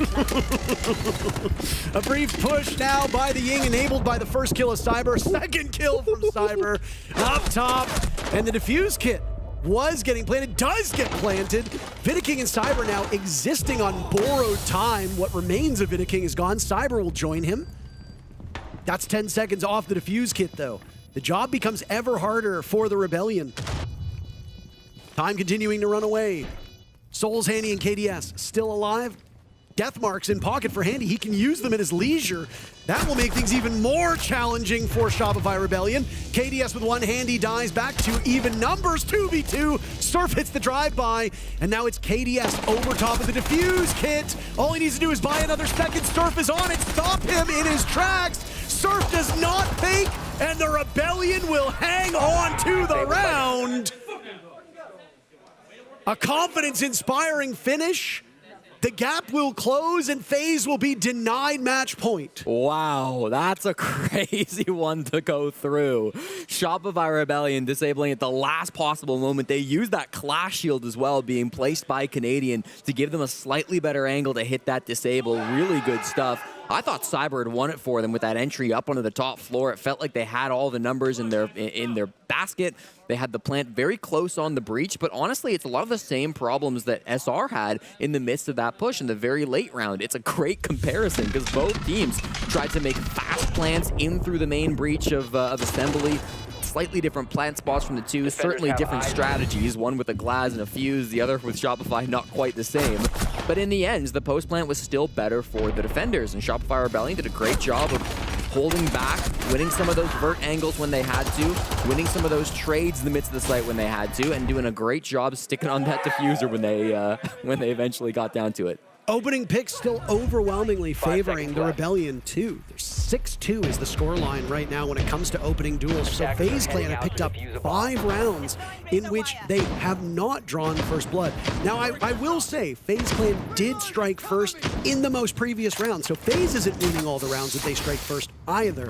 Again, Jesse, you're spot on. The mid to late round, the late round in particular, has been the deciding factor of this map, and right now FaZe Clan just look more like a cohesive unit that can handle the pressure and everything else that is required to deal with the final 20-30 seconds of a round. And honestly, it's something we saw when they played Black Dragons yesterday. They had an 89% recovery against BD, which is the highest of any team in the tournament, as it is their only game played. So we know how good FaZe Clan can be even without the opening pick. This is a team that is ridiculously good at getting advantages back when they lose them. Now, I thought most of that was probably because Black Dragons were not playing the greatest of Siege yesterday, but even against SR, who I think are playing a better game, FaZe Clan are finding success in that area, so that really speaks to just the quality of team that we are witnessing. I mean, we saw this on this map 3 hours ago? Yeah, we did. In the WEIBO game, where WEIBO was just winning rounds even though it didn't look like they should, and they just have heroic efforts. Oh my goodness. He's not going to get another, is he? A nice nitro cell from Surf will net 1, but there are more in tow. And Surf beheading Vidiking. Playing very selfishly inside a storage. There's a third to be had as he was watched on drone. That's the Thatcher of Souls, right? It sure looks like it based on, based on his silhouette. Have to get used to a different silhouette from Thatcher, by the way. Bit of aggression at top. Aqua is handy. Just barely gets pulled back thanks to that Dread Mine from Fenrir. Little early damage into Rexon as well. They have to kind of come up with a new game plan, Parker. That diffuser is dropped in the site. That, I think does the Ponytail have a hitbox? I actually don't know. I don't believe so. I don't think so. Were you playing the game when Blitz's earmuffs used to have a hitbox? Yes. I think when they changed that, I would assume a zombie's Ponytail also would not have one. I mean, realistically, if you were wearing like a big set of like earmuffs and a bullet hit it, it would probably disorient you, but maybe not damage you. 35 seconds, Parker. FaZe Clan's plan B has taken a long time to come to fruition. They've got to find some kind of a pick, but SR, they're giving them nothing. Yeah, and I mean, SR's very patient here, Jesse. Giving them nothing, not moving, standing pat. They've got crossfires held. FaZe is utility starved at this point. Those EMPs that Souls have are really ineffective, but I mean, hey, you've got the DMR. You've got 2 DMRs. You could do some serious damage. With time running against you, I think it might be a little too late. Maybe not. There goes Rexon. 3v3, running out of time. Diffuser walked on in, dropped, and no way in the final 2 seconds they find anything. Half of the round, or half of the lobby still survives. 2 players on FaZe Clan, 3 players on Shopify Rebellion.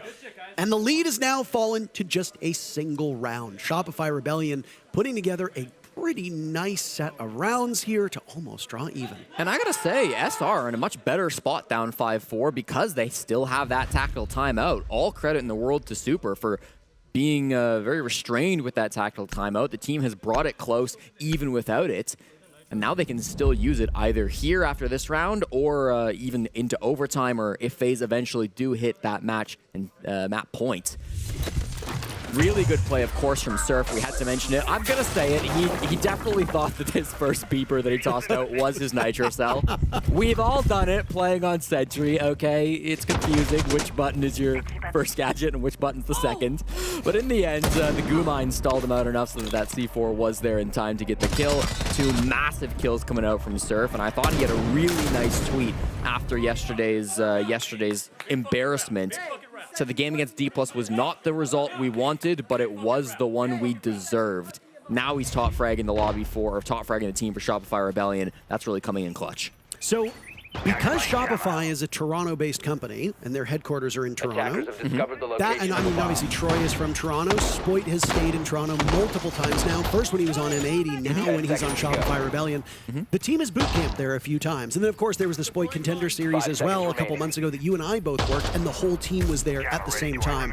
I didn't really know Surf all that well until the first time we met, the first time they boot camped there. And I can say this, there are a lot of good people who play this game. There are a lot of normal people, smart people, funny people, kind people, etc.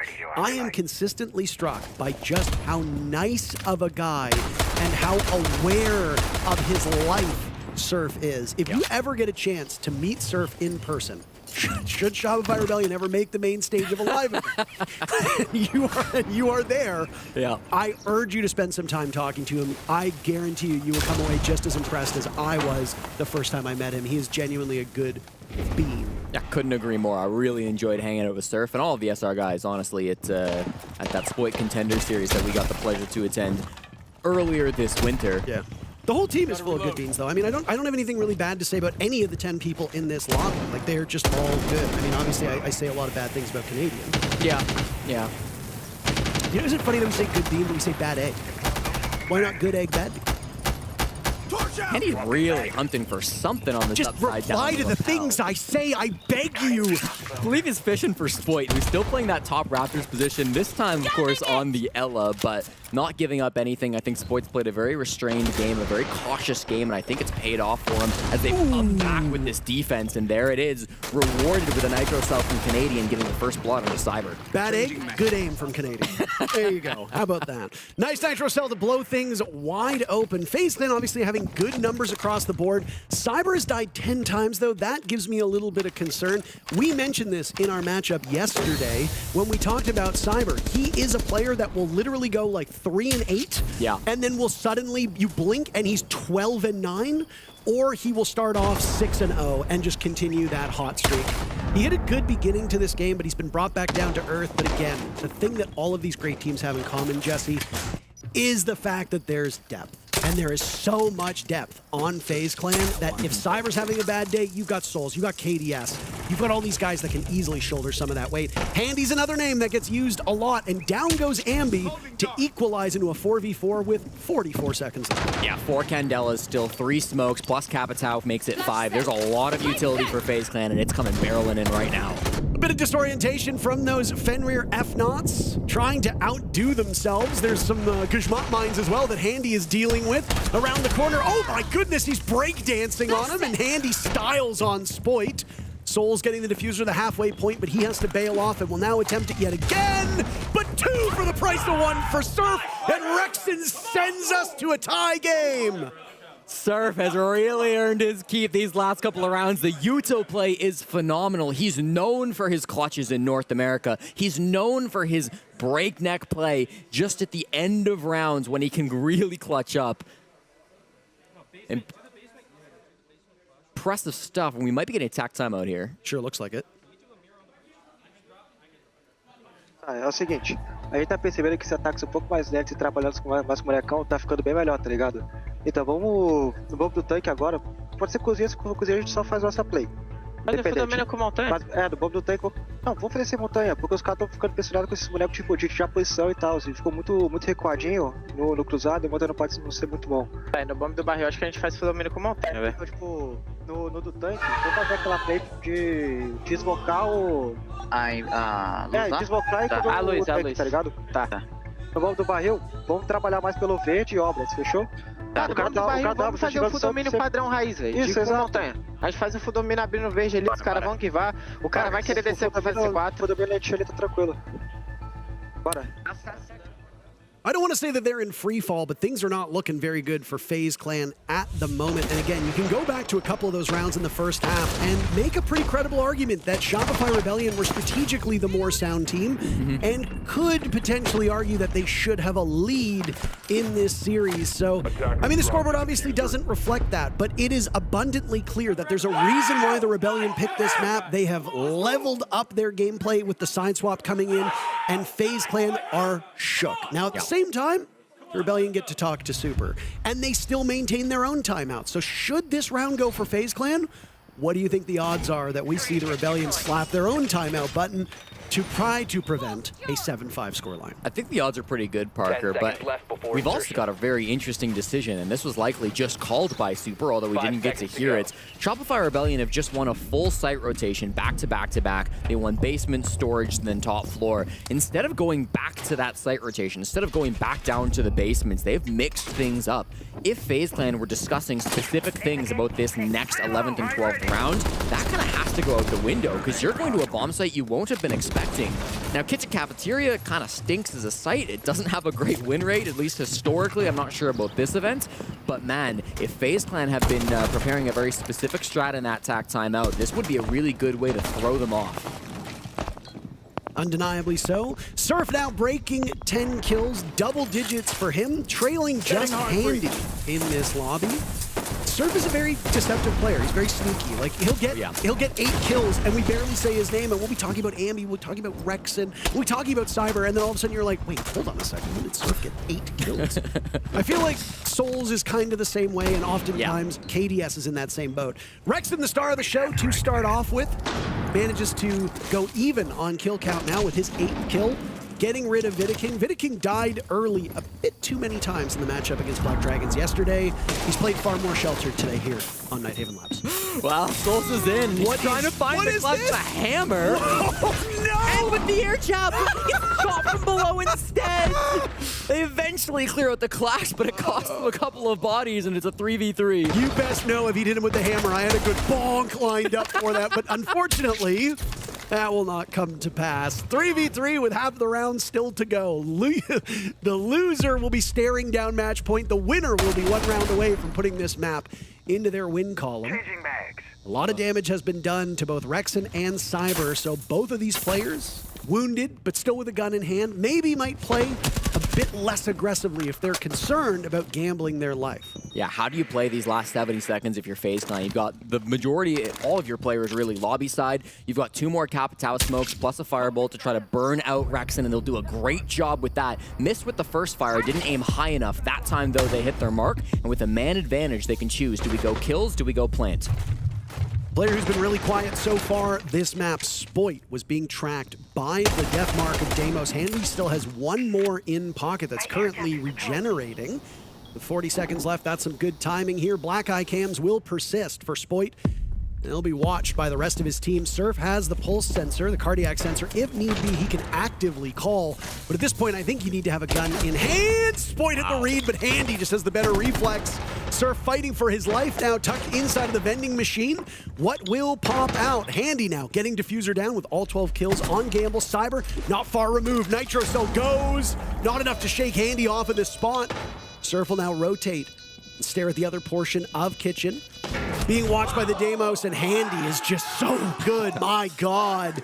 Clinical from FaZe Clan to move to map point. 3 clutches might have been asking a bit too much from Surf, and we'll see if that will prompt a TAC timeout from Shopify Rebellion, or if they do opt to save it for overtime.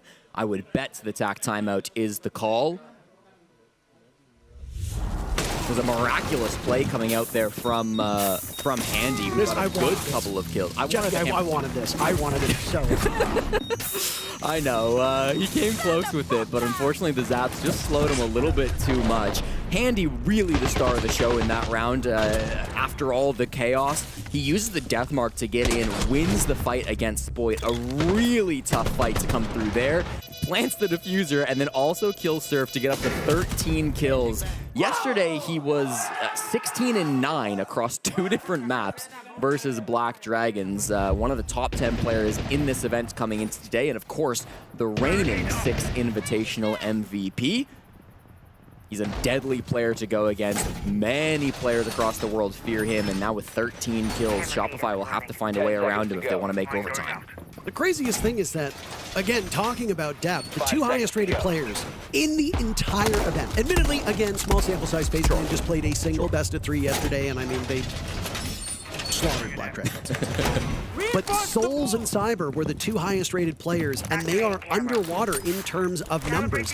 Again, it really just does go back to how good this FaZe Clan team is. We have seen very few reasons to doubt them. Even in Munich, they made a heroic run towards the finals. They didn't make it the whole way, but they got about as close as you can get. And they looked mighty damn good on the way there.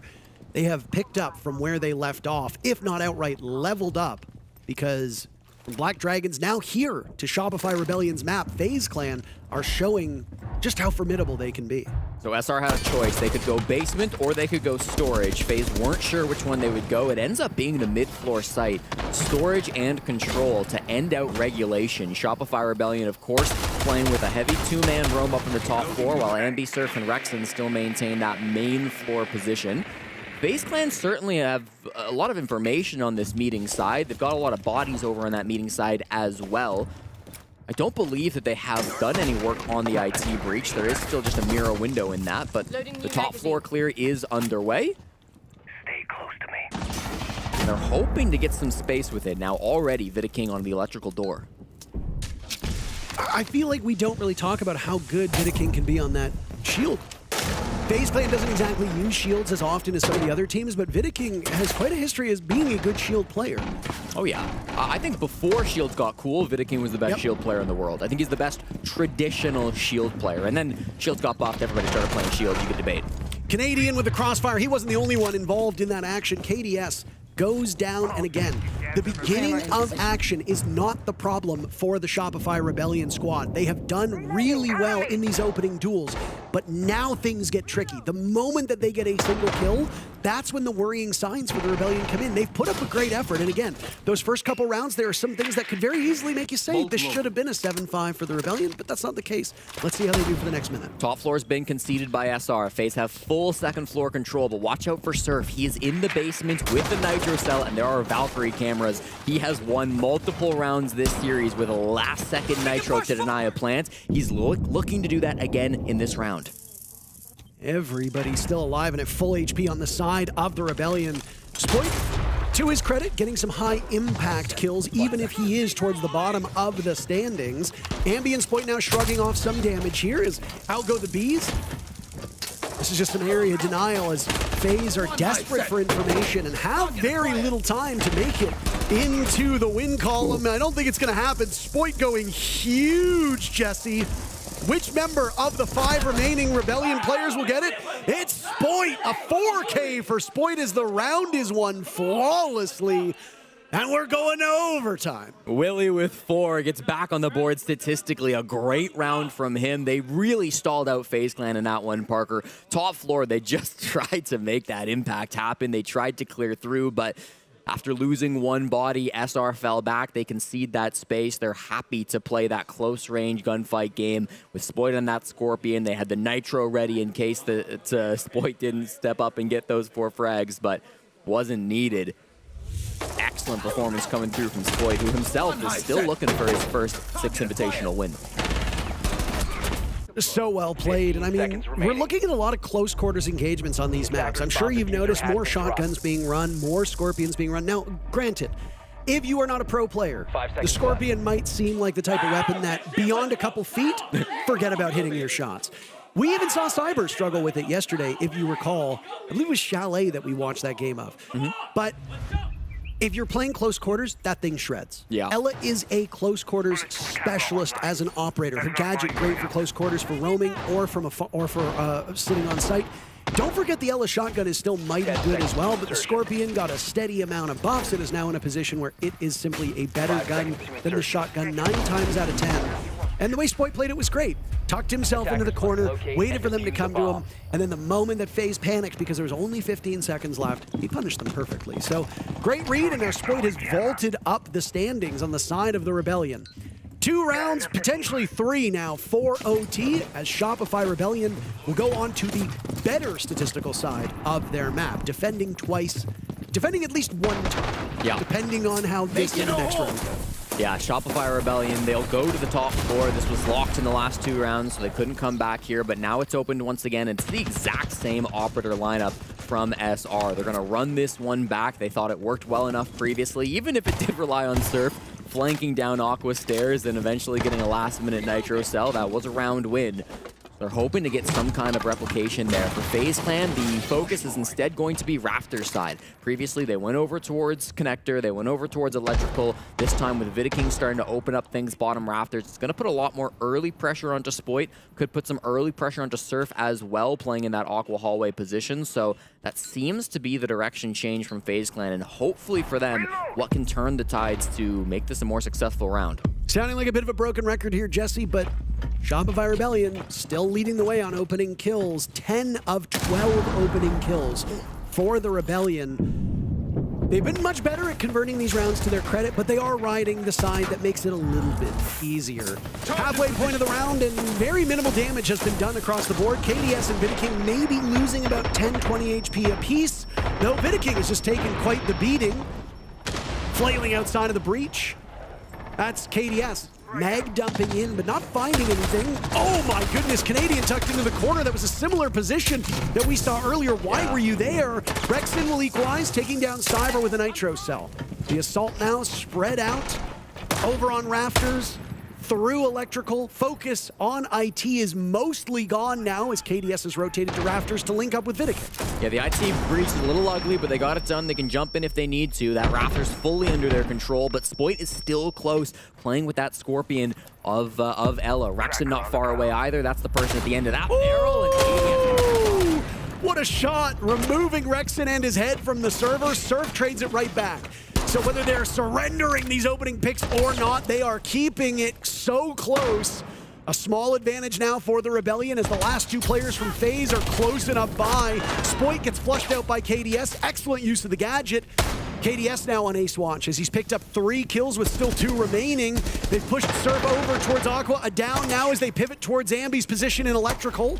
Walking his way towards the defuse plant in the hands of KDS. Souls gets the final 2, and FaZe move back to match point. And what an end round from Souls and KDS. Perfectly pushed through that positions, in through Rafters together. They play it by isolating those defenders, managing to find those last couple players. Really tight round. Likely an opportunity, maybe the last opportunity for Super to call that tack timeout. He's held it all this time. But as far as we're seeing, it doesn't look like one will be called. So Parker, this is going to be round 14. Map point for FaZe Clan to win SR's pick. And still attack timeout remains in pocket. I know that this will probably be a heated discussion on social media should the Rebellion go on to lose this map. Okay. Or this round in particular, and then with it the map. Yeah. But I have spoken to coaches before when it is a situation like this, and I have asked, why didn't you call your timeout? And they usually say the same thing. 1, our problems are pretty obvious. 2, I can hear the team working through it. There's really nothing I need to say. And 3, if I call the timeout, it lets my opponents talk as well. The last thing I want to do is have them potentially assess and fix mistakes that we think we can exploit. So it is entirely possible that Super said all he needed to in FaZe's timeout a few rounds ago and trust the team to get the job done in the server without the aid of a timeout. So don't come for his head on social media. There is some method to the madness. Yeah. Or maybe he's just really confident that they're going to win this round and then he'll call it at the end of this round. Who knows? But again, we'd have to ask him in the postgame. Maybe Super is a huge FaZe Clan fan and wants them to win this game. I have often wondered if he's a double agent. Super, imagine they lose this game and Super rips off his jumper and there's a FaZe Clan jersey underneath it. We're the WWE now, okay? We're getting crazy. It was me all along, Austin. I could see that. Back to the top floor we go, as we expect. FaZe Clan trying to play the best site on this map. They were pretty successful with it back on their own half, of course. They played this at the very start and lost it, but then were able to win it in rounds 4. Well, just round 4, I should say. Won it in round 7 on the attacking side as well, of course. Good heart breaching to start things off. Be careful of Cyber. Actually has pushed down the lobby stairs and is likely going to be playing from this position. No Tachanka from him in overtime. Going back to his old-fashioned shenanigans where he likes to play aggressive, he likes to play a little bit sneaky. Could walk back up those lobby stairs if it ends up being a commitment to this connector side push. Can also rotate over to the Aqua stairs if he's needed in that direction, or even bottom Rafters if he really wants. Ambi has gone quiet for Shopify Rebellion. That is a little bit concerning on my end, especially with how good he was in the first half. He was taking engagements with no fear whatsoever. And I mean, if Ambi is fearless and is engaging against FaZe Clan and beating them, that's your secret weapon right there. You know that Ambi as a player is fearless. It's all about how Troy and the rest of the team want him to be deployed. Nobody from the Rebellion seems very keen on getting into the building just yet. Spoid and Rexen are in, but they haven't really taken a lot of map control with a minute to go. And they do need to worry about droning a second time. You mentioned Cyber on the roam. Yeah. Take a look at where he is. Yeah, he comes back. He's gotten bored. He's returning back to the site. There's nobody pushing this direction, Parker. It's an Aqua side push. Zambi opens us up. And that's what you might need. But again, the opening pick has not really been the problem for this Rebellion team. So what do they do with the lead that they have? They've got plenty of utility. Selman, pocket, exothermic charge, Candela, smokes, flashbangs, another set of smokes. A lot of tools here for the Rebellion to crack open this site. Candela's coming in, as you say, Parker. It could be an early kill from Canadian, but he's got to be so careful and drops the defuse kit instead. He had one close by. He knew the right read, but KDS had the long-range engagement. Souls and Vidiking go into the ground at the hands of Ambi and Rexen, and now Cyber hits the flank through Aqua, walking his way up. Can he catch them off guard? Ambi is waiting for it. 3 kills for the youngster, who's now planting the diffuser. What can't he do? KDS trapped inside of the site, shrugging off damage, dragging Spoy down with him. But a 4K from Ambi sends us to a 15th and final round. You were just asking for him to step back up, weren't you, Parker? I was. Ambizi does it when it's needed. He steps up and has a massive round to force that 15th and final round here on Shopify Rebellion's map pick. Puts the pieces together, and I really don't think FaZe expected that push to come exactly in the way that it did. There was a lot of pressure early over towards Connector. We saw Cyber unsure of where he would go. You guys hear me? Yeah. Think about what they did the last round they attacked us. Remember what I said? When they win rounds, they typically want to repeat it. They brought the Monty. I think we should run the Clash. I think we should run the Clash just to fuck with the Monty. Will, I don't know if you're getting the value out of Ella because we're backing up.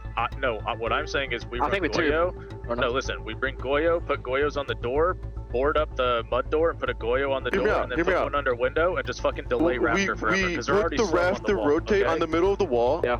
I go to Chanka and I can play close left on the Raptor door. Just keep firing the stairs for the Monty walking up. I'm gonna go Flash. Listen to me. Focus on the delay. Bring the Goyos. Just spam them apart. We can put one like E-Box door. They're gonna split con side every time, so don't leave that. It's gonna be a gap if you leave it, okay? Okay, heard that. Let's go. Come on. A lot of cooks in the kitchen there, Jesse. A lot of the cooks, but in the end, the coach has the final say. Super demands what he demands, and for this top floor defense, he's gonna get it. The Clash, the Goyo, very worried about a Monty walking up these Raptor stairs. That's indeed what Vidiking likes to do on this site. And if Super says it, Jesse, it must be true. It must be true.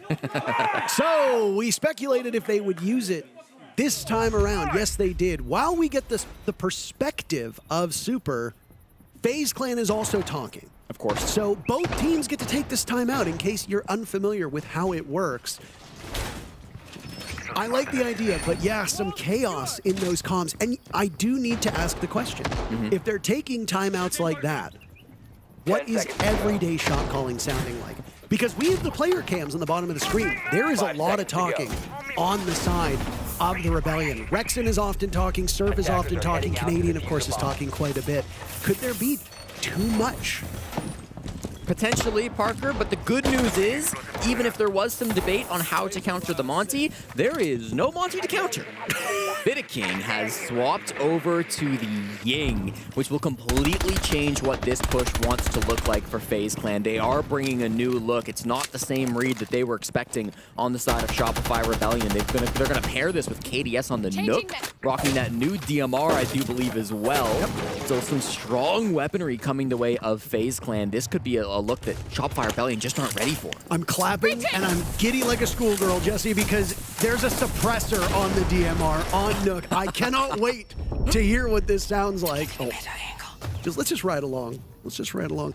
There's just something so satisfying about some of these suppressed weapons. The LMG, Ying's LMG suppressed is one of the most satisfying sounding guns in any game I've ever heard. Unless he shoots the default, there's nobody really to find at the moment. He's just holding the flank at the bottom of lobby stairs, and nobody from SR is making that kind of a move. It's definitely going to be a connector-focused push. You've seen Canadian on the Clash rotate over to this direction, so it's being read by Shopify Rebellion. Nobody really on the FaZe Clan side adding any other dimensions to this one.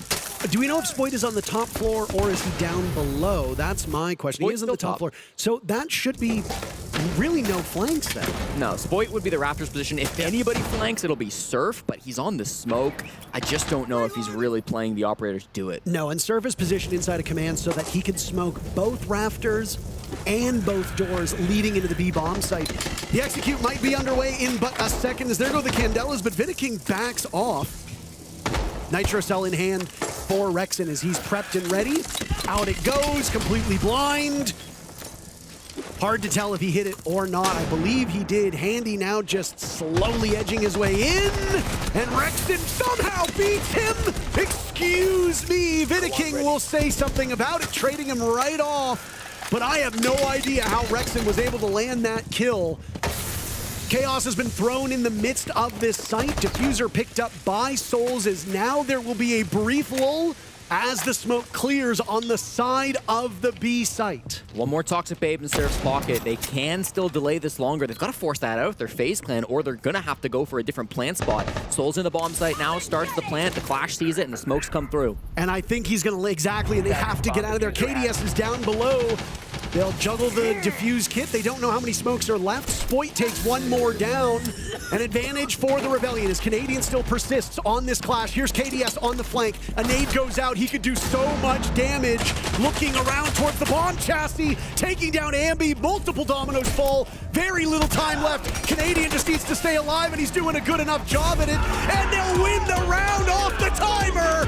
The Rebellion survived quite the scare, but managed to do it in all 15 rounds. They hold that tack time out till they need it. They use it to win the final and most important round, 15. It goes the way of Shopify Rebellion. It wasn't easy, but the world champions have lost a map at the Six Invitational. Huge kudos to FaZe Clan for pushing Shopify Rebellion to the 15th round on Shopify Rebellion's map. Up next is FaZe's home soil. How will they fare? We'll find out in a few minutes.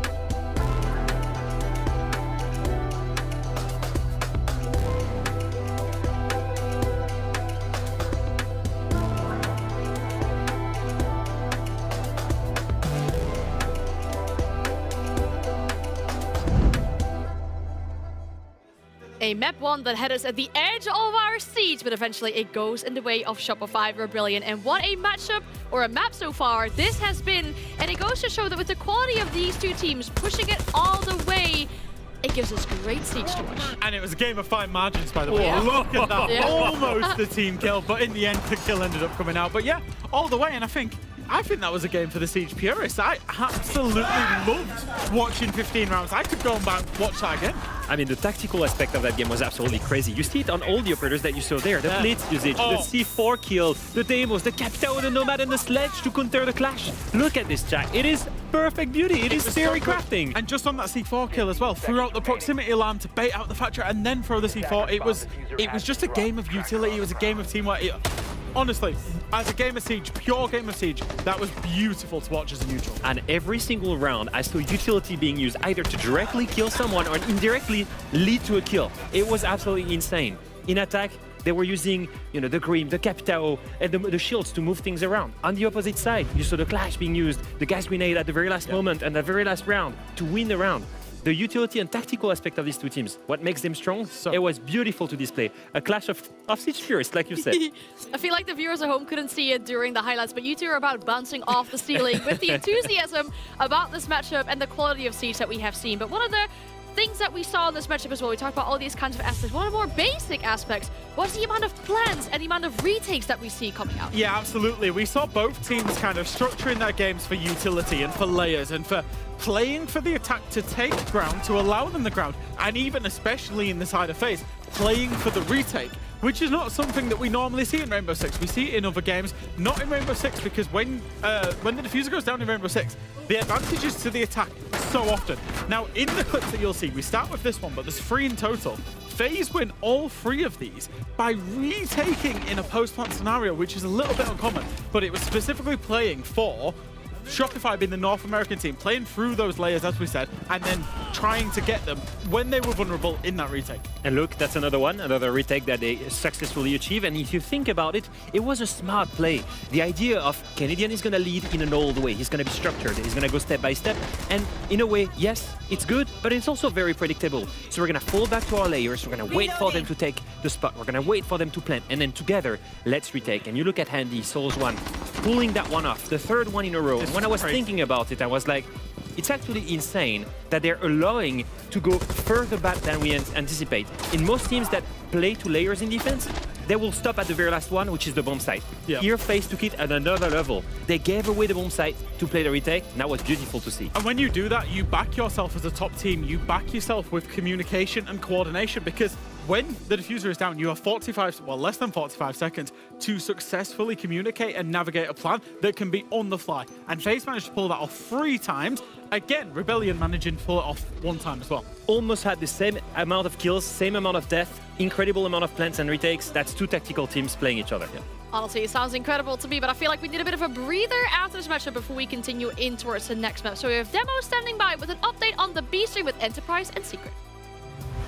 Welcome back to another B-Stream update. We're here in Group D this time, and we took a trip to the Aussies of Enterprise up against the Europeans of Team Secret. And what a performance from Team Secret, as you would expect. They're top of the group right now, and for good fashion, the Australians were sent packing today in a 7-3 into a 7-1. Your MVP was Jim for this day. Secret to lift the hammer. You heard it here first. Secret to win invite.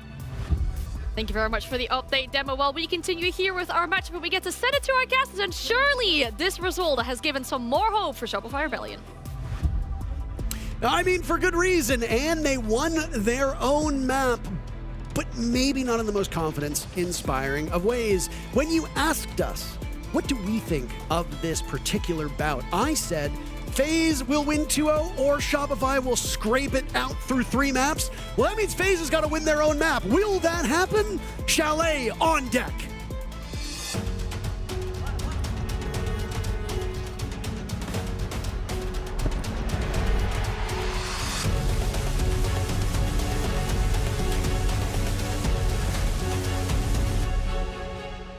FaZe Clan and Shopify Rebellion both had played exactly 8 rounds of Chalet yesterday, Parker. Although for one of those teams it was a win, and for the other it was a loss. An embarrassing result versus DPLUS Kia for Shopify Rebellion, but FaZe Clan crushed Black Dragons on this map just 24 hours ago, and that's got to be part of the reason why they picked a map like this. It was, in my mind, one of the most obvious bans that Shopify Rebellion could have gone for in the map veto phase, but they chose to let it through, understanding that they'll be a different team than they were yesterday, and hopefully we see that coming out starting the defense now against FaZe. A reminder of what's at stake as we get ready for Chalet. If FaZe Clan win this best of 3, which now can only be done by a technical reverse sweep, though I always do find it kind of funny calling it a reverse sweep when it's just 3 maps. Especially if it's your map in second. You're not really sweeping. You are losing your opponent's map, then you win yours, and then the tiebreaker. But if FaZe Clan win this series, they and DPLUS Kia will be immediately qualified for Phase 2. That will leave 2 remaining spots in this group that will be up for grabs. The 3 teams competing for it, it'll be the Shopify Rebellion, it'll be G2, and it'll be Black Dragons. And on your screen, there you go, the stakes that are at play here. Obviously, if you're the Rebellion, you've already picked up 1 point for winning your map. That's excellent. That's what you want. You win your own map, your opponent will probably win theirs, and then you go to the tiebreaker. FaZe Clan are quite the team, a very formidable foe, and you saw that on Nighthaven Labs. We know that FaZe Clan is a good Nighthaven Labs team. It doesn't matter how good Shopify Rebellion is, FaZe Clan are good on Labs. So giving you a run for your money, that's typical FaZe. The real question is going to be, if Shopify Rebellion doesn't win this map, how many rounds do they get? If they can scrape by with 4 or 5 rounds and push FaZe all the way in regulation, I think that sets us up pretty well for Clubhouse as our 3rd map to be a good match. But if FaZe show up like they did yesterday, and Shopify Rebellion show up like they did yesterday, I don't know how much hope I will have for map number 3. I'll say this, Parker. I don't think yesterday is even in the considerations anymore. From what I just witnessed, Shopify Rebellion on Nighthaven Labs, I'm not worried about yesterday's demons haunting SR once again. What I'm more worried about is just the fact that FaZe are an exceptional Chalet team. This map really lends to their ability to play aggressive, to get up on those windows, to make some wild swings happen. And we've already seen it kind of in the operator bans, how some of these teams are going to try to address that. FaZe Clan banning out the Azami, specifically so they can play on some of those outside angles, they can grab some of those players without having to necessarily aggress into the building. And then Shopify Rebellion, they didn't choose to ban the Monty yesterday against DPLUS Kia. They ended up choosing to ban this time. They banned Grim Ying against DPLUS. Now they ban Grim and Monty. So a little bit of respect being shown over towards Vidiking, who is, again, exceptional when it comes to the traditional shields. Well, in keeping with what we said earlier about the way that maps are starting to trend towards the attackers, Chalet is not immune from that same trend. It has an almost identical win rate across both attack and defense as Nighthaven Labs. And just like Labs, there is a single bomb site on Chalet with a positive win rate for the defenders. But boy, oh boy, is it defender favored. Bar Gaming has been won over 75% of the time by the defenders. That is an overwhelming number. Usually most bomb sites are around 55 to 60%, and then the other side obviously is anywhere from 45 to 40%. To see it be won over 75% of the time by the defenders is really something else. That's Bar Gaming, by the way. Every other one of the sites on this map, attacker favored. That should immediately benefit FaZe Clan. Providing that FaZe Clan are locked in, and well, if you watch Nighthaven Labs, there's pretty good reason to think they are locked in. Yeah, FaZe Clan are going to be just as deadly as they always are. There is no easy game for Shopify Rebellion tonight, no matter what map they end up on. So we'll see what this approach ends up looking like. It's not Bar Games, Parker. It's the other mid-floor site to start us off. The Rebellion choose to go kitchen and dining for their first defensive round. And FaZe Clan, bit of an untraditional way of approaching this so far. They haven't entered in through library, go for a full top floor clear like we see a lot of teams do. Instead, they've got some players outside of Solar. They've already got some players pressuring around the mid-floor. They we'll definitely get a sound cue about Ambi's positioning outside of bathroom, but end of the day, it's not going to result in any kills. It's a pretty passive place to place an air jab. Yeah, I was going to say, they immediately hit that air jab. So that's information that's gained without really having to do too much. And you've got a number of air jabs, so it's not the end of the world if one of them is used maybe a bit inefficiently. Sure. Well, I would say that's still a pretty good use of it. Right now, main focus is Solarian side. And Ambi was hitting his shots towards the end of map number 1, but struggles with the Selmas, so it goes. That's just a little bit of utility, going to make those top floor players a little bit less secure. Surf is going to be the main guy who will be affected by that, playing that master kind of closet and bedroom area. We see him on our screen now. He's also got Spoit to back him up way inside of Piano, so it's a really constructed top floor hold from Shopify Rebellion. They've got a lot of different angles, and again, FaZe Clan really haven't committed much to clearing through the top floor. And first kill is going to go to Ambi, in keeping with what we saw on Nighthaven Labs. Shopify Rebellion were excellent at opening picks. It was what comes next that is a bit of a problem, and well, history is repeating itself. Rexon and Canadian felled by Cyber in very short order. The Brava bursts in, not just snatching gadgets, but also snatching some lives away from them. Vidiking will smoke himself now over towards the chassis. There goes the defuse kit. Surf is called into action. He's got a perfect read. That's an excellent counterplay. Vidiking will scramble off of that position. Upstairs control in place, and Vidiking is taking quite the beating from Surf. Under 30 seconds to go. Diffuse kit will be maneuvered elsewhere. It was that bulletproof camera that was the problem. Cyber with all 3 kills in the side of FaZe Clan. He's in fine form. It's Ambi and Surf that you need to take care of. Surf, unrelenting upstairs. Ambi drops down to take matters into his own hands, greeted by KDS. And Souls will sit outside on the Solarium window to give FaZe round number 1. Couple of things in that round, Parker. Number 1, Cyber went nuclear. We don't need to expand on that much more. Entered into the south side, over towards Fireplace, gets 2 big kills. Spoit tries to flank. He tries to go down those main Fireplace stairs to be able to get the trade back on his 2 teammates, but also ends up losing the gunfight to the 27-year-old entry fragger on FaZe Clan. Then in the site, I mean, it takes Vidiking a very long time, but eventually realizes he's on a bulletproof camera, is able to punch that out. It's unfortunate none of those players up above, particularly Surf or Ambi, couldn't find that denial onto the plants. They couldn't actually get the kill onto Vidiking.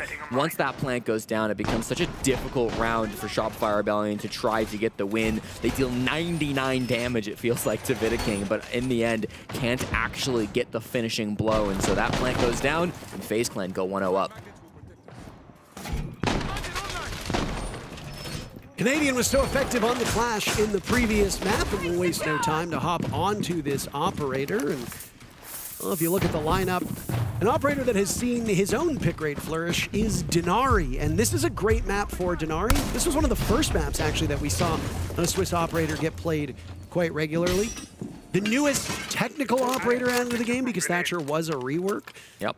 The good thing about a map like Chalet for the defenders is that you can have multiple ways into a bomb site or into a portion of the map, but you really only need to watch 1 or 2 of them. Denari can stretch his gadgets, especially on those first floor bomb sites, but also upstairs if need be, through a variety of walls and head holes, feed holes that are created by that secondary shotgun brought so effectively. Brava has been a real nuisance for Shopify Rebellion, and looks like Cyber will use that first clutch drone to pretty good effect. Yeah, all the util clear already coming out very sharply from FaZe Clan. Still plenty defined. Canadian played this clash on this bomb site yesterday in their matchup against DPLUS. Kia obviously wasn't the most successful, as most rounds were not in that game against the Brazilian team. Fighting inside of Library as we see some quick shots coming out from KDS, but he resorts back to the utility as the player close on his window, Surf, falls all the way back to Mezzanine. A little bit aggressive maybe coming out from Damien, but in the end he does manage to step back and keep himself alive. Oh, first name, first name, first name. Are you pals with him or something? Surf is Damien, if people are curious. Handy will strike first in this second round, gunning down Ambi, who's not exactly the most productive start to Chalet, but that's okay. Ebbs and flows for these players. You just have to make sure that Ambi is good when it counts the most. Spoit will die, but his gadgets will persist. That's 2 quick blows for the Rebellion, and a third could be had as Surf is flushed out of his position, dancing around a nade, punished by FaZe. They've only surrendered Vidiking at this point.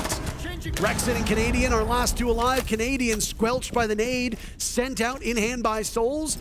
Rexon will now retake the bomb site, playing between B, looking at A, outdueling KDS, but Souls is there in tow as the last two players could have easily pinched him. The Deimos gets the job done, and FaZe Clan off to a quick 2-0 start. Huge 4K coming out. I honestly thought Rexon had that for a moment there. He was very close with that second last kill, but in the end, shut down by Souls, gathering his 4th kill of the round, 5th kill of the map. Don't forget yesterday, Souls was a beast. I know he got off to a slow start over on map 1, but yesterday against Black Dragons, he put up a 4.75 KDR. As far as my data goes, and I only go back a few years, but as far as I can find, that is the craziest, that is the best KD of any player in their opening game of a Six Invitational. So Souls really was putting in the work yesterday afternoon when they had that late matchup against Black Dragons on the B stream. Here on the A stream, he is finally putting in that work once again. A 5-0 start is nothing to sneeze at.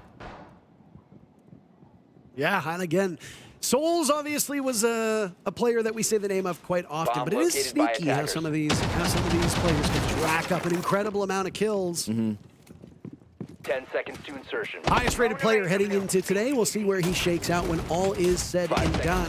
Not that we want you to stop watching this broadcast, but over on the B stream, Fluxo, W7M, and OXG, Oxygen, are currently doing battle. Gonna be exciting to see how this one goes by. Bottom floor bomb site is what we see from Shopify Rebellion. We may have had some tech issues there, so I apologize if we did, but apparently they lost my audio. Okay, wonderfully. And that's okay for the haters. For the haters, they probably enjoyed it very much. I don't know. I haven't moved. I'm still sitting here. But all right. Well, Parker, I'm excited to tell you that this bottom floor bomb site from Shopify Rebellion is a new site, despite the fact that they played 6 rounds of defense versus DPLUS Kia. This bottom floor was the one that they never decided to bring out. In fact, Shopify Rebellion this season have only played this bomb site a single time. That was back in June. So there's really no footage for what SR like to do on this site, and FaZe Clan will have to problem solve this through the office top floor. I had a good point to be made, but I seemingly lost it when they lost my audio. Oh, my goodness. FaZe Clan with 2 yet again. The real glimmer of hope for this SR team was how often they could strike first, and now that seems to have fallen by the wayside. Rexon and Ambi gone again. Ambi having a rough start to Chalet. Cyber taking a beating. Oh my. Oh my. Yes. Oh my. Surf just standing completely still. Now it's going to fall onto the shoulders of Spoit and Canadian. Spoit with 1. Still 4 more targets to be found on the side of FaZe.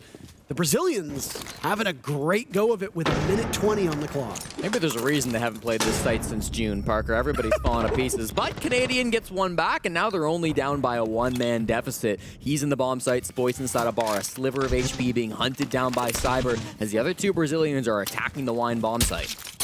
Out go the fire arrows. Canadian pushed off of this position, isolated inside a connector, pulls out the nitro cell a bit too early and gives himself a greater vantage point, as it's now given time for Spoit to maneuver towards blue. These 2 remaining players from the Rebellion are both in the same spot, neither of them able to stop Handy from getting the diffuser planted. Souls yet to die. Handy now lined up, seeing him on the ground. Down goes Spoit. Handy turns around. They know they've got Canadian stuck inside a connector, and it's Cyber with the final kill. An unstoppable attack. 3 times in a row for FaZe Clan. What more can be said here? Beautiful little push. I mean, they did exactly what they needed to on that bottom floor site. Might not have been something they were expecting given Shopify Rebellion's history, but did a great job of pressuring that bottom floor in through Big Garage while at the same time applying pressure up on the top floor as well, hunting down a lot of those players very quickly, very early. Love the use of the Ram to have an entry in through the office doorway. Nothing crazy, nothing that we're not seeing across a lot of different teams, but it's just Cyber's ability to make that entry happen on a ton of different operators that I find so impressive.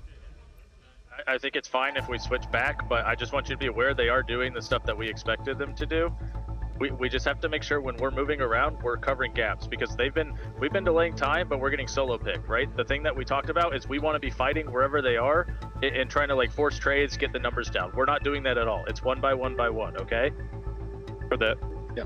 So if we know they're going solar, think about the positions, right? If they're on the repels, they're going to be setting up through trophy, walking up West Main. We literally know that with the like backside pressure. If they're going for this master, they're going to bring a Deimos under. Be careful of that.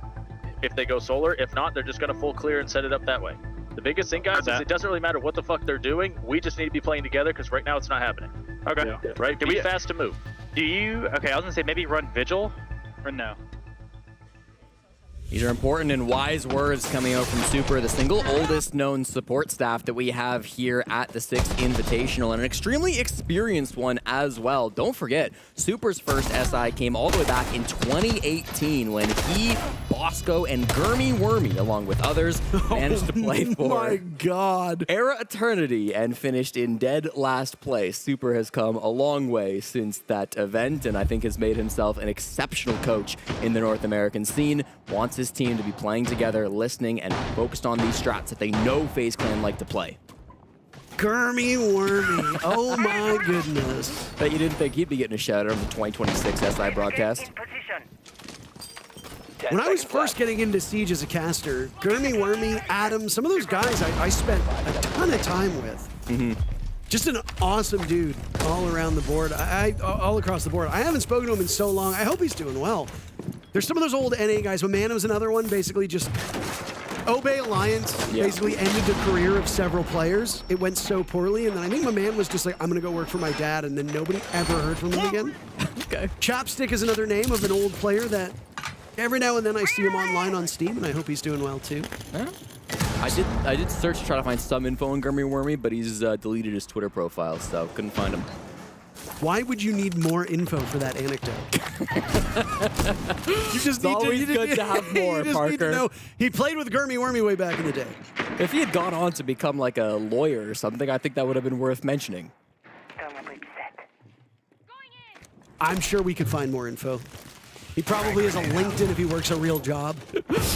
Utah play's been strong from FaZe Clan. We've got the castle barricades being cleared out, and already handy inside of games. There's 3 bodies across the hallway from him. He finds 1, but the kills are going back the other way too. KDS enters in through Mudroom, gets a double kill, and this has gone all the way now for FaZe Clan. 3 for KDS, and they've got everybody but Canadian.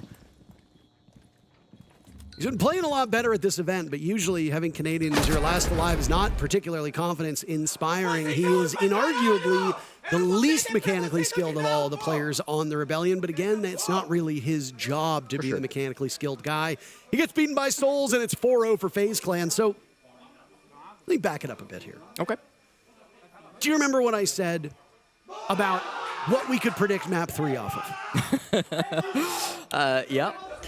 In case you need a reminder at home, I said, if the Rebellion can get 3-4 rounds here on Chalet, then I think map number 3 is going to be pretty competitive. Yeah. FaZe Clan is 3 rounds away from winning 7-0. So I do kind of fear for the Rebellion. It's never a great sign, or very rarely, let me correct myself, very rarely is it good when you have to scrape by to win your map. 8-7. Yeah. It's very rarely confidence-inspiring. But a win's a win. Nobody is going to care that you won 8-7 if you end up winning this best of 3 on map number 1. Maybe you'll care. Maybe the coach will care. Sure. Maybe we'll get another Fabian-esque tweet where he says, I don't care that we won, we need to be there. Who knows? But there is very little good here on the side of the Rebellion. They have 7 kills through 4 completed rounds, averaging just under 2 kills a round. Yeah, and I mean, that last round might have been the worst of all of them, Parker. All those deaths not even happening close to the bomb site, all towards games where much of their utility was not being set up. So Shopify Rebellion caught, I think, a little bit with their pants down in that previous round, which means FaZe Clan have just started to roll momentum into even more momentum, and that's never what you want going up against such a dangerous team like FaZe Clan. They'll retreat back to Kitchen. This was one of those bomb sites that they started the map with. They like to play on this site quite a bit. Running back to it now here in round number 5 could offer a bit of a chance to repeat some sites, maybe change things up. fix some mistakes, if you will, going into this one. I like Vidiking on the Ying, though. Cyber on the Blitz. This is going to be a very annoying operator lineup to play up against. In Shopify Rebellion, I'm not seeing a Warden, so these flashbangs could be really devastating. They have to rely on their magnets and, of course, those Surya gates. And off to the races is Cyber on Blitz. A bit perplexing, and he struggles to hit the Amaya. Surf, but gets the job done. Surf yet to find a kill. He's the only one on his team that's held off the score sheet. Cyber still in hot pursuit, pushing these players from the Rebellion deep into Solarium. Spoit firing away. 2 kills for the Swede. KDS will gun down Rexon. That's top frag on Rebellion. And now Handy will try to follow. Good targeting, but just missing out on Spoit, who scampers off. Still just running away from Handy. Canadian found by KDS, and it's all up to Spoit. Big Willie fighting against the Blitz. You ever get slapped on that shield so hard you lean IRL? I am amazed at what Spoit was able to pull off there, but they were in pursuit for so long, it was only a matter of time until they got him, and get him they did. 5-0 for FaZe Clan. No help for the superstar. He's trying to do everything that he can, but Spoit just cannot manage to find 5 kills while also being tracked by the death mark. KDS, another multi-kill to come through. Correct me if I'm wrong, I believe that is now 6 kills across the last 2 rounds from KDS. Is finding a huge impact on exploiting these gaps, finding out players when they're focused on other distractions. Both of those rounds, actually, last one and this one, most of the defenders are staring at a shield. Most of the defenders are worried about the big clunking machines scrambling through the map at them, but it's really KDS that's been the big threat. Nice final kill to come through there, but in the end, there's just so much to look at. There's so much to focus on, and FaZe Clan have been so scary on Chalet. Big clunking machines. They're not mechs, Jesse. They feel like them when Cyber's the one doing it. You know, he's the cyber shield player. Before insertion. There's something there. He's a cyber sportsman. There's something there. Something there. Before insertion. We can workshop it. We will get better. Chat, we'll get back to you. Map 3, maybe we'll have something. I mean, hey, what about a little audience participation here? We've got at least one intelligent person in Twitch chat. I'm sure they could come up with something good. All right, let's be realistic. 0? KDS now 7 kills across 3 rounds. He's been unstoppable ever since that tack timeout, frankly. Not sure if it was something being said by the coach, but he's been powered up the last 10 minutes. Yeah, no kidding. Souls and KDS have combined for 16 kills up to this point. 10 kills for the Rebellion across the board. Again, kills are the problem. FaZe Clan have been taking no prisoners on these attacks, droning very effectively and following up briskly. Chalet is a relatively favorable map to the attackers. As we said, there's only really one good bomb site for the defenders. It just gets played so frequently. Surf and Spoit with a kill apiece, but Vidiking dies to some martyrdom as the grenade that had been, Surf dies to the martyrdom that was used by Vidiking. Souls gets taken down. Cyber in the midst of the smoke on 1 HP. Diffuser goes down and he does not make it out of the building. I don't want to say too little too late, because at any point in time, it's good to get on the board. Yeah. But the final round of the first half, when the Rebellion should have won easily 2 more rounds, I don't know. FaZe Clan 5-1, they'll swap sides, and things should get better for the Brazilians from here on out. Listen, I mean, you'll take the 5-1. Any day you'll take the 5-1. It's better than 6-0. That one round can sometimes make a massive difference. It was the score at the half, I believe, when FaZe Clan choked out their first SI Grand Finals, right? So they know what it takes to lose from this position. Also know what it takes to win. They've been around the block quite a few times. I want to go back to Rexon on that previous round. His play inside of Library on the vert was absolutely exceptional. Getting that last kill on a Cyber, of course, but was able to get a just as critical kill in the midst of that round onto KDS through the verticality. A lot of those FaZe Clan players were not so focused on the top floor, hoping they could sneak a plant under the smokes, under the yings, under the shield. They had a lot that could get that plant down, but with a good anchor play from Surf, some really nice vert play from Rexon, and it just didn't get the job done.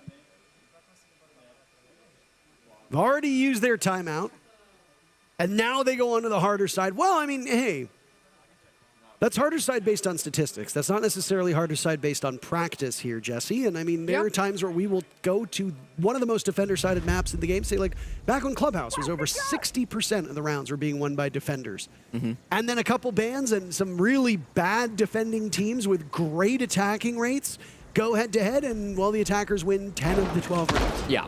I mean, I'll tell you this, Parker. FaZe Clan I'm interested. FaZe Clan played 6 defenses yesterday on Chalet against DPLUS Kia, and they went 5-1, and that doesn't sound so inspiring for Shopify Rebellion fans, but 6 rounds is 6 rounds of VODs. 6 rounds are 6 rounds of strats. That's a lot of research that SR should have on FaZe Clan's defense coming into this game.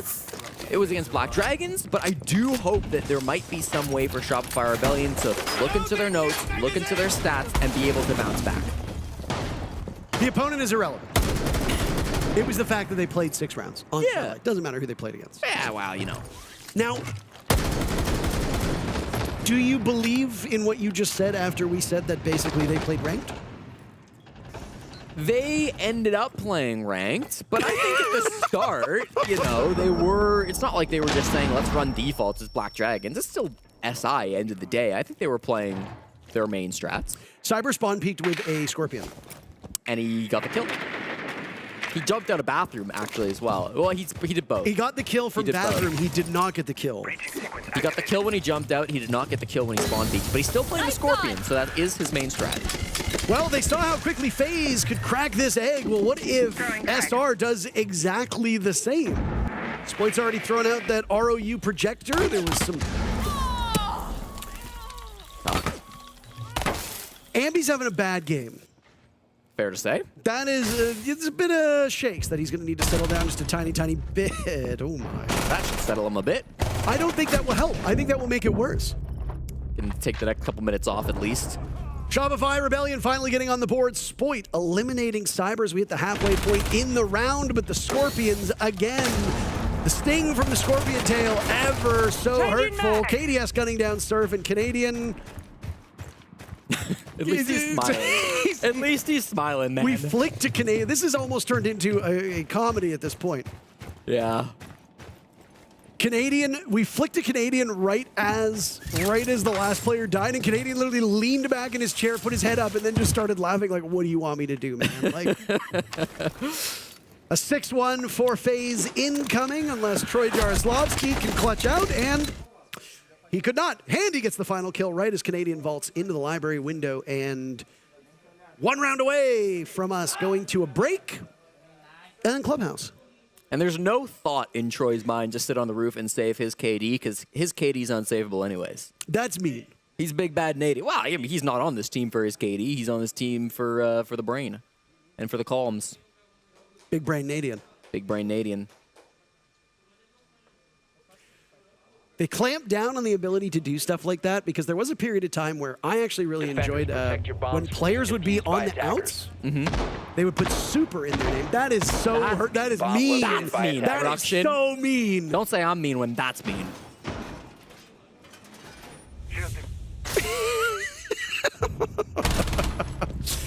Back in the early days, around the time of the Paris Major, Atlantic City, all that jazz. Players, when they were facing elimination, would put super in front of their handle, so like Super Astro, Super Liven. Canadian would go with Big Bad Nadian when he was on the outs. It was cool stuff. And then production was like, you're not allowed to have fun anymore. And then that was it. Yeah. I honestly think a big part of that change was Geo. Geo would change it like all the time. And they have the ridiculous names. The worst part was that was back when the UI was on the top of the screen and it would only show the first 3 letters of your name. So Geo would go with like Sleepy Geo and then his name would just show as SLE. Or he was Sen Poppy Geo and it would just be SEN and you're like, who the hell is that? There's no way to know. Your name is just the 3 letters. You can see your whole name. It was very amusing. If you wonder why we're waffling, it's because FaZe is showing us a masterclass here on Chalet. They toppled Black Dragons 7-1 on this map yesterday. And they're playing a little bit more freeform now that they've been able to run up the score.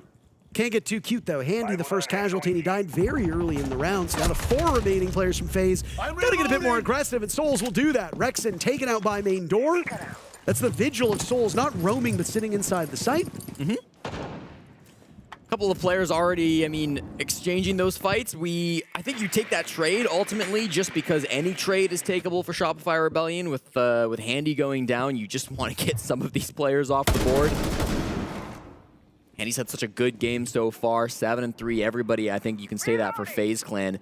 They've extended a little bit above the bomb site, and Shopify Rebellion are actually going for a full master side over clear. So they're going to end up with a lot of map control. Very different to the approach that they were taking, of course, back on Nighthaven Labs.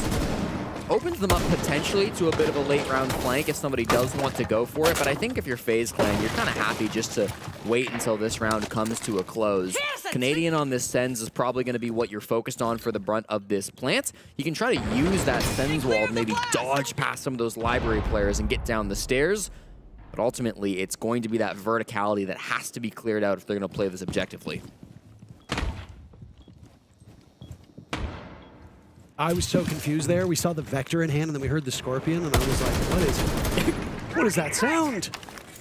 Assembling outside of Library. Now a grenade will go in, flushing KDS off of his position. Successfully done. Souls with 3 kills, shut down by Canadian. And now Surf and Canadian will link up with Vidaking and KDS as the 2 to fall. A tale of 2 completely different players. Vidaking with just a single kill through 7 completed rounds. KDS with 10. Surf and Canadian not much better than what Vidaking has. They're wandering upstairs. No time for drones, though it does show that Canadian has one in pocket. He will take some time to go into Discovery, but he is running out of room. 30 seconds left. Vidaking spotted. He'll be on the run and will rotate over towards blue, leaving KDS on the bomb site to defend against these players. Spot on. Surf and Canadian from above. A drop now in from Canadian. Final EE1D will go. These 2 working together so effectively. But FaZe Clan put this one away. An anticlimactic ending.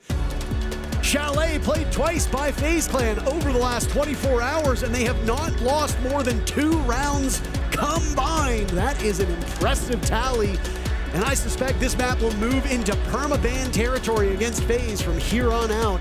Shopify Rebellion playing this map 2 times in the last 24 hours too, and have won 2 rounds combined. So maybe permaban territory for SR as well. This series still has yet to be decided. The buffer is still remaining. So one more map will see us as we get the decider between FaZe and Shopify Rebellion.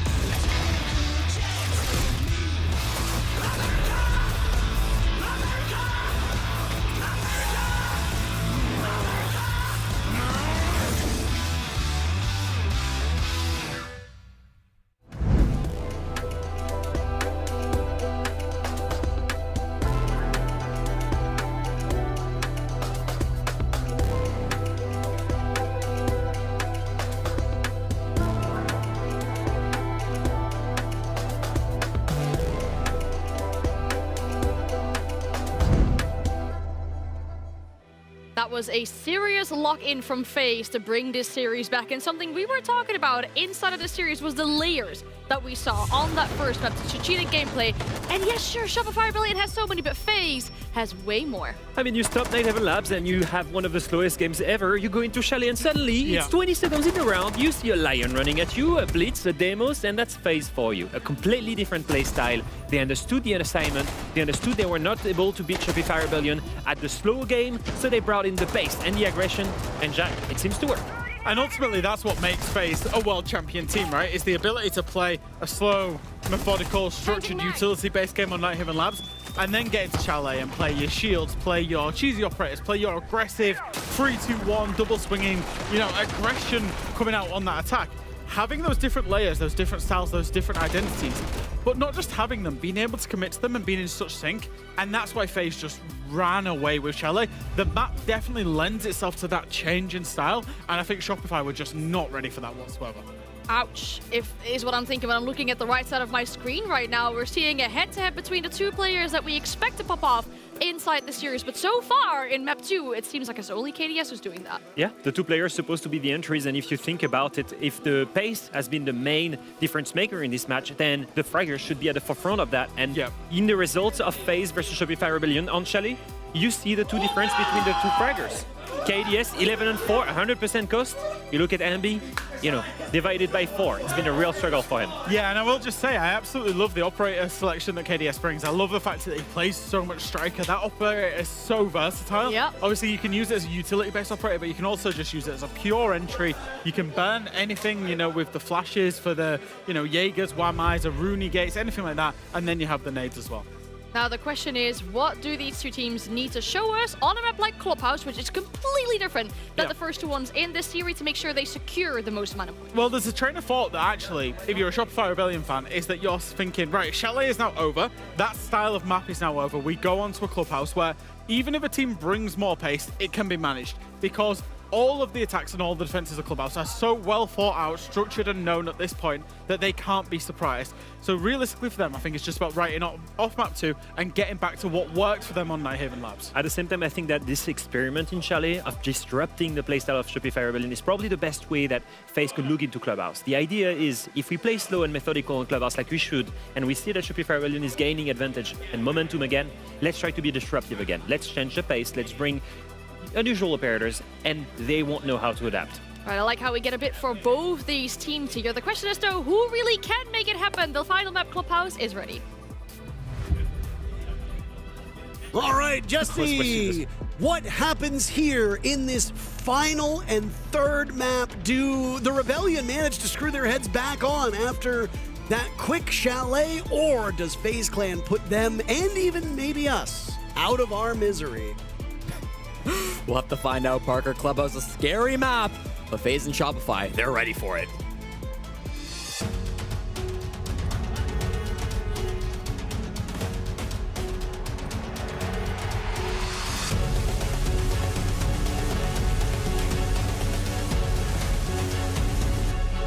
All right.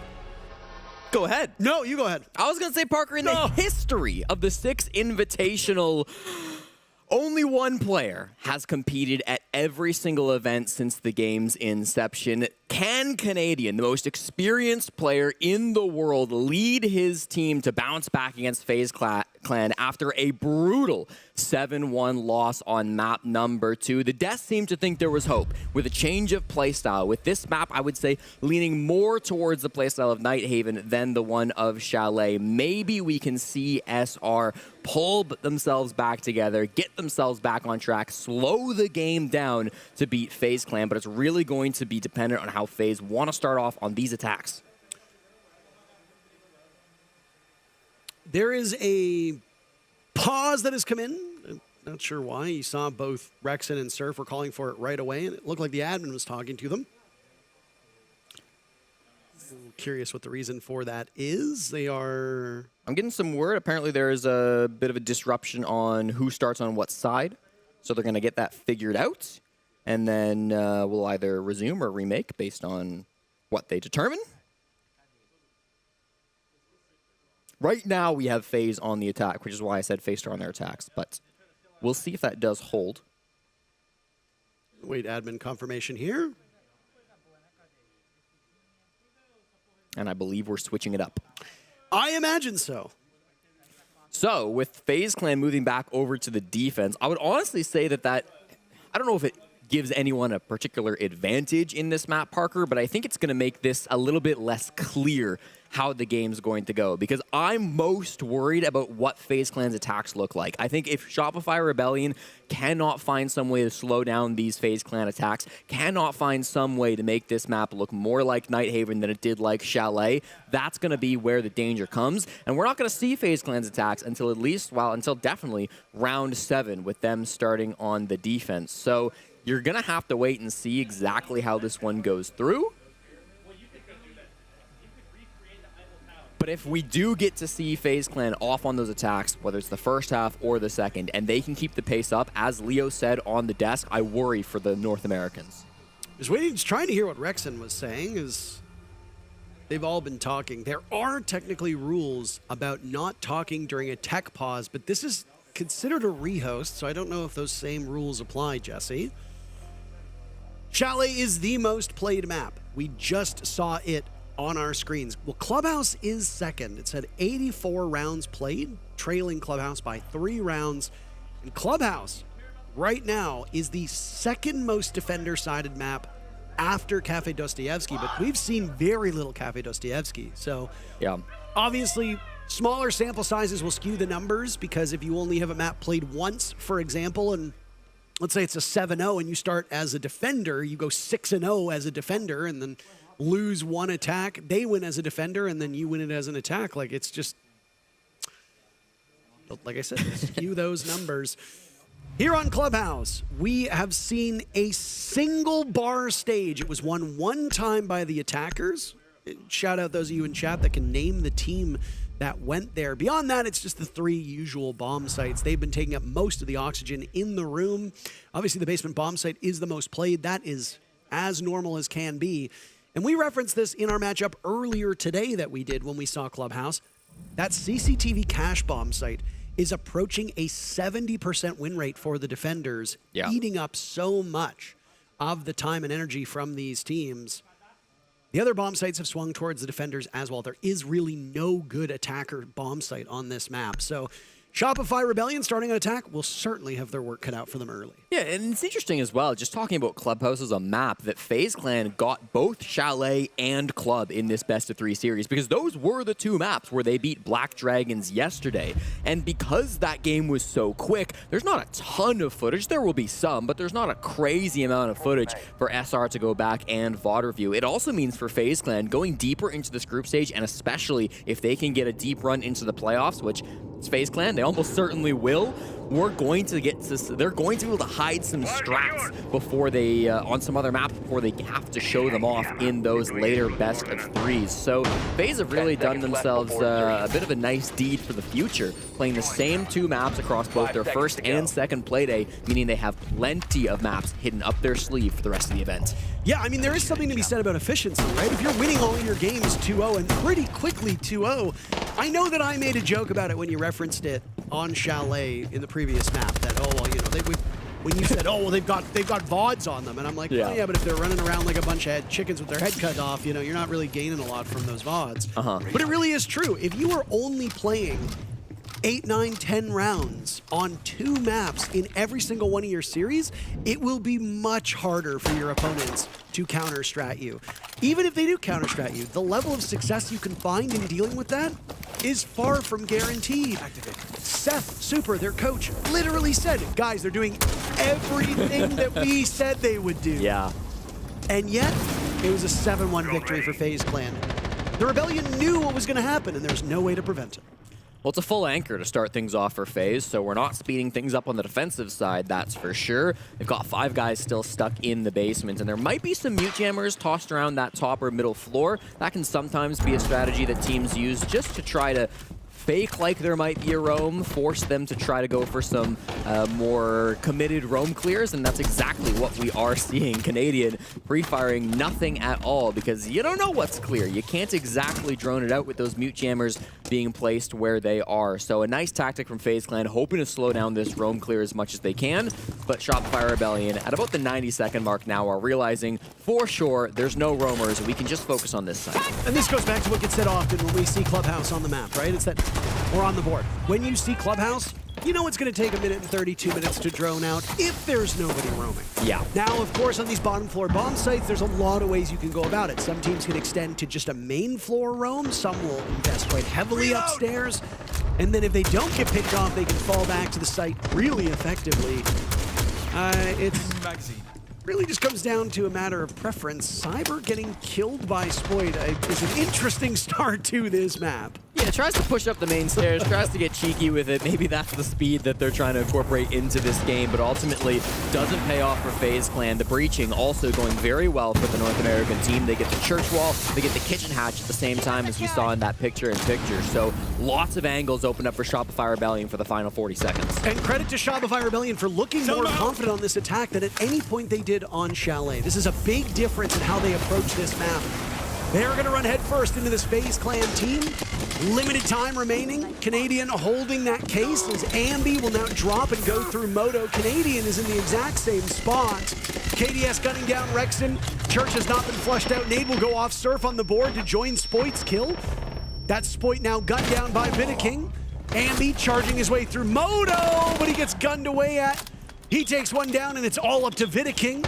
Ambi, Surf, and Canadian are there. Canadian with Diffuse Kit. Very limited HP. Vidaking, no gas canisters remaining. He takes Ambi down, but Surf shuts this down, and the Rebellion start off with a win in round one. Scary first round, though. If Vidaking had found the head of Canadian, we were on 0-0. That would have been a defensive round win, even without finding every frag. But in the end, it's a good push coming through from Shopify Rebellion. The core of that push, of course, Canadian plus Ambi plus Surf. Those were the guys pushing Moto and pushing through main stairs. They also had Spoit on the kitchen hatch and Rexton pushing in through blue. Didn't maybe find too many kills in that execute, but were able to distract enough for those main pushers on Shopify Rebellion to get that space, get into a plant position, and get the kills that they needed to protect that plant. Really nicely played by SR. The player that I'm going to be watching the most this game was a player whose name came up a few times in Map 1 and Map 2, but not necessarily for the same reason across those. That's going to be Ambi. Ambi enters as the lowest rated player in this lobby. Now, if Ambi was playing hard support, probably wouldn't even really be worth talking about more than just a casual mention. Yeah. But Ambi is the guy who should be carrying your team point blank. He is consistently one of the best performing players on the Rebellion, and yet today he has had a really rough game. I don't know why. I'm not going to begin to speculate why. We saw he had some very obvious struggles just aiming his weapon on Chalet. So maybe it's nerves, maybe it's fatigue. You never really know. But you're going to need more out of him to keep up with a team like FaZe. We can certainly say it's not arthritis, because for the last 2 years, Ambi has been the youngest player at the Six Invitational. This year, that crown was finally stolen by Stompin', so he is no longer the youngest player. But being 19 years old and already competing at your third Invitational is a pretty ridiculous feat. He entered today with a plus 42 KD across all of his Six Invitational games as well. So we're used to see him popping off and being the main fragger on the team. Just hasn't really come to fruition against FaZe Clan. And I mean, it's partially that Ambi might be having some issues, but you also have to credit this FaZe team. For sure. FaZe consistently makes top fraggers look weak. That's just the way that they play. They are often stifling their roam, having to match up against guys like Cyber, like KDS, like Souls consistently, who can easily kill you without a second thought.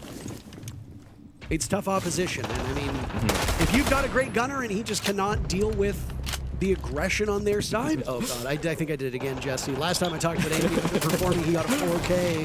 Ambi starting off this round with a pick. Handy is gone, and Shopify Rebellion get the opening pick.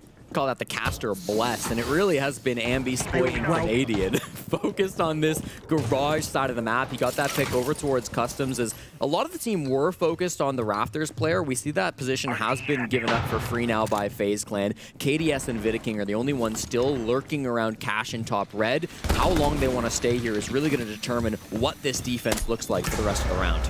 They've got FaZe Clan on the run. They were holding off over towards CCTV and Cash. That's the beachhead that's usually established. You'll reinforce that CCTV wall. Require the attackers to waste time and utility to cut right through it before they can get to the bomb site. Perfect use of that time for FaZe Clan. Watching the clock, using the utility to their disposal, and then, oh my goodness, getting out of there. Souls, what? Canadian becomes comedian on that one. Souls still survives, and now Cyber gets on the board as well. Finally, Souls is punished by Rexen, but Canadian having some issues. I think he hit the gun. The gun does not have a hitbox. You can light up the weapon as much as you want, but that is an unfortunate situation. And it's left Shopify Rebellion in a bit of a hole with only 30 seconds to go. A hole they are unlikely to climb out of now, Jesse, as Rexen is all alone with Spoit's death happening moments ago. Pretty unwinnable from Richie. We'll see what he can do outside the building. Jumps in, he is in a crossfire, knows it now, and KDS hits the final shot to make this one go the way of FaZe.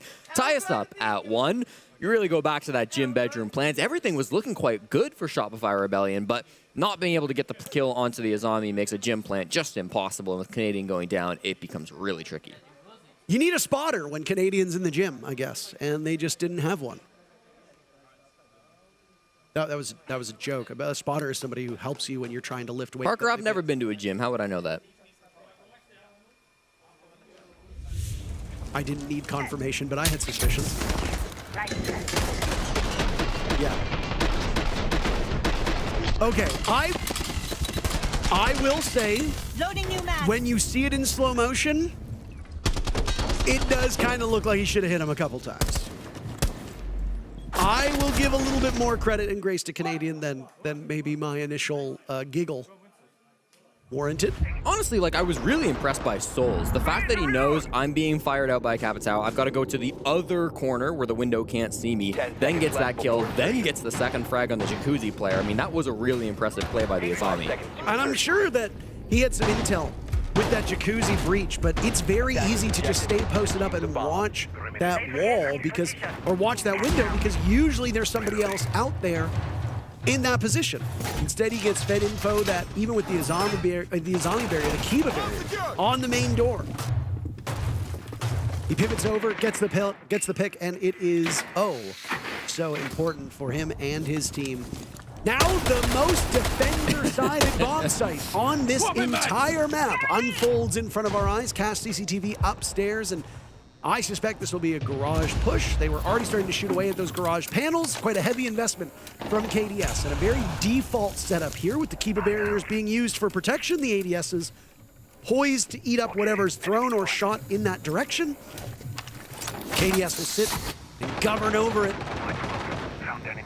Boyd's going to try to use these smokes with the glass to get that pick onto KDS. He's hoping to just smoke himself in the doorway, peek out, and then pray that he gets swung by KDS. There will be some Capitao bolts at the same time to try to force the movements. Here it comes out now. And I mean, as long as you can slowly move this glass, you can do some serious damage, but Boyd is having some struggles. KDS is watching the fire around him, and he has to reposition. He manages to get away because of the coverage from his teammates. Handy, the first kill as Ambi drops. Ambi is taking quite a bit of damage. Ambi, the first casualty yet again. That's not the player that you want to be losing time and time again, especially on the utility-heavy striker that likely brought some explosives or flashes or something that could have been used to great effect for the Rebellion. Surface begging to get a kill on the KDS. He's so low HP already. They've used all their Capitao bolts. They've really struggled to clear him out of this spot. He's playing so passive now that they can just walk in bottom garage, but all eyes are on KDS right now. He's just lasted for so long, Jesse, living much longer than many would have suspected. KDS and Handy very limited on HP. KDS gets punished for it. Handy is still low on HP, but he can persist over towards blue. Vidiking will join him on just a sliver of HP, and they will get the Aruni on the run. Souls and Cyber still at full HP. Well, Cyber actually is taking a bit of damage too now. So it's just all up to Souls. As you can see on the side of the Rebellion, they've taken a beating. Spoit is barely alive. Rexen has lost about a fifth of his HP, give or take. Canadian's got to make it to site. He's still bottom garage, Parker. A bit of a journey to make it up there. He'll have time, but not a whole lot. He's going over to platform to play with his teammates. 3 players on Shopify Rebellion, all rocking that new DMR. The only one not using it is the Glass, who, oh my, will bring a very different weapon to this fight as he looks to jiggle peek around. Souls has that one lined up. Handy yet another. Souls in this position, fisting for a third, can't land it. Surf rushing in with very limited time, and he knows that he has to stick the plant. As from down below, Vidiking will do the job. All credit goes to Souls there in his position. Surf was in this spot where you just gotta stick it. If you don't, you lose the round either way. FaZe Clan take the lead. Really nice little stall there coming out from FaZe Clan. It felt like Shopify Rebellion just had wasted all their utility.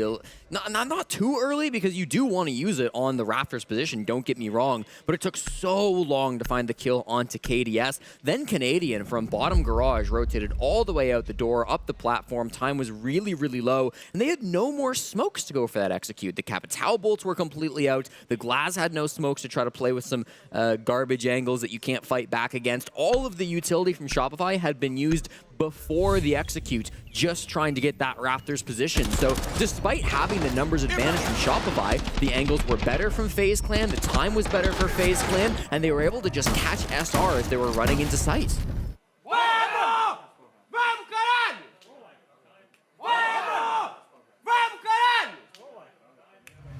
I was hoping we'd hear it a third time. It sounded like he was yelling across, like he was trash talking Shopify Rebellion.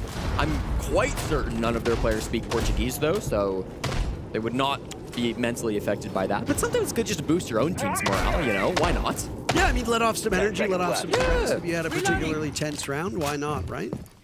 But no, I mean, the one question I do need to ask is why did it take so long for Spoit to get in position in Raptors? I mean, you use the Glass to good effect. A ton of utility was done to relinquish FaZe Clan of their hold on that part of the map, and then it honestly felt like Spoit was a bit of an afterthought in that position. When you've got the breach open, that Glass can hold a pretty decent cross. It's not going to win you the round by itself, but it will certainly help. Souls found himself in a position where they weren't expecting him in the previous round. Now he finds himself in familiar territory. Playing inside a dirt tunnel as they'll open it up. Breaching here. And then they'll go to work, popping some holes in that CCTV wall, which will force Cyber to get up from his position. This is the bottom floor yet again. It's really good that Souls is getting this information that there are players pressuring Dirt early, because it says that, hey, there might be a fast push that is ignoring our roam game. Unlike on round number 1, FaZe Clan have opted for a very aggressive strategy where they've put Vidiking on the top floor, KDS roaming on that scope post, even Cyber still on that main floor. They've drawn it back a little bit, but I doubt this roam will ever be fully gone unless SR come in and clear it themselves. They've committed to playing this more aggressively. If Souls does get cleaned up inside of Dirt Tunnel, that could open up a big gap, but Souls doesn't give up his life easily. He knows how important it is for him to stay alive in that spot. Staying alive. A good song by the Bee Gees, but an even greater motto that is being practiced oh so effectively by Souls, still persisting in this position down in Dirt Tunnel. Popped one of those Goyo canisters. 20 seconds is what it buys you. Speaking of the Goyo, They don't really have map control, Parker. They've got a little bit of kitchen control. Ambi and Rexon are working their way down blue as we speak, so this is kind of what the push is looking like, but there's not a ton of options. And Spoit's just gonna drop. What map control do you need if you've got the element of surprise? But Handy is not surprised in the slightest. 2 kills in his hands, Souls with 1 as well, playing inside of Dirt. Ambi and Canadian will now need to start racking up the kills. The Blackbeard of Canadian gets 1. But he's got a lot more to do. Souls has been dropped, and Canadian will have to maneuver his way over there, but a crossfire is established, and Handy gets a 3rd kill for his trouble.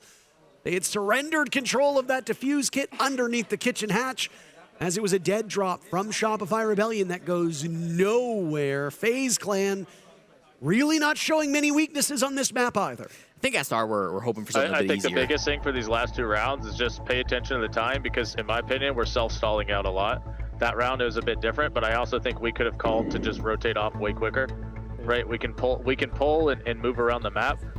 right? I think we just need to trust what we're doing and commit to it, right? So if we want to clear Jim over here, we just commit to doing it. We just need to be quick about it. Because a lot of this is our mid-round. We're sitting there thinking about what to do when, to be honest, we already know what to do. Okay. Yeah. Right? Like, let's get to where we need to be. Say what you need. Let's get decisive. Let's start doing it, guys. We got 2 attacks here. Let's get some on the board, right? For that. Stop playing against ourselves. We're playing against them. Teamwork, count shit down, play together. Okay, let's fucking go. Get it, guys. Be fast. Self-stalling, I think the key phrase uttered by Super in that TAC timeout, and it's something that we've definitely been seeing from Shopify Rebellion the last couple of rounds. I talked about it when that CC round came through, about how they took a long time to rotate from Garage up over towards the platform, and then he's talking about Dirt Tunnel there as well when he says we could have called to rotate off a little bit earlier. He's absolutely right. They took a long time staring at Dirt. They were hoping that that would be an easy entry point given how much FaZe had committed to their own game, but there were Goyo canisters and the smoke canisters and so much denial that they had to eventually decide, listen, this is not going to be our way into sight. They didn't end up with a very good plan B because they committed so late to falling off of Dirt Tunnel. They hot drop in through Kitchen, and I mean, Nade's twin brother makes quick work of them dropping. So really good round for FaZe Clan. 10 seconds to Not go. having to do too much in the midst of it. It is really Shopify beating themselves right now. 5 seconds left. Go all the way back to Nighthaven Labs. All 15 rounds obviously needed for Shopify Rebellion to win their own map. When we watch them, we often harped on how weak they were through that mid-round and especially the late round. To back up our point, we referenced the fact that of the 15 rounds played, 12 of those rounds, it was SR to get the opening pick. Now, things get a lot worse on Chalet. There was very little good for SR on Chalet. But to their credit, they did draw blood 3 times before FaZe did. Here on Clubhouse, it's been 50-50. 4 rounds played. We're in the 5th active round. And in that, Shopify Rebellion got the opening pick in rounds 1 and 2. And they won one of those rounds, but then dropped the second. So I'm glad that Super has said something that we have been pointing out for all 3 maps. The mid-round. What comes after you get the first volley of kills, or just the first kill, period. That's been the big issue for SR. Very different hold from FaZe Clan as we go back to Gym Bedroom. This time it includes a Clash being rocked by Souls. He's positioned himself towards the construction side of the map, and I think the big difference between this round and the last time we were here in round 2 is just how little is being committed to that cash side. Last time they had a Rafters player, they had that opening death to Ambi down inside of Customs. They were really focused on the eastern side of the map. This time, while they did start there, they reinforced the cash walls. They've fallen off very early. They've kept all 5 players alive as they retreat back through construction. Honestly, at about the 60-second mark in this round, it did not take them very long to concede that ground. So Shopify Rebellion will take that space. Ambi and Spoit will maintain their positions over there, and now they can start to work towards the site, but there are a lot of players they're going to have to find. There's not a whole lot of space that they could be. Swapped around which players are playing which operators, but it's still a pretty similar operator lineup that's being used by this SR team. Plenty to flesh out some of these defender gadgets. Rexon takes quite a beating as he's used all of his X-Cairo, so even if he does die, his job of opening things up as a hard breacher has been handled. It would have been pretty bad for this Shopify Rebellion team to lose that hard breach so quickly. Gone 6 is used to great effect. They blow it up, and what? KDS with a triple kill from a single Nitro cell, but immediately the Rebellion turn it back on its head. Ambi and Surf managing to narrow these numbers down back to a 2v2, back to even footing. They'll flash on in. Amaya Cyber will now need to corner peek, but it's Surf all on his lonesome. Working his way through weight room, but he's having some trouble. He'll reposition. 10 seconds remaining. He has a good vantage point. Spraying through the wall. Now he'll try for another plant, running out of time, and Cyber will just play the clock with shotgun in hand. Past the point of no return, and Surf will not give him the benefit of a kill. I can't believe that 3 kills with a single nitro. That is absurd. Parker, that was such a cool round to come through from FaZe Clan. I mean, on all levels, there were different back and forth about that, right? We saw immediately the Azami ban makes it a lot easier to plant inside a gym, right? You ban out that Azami so you don't have to use the Capitao. You can get that spot a lot better. Soul says, I'm going to play the Clash, and it's a really neat adaptation. He says, if I can play behind my Clash shield, as long as I'm not holding it, I can safely see when you jump in the window. I can stop you from planting inside a gym. It's great. Right up until the shield dies. And when the shield gets blown up, Souls is in big trouble, immediately dies, but then, of course, KDS uses it as an opportunity to toss the nitro out. He gets that denial off, gets 3 kills as we saw, because, well, they're all grouped up on it, right? One guy had to shoot the Clash, one guy had to shoot the Gone 6, a third guy's just there for the vibes. Gets all 3 of them with the single nitro, and then for FaZe Clan, they can just play passive, play steady. You know that you're in the advantage point at that spot. Hit some really nice shots from Shopify Rebellion. Surfing that 1v1 against Cyber. He tries to go for the plants. I think if he goes for the kill, he might have a slightly better chance there, but I mean, Cyber's got a shotgun close range. There's really no winning from that situation. Cyber played it perfectly. Surf needed a mistake, and he didn't get it. You're kind of damned if you do, damned if you don't. Yeah. Surf found himself in a nearly unwinnable situation, but a great read onto the Valkyrie was terrific enough in its own right. Surf having a very good game, 7 kills, leading the Rebellion. The rest of Rebellion, 8 kills across those 4 players. So Surf a heat sink for kills at this current point in time. Final round of the first half, Jesse. FaZe have won it. They've got 4 rounds. A 5-1 is definitely possible. And honestly, could be bordering on probable territory with the way that FaZe has played so far. We'll see. I think with the Azami ban, Raptors should be a lot easier to clear out for Shopify Rebellion. KDS is playing up there, but that's why Handy's getting aggressive.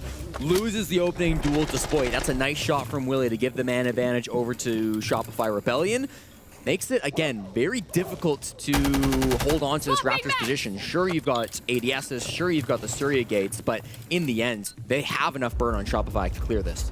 I don't know if Handy needed to do that swing, but I mean, why not? If you're feeling pretty good about yourself, then go for it. But the FaZe Clan way. The thing is that the Rebellion are not playing poorly. Like, they're not doing really badly. It's just FaZe are in a world of their own at this point in time. There are shadows giving the position away yet again. Cyber has to take a bit of damage to work his way through to stock. Canadian dies. That's really quite unideal for the Rebellion. And as you can see, this is a full court press from FaZe Clan. They are engaging through doorways, through walls, through windows. Shopify Rebellion have struggled to take up space inside of the map because FaZe Clan are not even allowing them in the building. FaZe are playing strats you can only do when you have some of the best gunners in the world. Cyber and Lounge, the swing from Handy. Even Souls was playing aggressive on the billiards window earlier in this round, and Shopify Rebellion cannot find a way past it. Finally, Surf gets the trade, but you're less than 60 seconds to go, Parker. You have not cleared out Raptors, which I claimed would be easy. The May Breach is open. At the very least, you've got that, and Spoit is still filled with 2 Candelas. They need to get value out of this utility. And guess what he could see in his position? The shadow. He could see the shadow of Ying, and blind KDS still sprays away. They've got that bulletproof camera giving him intel as he's being hunted down in that position.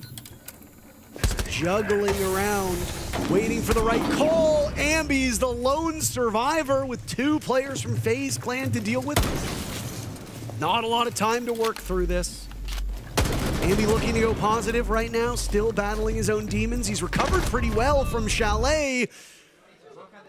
But it's FaZe doing FaZe things, and Souls loves that perch inside a cache. 5-1 the first half for the defending world champs. It just feels like everything Shopify Rebellion want to do, FaZe are 1 step ahead. Yep. I mean, they know exactly what to do. When the Azami gets banned, they've planned for that. They've got backup strategies on how to play that. On Gym, that means playing the Clash. On CCTV Cash, that means getting hyper-aggressive with roamers in billiards, with roamers in lounge, with big swings on garage. They know when they need to play aggro. They know when they can rein things in. If their utility's not good enough, that's okay. They'll find another way to win the round.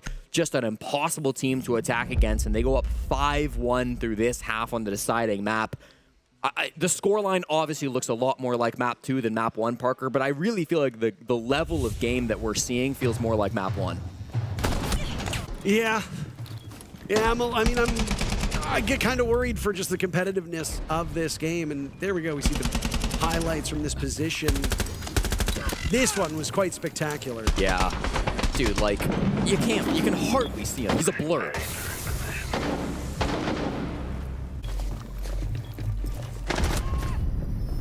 I'm eager to see how FaZe tackles these next 2 games of theirs, because not that I don't have the utmost confidence in Shopify Rebellion, but I mean, we walked into this group thinking, okay, FaZe is probably going to be the Titan that emerges first, but Shopify Rebellion have looked pretty good. G2 have probably fixed their issues. I think after the hot start, taking down G2 at the very first playday, Shopify Rebellion will be heading into their off day tomorrow, not feeling so great. I mean, I think they played a lot better today than yesterday. Nobody's going to deny that, but DPLUS Kia was one of the more beatable teams in this group. You beat G2. FaZe Clan were probably not going to be one that were ever going to be a simple task, though I'm sure they believed they could do it. Last playday, they'll play Black Dragons. You have to imagine they'll be the favorites in that one. But even still, you never like going into that final playdate in a bottom spot where they very well could be. I mean, it is a good time to get a bit of a reprieve. If you've got some issues, you can work through those on your off day. True. A reminder for those that have not heard us say this yet, or rather new information, or a reminder for those that have heard us and have forgotten, a victory here by FaZe Clan, didn't matter if they did it in 2 maps or 3 maps, guarantees that both FaZe Clan and DPLUS Kia will move on to Phase 2. They will avoid elimination here in the very first set of groups at SI. 4 teams will go home. We already know one of those teams is Elevate. We're waiting on who the next 3 will be. At this current point in time, Black Dragons are at the bottom of this group.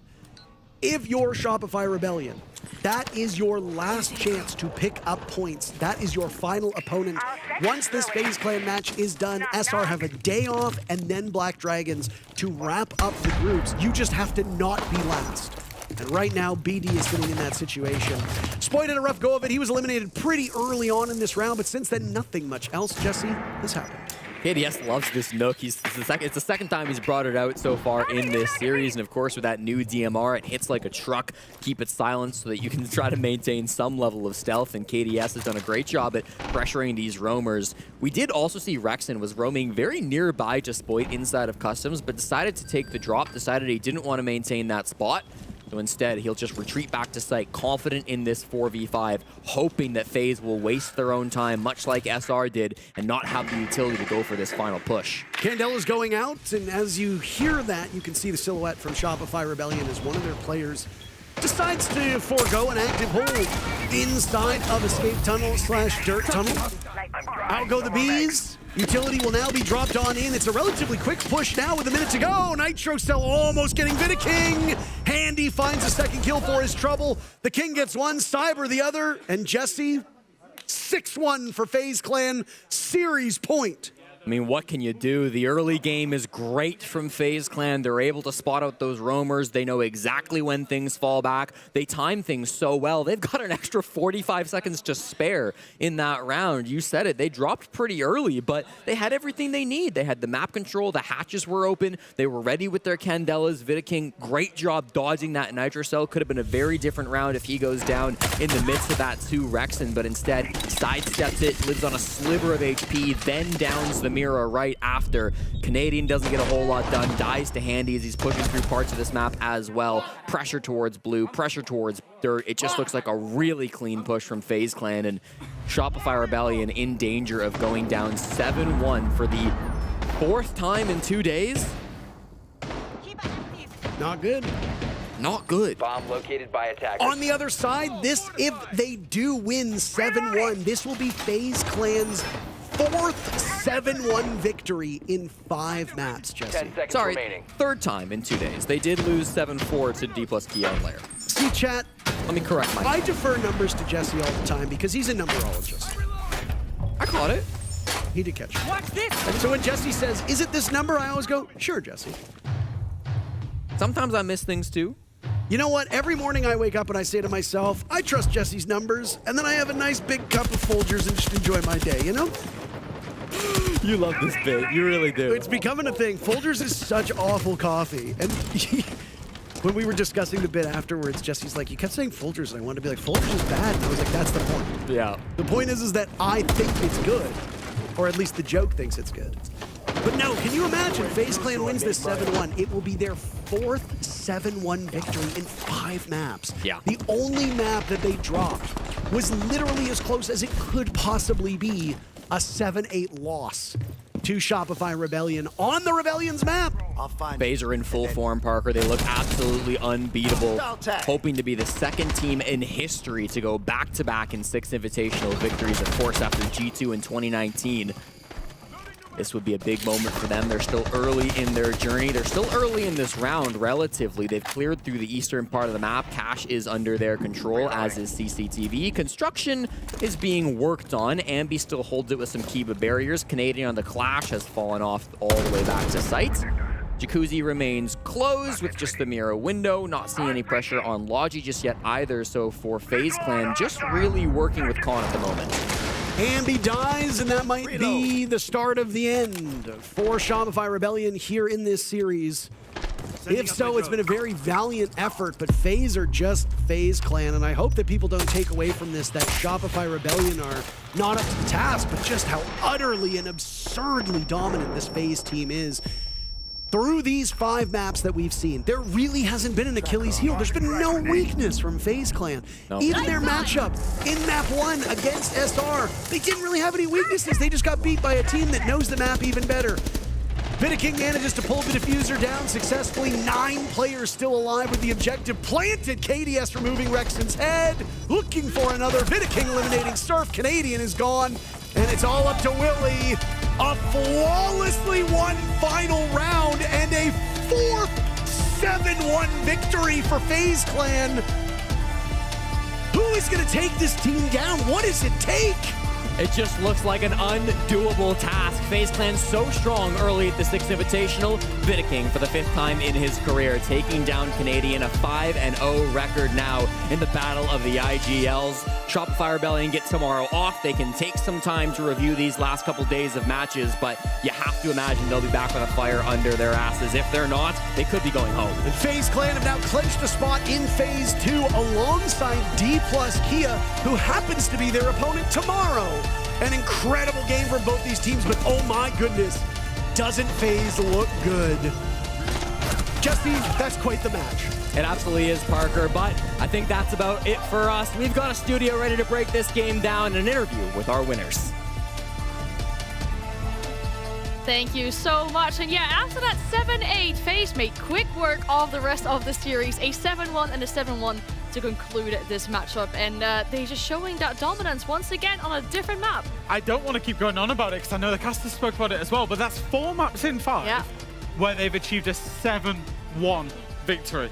At this kind of level, at this kind of competition, that is absolutely just unthinkable. That is phenomenal. It actually puts map 1 into a really different light for me, in that Shopify Rebellion was actually able to get up to FaZe's level and take them for 15 rounds in what was a barn burner. I was going to say, I can't even blame Shopify Rebellion. I think that they played decent, they played to their level. I think it's just that FaZe somehow is just above and beyond every single point. Every single point in the round, they will find a way somehow to bring it back. Even when it's close, it's always going to go their way. It's impressive how their ability to close rounds. And I think there's 2 things for me. Well, you've just mentioned their ability to close rounds. I think the 2 things for me is the strategic depth, the ability to play very differing styles and do it with such conviction and coordination. And then the second bit is the reactions. Their reactions in the round seem to be perfect every single time. And I don't know if that's down to their preset theory, their coach Raffadel, or whether it's down to Vidiking as well, but all of them just seem to be so in sync on everything. Sounds incredible. It feels almost as if we're tying them up for a back-to-back hammer at this point, the way that we're seeing this FaZe compete so far inside of this tournament. They look really dominant. We talked about their stats. I mean, the 100% attack win rate is no longer there, but still so dominant from this roster as a whole. And it shades of the group even more. I mean, the fact that Shopify Rebellion got a map and therefore a point might actually be huge. Yeah, I actually think in hindsight, you know, it's obviously going to hurt for those guys right now, the fact that they've lost the best of 3, but the fact that they did get a map, the fact they did get a point, in the context of this group, will just keep them plodding along. I mean, you see the group tables, group standings here. It keeps them in contention with now DPLUS, Kia, and G2 for that. It's probably that second spot with the way FaZe are playing, let's be honest. Yeah, and for me, it's also the what it took to take that point, let's be honest. Like, it took for them to be at the best level possible on their map, to take it all the way to overtime and manage to win that map. And that point was so very hard to get. It's incomparable, the level of the two teams right now. And I gotta say, like, FaZe, I'm impressed by the longevity. If you think about all the way the Yavle Major of Cyber, of Souls went there, Yeah, true. then all the way to 2024, the level that they showed in the SI Grand Final, despite losing it, they come back, they win Boston. We're 1 year later, and they're still one of the top teams in the world. Right now, maybe the most dominating team at the tournament. It's just impressive to see. Which is wild, because if you think about it, right? Virtus.pro now having gotten rid of some of their players, this is probably by far the longest standing roster we have inside the ecosystem of Rainbow Six Siege Esports. That's quite wild to think that they're still so successful so long after forming together as a team. But we have the interview ready with Vita King as Maria speaking to. Taking. It's better, yeah.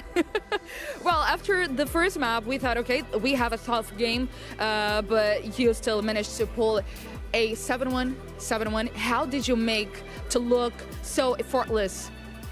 Então, acredito que o primeiro mapa ali a gente acabou dando uma bobeada, entregou um round que estava na nossa mão, que era um round que a gente tinha plantado. Acho que foi um mapa, era para ser um mapa tranquilo, acabou sendo difícil, mas eu acho que nosso time é um time muito cascudo, então a gente já estava com a cabeça melhor para os outros mapas e deu o que deu aí. Okay, we threw some rounds in the first map. It should be easier for us, but we have a lot of experience, so we were prepared to the next two maps, and we actually saw that. Also, something that we also saw is that you played the same two maps of yesterday. Are you trying to hide the other maps for later on the tournament? Então, eles estão deixando os mapas que a gente tem conforto de jogar e a gente vai continuar jogando até alguém banir. São mapas que a gente tem um certo conforto, tem as leituras muito boas, tem muita variedade de play. E é isso, a gente não tá querendo esconder mapa não, porque a gente, no final das contas, quer ganhar também, né? So they're letting open the maps that we are good at, that we are comfortable at. So we are just playing and we want to win. So why not play them? And many people said that Group C is the death group. Do you still think it is? Because you just beat half of it. Então, acredito que a princípio o nosso grupo sim era o da morte, mas acho que com o passar do campeonato a gente percebeu que não é tanto da morte. Acredito que tem grupos mais fortes sim.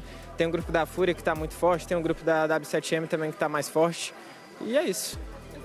In the early tournament, we thought that Group C was really the death group, but we don't think that anymore as the day passed. And now we think the group from Fluxo, W7M, and also Furious is one of the strongest one. So thank you so much, Vita King. Muito obrigada. And tell people to tune in tomorrow for more games in Portuguese. Sobre o jogo de amanhã? Fala pra galera assistir o jogo. Vem, gente, vem gente assistir o jogo. Vai ser um jogo de brasileiros. Vamos enfrentar os asiáticos aí, mas vai dar gente de novo aí. Okay, thank you so much, Kingo. I just told him to say a Portuguese message for you all. So tune in tomorrow to see FaZe Clan playing against APAC. They will win. That's what he said, not me. I love that. Also, can I just say, I'm so glad that we have Maria here, because it means that we get to speak, especially when the Brazilian teams come around, to some other people than we always get to speak to. It's nice to hear from Vita King, the mastermind in this team as well, and talking about how they no longer think this is the group of death. Yeah, it just goes to show it. When you 7-1 and 7-1 after losing a map, and then when you 7-1 and 7-1 on the first day, I think at some point you've got to build some confidence, right? And I just love the way that he just said, oh yeah, we lost the first map because we threw. And we just thought, okay, there's still the two other maps, and then 14 and 2. Yeah, it's just impressive to see. And also when he said, oh, they keep picking the maps that we're good at, and I was sat there thinking, well, which map is FaZe Clan bad at? Which one do we pick? There's only one question mark right now. Which one? Fortress. Fortress, we don't know about Fortress. That's the only one. Chalet I'm used sure to be they're good at it. Chalet used to be a permaban. I know. We can't even pick it. No, they're good at it. They are a scary team in this tournament, I will tell you. It is. We'll talk about them so much more. First, we'll have a look at all of the results for today, especially from the A stream, because there is still a match going on the B stream right now. And I sat here yesterday saying, like, oh, you know, there's so many O2s. I want the games to be closer today. I got what I wanted, which I'm really happy about. More competitive games. And you're looking at something specifically. Wildcard beating Falcons. That's a tough one. That's a tough one. Yeah. And one of the Frenchmen is on wildcard, so I can be happy still. But wow. But also on the other side, and the A stream, whilst that was going on, WEIBO beating our current major champions, M80. Like, they're here to what is going on? Heretics beating NIP. Heretics beating former major champions. Yeah, I mean, I don't know. That's crazy. I'm glad we get to see what this does to the group settings, right? Because these upsets and results from today must mean something for the results. We know that Elevate is the first eliminated team from the tournament inside of Group B. They will not be able to overtake Daystar anymore inside of those points. Wildcard currently first. That is probably something they maybe were thinking of in their wildest dreams, to finish that group in first and the advantages that you get with that as well. And then Group D, which is, I guess, according to Vita King, the new group of death, secret leading that one is pretty good for the European fans. I actually think Group D is shaping up, obviously, as a group of death. I think Oxygen, Fluxo, W7M is going on right now just behind us. That seems to be a very competitive game. SSG have always got a loss in them alongside Secret. I think I will say, the way I'm looking at all four of these groups, the team that is currently in the bottom place in the groups have a lot of work to do. I'd be very surprised if any of them, obviously Elevate are already gone, but I'd be very surprised if HERETICS, Enterprise or Black Dragons pulled it around. So I think realistically now, when we head into tomorrow, we're going to start thinking about actually who's going into the upper bracket, who's the teams that's getting the buys, and who is escaping that lower bracket gauntlet from the very first round. I cannot wait to see more from these upsets. If you think of Daystar that managed to accomplish an upset, if you think of WEIBO, for example, that have been looking amazing. All of these teams are surprising everything, and that's the beauty of International Siege here at the Six Invitational. Oh, games 3 and 4 on A stream are looking spicy and 2 tomorrow. on B with HERETICS going up against M8 as well, currently number 2 and 3 inside that group. Ooh, it's a lot to really look forward to and think about when we're getting to the matches for tomorrow. I agree with that on the A stream as well, the later matches there, especially given those are inside of that group of death. But as we mentioned, when we looked at the result, there is still a match going on over at the B stream, so we're going to send you guys over to that one as we finish for today. We'll be back again tomorrow with the same time, same place, 11 a.m. CET as the first starting time for now. Have a good rest of your night and enjoy the rest of the B stream. Plants, a lot of slow rounds going the distance, an air jab going off, but there's no one there to answer, so they just kind of tank it, they burn it, a flash to go out, a second air jab, C4 and trade. Clips the window frame, yeah. Yeah, unfortunately. Dodis also stepped back, hasn't having that experience and the sound cues to work together. But this has been the least explosive round for the attacks of Fluxo. But look at the attack lineup. They got the Bra, they got the Nomad. They need to set things up before they can start fighting. But we're just about in that spot where we're gonna see some action. Yeah, it's been very slow, but they still have to deal with these mirror windows. As I say that, the Aces Selma is certainly going to help out with that. Open is the wall. Yog is now in an awkward spot. It's really hard to challenge this angle once that mirror is gone. Are they going to look for some kind of retake here? It's possible. The pole's looking, but here we see Dodis in Electric Box, denying the wall, denying the push. There's only one more C4 impact in pocket, so they could deal with it. There he goes. He clips the door frame as well. Come on, guys. That's 2 for 2, missing the mark, but 35 seconds. If only there was a smoke on defense right about now. Oh, without it, they're going to have to deal with this setup. One shotgun from Volps, and that's a close-range fight. Flooding into the site now, and he finds another one with the DMR. Forrest is on the floor, all up to Grixer. He'll find 2, but it ain't enough. Match point for Fluxo W7M. Boa, and the push comes through. Again, that is a tight timing for the Brazilian players. They're working together, and it's so smart to get a primary shotgun to fight on that E-box door, because it's such a hard fight to win. And we're going to have back-to-back tactical timeouts, because OXD, down 4-6, have called their own tactical timeout. But actually, they're going to brush, because they took them out the bench point, so they're going to try to play some shit like that, So I just took them out to bait the copper punch. So that's okay. Yeah. Maybe going to like protect something like that. I just bait them but because they're going to brush, so be ready for the rush, okay? Be ready for the rush. Some teams, they will have mostly players talking in attack timeout. Some teams have a bit of a mix. And some teams, like OXG, it's all the coaching staff. It's Kiki's just calling every single word there. Yeah.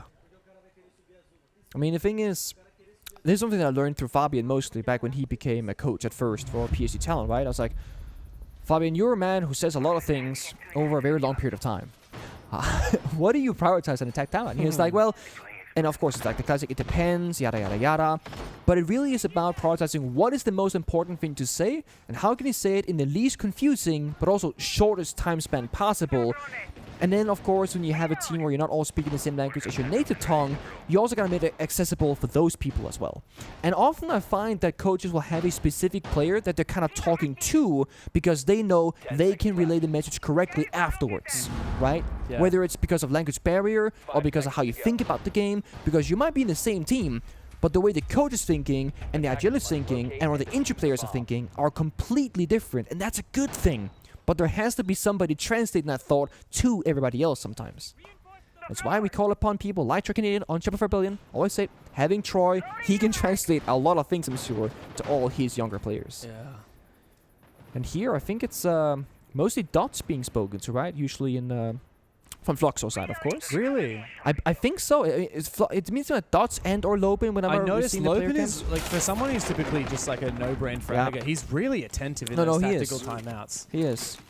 But Dots is always just kind of very centered. Whenever I see the tech timeouts, just kind of looking and listening. And also playing his shield operators, obviously having a bit of a voice.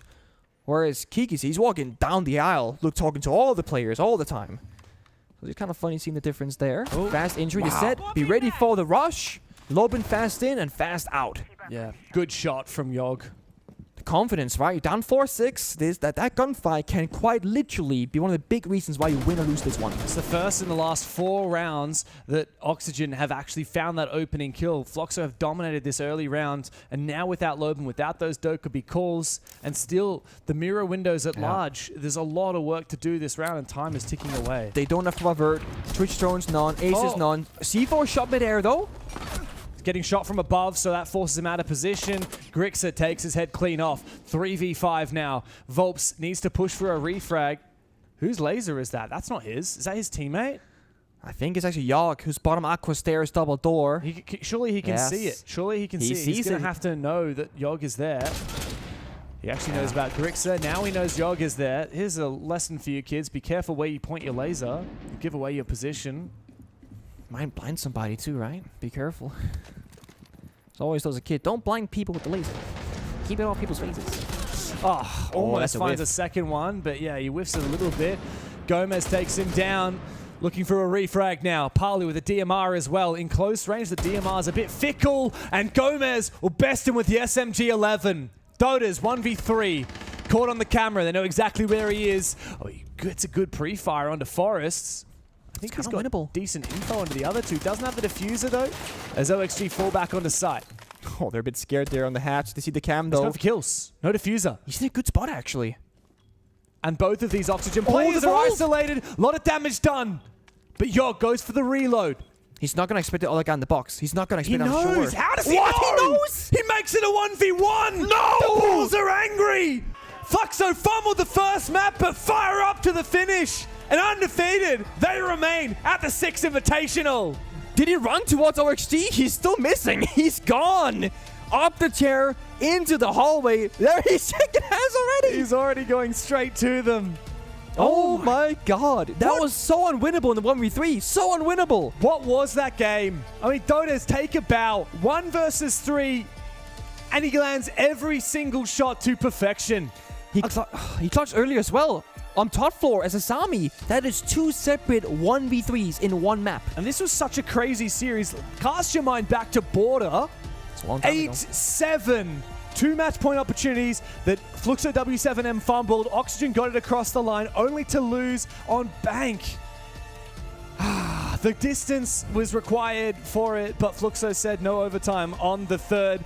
Undefeated, they remain here, but it only gets harder from here on out. They've got Space Station and Team Secret still yet to play. Hopefully they can take a moment and really relish in this hard-fought victory, because they were pushed. They were, and I mean, the thing is, I feel like OXG, there definitely is a pretty bright light for them, right? Again, it comes back a little bit to consistency, but for Fluxo, the bigger story is they are definitely here to play, like you said. There's something about this W7M organization always finding ways to keep us entertained. Yeah. Oh, these guys, look, they've demanded our respect over the years with a runners-up finish in Atlanta and a championship a year later in Montreal. They would by no means tournament favorites. I think a lot of people always regarded them as a mid-pack team here at SI, likely to make top 12, maybe top 8, but not go the distance. And they're certainly making a little bit of a case for why this incredibly confident, ego-challenging team could be in contention for one of the top places here at SI. It's funny how we start off this entire segment with Lobin as the highest EPS for his team, and we're ending the segment as well with Lobin as the highest EPS player for his team. He has stayed mad consistent all throughout, and he plays many different positions, many different operators, but to the same success time and time again. Very true, but look, I can't help but admit, all 5 of the players on this roster really had their moment. Like, let's not forget Dota's his insane clutch ability. Palu's had a few big ones as well. Yeah, Palu and Border was it was everywhere. Even Dots, who typically we wouldn't really talk about as much because he's a support player, he had a few really big moments, especially on those shields. But unbelievably, that ties up the day here on our B stream. It kicked off, and unfortunately, we didn't have a massive result on the Elevate Furia game. But man, our games have been awesome. Personally, I mean, Falcons wildcard, that was big so surprise. Good. EP Secret also a bit of a peter out, but W7M Oxygen, we got the good games today. We got the tight ones. We had the fast ones the other days, that's for damn sure. And here is the group bracket situation. Secret, I think, have actually beaten expectations. Yeah, we thought they're going to be good, but they are really good, setting a very high bar, taking down SSG in a close game, sure, but then running over teams like Enterprise, which was no big thing there, and also taking down OHT on their first play day. So yeah, I feel like the bracket is kind of playing out the way that we expected, low-key, though. Like 1 through 4? Yeah, look, Group D is looking pretty competitive. I think Enterprise are the one team that haven't really... they've been below expectation. OHT?